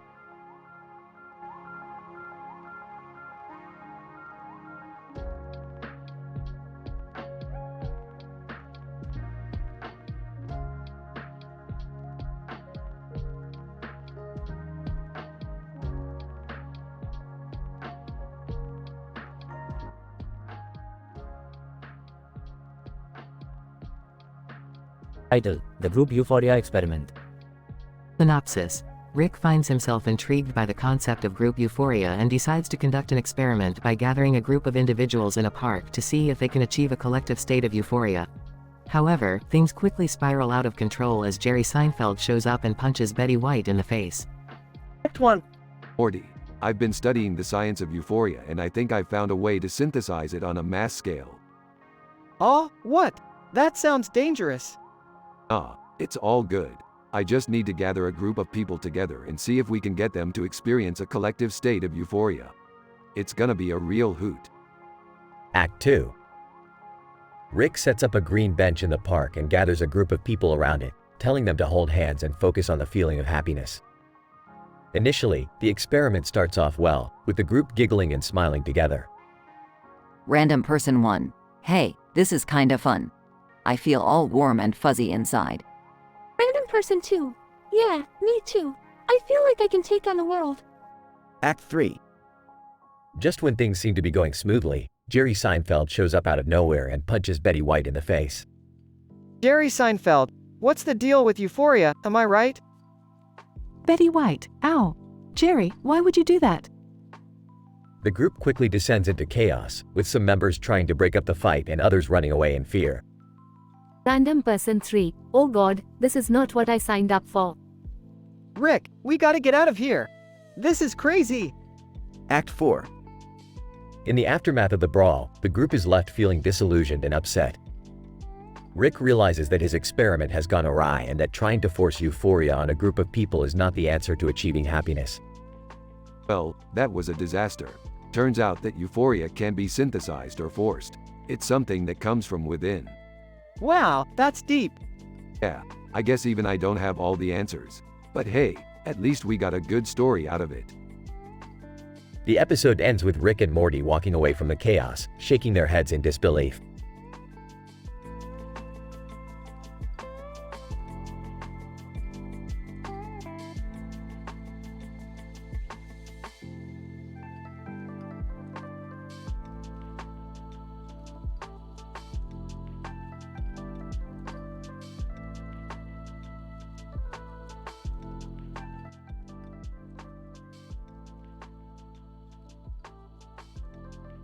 Title: The Guilty Conviction of Rick. Introduction. In this episode, we present a case study of a person named Rick who was convicted of child molestation. The story illustrates the post-conviction behavior of Rick and the lack of remorse he displayed. Scene 1. The episode begins with a cartoon of a man and a boy in a classroom setting with a blackboard and a speech bubble that says, "I only claim my CCIEMYCC." This cryptic statement seems to suggest that something may be amiss. Scene 2. We then learn that Rick has been convicted of child molestation, and the evidence against him is strong.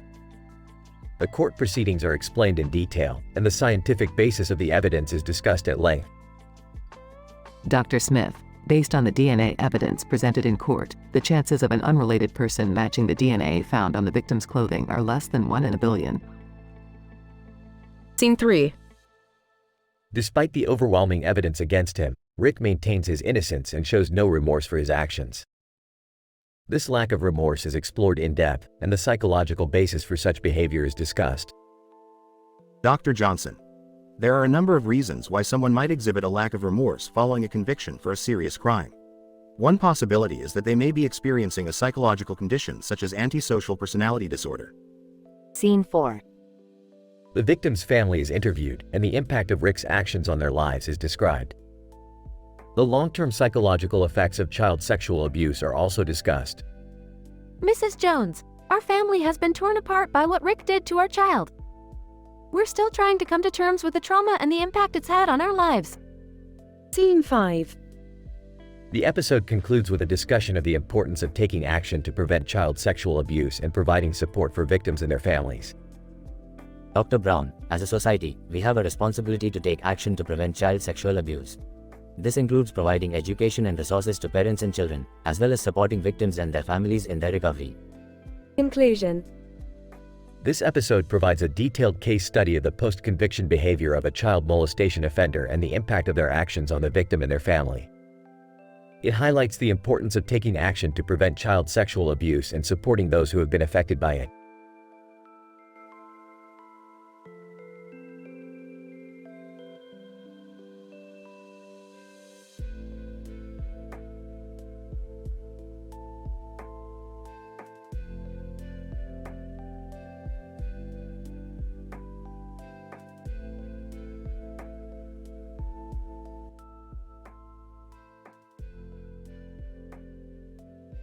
Title: The Quantum Mechanics of a Pulled Pork Sandwich During a Supernatural Plague Outbreak. Synopsis. In this episode, we explore the quantum mechanics of a pulled pork sandwich during a supernatural plague outbreak while incorporating funny stickers, lounge and cycling. The episode starts with a shot of a wooden table with a blue plate, piled high with a pulled pork sandwich and a chili side, accompanied by a refreshing drink. The sandwich, a complex system of molecules, rests on the plate as the laws of classical mechanics dictate its motion. Dr. Jane. The sandwich is composed of various molecules, such as proteins, lipids, and carbohydrates. Each constituent molecule is made up of atoms, which follow the laws of classical mechanics. However, at the subatomic level, the behavior of particles is better explained by quantum mechanics, which presents a different set of rules. As the sandwich sits on the table, its molecules vibrate according to the laws of thermodynamics, releasing a savory scent that fills the lounge. Suddenly, a supernatural plague outbreak occurs, and the stickers on the table begin to glow with an eerie aura. Dr. John, the outbreak has disrupted the laws of physics, introducing a non-classical element to the system. The stickers on the table illustrate the effect of the supernatural plague on the sandwich. The quantum state of the stickers changes, resulting in their glow. The cycling sounds from the street outside become louder, indicating a new agent in the system. A cyclist enters the lounge, coughing and showing symptoms of the supernatural plague. Dr. Jane. The introduction of the cyclist affects the dynamics of the system, introducing an external force into the sandwich's environment. The sandwich, now exposed to the supernatural plague and an external agent, begins to break down at the molecular level as the laws of thermodynamics accelerate its decay. Dr. John, the destabilization of the sandwich is a result of the supernatural plague and the external force from the cyclist. The sandwich is no longer a closed system, and its molecules are now subject to external interactions that have increased its entropy. The episode ends with a shot of the now destroyed sandwich on the blue plate as the supernatural plague continues to spread. The scientific study of this complex system provides insight into the behavior of physical systems under unusual circumstances.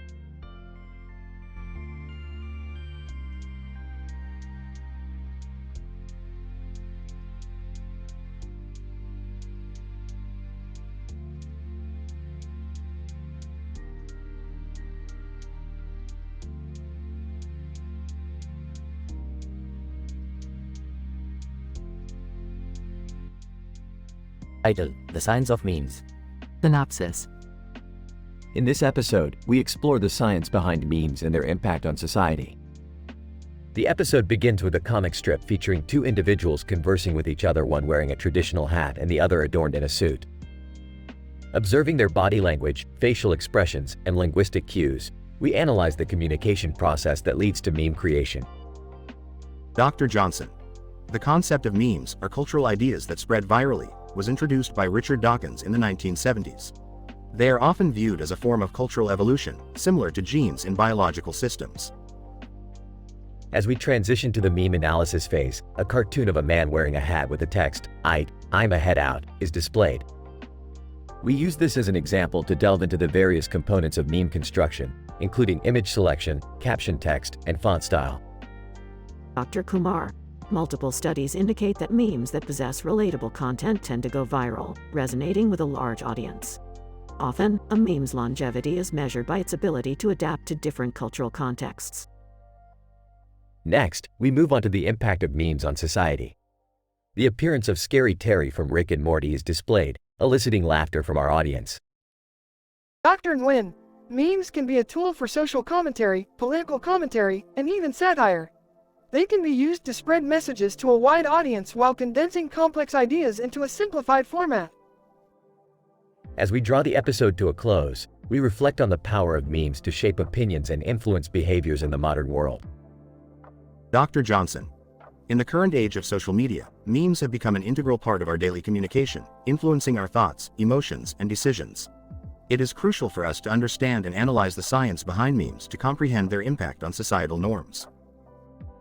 With this, we conclude our episode, opening up the floor for our audience to share their experiences and thoughts on the topic at hand.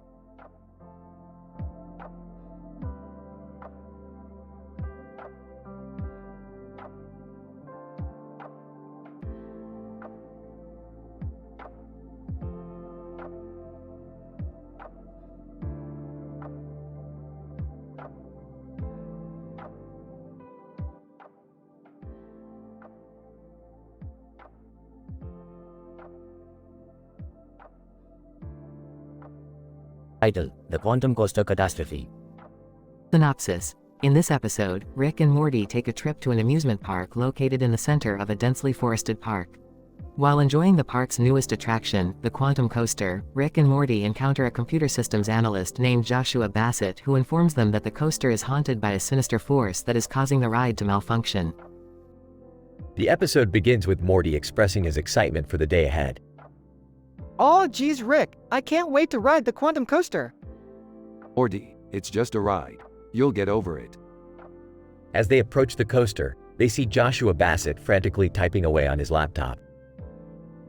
Joshua. Excuse me, gentlemen. I'm a computer systems analyst and I've detected some serious malfunctions in this ride's programming. Oh great, just what we needed. Another nerd trying to ruin our fun. Despite Rick's dismissive attitude, Morty becomes intrigued by Joshua's warnings and decides to investigate further. Rick, I think we should listen to this guy. He seems to know what he's talking about. Fine, but if this guy is wrong, I'll personally make sure his thighs never work again. As they board the coaster, strange things begin to happen. The ride's track begins to shift and contort, and Morty sees ghostly apparitions around the ride's track. Oh geez, Rick, something's not right. What do you expect, Morty? It's a haunted amusement park. Of course, something's not right. It's at this moment that Joshua's worst fears are realized. Joshua. Oh no. The ride's quantum programming has been compromised. We're in serious trouble. Rick, Morty, and Joshua are forced to work together to try and stop the ride from spiraling out of control. They must use their knowledge of quantum physics and computer programming to stop the haunted forces from taking over. The episode ends with Rick, Morty, and Joshua narrowly averting disaster. Well, that was a rush. I think my adrenaline science is off the charts. I still can't believe you threatened to hurt that guy's thighs. Joshua. It was all in the name of science. Thanks for your help, gentlemen. Just as they're about to leave, Joshua turns to Rick and Morty and says, Joshua. By the way, that wasn't the only ride with programming issues. We might have to stay here a bit longer. Geez, looks like we're in for a wild ride. Let's get swifty. Fade to black.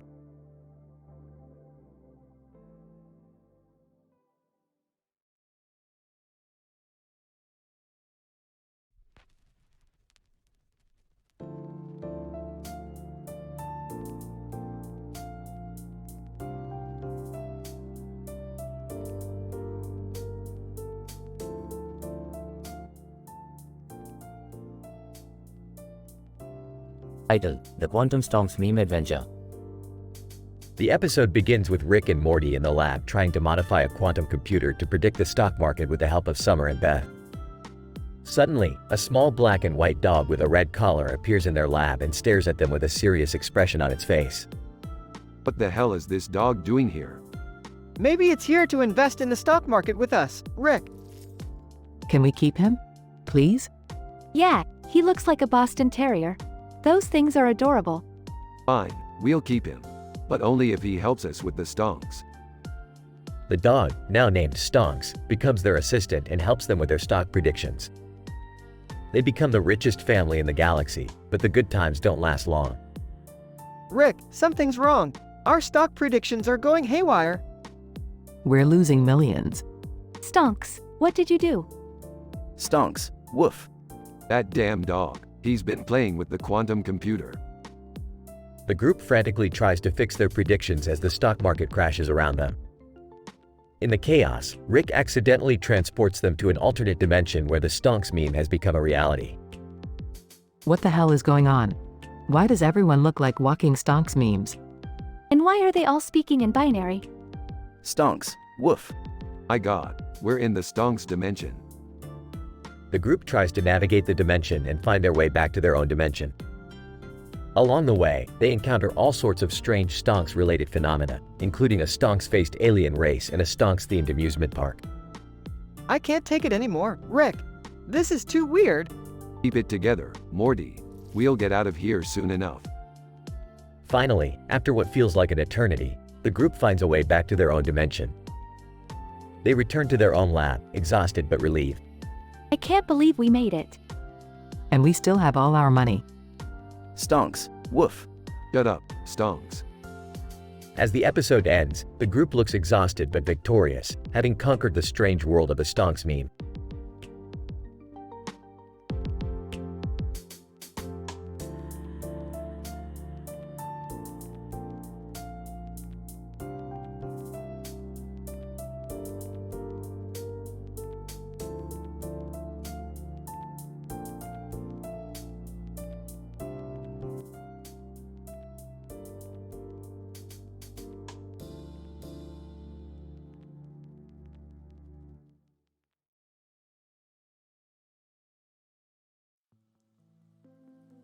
Title: The Hamburger Conundrum. Act 1. Rick and Morty are driving on an interdimensional highway when they spot a half-eaten hamburger lying on the side of the road with a street sign in the background. The sign reads, Area 51 next exit. Rick, being the curious scientist that he is, decides to stop and investigate the hamburger. Rick, Morty, we've got a code burger here. Looks like someone took a bite out of this bad boy and left it on the side of the road. This is some serious extraterrestrial shit right here. Morty, gross, Rick. Do we really need to investigate a half-eaten burger? Rick, of course, Morty. This could be the key to unlocking the secrets of the universe. Plus, I'm hungry. Act 2.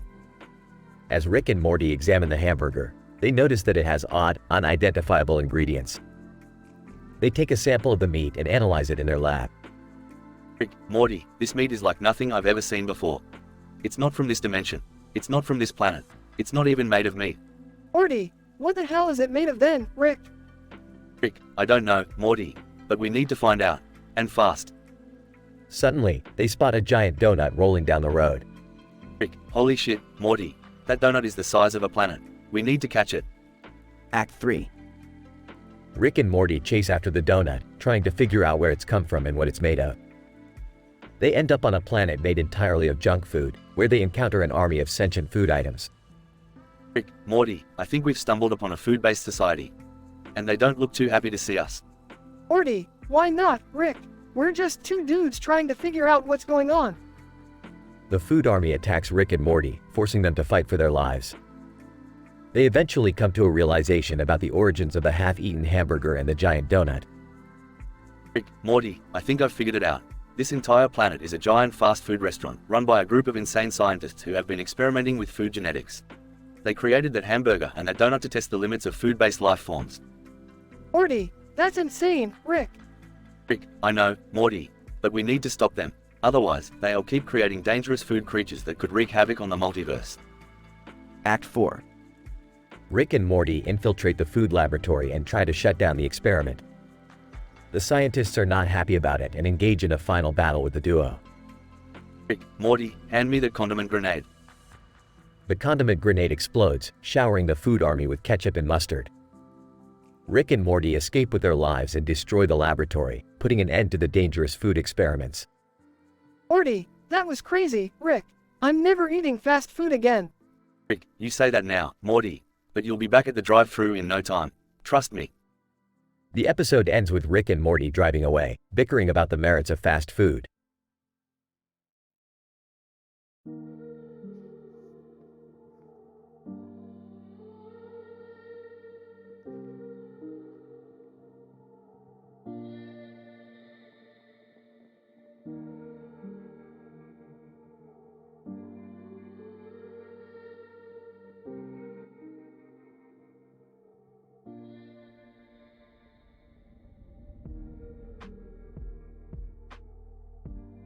Title: The Mutant Avian Epidemic and Robot Musical Theater Extravaganza. Rick, Morty, Jerry, and Summer are seated in the living room discussing their latest scientific expedition, where they discovered a group of birds with different colored feathers on a stand with a bird on top of it and a bird on the bottom of the row.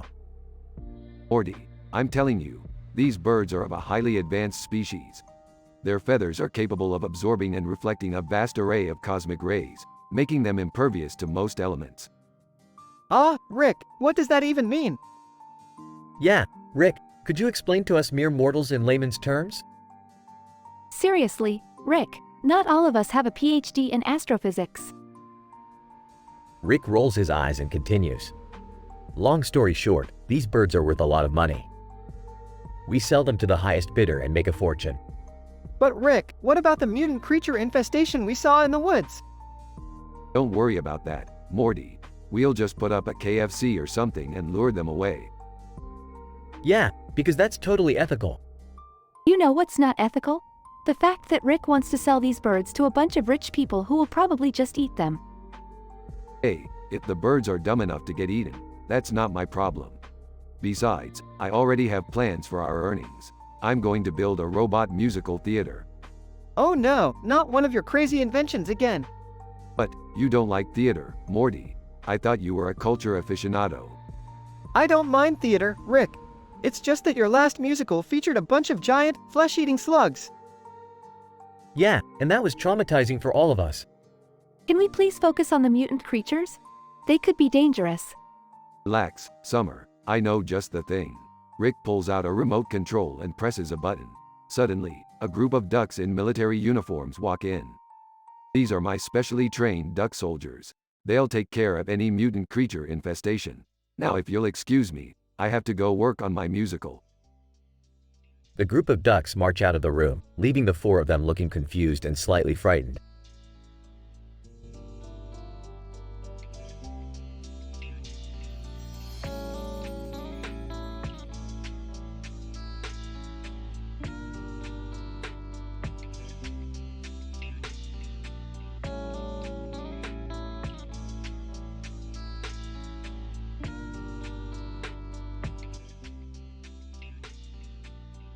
Title: The Semiotics of a Star Wars Poster, a Linguistic Analysis.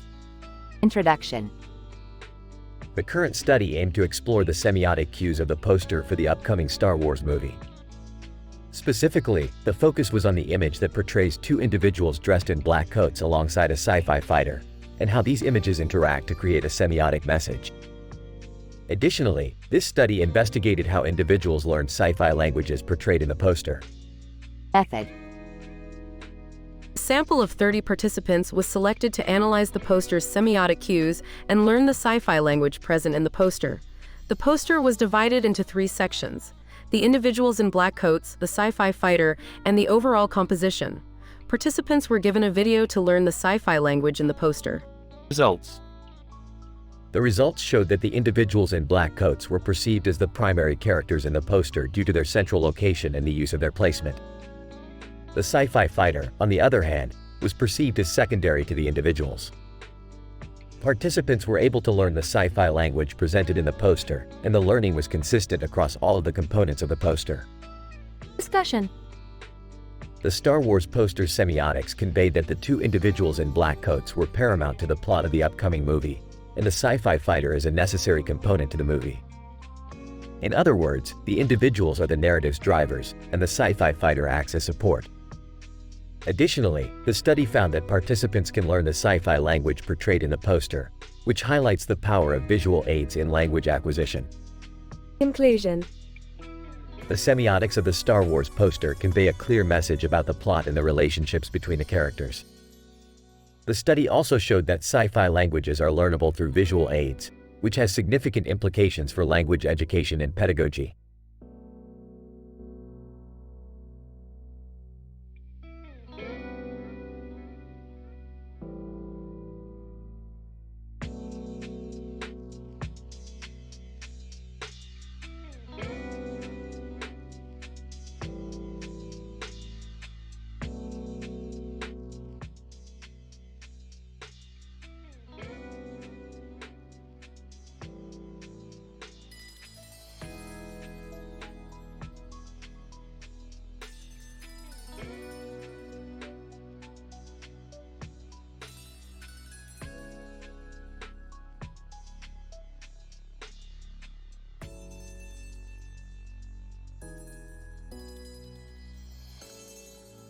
Title: The Quantum Boxing Paradox.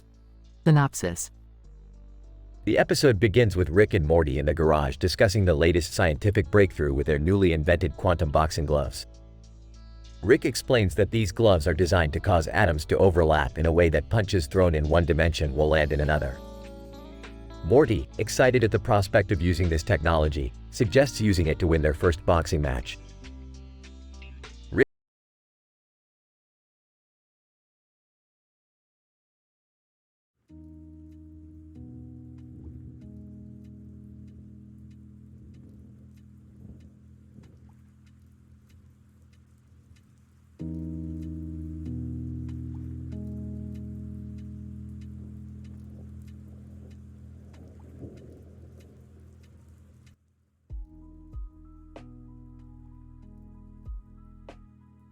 Title: Terraformed Mars Revolution. Synopsis.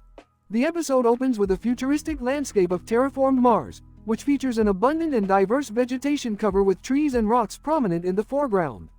A spaceship, appearing as a shimmering silver dot in the far distance, slowly moves towards the camera. The focus of the episode is on Logan Paul, a renowned space explorer and adventurer, who has been called to investigate a peculiar anomaly on the planet's surface. Logan Paul. According to my observations, the anomaly appears to be related to a time crisis event that has taken place on this planet. The anomalies seem to have affected the terraforming process and have resulted in the evolution of unique plant species.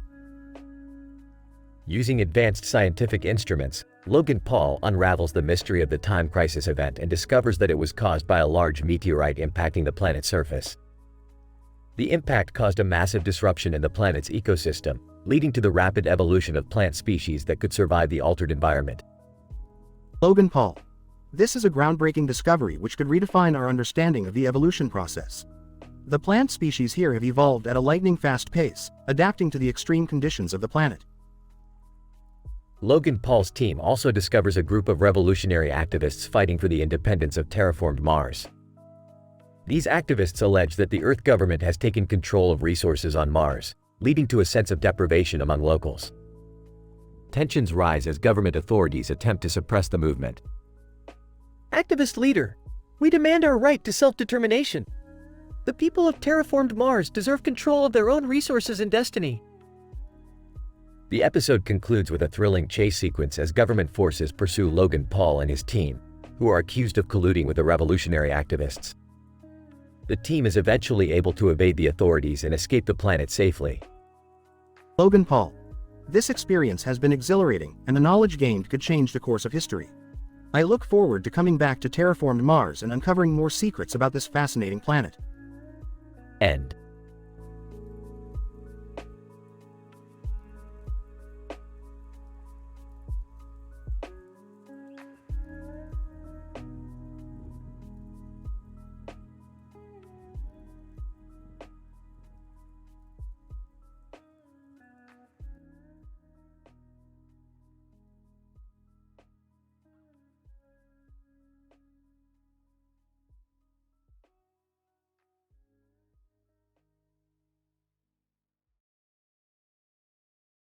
Title: Intergalactic Plant Mystery with a side of hilarity. Opening scene, Rick and Morty are in the lab, surrounded by various gadgets and scientific equipment. Rick is tinkering with a machine while Morty is impatiently shifting his weight from one foot to the other. Morty, hand me the hyperdimensional spanner. We gotta get this device working if we want to save the universe from certain doom. What does this device even do, Rick? It's a device that can detect and analyze plant life on any planet in the multiverse. Now hand me the spanner before I change my mind and leave you stranded in some parallel dimension. Morty reluctantly hands Rick the spanner, and Rick starts fiddling with the device. Suddenly, an alert goes off, and a holographic map of the universe pops up. Looks like this baby's working. We've got a plant emergency on our hands, Morty. Time to bring in the family. Cut to the Smith family gathered around the portal gun as Rick prepares to travel to the planet in question. What's going on, Rick? Who needs our help? It's a woman in a purple dress and a green plant in a forest with a fake head of a woman, Beth. Don't ask dumb questions. Ew, that sounds creepy. I don't want to go. Tough luck, Summer. Pack your bags. We're going on an adventure. After arriving on the planet, the Smith family begins their investigation. They quickly find the woman in the purple dress and the green plant, but things take a strange turn when Miss Marple and Princess Leia show up. Miss Marple, good day, everyone. I couldn't help but notice you investigating this plant. I'm here to investigate a mystery of my own. Oh great, we've got a detective now. Just what we needed. Princess Leia, I'm here to assist Miss Marple in her investigation. We must work together if we want to solve these mysteries. The group starts searching for clues, but everything seems to lead back to the strange woman in the purple dress and the green plant. They eventually discover that the plant is sentient and has been controlling the woman all along. Plant, you fools, I've been manipulating this woman to carry out my evil plans. Now that you know my secret, you must all die. The Smith family and their newfound companions engage in a battle with the plant, using their scientific knowledge and quick thinking to defeat it. In the end, they discover that the plant was trying to take over the planet and enslave its inhabitants. Another successful mission, people. And to think, all it took was a sentient plant and a couple of old detectives. Hey Morty, remind me to write a paper about this. I'm pretty sure we just made scientific history.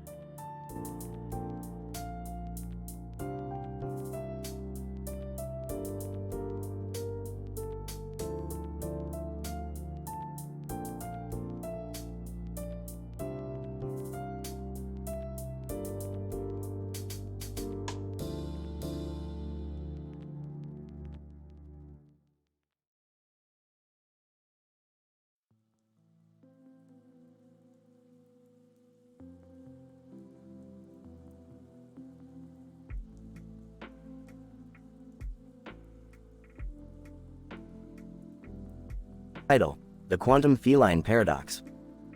Synopsis. Rick and Morty try a new experimental technology to bring a black and white quantum Japanese bobtail cat named Schrödinger from an alternate dimension.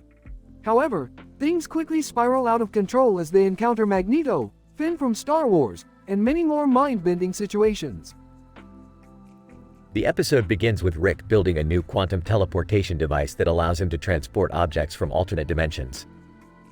Morty suggests they try it out on a cat, leading them to Schrödinger, a Japanese bobtail.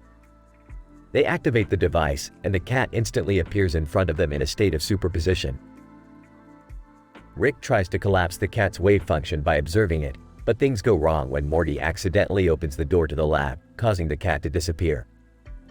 The duo is shocked to discover that the cat has teleported through dimensions and is now able to travel through different universes. As they search for Schrödinger, they accidentally end up in a universe controlled by Magneto, who plans to use the cat's quantum powers to destroy the world. Rick and Morty must team up with Finn from Star Wars to take down Magneto and save the universe. On the way, they encounter strange phenomena like the architecture of alternate dimensions and even the Arthur Fist meme that comes to life. They finally catch up with Schrödinger, who is enjoying his newfound powers. Rick and Morty manage to convince the cat to return to their universe, but in doing so, they accidentally bring over Majin Buu from Dragon Ball Z. The episode ends with Rick and Morty frantically trying to defeat Buu, with Schrödinger and Finn joining in. Alright, Morty. Let's see if we can bring a quantum cat from another universe. Oh, okay, Rick, but is that safe? Of course not, but when has that stopped us before? Meanwhile, Schrödinger appears in a state of superposition. Schrödinger, meow or not meow? That is the question. Morty accidentally opens the door, causing the cat to disappear. Oh no, we lost the cat. Or did we? Ominous music plays. They end up in a universe controlled by Magneto. Magneto! You fools, I will use the cat's quantum powers to destroy your world. Oh yeah? Well, let's see how you handle this. Throws Arthur Fist meme. A fight breaks out, and they finally catch up with Schrödinger. Look, Schrödinger, you can't keep teleporting like this. We need you to come back to our dimension. Schrödinger, but I like it here. I can do whatever I want. Finn, come on, Schrödinger, we need you to help us save the universe. Schrödinger, okay fine, but I'm bringing my new friend. Majin Buu appears. Rick and Morty frantically try to defeat Buu, with Schrödinger and Finn joining in. Rick, what are we gonna do? We can't handle these guys alone. Don't worry, Morty. I've got a plan. We're gonna get Swifty. The screen fades to black as the familiar beat of Get Swifty begins to play.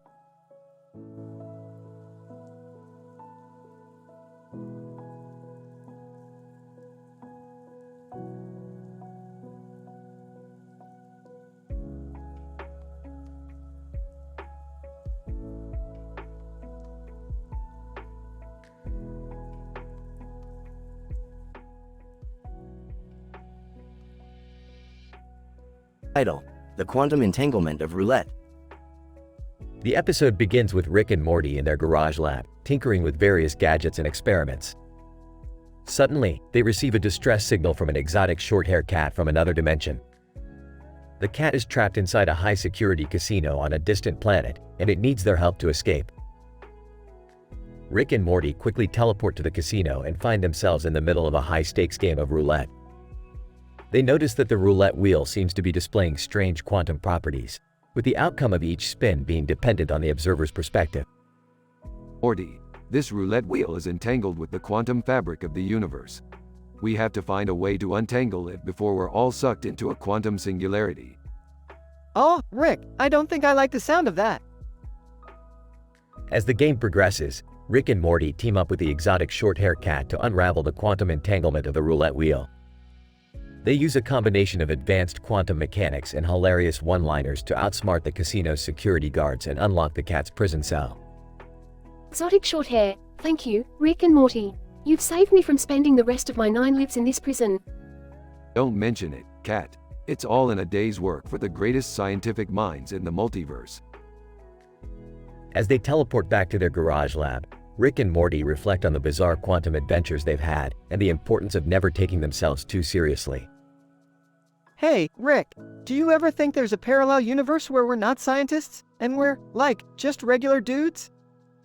Morty, in an infinite multiverse, anything is possible. But trust me, being a scientist is way cooler than being a regular dude.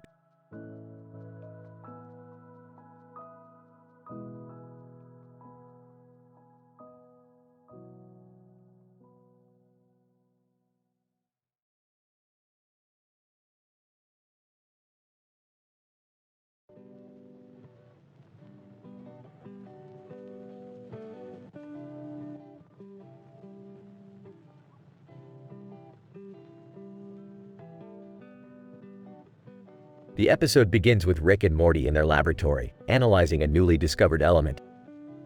Rick excitedly explains the scientific properties of the element, causing Morty to ask, "But what about its color?" Color is irrelevant, Morty. This element is beyond the limits of your primitive color spectrum. It's pure science. As they continue their analysis, a portal suddenly opens and a vampire bursts in. Vampire, greetings Rick and Morty, I require your assistance in redecorating my lair. Oh, I don't think that's really our area of expertise. Nonsense, Morty. It just so happens I have a PhD in vampire home makeovers. The trio travels to the vampire's lair, which is a dark and spooky castle filled with cobwebs and eerie decor. The vampire explains that he wants to add a pop of color to his drab surroundings. Vampire, I'm thinking red. Ah yes, the color of blood. Excellent choice. They begin painting the walls and furniture of the vampire's lair in a bright shade of red. But things take a turn when Morty accidentally spills some of the paint on his ears. My ears are red. What's happening? Looks like you're experiencing a rare scientific phenomenon known as chromatic auricular transformation. Morty starts hearing strange noises and seeing visions of musical notes. Rick and the vampire begin jamming on their instruments, causing Morty's ears to vibrate with the sound waves. This is crazy. My ears are like mini speakers. The trio continues making music and experimenting with the properties of the red paint. Eventually, they accidentally break the fourth wall and enter a cartoon dimension. Oh, Morty, we just transcended the boundaries of our own dimension and entered a cartoon universe. We're cartoons now? The episode ends with Rick, Morty, and the vampire performing a ridiculous musical number in their cartoon form. This will definitely go down in scientific history as the most absurd experiment we've ever conducted. I don't think there's any science behind this at all, Rick. Vampire, who cares? We're having fun.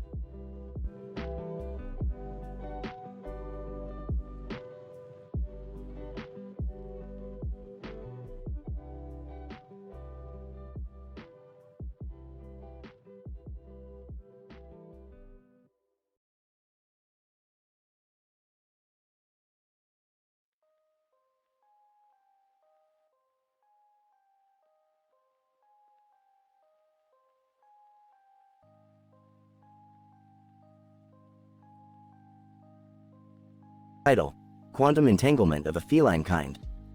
Synopsis. Rick and Morty stumble upon a strange portal that leads them to a parallel universe where they encounter a black and white cat with yellow eyes. The cat seems to be staring at a blue background, which baffles Rick and Morty's understanding of reality. Morty, we found ourselves in a universe where Schrodinger's cat seems to be objectifying its own existence through an interdimensional lens. What does that even mean, Rick? It means that we have discovered an anomaly that could potentially disrupt the very fabric of spacetime and create a feline singularity. Oh no, not another one of your crazy science experiments, Rick. Not an experiment, Morty. A revolutionary discovery that could earn us a Nobel Prize. As they approach the cat, it suddenly disappears and they find themselves on Pluto. They encounter a Turkish van that claims to know the whereabouts of the cat. Turkish van. Greetings, outsiders. I am the Turkish van, guardian of this sector of space. I have been entrusted with the whereabouts of the feline you seek. That's great, Turkish van. Lead the way. They follow the Turkish van to a wormhole that transports them to a distant planet where they encounter the cat once again.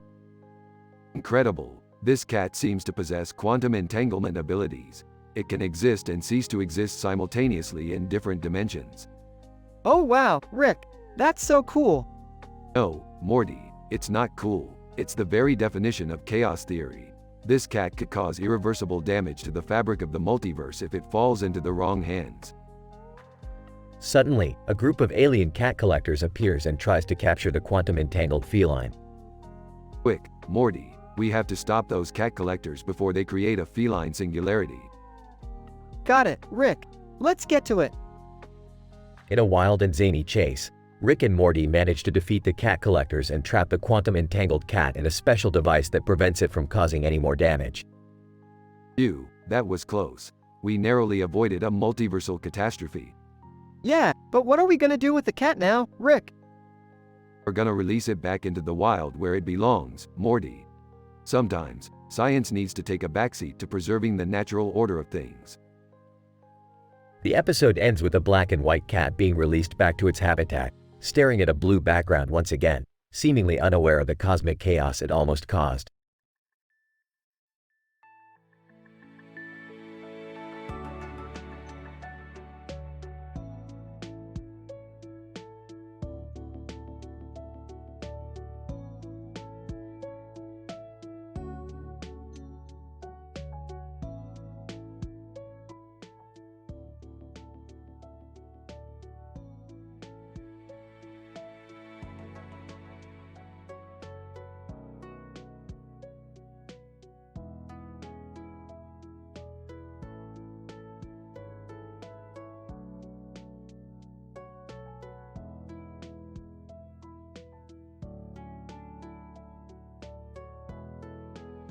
Title: Schrodinger's Shutter, a multidimensional catastrophe. Opening scene. The episode begins with Rick and Morty in the garage, tinkering with their latest invention, a quantum teleportation device. Morty accidentally drops a component, causing a glitch in the machine and an unexpected energy surge. Morty, you clumsy little mammal. You just created a singularity. Panicking, what did I do, Rick? Is it bad? Sarcastic. Nah, it's just gonna suck in the entire multiverse and wipe out all of existence. Way to go, Morty. Whining, but it was just a little mistake. Grumbling. Fine, let's see what we can salvage from this mess. Main plot. The energy surge causes a rift in the fabric of space-time, transporting the entire family to a strange, alternate dimension where everything is black and white. They find themselves on a street corner, next to a parking meter and a sign that says, "Shutter," in bold letters. Confused. What's up with this place, Rick? Why is everything so retro? Scientifically, based on my analysis of the quantum wave patterns, we have stumbled upon a parallel universe that operates on a different frequency band. The colors are inverted, and the laws of physics may or may not apply. Dumbfounded. So, what does that mean? Are we in danger? Dying. For once, Jerry, your cluelessness may be an advantage. Let's just try to blend in and figure out what's going on. As they explore the bizarre world, they encounter a grumpy-looking cat with piercing blue eyes and a permanent scowl. The cat seems to be following them, but disappears whenever they try to catch it. Jokingly, hey, it's that grumpy cat meme come to life. Maybe if we pet it, it'll cheer up. Irritated. Morty, don't be a moron. That cat is an anomaly in this dimension. It could be a harbinger of doom, or a clue to our exit strategy. Curiously, maybe it's just a cat, Rick. Can't we just enjoy its company? Suddenly, Rhett and Link, two internet comedians from another universe, appear out of nowhere and challenge Rick and Morty to a game of trivia. Hey there, friends. We heard you were enjoying our black and white world. Link, and we thought you might want to test your knowledge of outdated pop culture references. Noi. Great, just what we needed. More distractions from our mission. Eagerly, I know a lot about memes and stuff. Let's do this. The game is intense, with questions ranging from 1950s TV shows to 2000s viral memes. The goal is to score enough points to activate a portal back to their own dimension. Frustrated. This is ridiculous. I don't know any of these answers. Laughing. Lighten up, Dad. It's just a silly game. The final question turns out to be a doozy. What is the Schrodinger's cat paradox? Confidently. Easy. It's a thought experiment that illustrates the principles of quantum mechanics. The cat is simultaneously alive and dead until the box is opened and observed. Impressed. Wow, Rick knows his stuff. That's correct. The portal opens, and the family rushes through it with relief. However, the grumpy cat jumps in at the last moment, much to their surprise. Astonished. Rick, did we just bring a cat with us? How is that even possible? Chuckling. My boy, when you manipulate quantum states, anything is possible. I guess we'll just have to make room for another member of the family. The episode ends with the cat meowing contentedly on Summer's lap, as the rest of the family debates whether to name it Schroeder or Grumpy.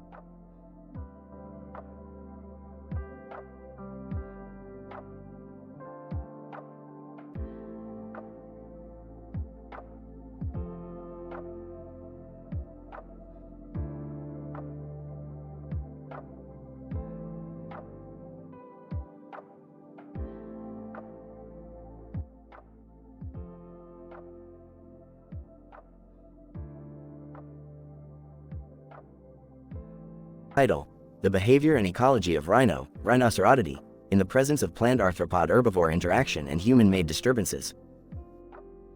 In this episode, we explore the intricate relationship between the eco-behavioral interactions of rhinocerodity, and the surrounding biotic and abiotic environment. As a rhinoceros wanders through a field of leaves and flowers, it is noticed that it is carrying a carrot in its mouth, and we observe how this might affect its foraging decisions. We hypothesize that the presence of the carrot might influence the rhinoceros's behavioral response to plant arthropod herbivore interaction. Using a combination of behavioral ecology and remote sensing techniques, we investigate the rhinoceros's movement patterns and foraging behavior in response to the presence of herbivores and anthropogenic disturbances, such as the presence of actor Robert Pattinson and his crew filming a movie nearby. Meanwhile, we also observe the behavior of hippos, which are known to interact with rhinoceros in their natural habitats, and how this might affect the overall ecology of the ecosystem.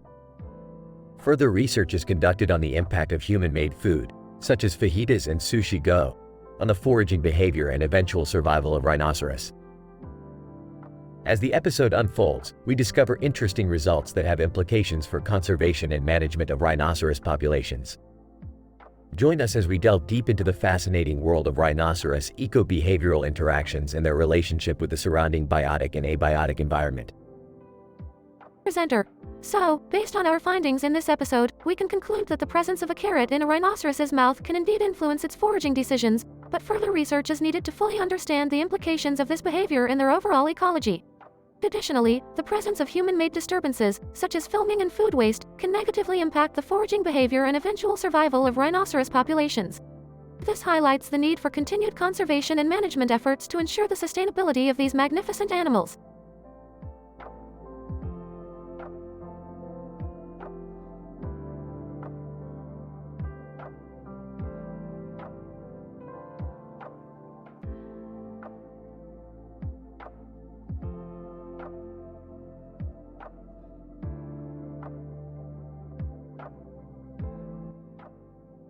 Scene: a busy street corner with a building featuring a clock tower in the background.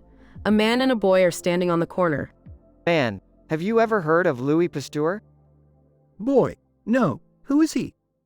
Man, he was a French microbiologist and chemist who discovered the principles of vaccination, microbial fermentation, and pasteurization. He revolutionized the world of medicine and food safety. Boy, wow, that's amazing. Man, yes, and speaking of amazing, have you ever read the book Humorous Travel Stories? Boy, no, I haven't. Man, it's a collection of funny stories about people's travels around the world. It's both entertaining and educational. Boy, sounds like a fun read. Man, definitely. And did you know that germanium is an important element in the field of electronics? Boy, really? How so? Man, germanium is used in the production of semiconductors, which are essential components in electronic devices such as computers and smartphones. It's amazing how one element can have such a big impact on technology.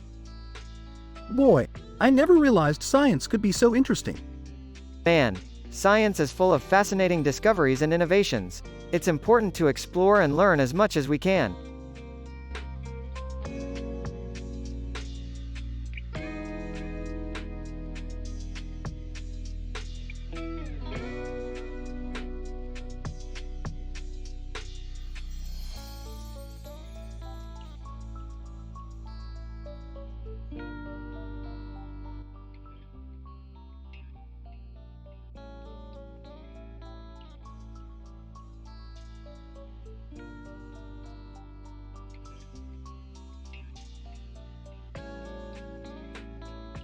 Title: Quantum Doggo Madness.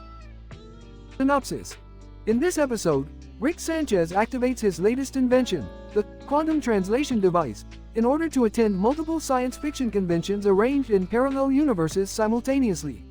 Meanwhile, Morty, Summer, and their new pet dog, Spill, are tasked with debriefing Rick's latest experiment involving the white object, black and white object, for future research and publication purposes.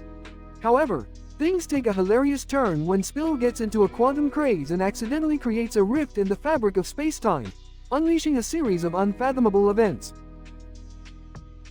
The episode opens with Rick and Morty arguing over the best way to navigate the quantum translation device to different universe coordinates.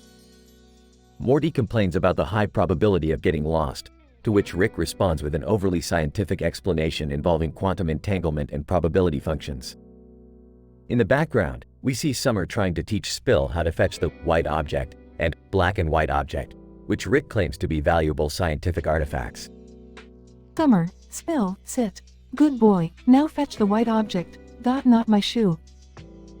As Summer tries to retrieve the object from Spill's jaws, she accidentally drops it, causing a spark that ignites the black and white object, which starts glowing. Suddenly, the room is filled with a bright light as a portal to another dimension opens up, and Spill jumps through it, excitedly barking. Morty, oh no, Rick, Spill just created a quantum rift. Rick, Morty, that dog is about to cause us some serious trouble. We need to follow him or we'll be stuck in this timeline forever. The next few scenes cut between Rick and Morty's chaotic journey through various sci-fi conventions, each with their own set of bizarre characters, and Spill's misadventures in space-time. This culminates in Spill accidentally meeting his own alternate reality self, leading to a mind-bending sequence involving clones, time travel, and parallel dimensions. Morty, Rick, we finally found Spill. He's in a universe where dogs evolved faster than humans. Rick, well, that explains why he's wearing a lab coat and glasses. I guess we'll have to bring him back to our universe before he causes any more damage. As they attempt to bring Spill back through the portal, they are confronted by an army of interdimensional beings who are angry at Spill for disrupting the balance of space-time. A battle ensues, and the group narrowly escapes back to their own dimension, but not before Spill accidentally absorbs a sizable chunk of the space-time continuum into his body. Summer, what the hell happened to Spill? He's glowing like a Christmas tree. Rick, covering this up is gonna take more than a simple mind erase. I told you guys not to mess with the white object and the black and white object. As the episode ends, we see the group attempted to cover up the mess while simultaneously attempting to understand the quantum doggo madness that they just experienced, leaving the audience with a mix of confusion and laughter. End scene.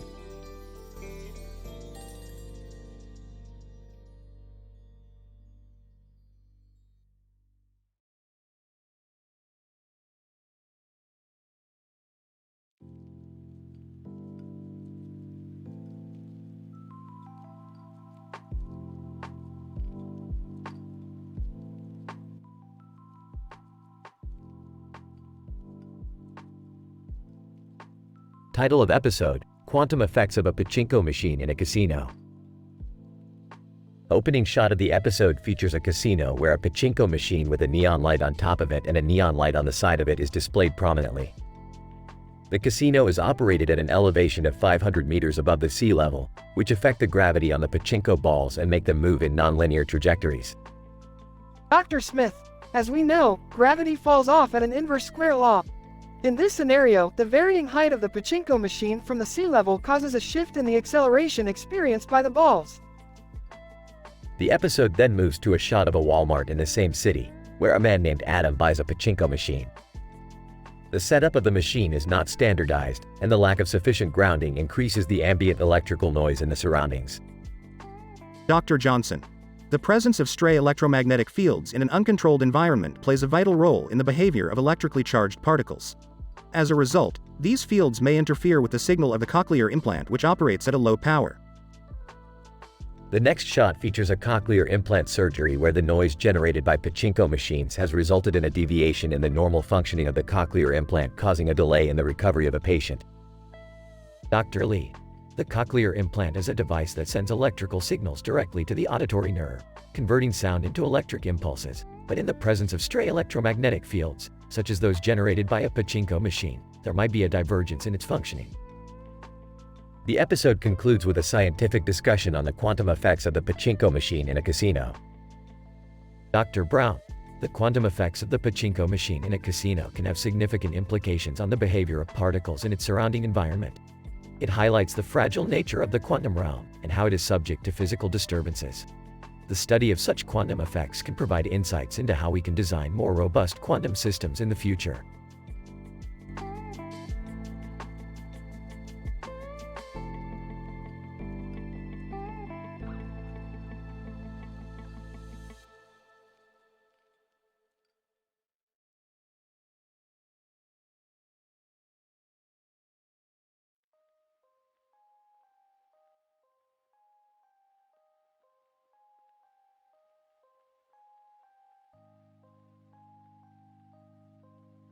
Title: The Mustachioed Scientists.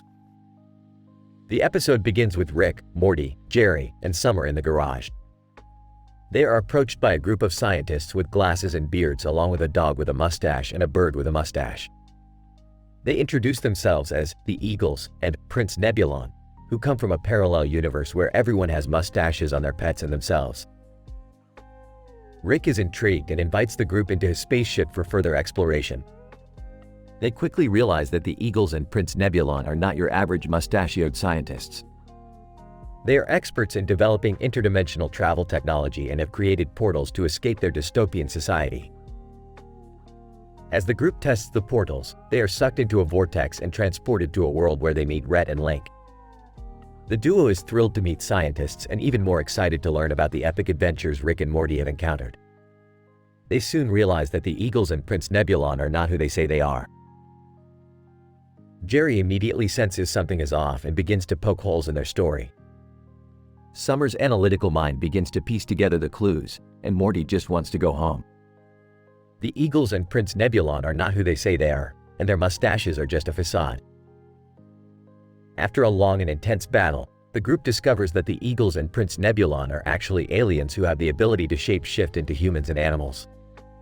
They have been traveling throughout different universes, collecting and studying different species to gain knowledge and technology. As the group escapes, Rick wipes their memories of the experience, but not before Rhett and Link record a parody song about the mustachioed scientists.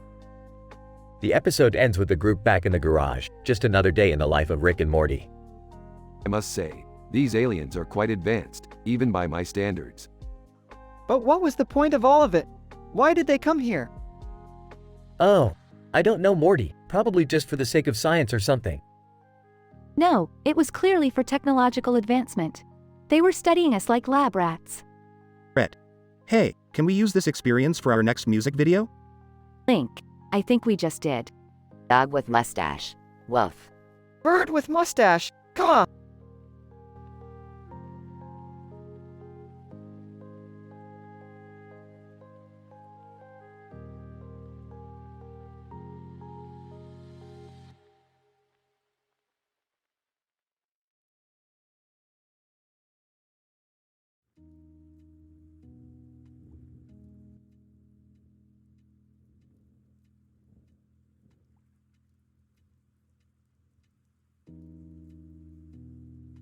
Title: Poker with Sailor Mercury. Synopsis. Rick and the family sit down to enjoy a game of poker with the notable Sailor Mercury, who is observing their human behavior for research purposes. Meanwhile, Morty and Jerry become engrossed in watching funny animal videos on their futuristic tablets. Opening scene. Alright, family, we have a special guest tonight. Sailor Mercury, an intergalactic observer interested in human behavior. Let's make this one count. Sounds interesting, Rick. Mind if I join? Sure, but you better not cry when you lose all your chips. Hey Rick, check out this goat playing guitar on my tablet. Ha! Check out this dog wearing sunglasses. Are you seeing? Rick deals the cards as Sailor Mercury observes their facial expressions. Let's make this interesting, shall we? I'll raise you 50 chips. Call. Hey, Morty, look at this cat taking a shower. Ha ha ha, Jerry, you gotta see this penguin that can't stop sneezing. Sailor Mercury, fascinating. Humans seem to have a predisposition towards seeking pleasure and entertainment.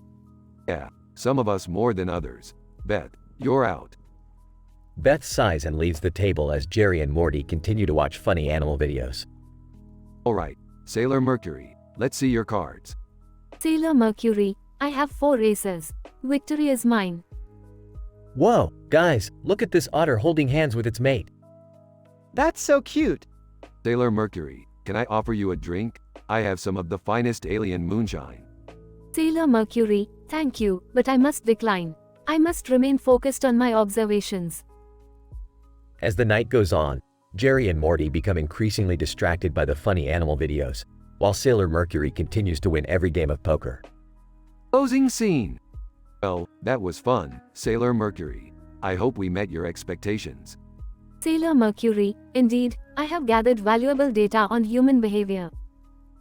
Rick, wait until you see this monkey riding a bicycle. Ha, yeah, and this hedgehog taking a bath. Ah, damn it, Morty, you two are hopeless. End of episode.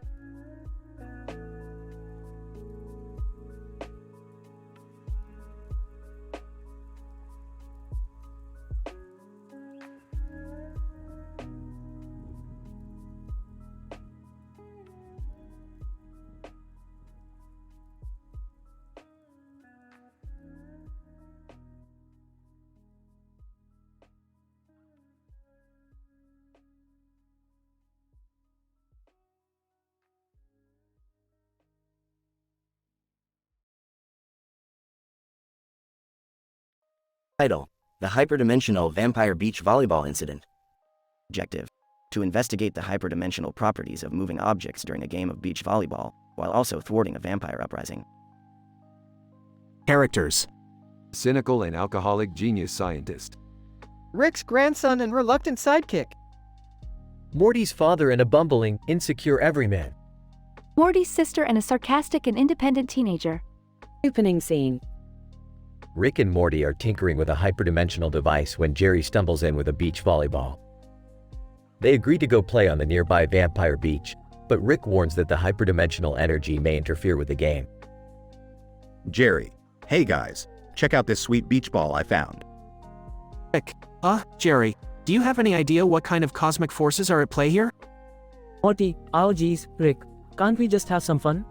Summer, you're not seriously going to play beach volleyball with a vampire ball, are you? What? The game starts out normal enough, but soon they start to notice strange effects from the hyperdimensional energy. The ball moves in unpredictable ways, and the net seems to stretch and morph. Meanwhile, a group of vampires is lurking in the shadows, ready to strike. Jermaine, vampire leader. Look at those pitiful mortals, flailing around with their broken physics. It's time to claim this beach as our own. As the game continues, the hyperdimensional effects become more intense, causing the ball to split into multiple versions of itself and ricochet wildly around the court.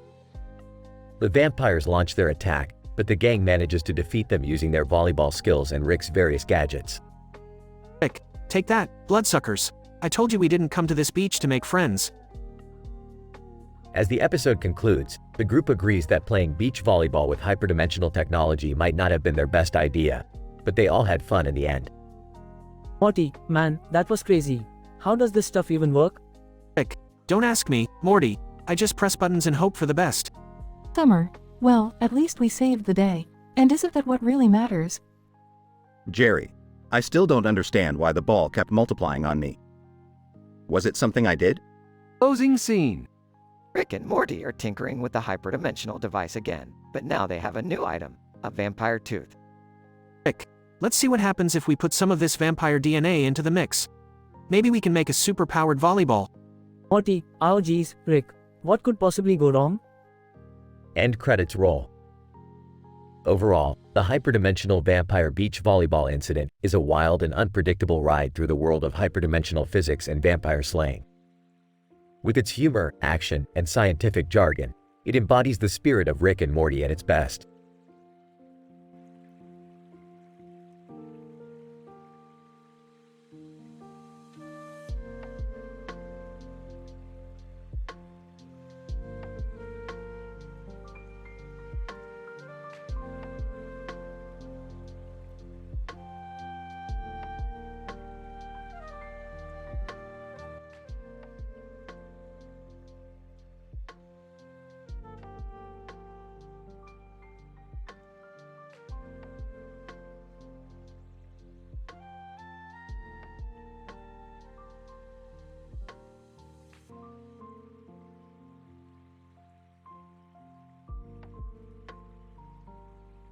Title: The Case of the Mustached Love Connection.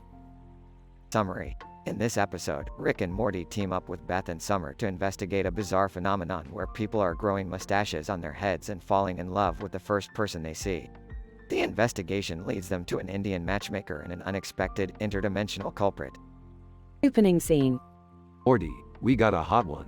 People are growing mustaches on their heads and falling in love. I need you to do some research while I make a few calls. Gross, Rick. Why do I gotta do all the dirty work? Boys, please. This is a serious matter. Summer and I will help Morty with research while you investigate, Rick. Let's get to work. Scene at the table.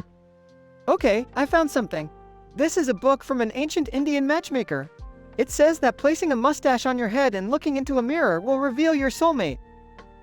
That's insane. We need to find this matchmaker. I have a friend who can help. Hercule Poirot. He's a master detective. Maybe he knows something. Scene with Hercule Poirot. Poirot. Ah, I see. Your investigation has revealed a curious case indeed. It appears that this matchmaker has created a device that reaches into alternate dimensions, connecting people to their soulmates. That's it. We gotta shut it down before it spreads. But how do we find the device? Poirot, the matchmaker is holding a grand event tonight. I suspect the device will be there, but beware, there might be more than meets the eye. Scene at the event. Okay, we gotta split up. Summer and Morty, you check out that room. Beth, you're with me. Why are we going to the bathroom? Trust me. They enter the bathroom. There's nothing here, Rick. That's because we're not looking for anything physical. He pulls out a handheld molecular scanner and scans the air. Bingo. There's an interdimensional portal right under the urinal. Scene with Summer and... This room is empty. Wait, we hear something. They investigate and find a hidden door. What is this? It's the device. We have to destroy it. They try to destroy it, but the matchmaker appears. Matchmaker, you fools. You can't stop true love. I'll activate the device and connect the whole world. He activates the device, and a beam of light shoots out, connecting people all over the world. But then, something strange happens. Hold on. The scanner is showing some weird readings. Mustaches start falling off people's heads, and they start screaming. It looks like the device was creating an energy field that was affecting people's brains, forcing them to fall in love. But when the beam went worldwide, the field collapsed, causing massive brain trauma. So everyone's just gonna be okay with having a mustache on their heads? Of course not. Morty, pass me that anti-mustache ray gun. Morty hands him the gun, and Rick shoots the mustaches, causing them to disintegrate. There, crisis averted. Now, let's get out of here before the cops show up. Closing scene. Well, that was a crazy adventure. I can't believe a mustache on your head was the key to finding your soulmate.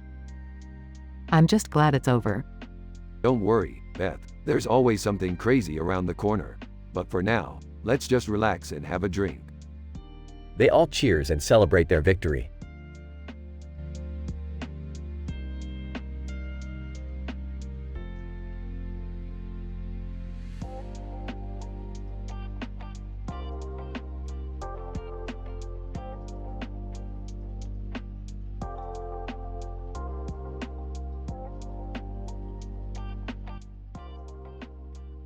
Title of episode: The Quantum Laughter Chronicles.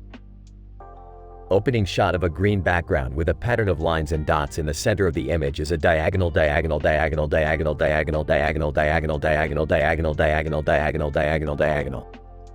Morty, we're in a quantum entangled simulation. This is incredible. I don't understand, Rick. What's so amazing about it? It means we can do anything we want. We can go to a haunted shipwreck, watch an alien stand-up comedian, or even play field hockey with Jerry and Summer. I don't know, Rick. I don't think I'm very good at field hockey. Yeah, and who's going to be the goalie? We'll figure it out. Morty, don't worry about it. But first, let's check out this comedy game show. Data scientist. Welcome to the comedy game show, where the laughs are quantifiable and the data is real. Our contestants will compete to see who can generate the most laughter from our audience of shadows from Babylon 5. I don't know, Rick. This seems kind of messed up. Relax, Morty. It's just science. Alien stand-up comedian. What's the deal with human emotions? They're so illogical and unpredictable. It's like trying to navigate a black hole with a trampoline. Audience of shadows. Laughing. Hey, I think I'm getting the hang of this field hockey thing. Yeah, me too. I'm actually having fun. See, Morty, I told you this would be a good time. And look, we're generating valuable scientific data. I guess you're right, Rick. Closing shot of the green background. Diagonal, diagonal, diagonal, diagonal, diagonal, diagonal, diagonal, diagonal, diagonal, diagonal, diagonal, diagonal, diagonal. End of episode.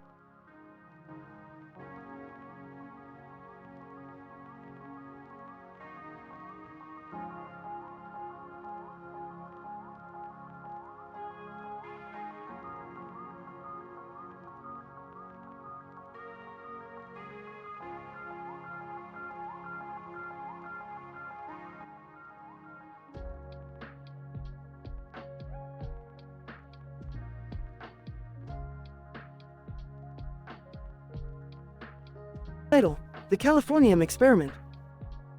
The episode begins with Rick driving on the highway and pointing out a large sign on the side of the road with a sky background and a blue sky in the background.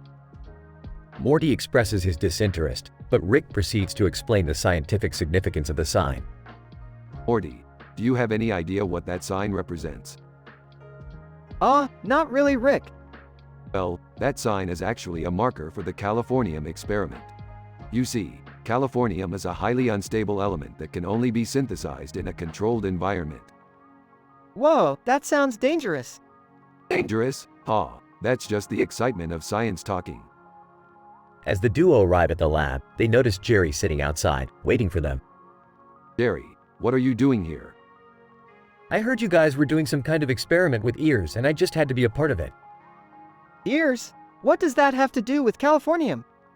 Well, Morty, you see, this experiment involves implanting the Californium into the ears of lab rats to test its effects on their brain function. That sounds amazing. Amazing? You do realize this could result in some serious side effects, right? I'm willing to take that risk for the sake of science. As the experiment begins, chaos ensues as the rats start to mutate, causing them to grow multiple ears and develop super hearing abilities. Oh geez, Rick, this doesn't look good. Nonsense, Morty. This just proves my theory that Californium is the key to unlocking human potential. As the rats start to escape, the lab turns into a scene straight out of a JCPenney Black Friday sale. Jerry ends up getting trampled by a herd of genetically modified rats, while Rick and Morty make their escape. Well, that was a bust. Are you kidding me, Rick? We just created super rats with crazy hearing abilities. Yeah, but at what cost? Look at poor Jerry. I guess you have a point there. As the episode comes to a close, the trio sits in silence, pondering the consequences of their actions. But of course, not before Rick breaks the tension with a joke. Hey Morty, what do you get when you cross a Californium rat with a JCPenney discount? I don't know, Rick. A super bargain rat. All three characters burst out laughing as the credits roll.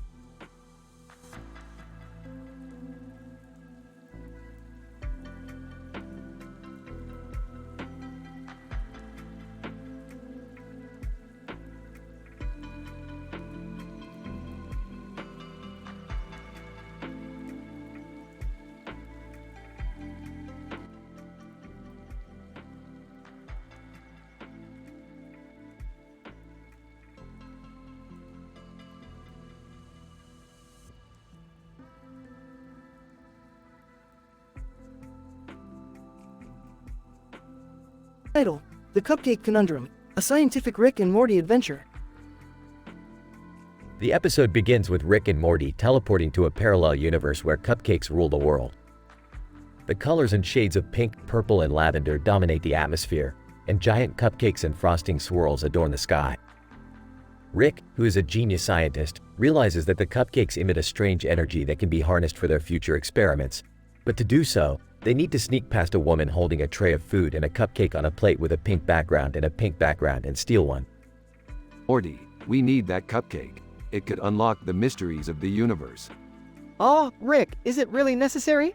Can't we just buy one? Shut up, Morty. We're scientists, and scientists don't pay for cupcakes. As they sneak past the woman with the tray, they accidentally bump into a teenage girl named Lana Condor, who is selling cupcakes for a school fundraiser. She invites them to buy some, but Rick declines, and in a fit of rage, she chases after them, unleashing a stream of curses and insults. Anna, you're both a bunch of weirdos. Get out of here before I call the police.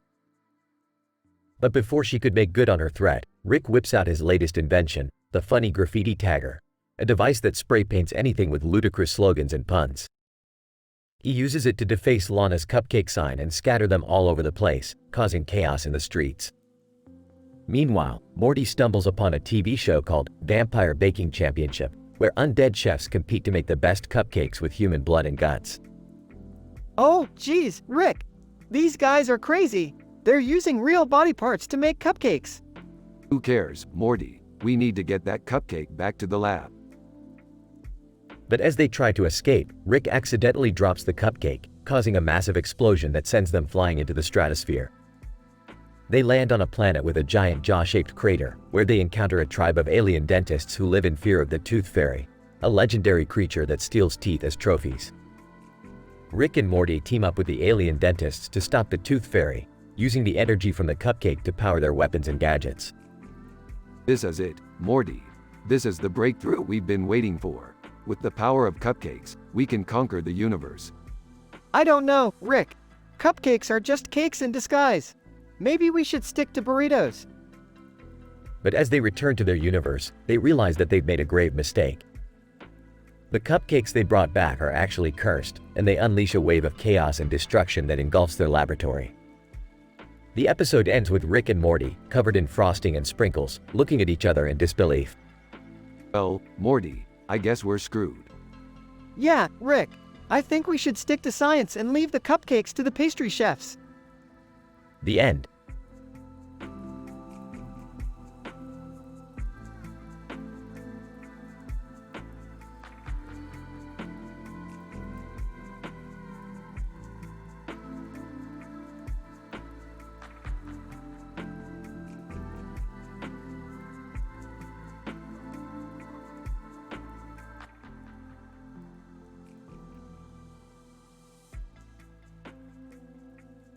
Title: The Tail Barrier of Vampire Apocalypse Survival Graphic Design.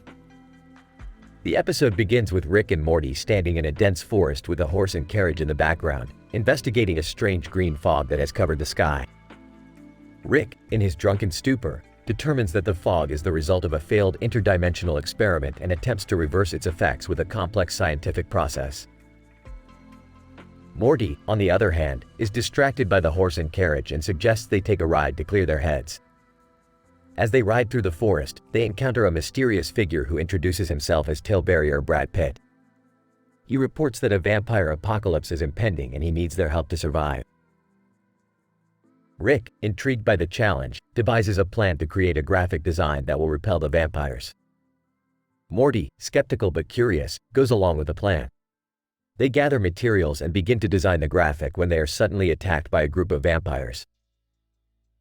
As they fight off the vampires, Rick realizes that the graphic design alone will not save them and he must use his scientific knowledge to modify it.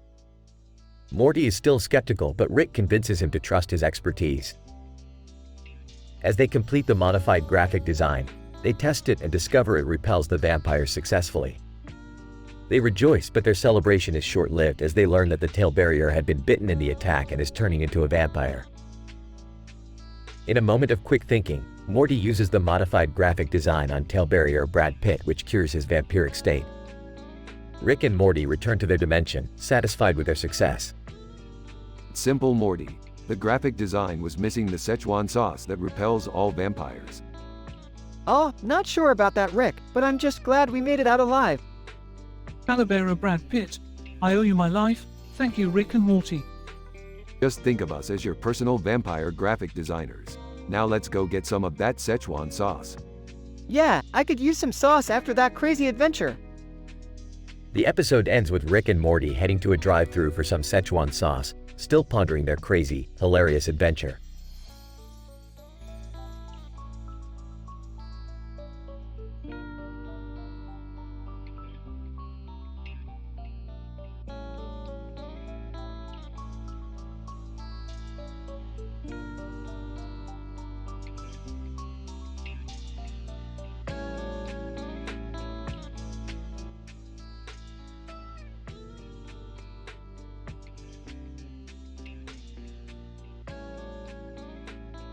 The Husky Lead Pandemic Belief Laparoscopic Nissen Fundoplication Experiment.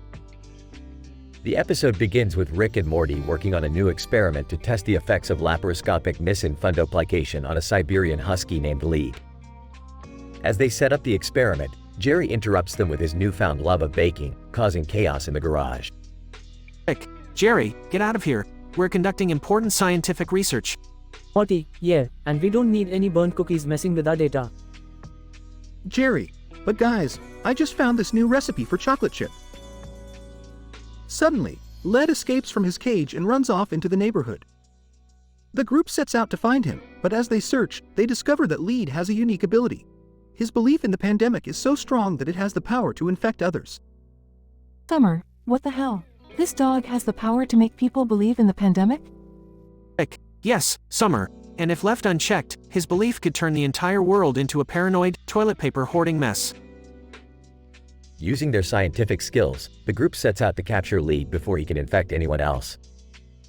Along the way, they encounter various obstacles, including a pack of rabid squirrels and a group of anti-mask protesters.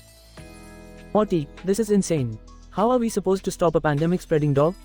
Rick, we need to reverse his belief, and I know just the way to do it.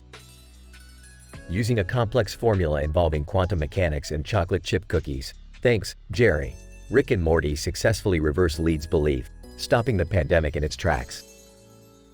Jerry, wow, I can't believe we saved the world with baking. Summer, yeah, who knew science and baking could go hand in hand?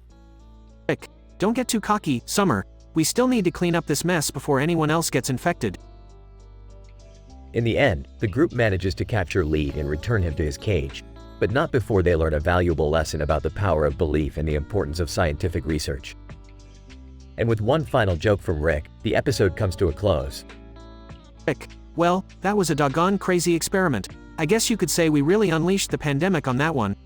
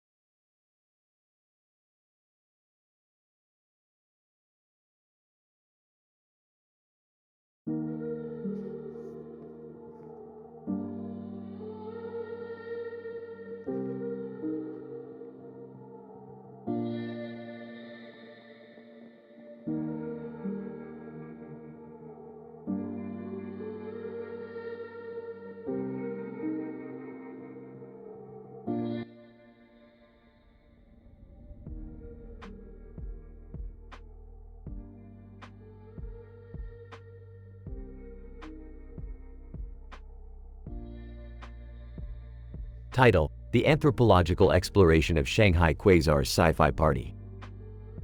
In this week's episode of Rick and Morty, the dynamic duo finds themselves attending a sci-fi themed party on the Shanghai Quasar, a planetary system with advanced technological and cultural developments.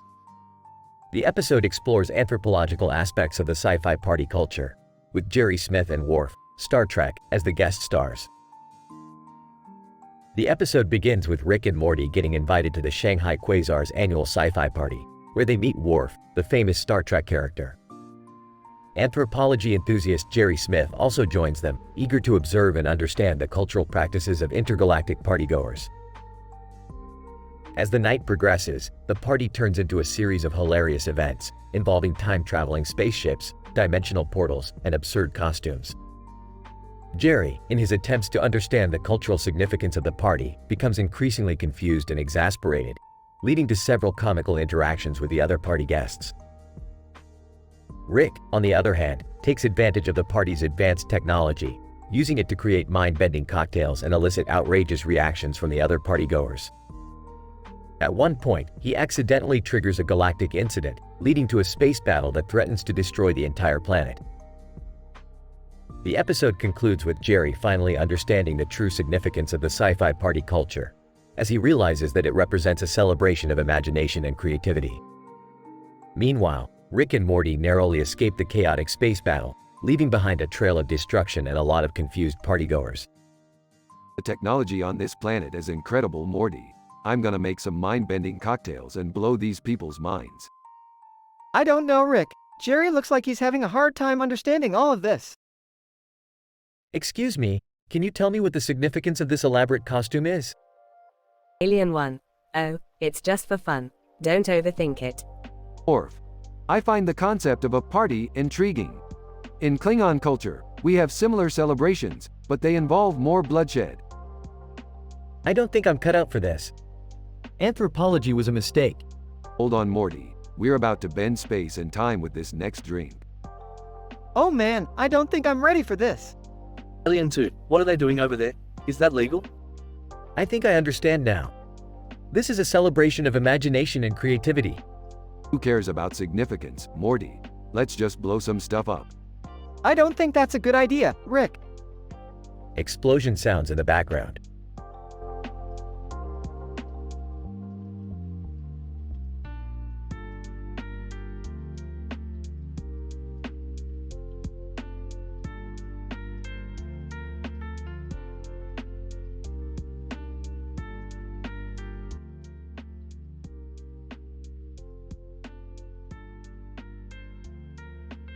Title: The Plate Conundrum. Synopsis: Rick, Morty, and Jerry visit a high-tech cafeteria on a distant planet, where they encounter a plate of food with unusual properties that send them on a wild scientific adventure. Morty, Jerry, welcome to the multiversal cafeteria. This place has the best sauté in the galaxy. Let's grab a plate and dig in. Wow, this is amazing. What's that knife doing on the plate? Are we supposed to use it to cut something? Hold on, Morty. This plate is emitting a strange energy signature. Let me analyze it with my portal gun. Rick pulls out his portal gun and shoots a beam at the plate, causing it to glow brightly and transform into a time portal. Oh geez, what did you do, Rick? I think we just activated a time portal, Morty. This is amazing. The trio steps through the portal and find themselves at a Mexican street market, surrounded by vendors selling tamales and falafel. Looks like we've time traveled to ancient Mexico. I bet this plate has something to do with it. Why would a plate have time-traveling powers, Rick? I don't know, Morty, but we're going to find out. The group sets out to unravel the mystery of the plate, encountering various challenges and obstacles along the way. They eventually discover that the plate is a highly advanced alien artifact designed to test the intelligence and problem-solving skills of other species. So, we've been on a cosmic scavenger hunt all because of a plate? That's right, Jerry, and it just goes to show you that even the simplest objects can hold great scientific secrets. I guess we'll never look at a plate of food the same way again. Well said, Morty. Now, let's get back to that sauté. I'm starving. The trio heads back to the cafeteria, still buzzing from their mind-bending adventure. As they dig into their meals, they can't help but wonder what other strange wonders the universe has in store for them.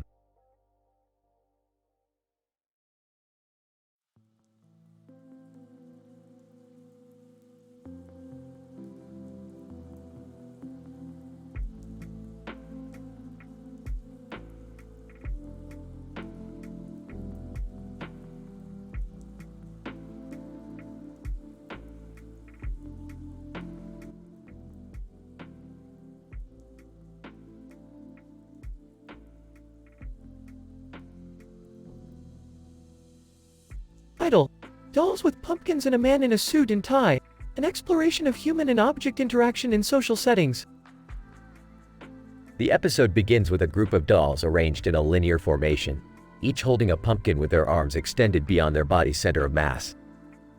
The group stands in the foreground, occupying the majority of the screen's visual field. In the background, we see a bustling street scene with several pedestrian humans bustling about. Suddenly, a man in a suit and tie steps into the frame, approaching the dolls with a sense of focus and intensity. Dr. Jones, it is interesting to note the human fixation on objects perceived as inanimate yet possessing a lifelike quality. The dolls, with their pumpkins, are presented as subjects of interest, yet they remain motionless and without verbal interaction. It is the man in the suit and tie who instigates movement and change in the scene. As the man nears the dolls, a series of quick montage shots show various elements of human social settings. We see shots of comedy clubs, costume movie parties, and a variety of other social gatherings, each filled with diverse groups of people interacting and conversing. Dr. Patel, the montage sequence highlights the importance of shared experiences in social contexts. Despite the vast differences between the various events depicted, the people within them share a common goal of interacting and bonding with others. The man in the suit and tie begins to engage with the dolls, first with simple gestures and then with increasingly complex body language. Eventually, the dolls begin to mirror his movements, creating a sense of co-creative collaboration between the man and inanimate objects. Dr. Williams, this interaction between humans and objects is a prime example of social embodiment theory. The man in the suit and tie becomes an extension of the dolls, and conversely, they become an extension of him.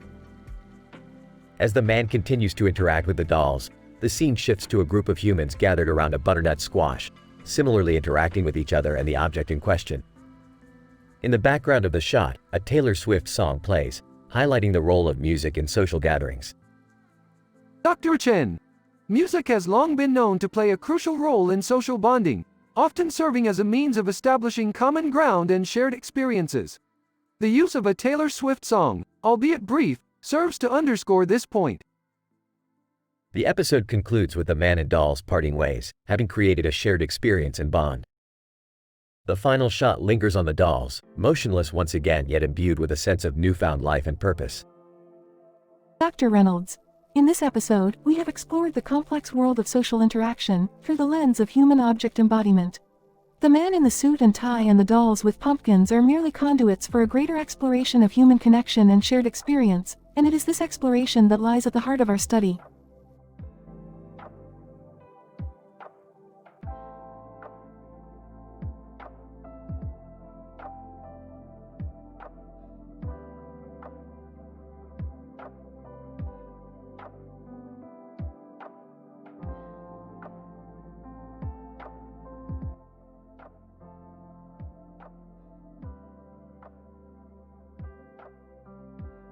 Title: The Quantum Urinal Synchronization.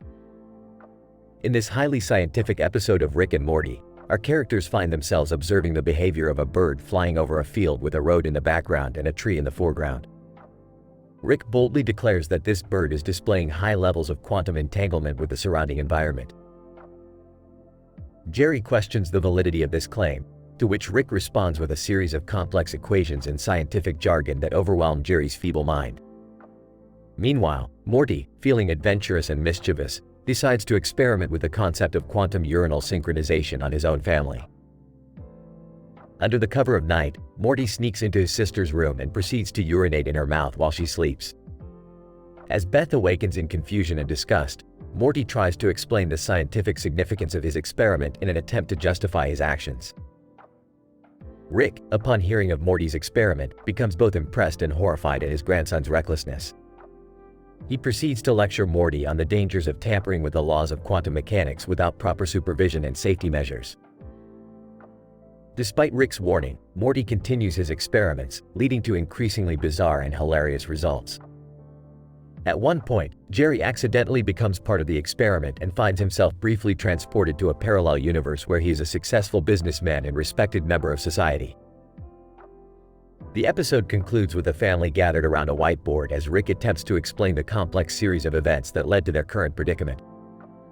As usual, no one seems to fully comprehend what's going on, but they all laugh and joke anyway, knowing that their crazy adventures are what make life worth living. Morty, you can't just indiscriminately perform urinal synchronization experiments without proper safety gear and supervision. Do you even understand the potential consequences of quantum entanglement? I'm not sure I understand what any of this means. Rick. Morty, why did you have to pee in my mouth? It was for science, Beth. Quantum urinal synchronization is the future. I don't think you understand how quantum mechanics works, Morty. But you did manage to temporarily transport Jerry to a parallel universe, so I'll give you credit for that.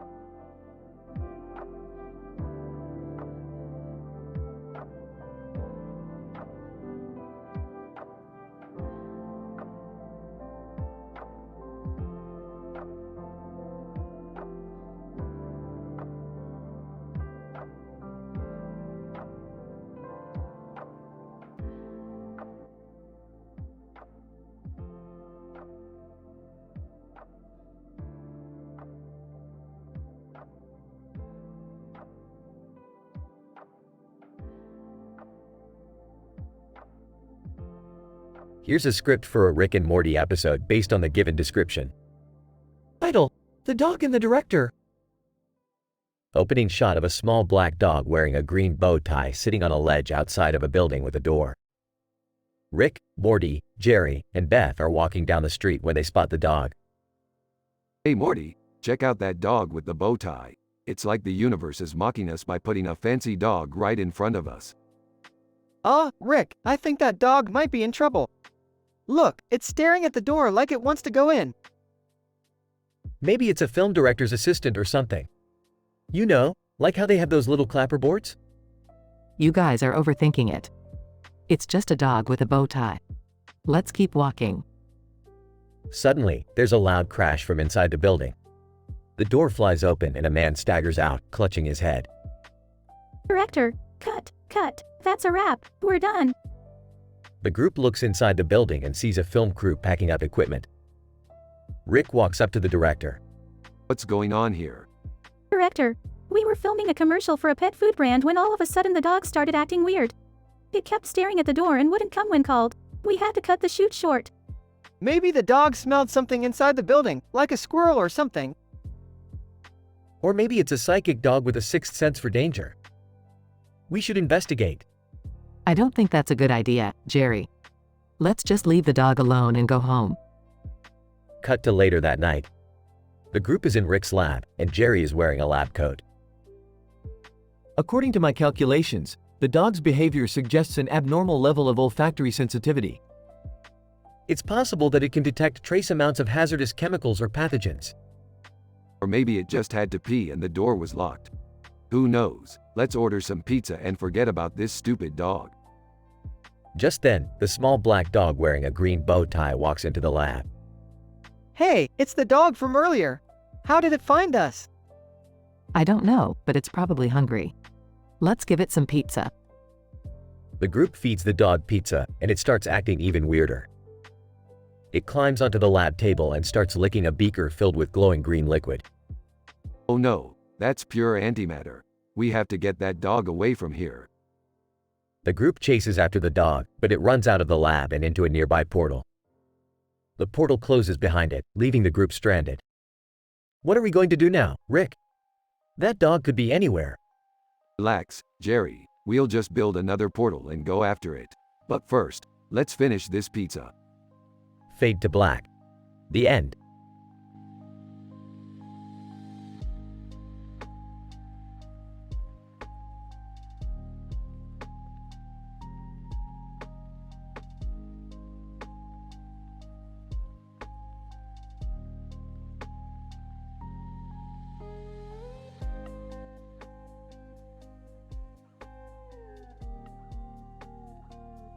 Idle. The Holocaust denier stands on the grass field.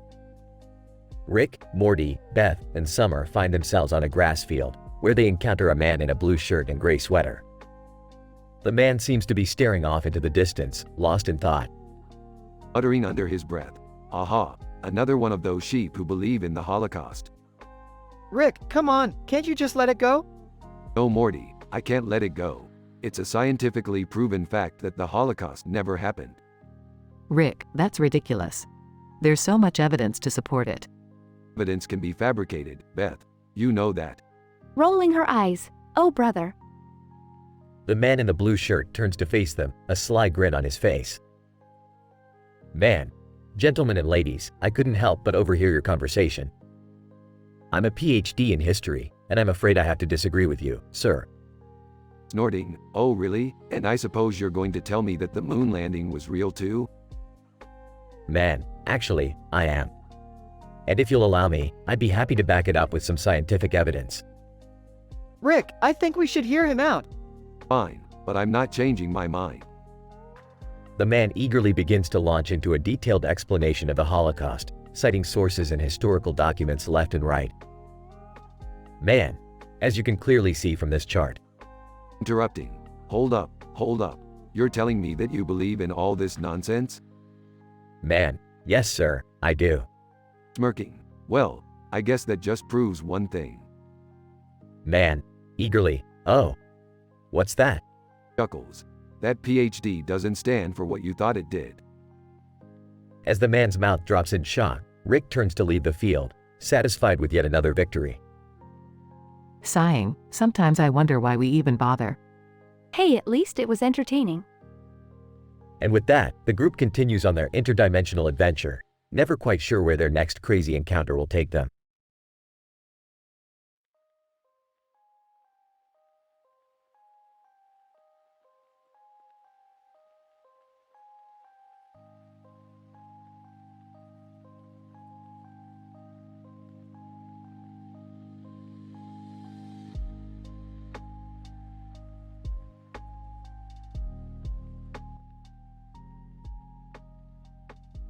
Title: The Naruto Cyberpunk Rebellion Experiment.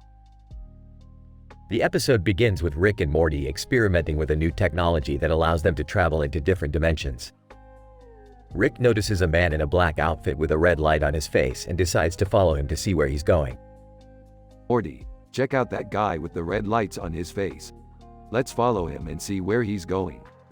Geez, Rick, do we have to? That guy looks creepy. Don't be a wuss, Morty. We're scientists. We follow where the science leads us.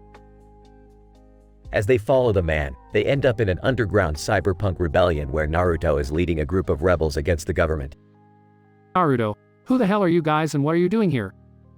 Relax. We're just here to observe and perhaps partake in some scientific experimentation. Oh, Rick, I don't think we should be messing with a rebellion. They seem pretty serious. Nonsense, Morty. Let's have some fun. Let's see what happens if we give them some of our experimental technology. As they give the rebels some of their advanced technology, chaos ensues.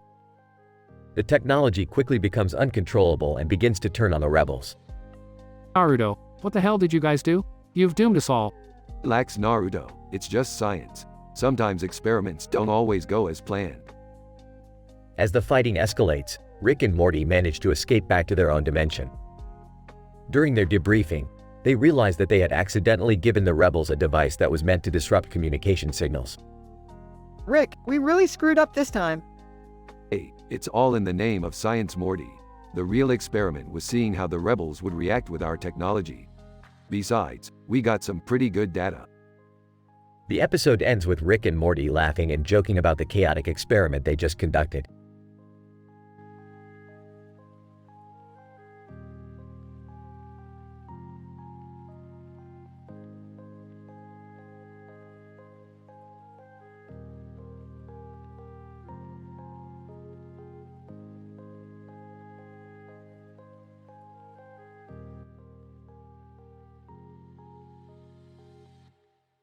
Title: The Epstein Computer Paradox, a quantum tale of Rick and Morty. Synopsis: In this episode, Rick and Morty stumble upon a mysterious computer screen with a check in the middle of it. As they try to access the check, they realize that it leads them into a bizarre world where reality itself seems to be scrambled. Act 1. Morty, look at this computer screen. It looks like some kind of quantum checkpoint. Quantum checkpoint? What does that even mean? It means we're about to get into some really weird shit. Hold on tight, Morty. Act 2. As Rick and Morty access the quantum checkpoint, they find themselves transported onto Jeffrey Epstein's Lolita Express flight, with Rick's name appearing on the flight logs. Oh boy, Morty, this is not good. I thought I wiped all my names from Epstein's logs. Wait, what? You were on a flight with Epstein? It's a long story, Morty. But right now, we need to find a way out of this mess. Act 3. As they try to escape the flight, Rick and Morty encounter a series of bizarre obstacles that defy the laws of physics. What the hell is going on? Why is everything so broken? This is what happens when you mess with the fabric of reality, Morty. It's like trying to play Jenga with a black hole. Act 4. As they finally manage to escape the quantum nightmare, Rick and Morty find themselves back in their lab, with the computer screen still in front of them. Well, Morty, it looks like we narrowly avoided a major paradox. We might want to lay low for a while though. Yeah, no kidding. That was the craziest thing I've ever seen. Tell me about it, Morty. Welcome to the world of quantum mechanics. Log. As the episode ends, we see a shot of the mysterious computer screen, with the check still glowing in the middle. Rick, voiceover. Who knows what other quantum paradoxes are out there waiting for us? One thing's for sure, we're going to need more booze.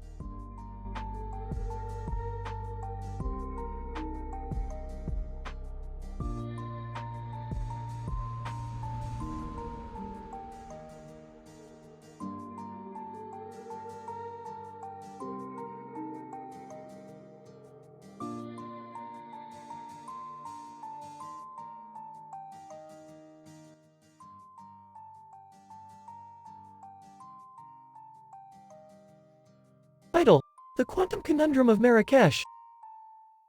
Rick and Morty are conducting a quantum entanglement experiment involving a blue rat holding a small bird in its paws. Suddenly, They realize that they have accidentally opened up a portal to an alternate universe where all communication is based on amusing language translation errors. Hilarity ensues as they try to navigate this new world while attempting to close the portal. Morty, looks like we've stumbled upon a universe where language is just a big old joke. Better keep your wits about you, Morty. We're about to encounter some serious linguistic trickery. Rick, my language circuits are detecting an unusual influx of puns and dad jokes.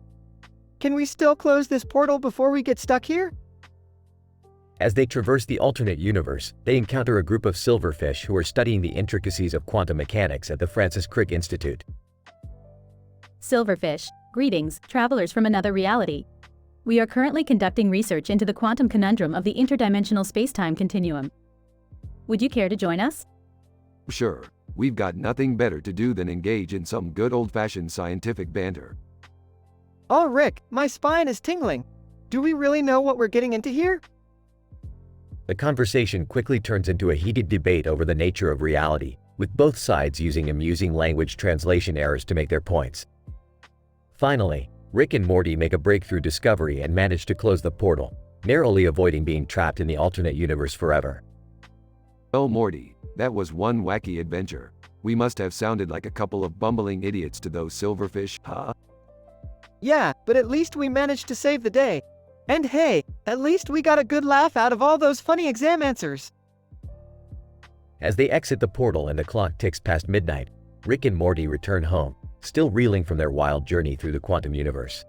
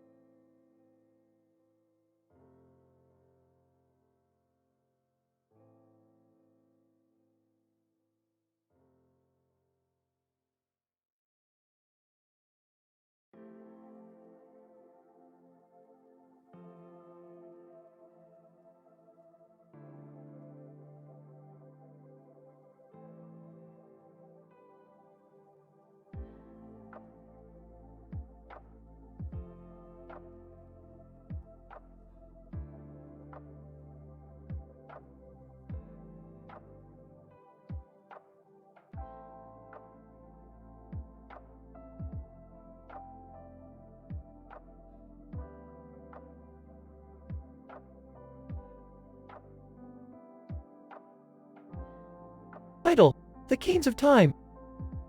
The episode begins with Rick and Morty wandering through a forest, measuring the distance between tree trunks and analyzing the density of the foliage.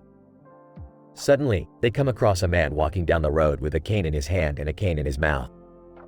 Morty, do you see that man? He's violating the fundamental laws of physics. That's impossible. Oh, Rick, I don't think that's Nonsense, Morty. We must study this anomaly and determine how it's possible.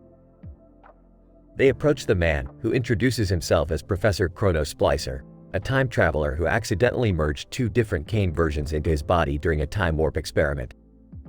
He reveals that the canes hold the power to control time when used together. Interesting, Professor. We must use this discovery for the betterment of science and… Suddenly, the scene cuts to Rick wearing a Ku Klux Klan robe and hood, being congratulated by the members of the Klan for becoming their Grand Wizard. Clan member, hail, Grand Wizard Rick. May your reign bring honor to our glorious. Okay, enough of that. Now, let's get back to science, Morty. The scene cuts back to the forest, where Rick, Morty, and Professor Chrono Splicer are experimenting with the time canes. They accidentally create alternate realities where Morty is a giant insect, Rick is a baby, and the forest is made of candy. Rick, we can't keep messing with time like this. It's dangerous. Nonsense, Morty. Danger is what makes science worth doing. Suddenly, the Klan members burst into the scene, wielding torches and pitchforks, demanding that Rick use the time canes to fulfill their racist agenda. Clan member, we demand you erase all non-white races from history, Grand Wizard. Okay, that's it. Time to teach these bigots a lesson. Rick uses the time canes to create a wormhole that sends the clan members to an alternate reality where they're the minority and experience the oppression they wished upon others. And that, Morty, is what happens when science is used for hate and prejudice. Yeah, I guess you're right, Rick. But can we please stop messing with time canes now? Oh, Morty, you're no fun. But fine, I guess we can stop. The episode ends with the three of them walking away from the forest, leaving the two canes behind.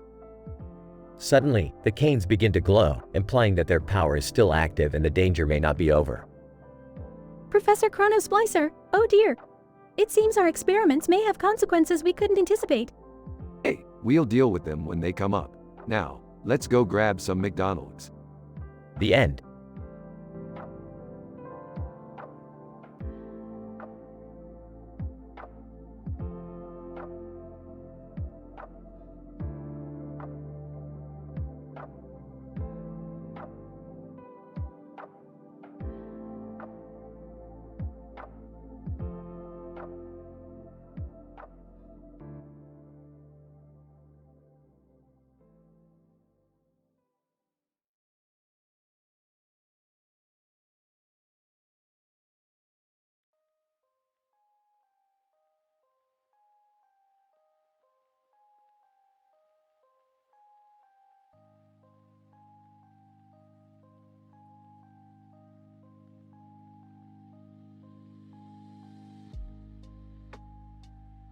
Title: The Quantum Paradoxical Misadventures of Rick and Morty.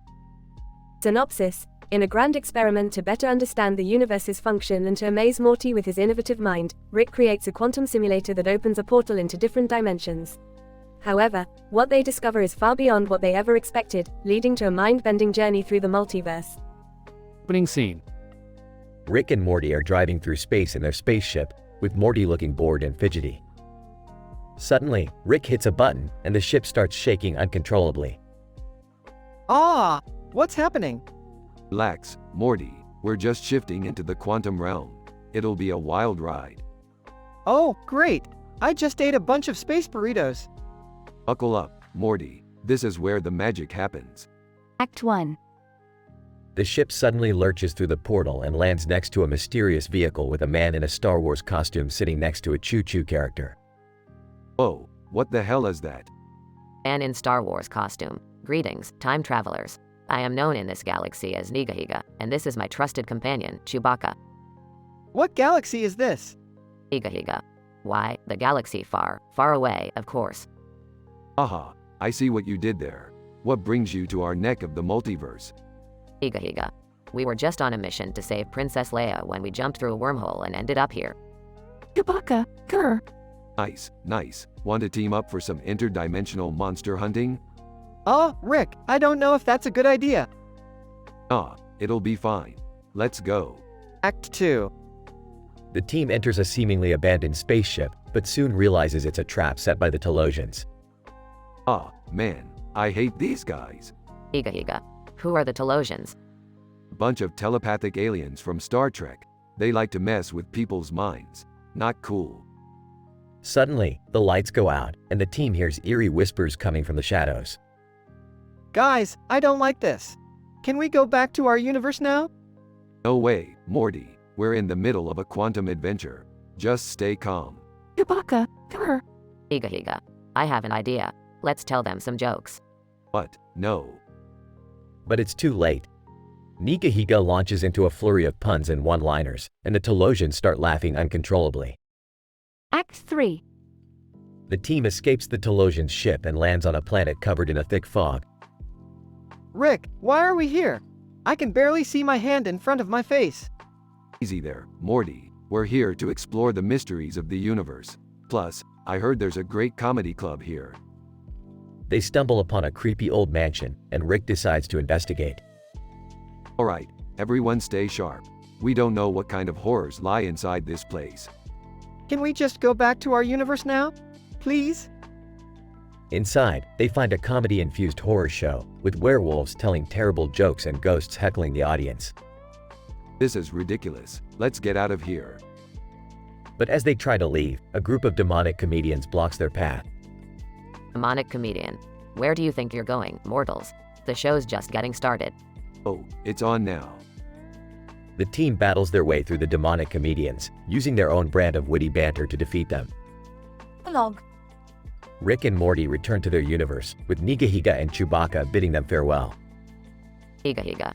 It's been a blast, guys. We should do this again sometime. Chewbacca, grr. Rick, I don't think my brain can handle any more quantum weirdness. Aw, you'll get used to it, Morty. There's a whole multiverse out there to explore. Fade out.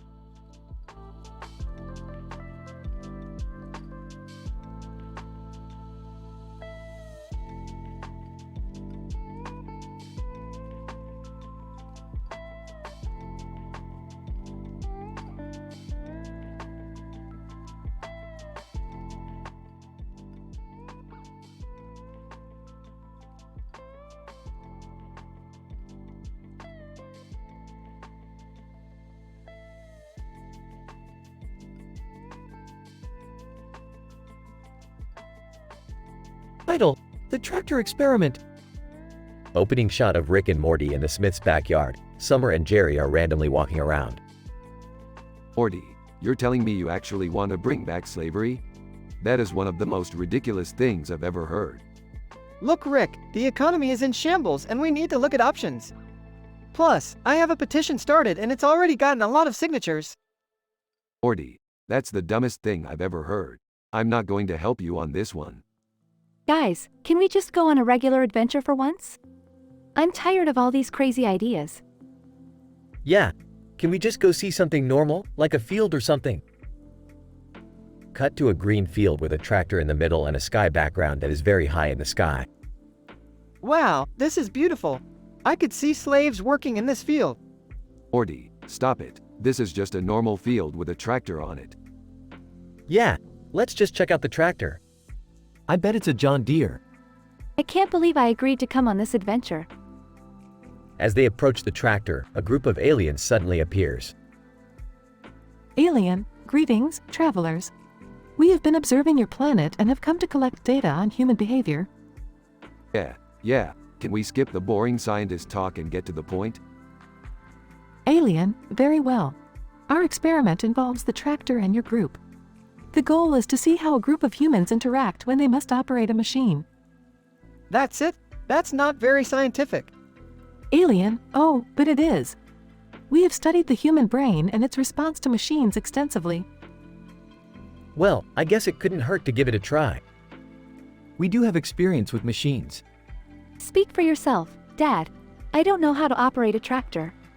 Alright, let's do this. But I agree with Morty, it's not very scientific. As they start to operate the tractor, chaos ensues. This is too hard. How do farmers do it? I think I broke something. Dad, what did you do? I'm trying to fix it. Just give me a minute. Alien, this is fascinating. The humans are displaying a wide range of emotions and their teamwork skills are questionable. I give up. I don't think I want to bring back slavery anymore. Yeah, this is much harder than I thought it would be. Can we please go home now? I think we've seen enough for one day. Let's get out of here. As they leave the field, the aliens continue to observe them, fascinated by their behavior. Alien, truly fascinating creatures, humans are. We must study them further. The screen fades to black as the group exits the field, destitute but remotely satisfied.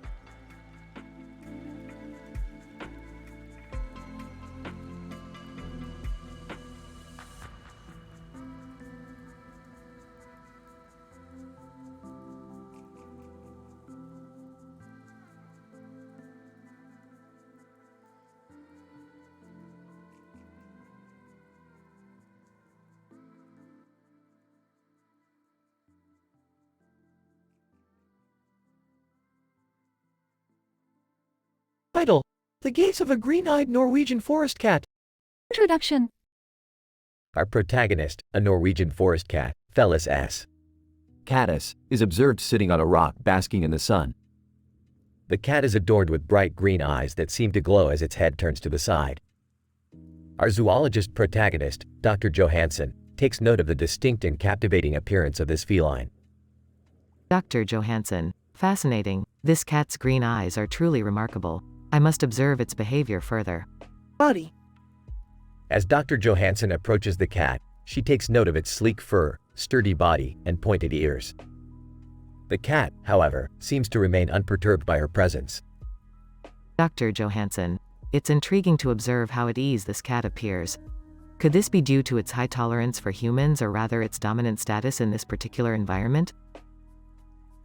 As the observations continue, Dr. Johansson takes out her notebook and begins to note down the cat's behavior and physical characteristics. Dr. Johansson, it's impressive to see how this cat maintains balance on the uneven surface of this rock.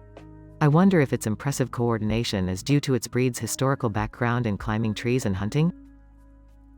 As the zoologist continues to study the cat, she begins to notice the way the cat's green eyes seem to glow in the sunlight. This striking feature intrigues her, and she attempts to delve deeper into this phenomenon.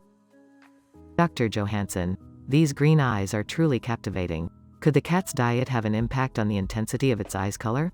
Or could there be a genetic explanation for this captivating feature? A sudden sound interrupts the observations, causing the cat to turn its head towards the source of the noise. Dr. Johansson. It seems we have company. Look, it's Billie Eilish. Billie Eilish. Hey, what are you observing there? Dr. Johansson. I'm studying the behavior and physical characteristics of this feline. It's a Norwegian forest cat, adorned with striking green eyes. Billie Eilish. Wow, those eyes are incredible. Can you teach me more about them? Dr. Johansson. Of course, I'd be happy to share my findings with you. Conclusion. As the observations came to an end, Dr. Johansson and Billie Eilish both left the cat's domain with newfound knowledge of the distinct characteristics that this breed possesses. The captivating gaze of the green-eyed Norwegian forest cat would remain in their minds as they continued their journey through the wilderness.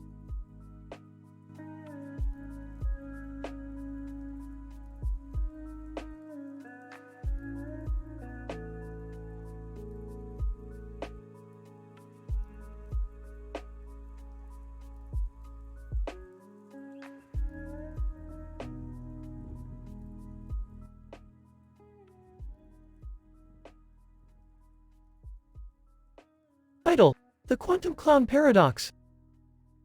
The episode opens with Rick and Morty standing in their garage, surrounded by various scientific equipment. Rick appears to be tinkering with a new invention while Morty is looking at a person in a clown mask standing next to a table with a toy car on it and a clown on top of it. Morty, this is my latest invention. I call it the Quantum Clown Paradox. Why do you need a clown for this? Because, Morty, the paradox necessitates the use of a non-humanoid entity to achieve quantum entanglement at the subatomic level. Morty nods, still looking apprehensive. Suddenly, the clown on the table springs to life, waving its arms and cackling maniacally. Clown, hey there, folks. I'm Mia Seals, and I'm ready to entertain you. What the hell is that thing? My latest creation, Morty. I used a combination of quantum mechanics and artificial intelligence to bring him to life. But why a clown? Because, Morty, science is all about pushing the boundaries of what's possible. And what's more boundary breaking than making a clown come to life with science? Morty still looks uneasy as the clown continues to giggle and perform tricks. Suddenly, Ronald McDonald bursts into the garage and begins beating the shit out of Queen Elizabeth. Ronald McDonald. You'll never save the quantum, Rick and Morty. Queen Elizabeth, help me, Rick and Morty. Morty, we need to stop Ronald McDonald and save the Queen. I didn't sign up for this.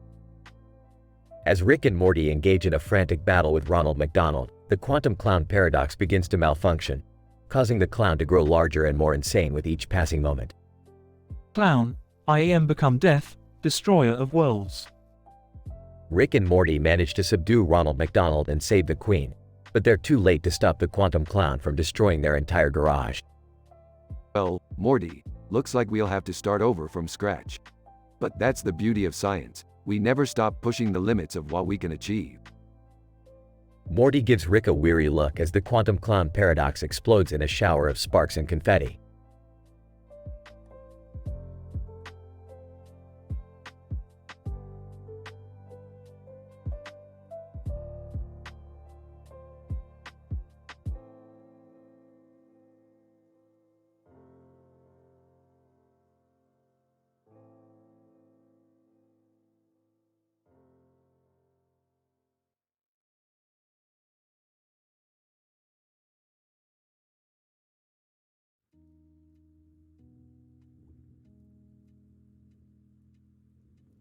Title: Exploring the behavior of a man while interacting with food, an observational approach.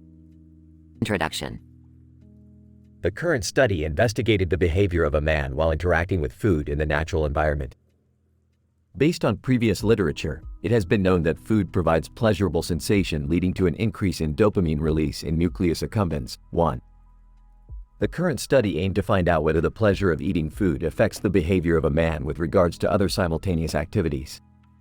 Methods. The study was conducted in a real-life setting where a man was observed while he was putting a fork in a steak on a plate with other plates of food around him.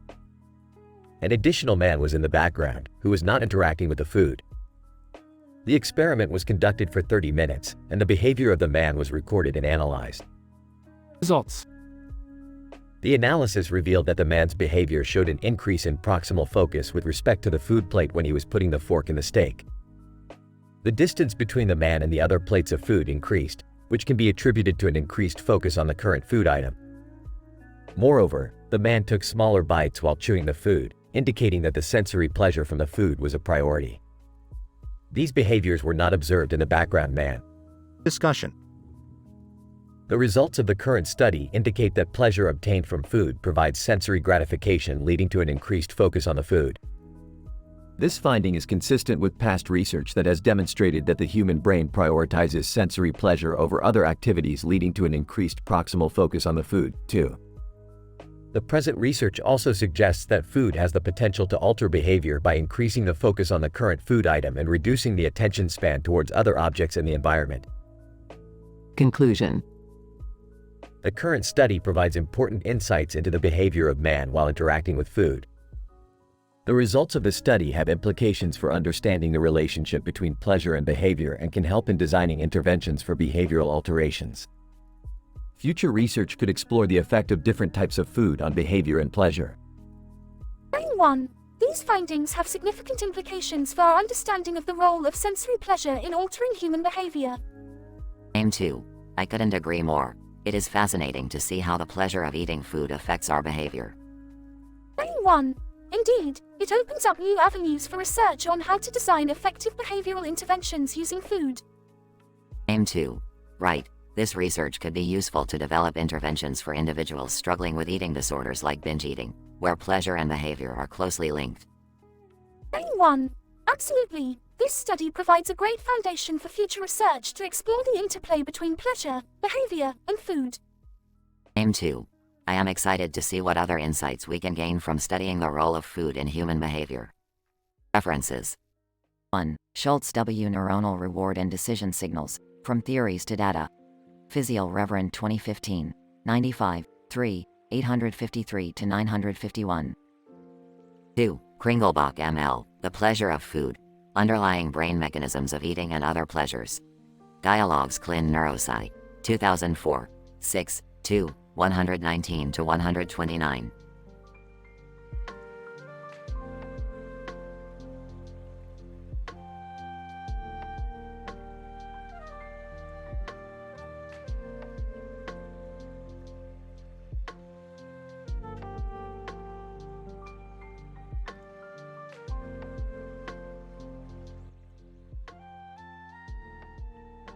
Title: Quantum Diplomacy. The episode begins with Rick receiving a summons from President Joe Biden to attend a high-level diplomatic summit to stabilize relations with North Korea.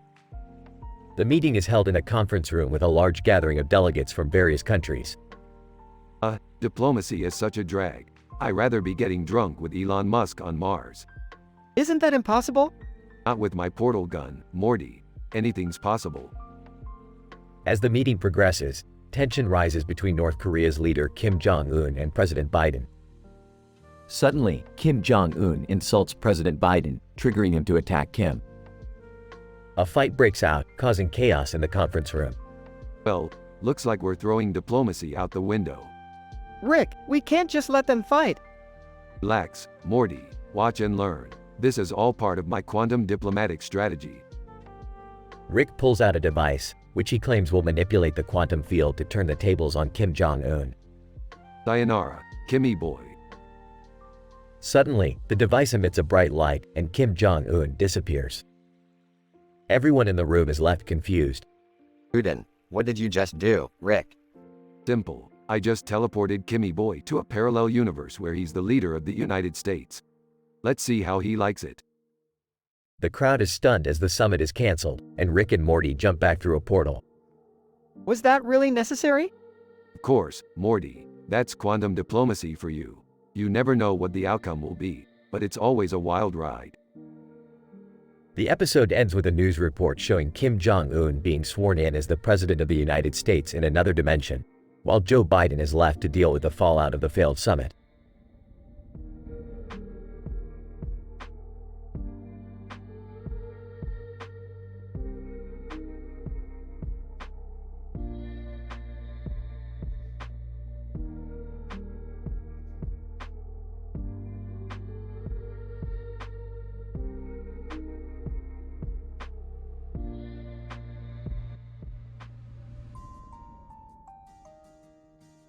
Title: Mind-controlled super soldiers and the skyscraper showdown.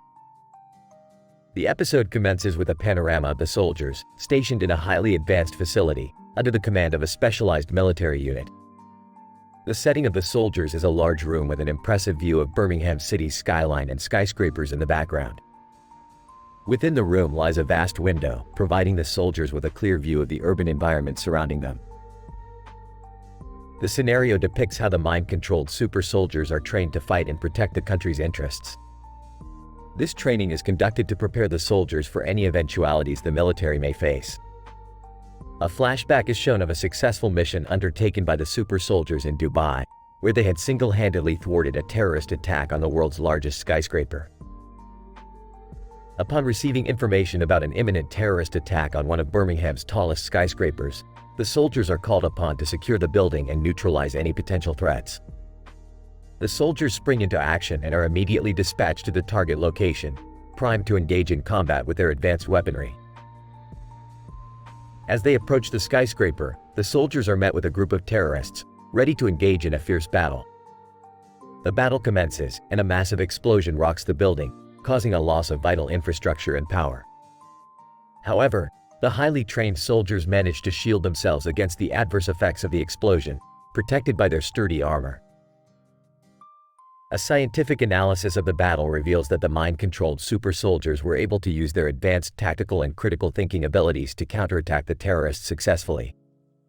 Moreover, the soldiers were able to understand their environment and improvise their strategy using their highly developed cognitive abilities.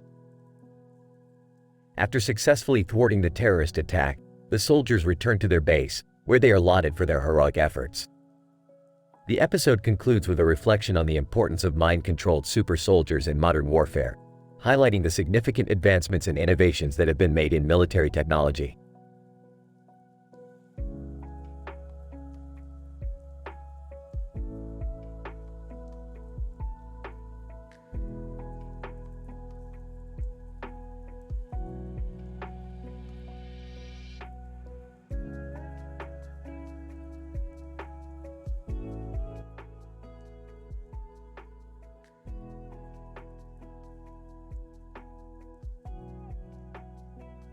Title: The Schrodinger's Bitcoins. Synopsis: In an alternate reality, Rick and Morty have discovered a particular type of green carpet that, when paired with a specific blue shoe, creates a topological singularity that allows for instantaneous quantum tunneling between dimensions. However, this pair of shoes has been misplaced, and the only known location is a person standing on the green carpet, wearing one blue shoe. Morty, we need that shoe. Without it, we can't access the topological singularity and tap into unexplored universes. Get ready for a dimensional heist. But what about the person on the carpet? Won't they be affected? Don't worry, Morty, we'll use the Schrodinger's cat principle. As long as we don't observe the person, they'll be both affected and unaffected at the same time. It's just quantum physics. Meanwhile, Summer has started a side hustle, selling pictures of her feet for bitcoins on the dark web. Summer, do you have any idea what you're getting yourself into? This is the dark web we're talking about. It's dangerous. Relax, Dad. It's not like anyone's actually going to find out about it. Cut to Rick and Morty attempting the dimensional heist, only to realize that they mistakenly observed the person on the carpet. Morty, we've caused a quantum entanglement between this person and the shoes. We need to undo the observation before we cause a cosmic catastrophe. What do we do? We have to trick the universe into thinking we never observed them. Give me that picture of Summer's feet. Cut to Rick using the picture of Summer's feet to distract the universe while he and Morty undo the observation. Okay, Morty, the universe is distracted. Hit the button. Morty hits the button, and the person on the carpet disappears. The shoes reappear in Rick's hands. Looks like we pulled it off. Now let's go explore some new universes. Hey, what's that picture of my daughter's feet doing on your computer, Rick? It's quantum physics, Jerry. You wouldn't understand. End of episode.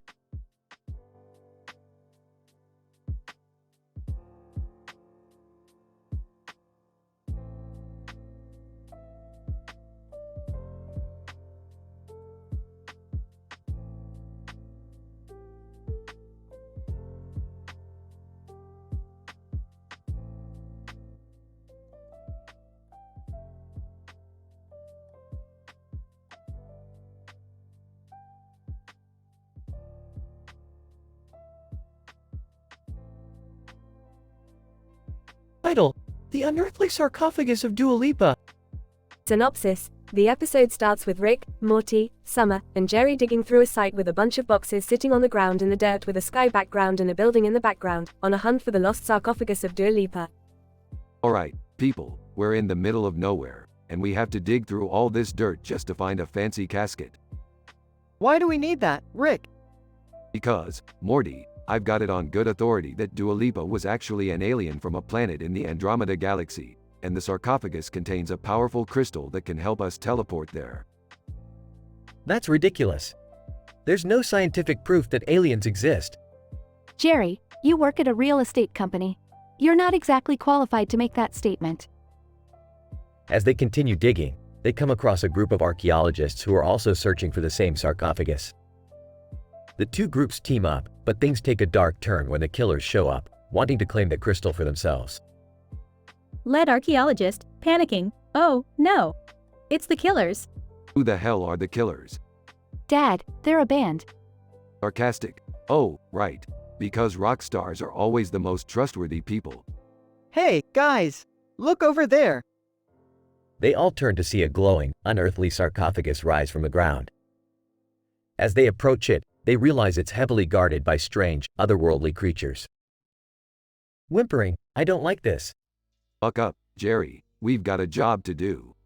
Rick, what are we supposed to do? Determined, we fight. As they engage in an epic battle with the killers and the creatures guarding the sarcophagus, Summer manages to grab the crystal from inside and activates it just in time to escape. Frustrated, I can't believe we went through all that just for a rock.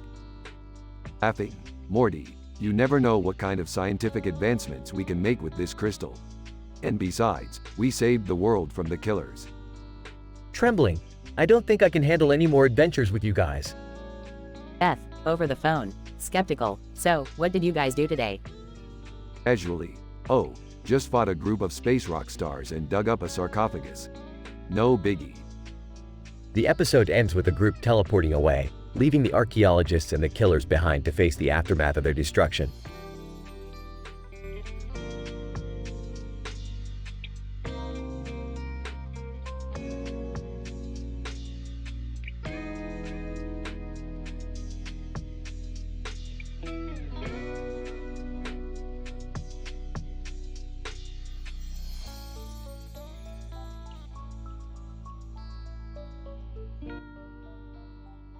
Title: The Crocheted Catastrophe. Synopsis: In this episode, Rick and Morty stumble upon a crocheted table with a crocheted tablecloth and a small toy tree on top. However, upon closer inspection, they discover that the tablecloth is made of a highly unstable crochet material that can warp the fabric of reality. Morty, we have stumbled upon something catastrophic. This crochet material is highly unstable and can destabilize reality as we know it. Oh geez, Rick, what are we gonna do? Hey guys, what's going on? Jerry, stay back. We have stumbled upon a crocheted tablecloth that can warp reality. Oh, I see. That's nice. What's going on? Can I help? Actually, Summer, you might be able to help. We need to climb to the top of that Fisher-Price playset to take a closer look at the crocheted tree on top of the tablecloth. Okay, I can do that. As Summer climbs to the top of the Fisher-Price playset, she accidentally knocks over a Tim Hortons coffee cup and spills it onto the crocheted tablecloth, causing a chain reaction of reality warping events. Oh no, Summer! You've caused a reality warping catastrophe! I'm sorry, I didn't mean to. Quick, everyone grab onto this Zorkon, my favorite Martian plush toy. It's our only hope of staying tethered to reality. As the gang holds onto the plush toy, they are transported to another dimension where they must perform an emergency cholecystectomy on a giant space worm to save the fabric of reality. I never thought I'd be performing surgery in another dimension. Yeah, but at least we saved the universe. And I learned never to trust a crocheted tablecloth again. That's why you always keep a Zorkon in your pocket.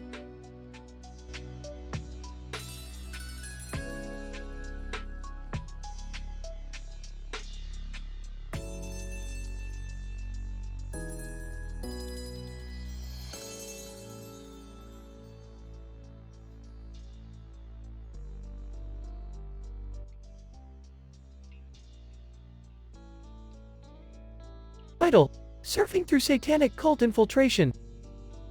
The episode opens with Rick and Morty in the garage, tinkering with some quantum mechanics equipment. Rick suddenly gets a notification on his interdimensional phone about a new interdimensional wave that he wants to catch. But before they can set off, Beth and Summer interrupt with a request for a family day at the beach. Rick begrudgingly agrees to the beach.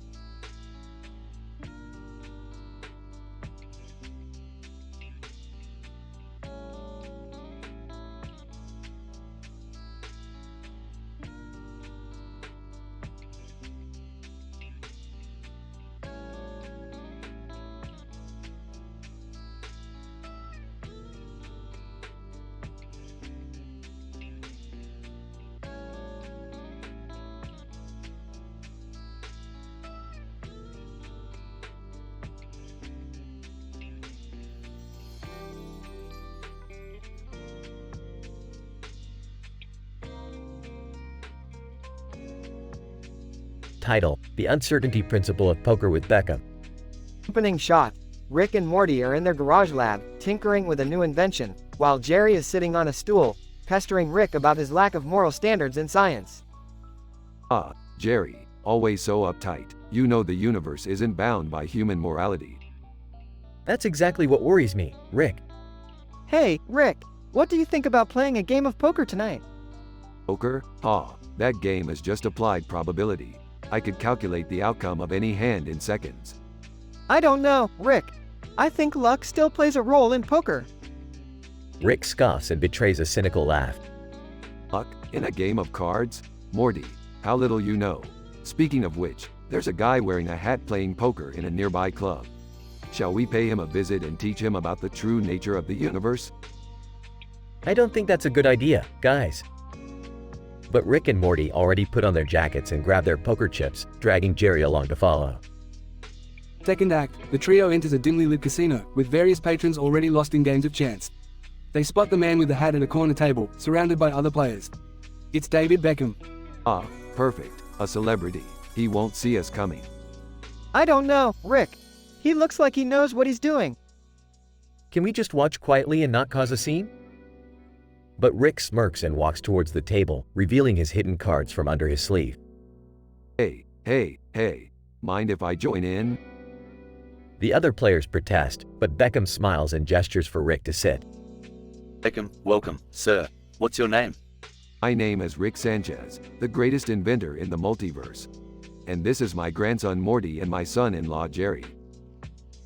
Jerry mumbles a greeting, still nervous about the whole ordeal. Beckham, nice to meet you. Want to play some poker? Sure, but let me warn you. I have a PhD in theoretical probability, and I can calculate the exact odds of any hand in a fraction of a second. Beckham, that's impressive, but can you read me? Rick narrows his eyes and looks at Beckham's face, trying to discern any tells or hidden emotions. Interesting. You seem confident, but you're actually bluffing. You have a low pair, but you're pretending to have a flush. Beckham smiles and reveals his hand, which indeed shows a low pair but no flush. Beckham, well done, Mr. Genius. But can you predict the next card? Suddenly, a beam of light shoots out from a device on Beckham's watch, scanning the deck and revealing the next card. What the hell? How did you do that? Beckham, oh, this old thing? It's just a prototype of my latest invention. It's a quantum poker predictor. Quantum what now? Beckham, you know, quantum mechanics, uncertainty principle, Schrodinger's cat, that kind of stuff. Oh, please. That's just pseudoscience. You can't just use quantum jargon to justify cheating. Beckham, is it really cheating if everyone has access to the same technology? Rick grumbles and looks at Morty and Jerry, who seem fascinated by the gadget. Third act. The game continues, with Rick and Beckham using their respective devices to outsmart each other in increasingly ridiculous ways. Oh, you think you can beat me with your fancy quantum poker player? Well, watch this. Rick pulls out a small robot from his pocket, which unfolds into a miniature laboratory and starts running simulations of the game in real time. Whoa, cool robot. I don't think that's legal, Rick. Beckham, I knew it.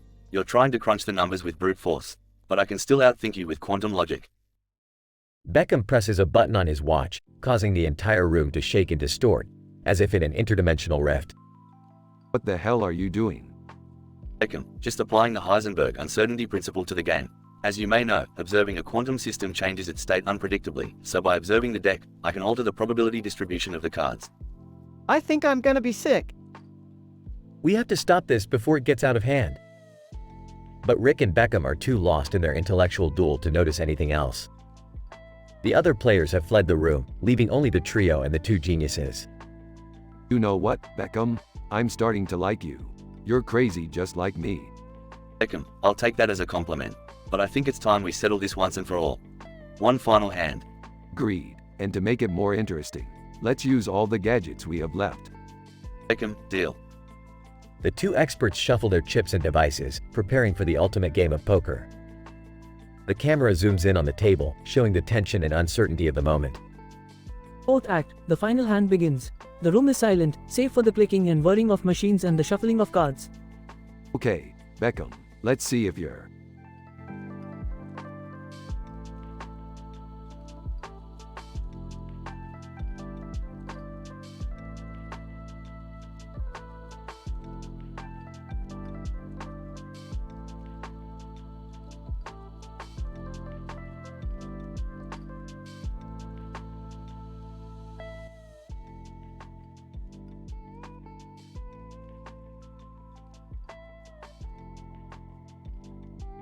Title: The Quantum Machinations of Darth Morty. Rick and Morty journey to a parallel universe where Star Wars is not just a movie franchise, but a business enterprise run by a Darth Vader who has an MBA from the University of Coruscant. Morty, we've got to make a deal with this Sith Lord if we want to get out of here alive. But Rick, he's evil. That may be true, Morty, but he also has access to advanced technology and financial resources that could be useful to us. Darth Vader, greetings, travelers. I assume you are here to discuss a possible merger between our two enterprises? That's right, Vader. We have some cutting-edge scientific discoveries that could enhance your current product line. And we also have some killer Death Note fanfiction that we think would be perfect for your Star Wars expanded universe. Darth Vader, I am intrigued. Let us sit down and negotiate over a glass of this universe's equivalent of blue milk. As negotiations proceed, the trio discovers that the true power behind the Star Wars empire is not Darth Vader, but a cabal of ruthless Sith Lords who have been manipulating the market for centuries. Morty, it looks like we've stumbled onto a deep conspiracy to control the galactic economy. What do we do now, Rick? We're going to have to take them down, Morty, and I've got just the plan. With the help of Darth Vader and a few well-placed portals, Rick and Morty launch a daring attack on the Sith Lord's headquarters, resulting in a spectacular lightsaber battle that ends with the villains being sucked into a black hole. Darth Vader, I am impressed, Rick and Morty. Perhaps we can continue our partnership in the future. Sorry, Vader, we don't do business with the dark side. Yeah, we prefer the light.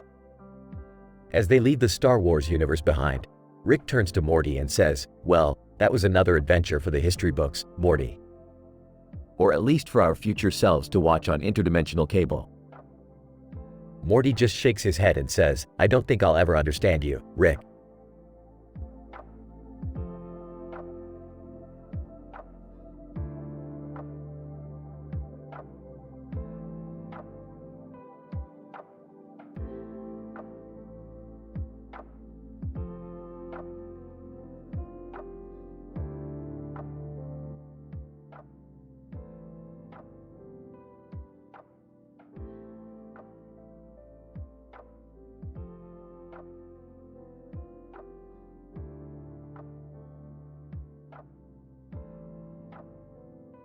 Title: The Butter Paradox.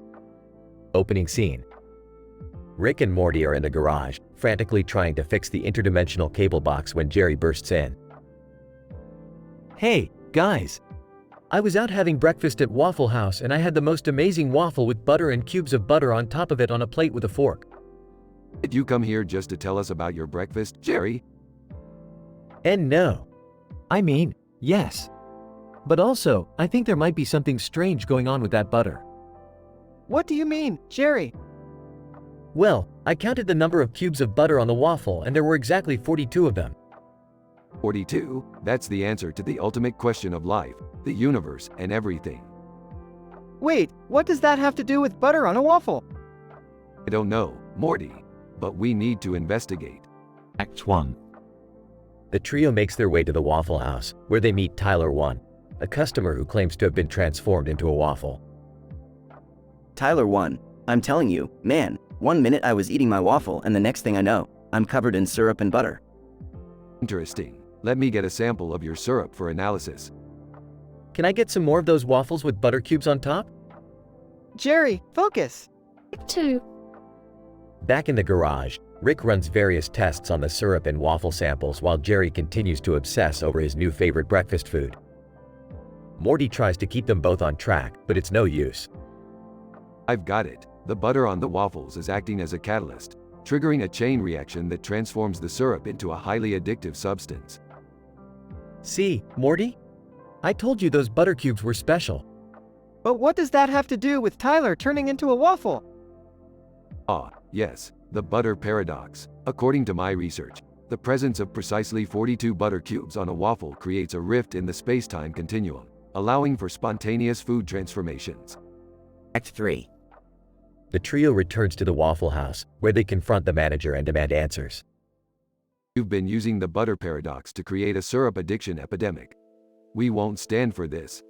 Manager, I'm sorry, but it's just good business. People love our syrup and butter.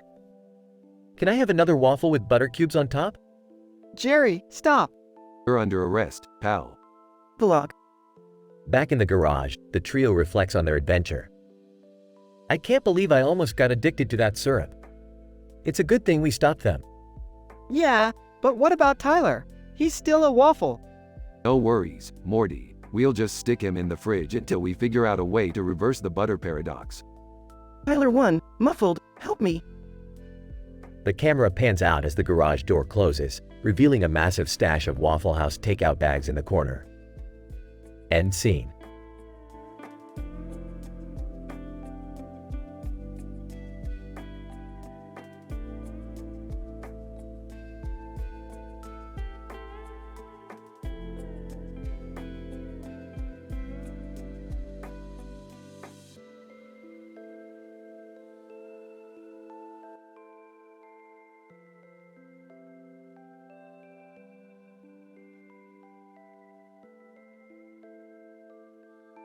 Title: The Niobium Nonsense. The episode begins with Rick tinkering with a new device in his lab, while Morty and Summer watch in awe. Suddenly, a group of people in suits and ties burst into the lab and start posing for a picture together with their hands in the air and their faces painted. What the hell is going on here? Suits guy number 1, we are from the Niobium Society, here to take a photo to commemorate our annual meeting. Niobium? What's that? I think it's a chemical element. Ah, niobium. I remember that time I used it to power my portal gun. Good stuff. Suits guy number 2. Actually, we're here because the niobium we had on display at our meeting was stolen. We need your help to find it. Why would I help a bunch of suits find a stolen element? Suits guy number 1, because if you don't, we'll expose your portal technology to the world. Okay, I'm in. The group sets out on a wild adventure to track down the niobium, encountering a warrior named Ryuko Matoi who joins their mission.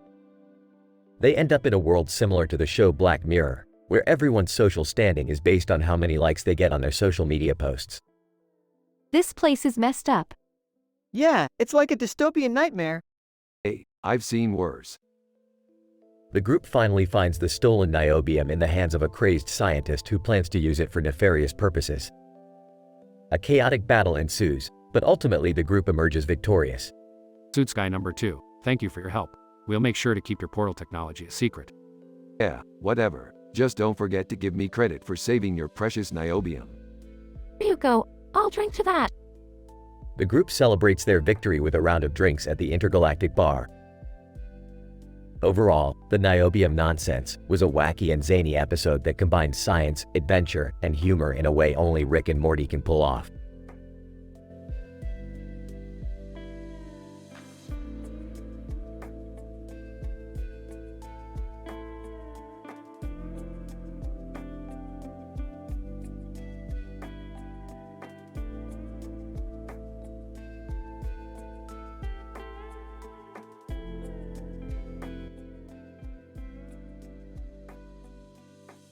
Title: The Alien Infestation Nightmare Change My Mind meme experiment. Opening shot shows Rick and Morty staring at a pair of shoes sitting on a table next to a cup of coffee, and through the window, a tennis court view can be seen. Rick takes a sip of the coffee and says, "Morty, this is some great coffee. I think it's time for an experiment." Oh, geez, Rick. What kind of experiment? We're going to test the effects of the most interesting man in the world meme on a lead compound and see how it affects an alien infestation. What does that even mean, Rick? And why do you have to use my feet for it? It's science, Morty. Don't worry about it. Now take off your shoes. The experiment begins as Rick uses the lead compound to lure an alien infestation, and Morty holds up the most interesting man in the world meme. As the aliens approach, they are drawn to the meme, and the lead compound begins to have a transformative effect on them. Wow, Rick, the aliens are changing. They're starting to look like the most interesting man in the world meme. Yes, Morty, just as I predicted. Now let's see if the meme can repel the infestation. As Rick and Morty watch, the aliens begin to move away from the meme, and eventually, they are completely repelled. Rick and Morty high-five each other in celebration. Great job, Morty. This experiment was a huge success. I guess you were right, Rick. Science really can solve anything. That's right, Morty. And as a bonus, your feet will probably smell like victory from now on. Oh, geez, Rick. As the episode comes to a close, the camera zooms in on the shoes sitting on the table, and the caption flashes on the screen. Feet were harmed in the making of this experiment.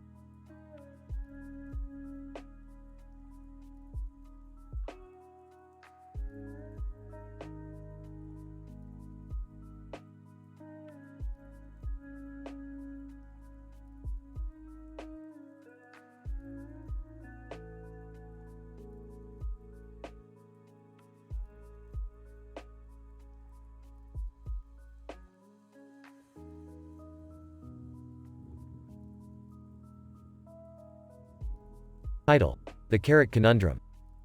Synopsis: Rick, Morty, and Beth find themselves in a perplexing situation as they attempt to unravel the mystery of a bunch of carrots sitting on a table next to a robot head and a light on. The episode is filled with crazy jokes and hilarious moments as the trio navigates through this scientific conundrum. Scene 1. Rubbing his chin. This is perplexing. Why are these carrots sitting next to a robot head and a light on? Maybe the robot head was hungry and wanted some carrots? rolling her eyes. That's not a very scientific approach, Morty. Yeah. What we need is some yttrium to analyze this situation. Scene 2. Rick, Morty, and Beth embark on a journey to retrieve the yttrium, encountering comedic obstacles along the way. They pass by a radio station playing a comedy show and decide to take a quick break to listen. Radio host, why did the Scarecrow win an award? Because he was outstanding in his field. Chuckles. That's hilarious, Morty. Play that back. Scratches his head. I don't know how to rewind.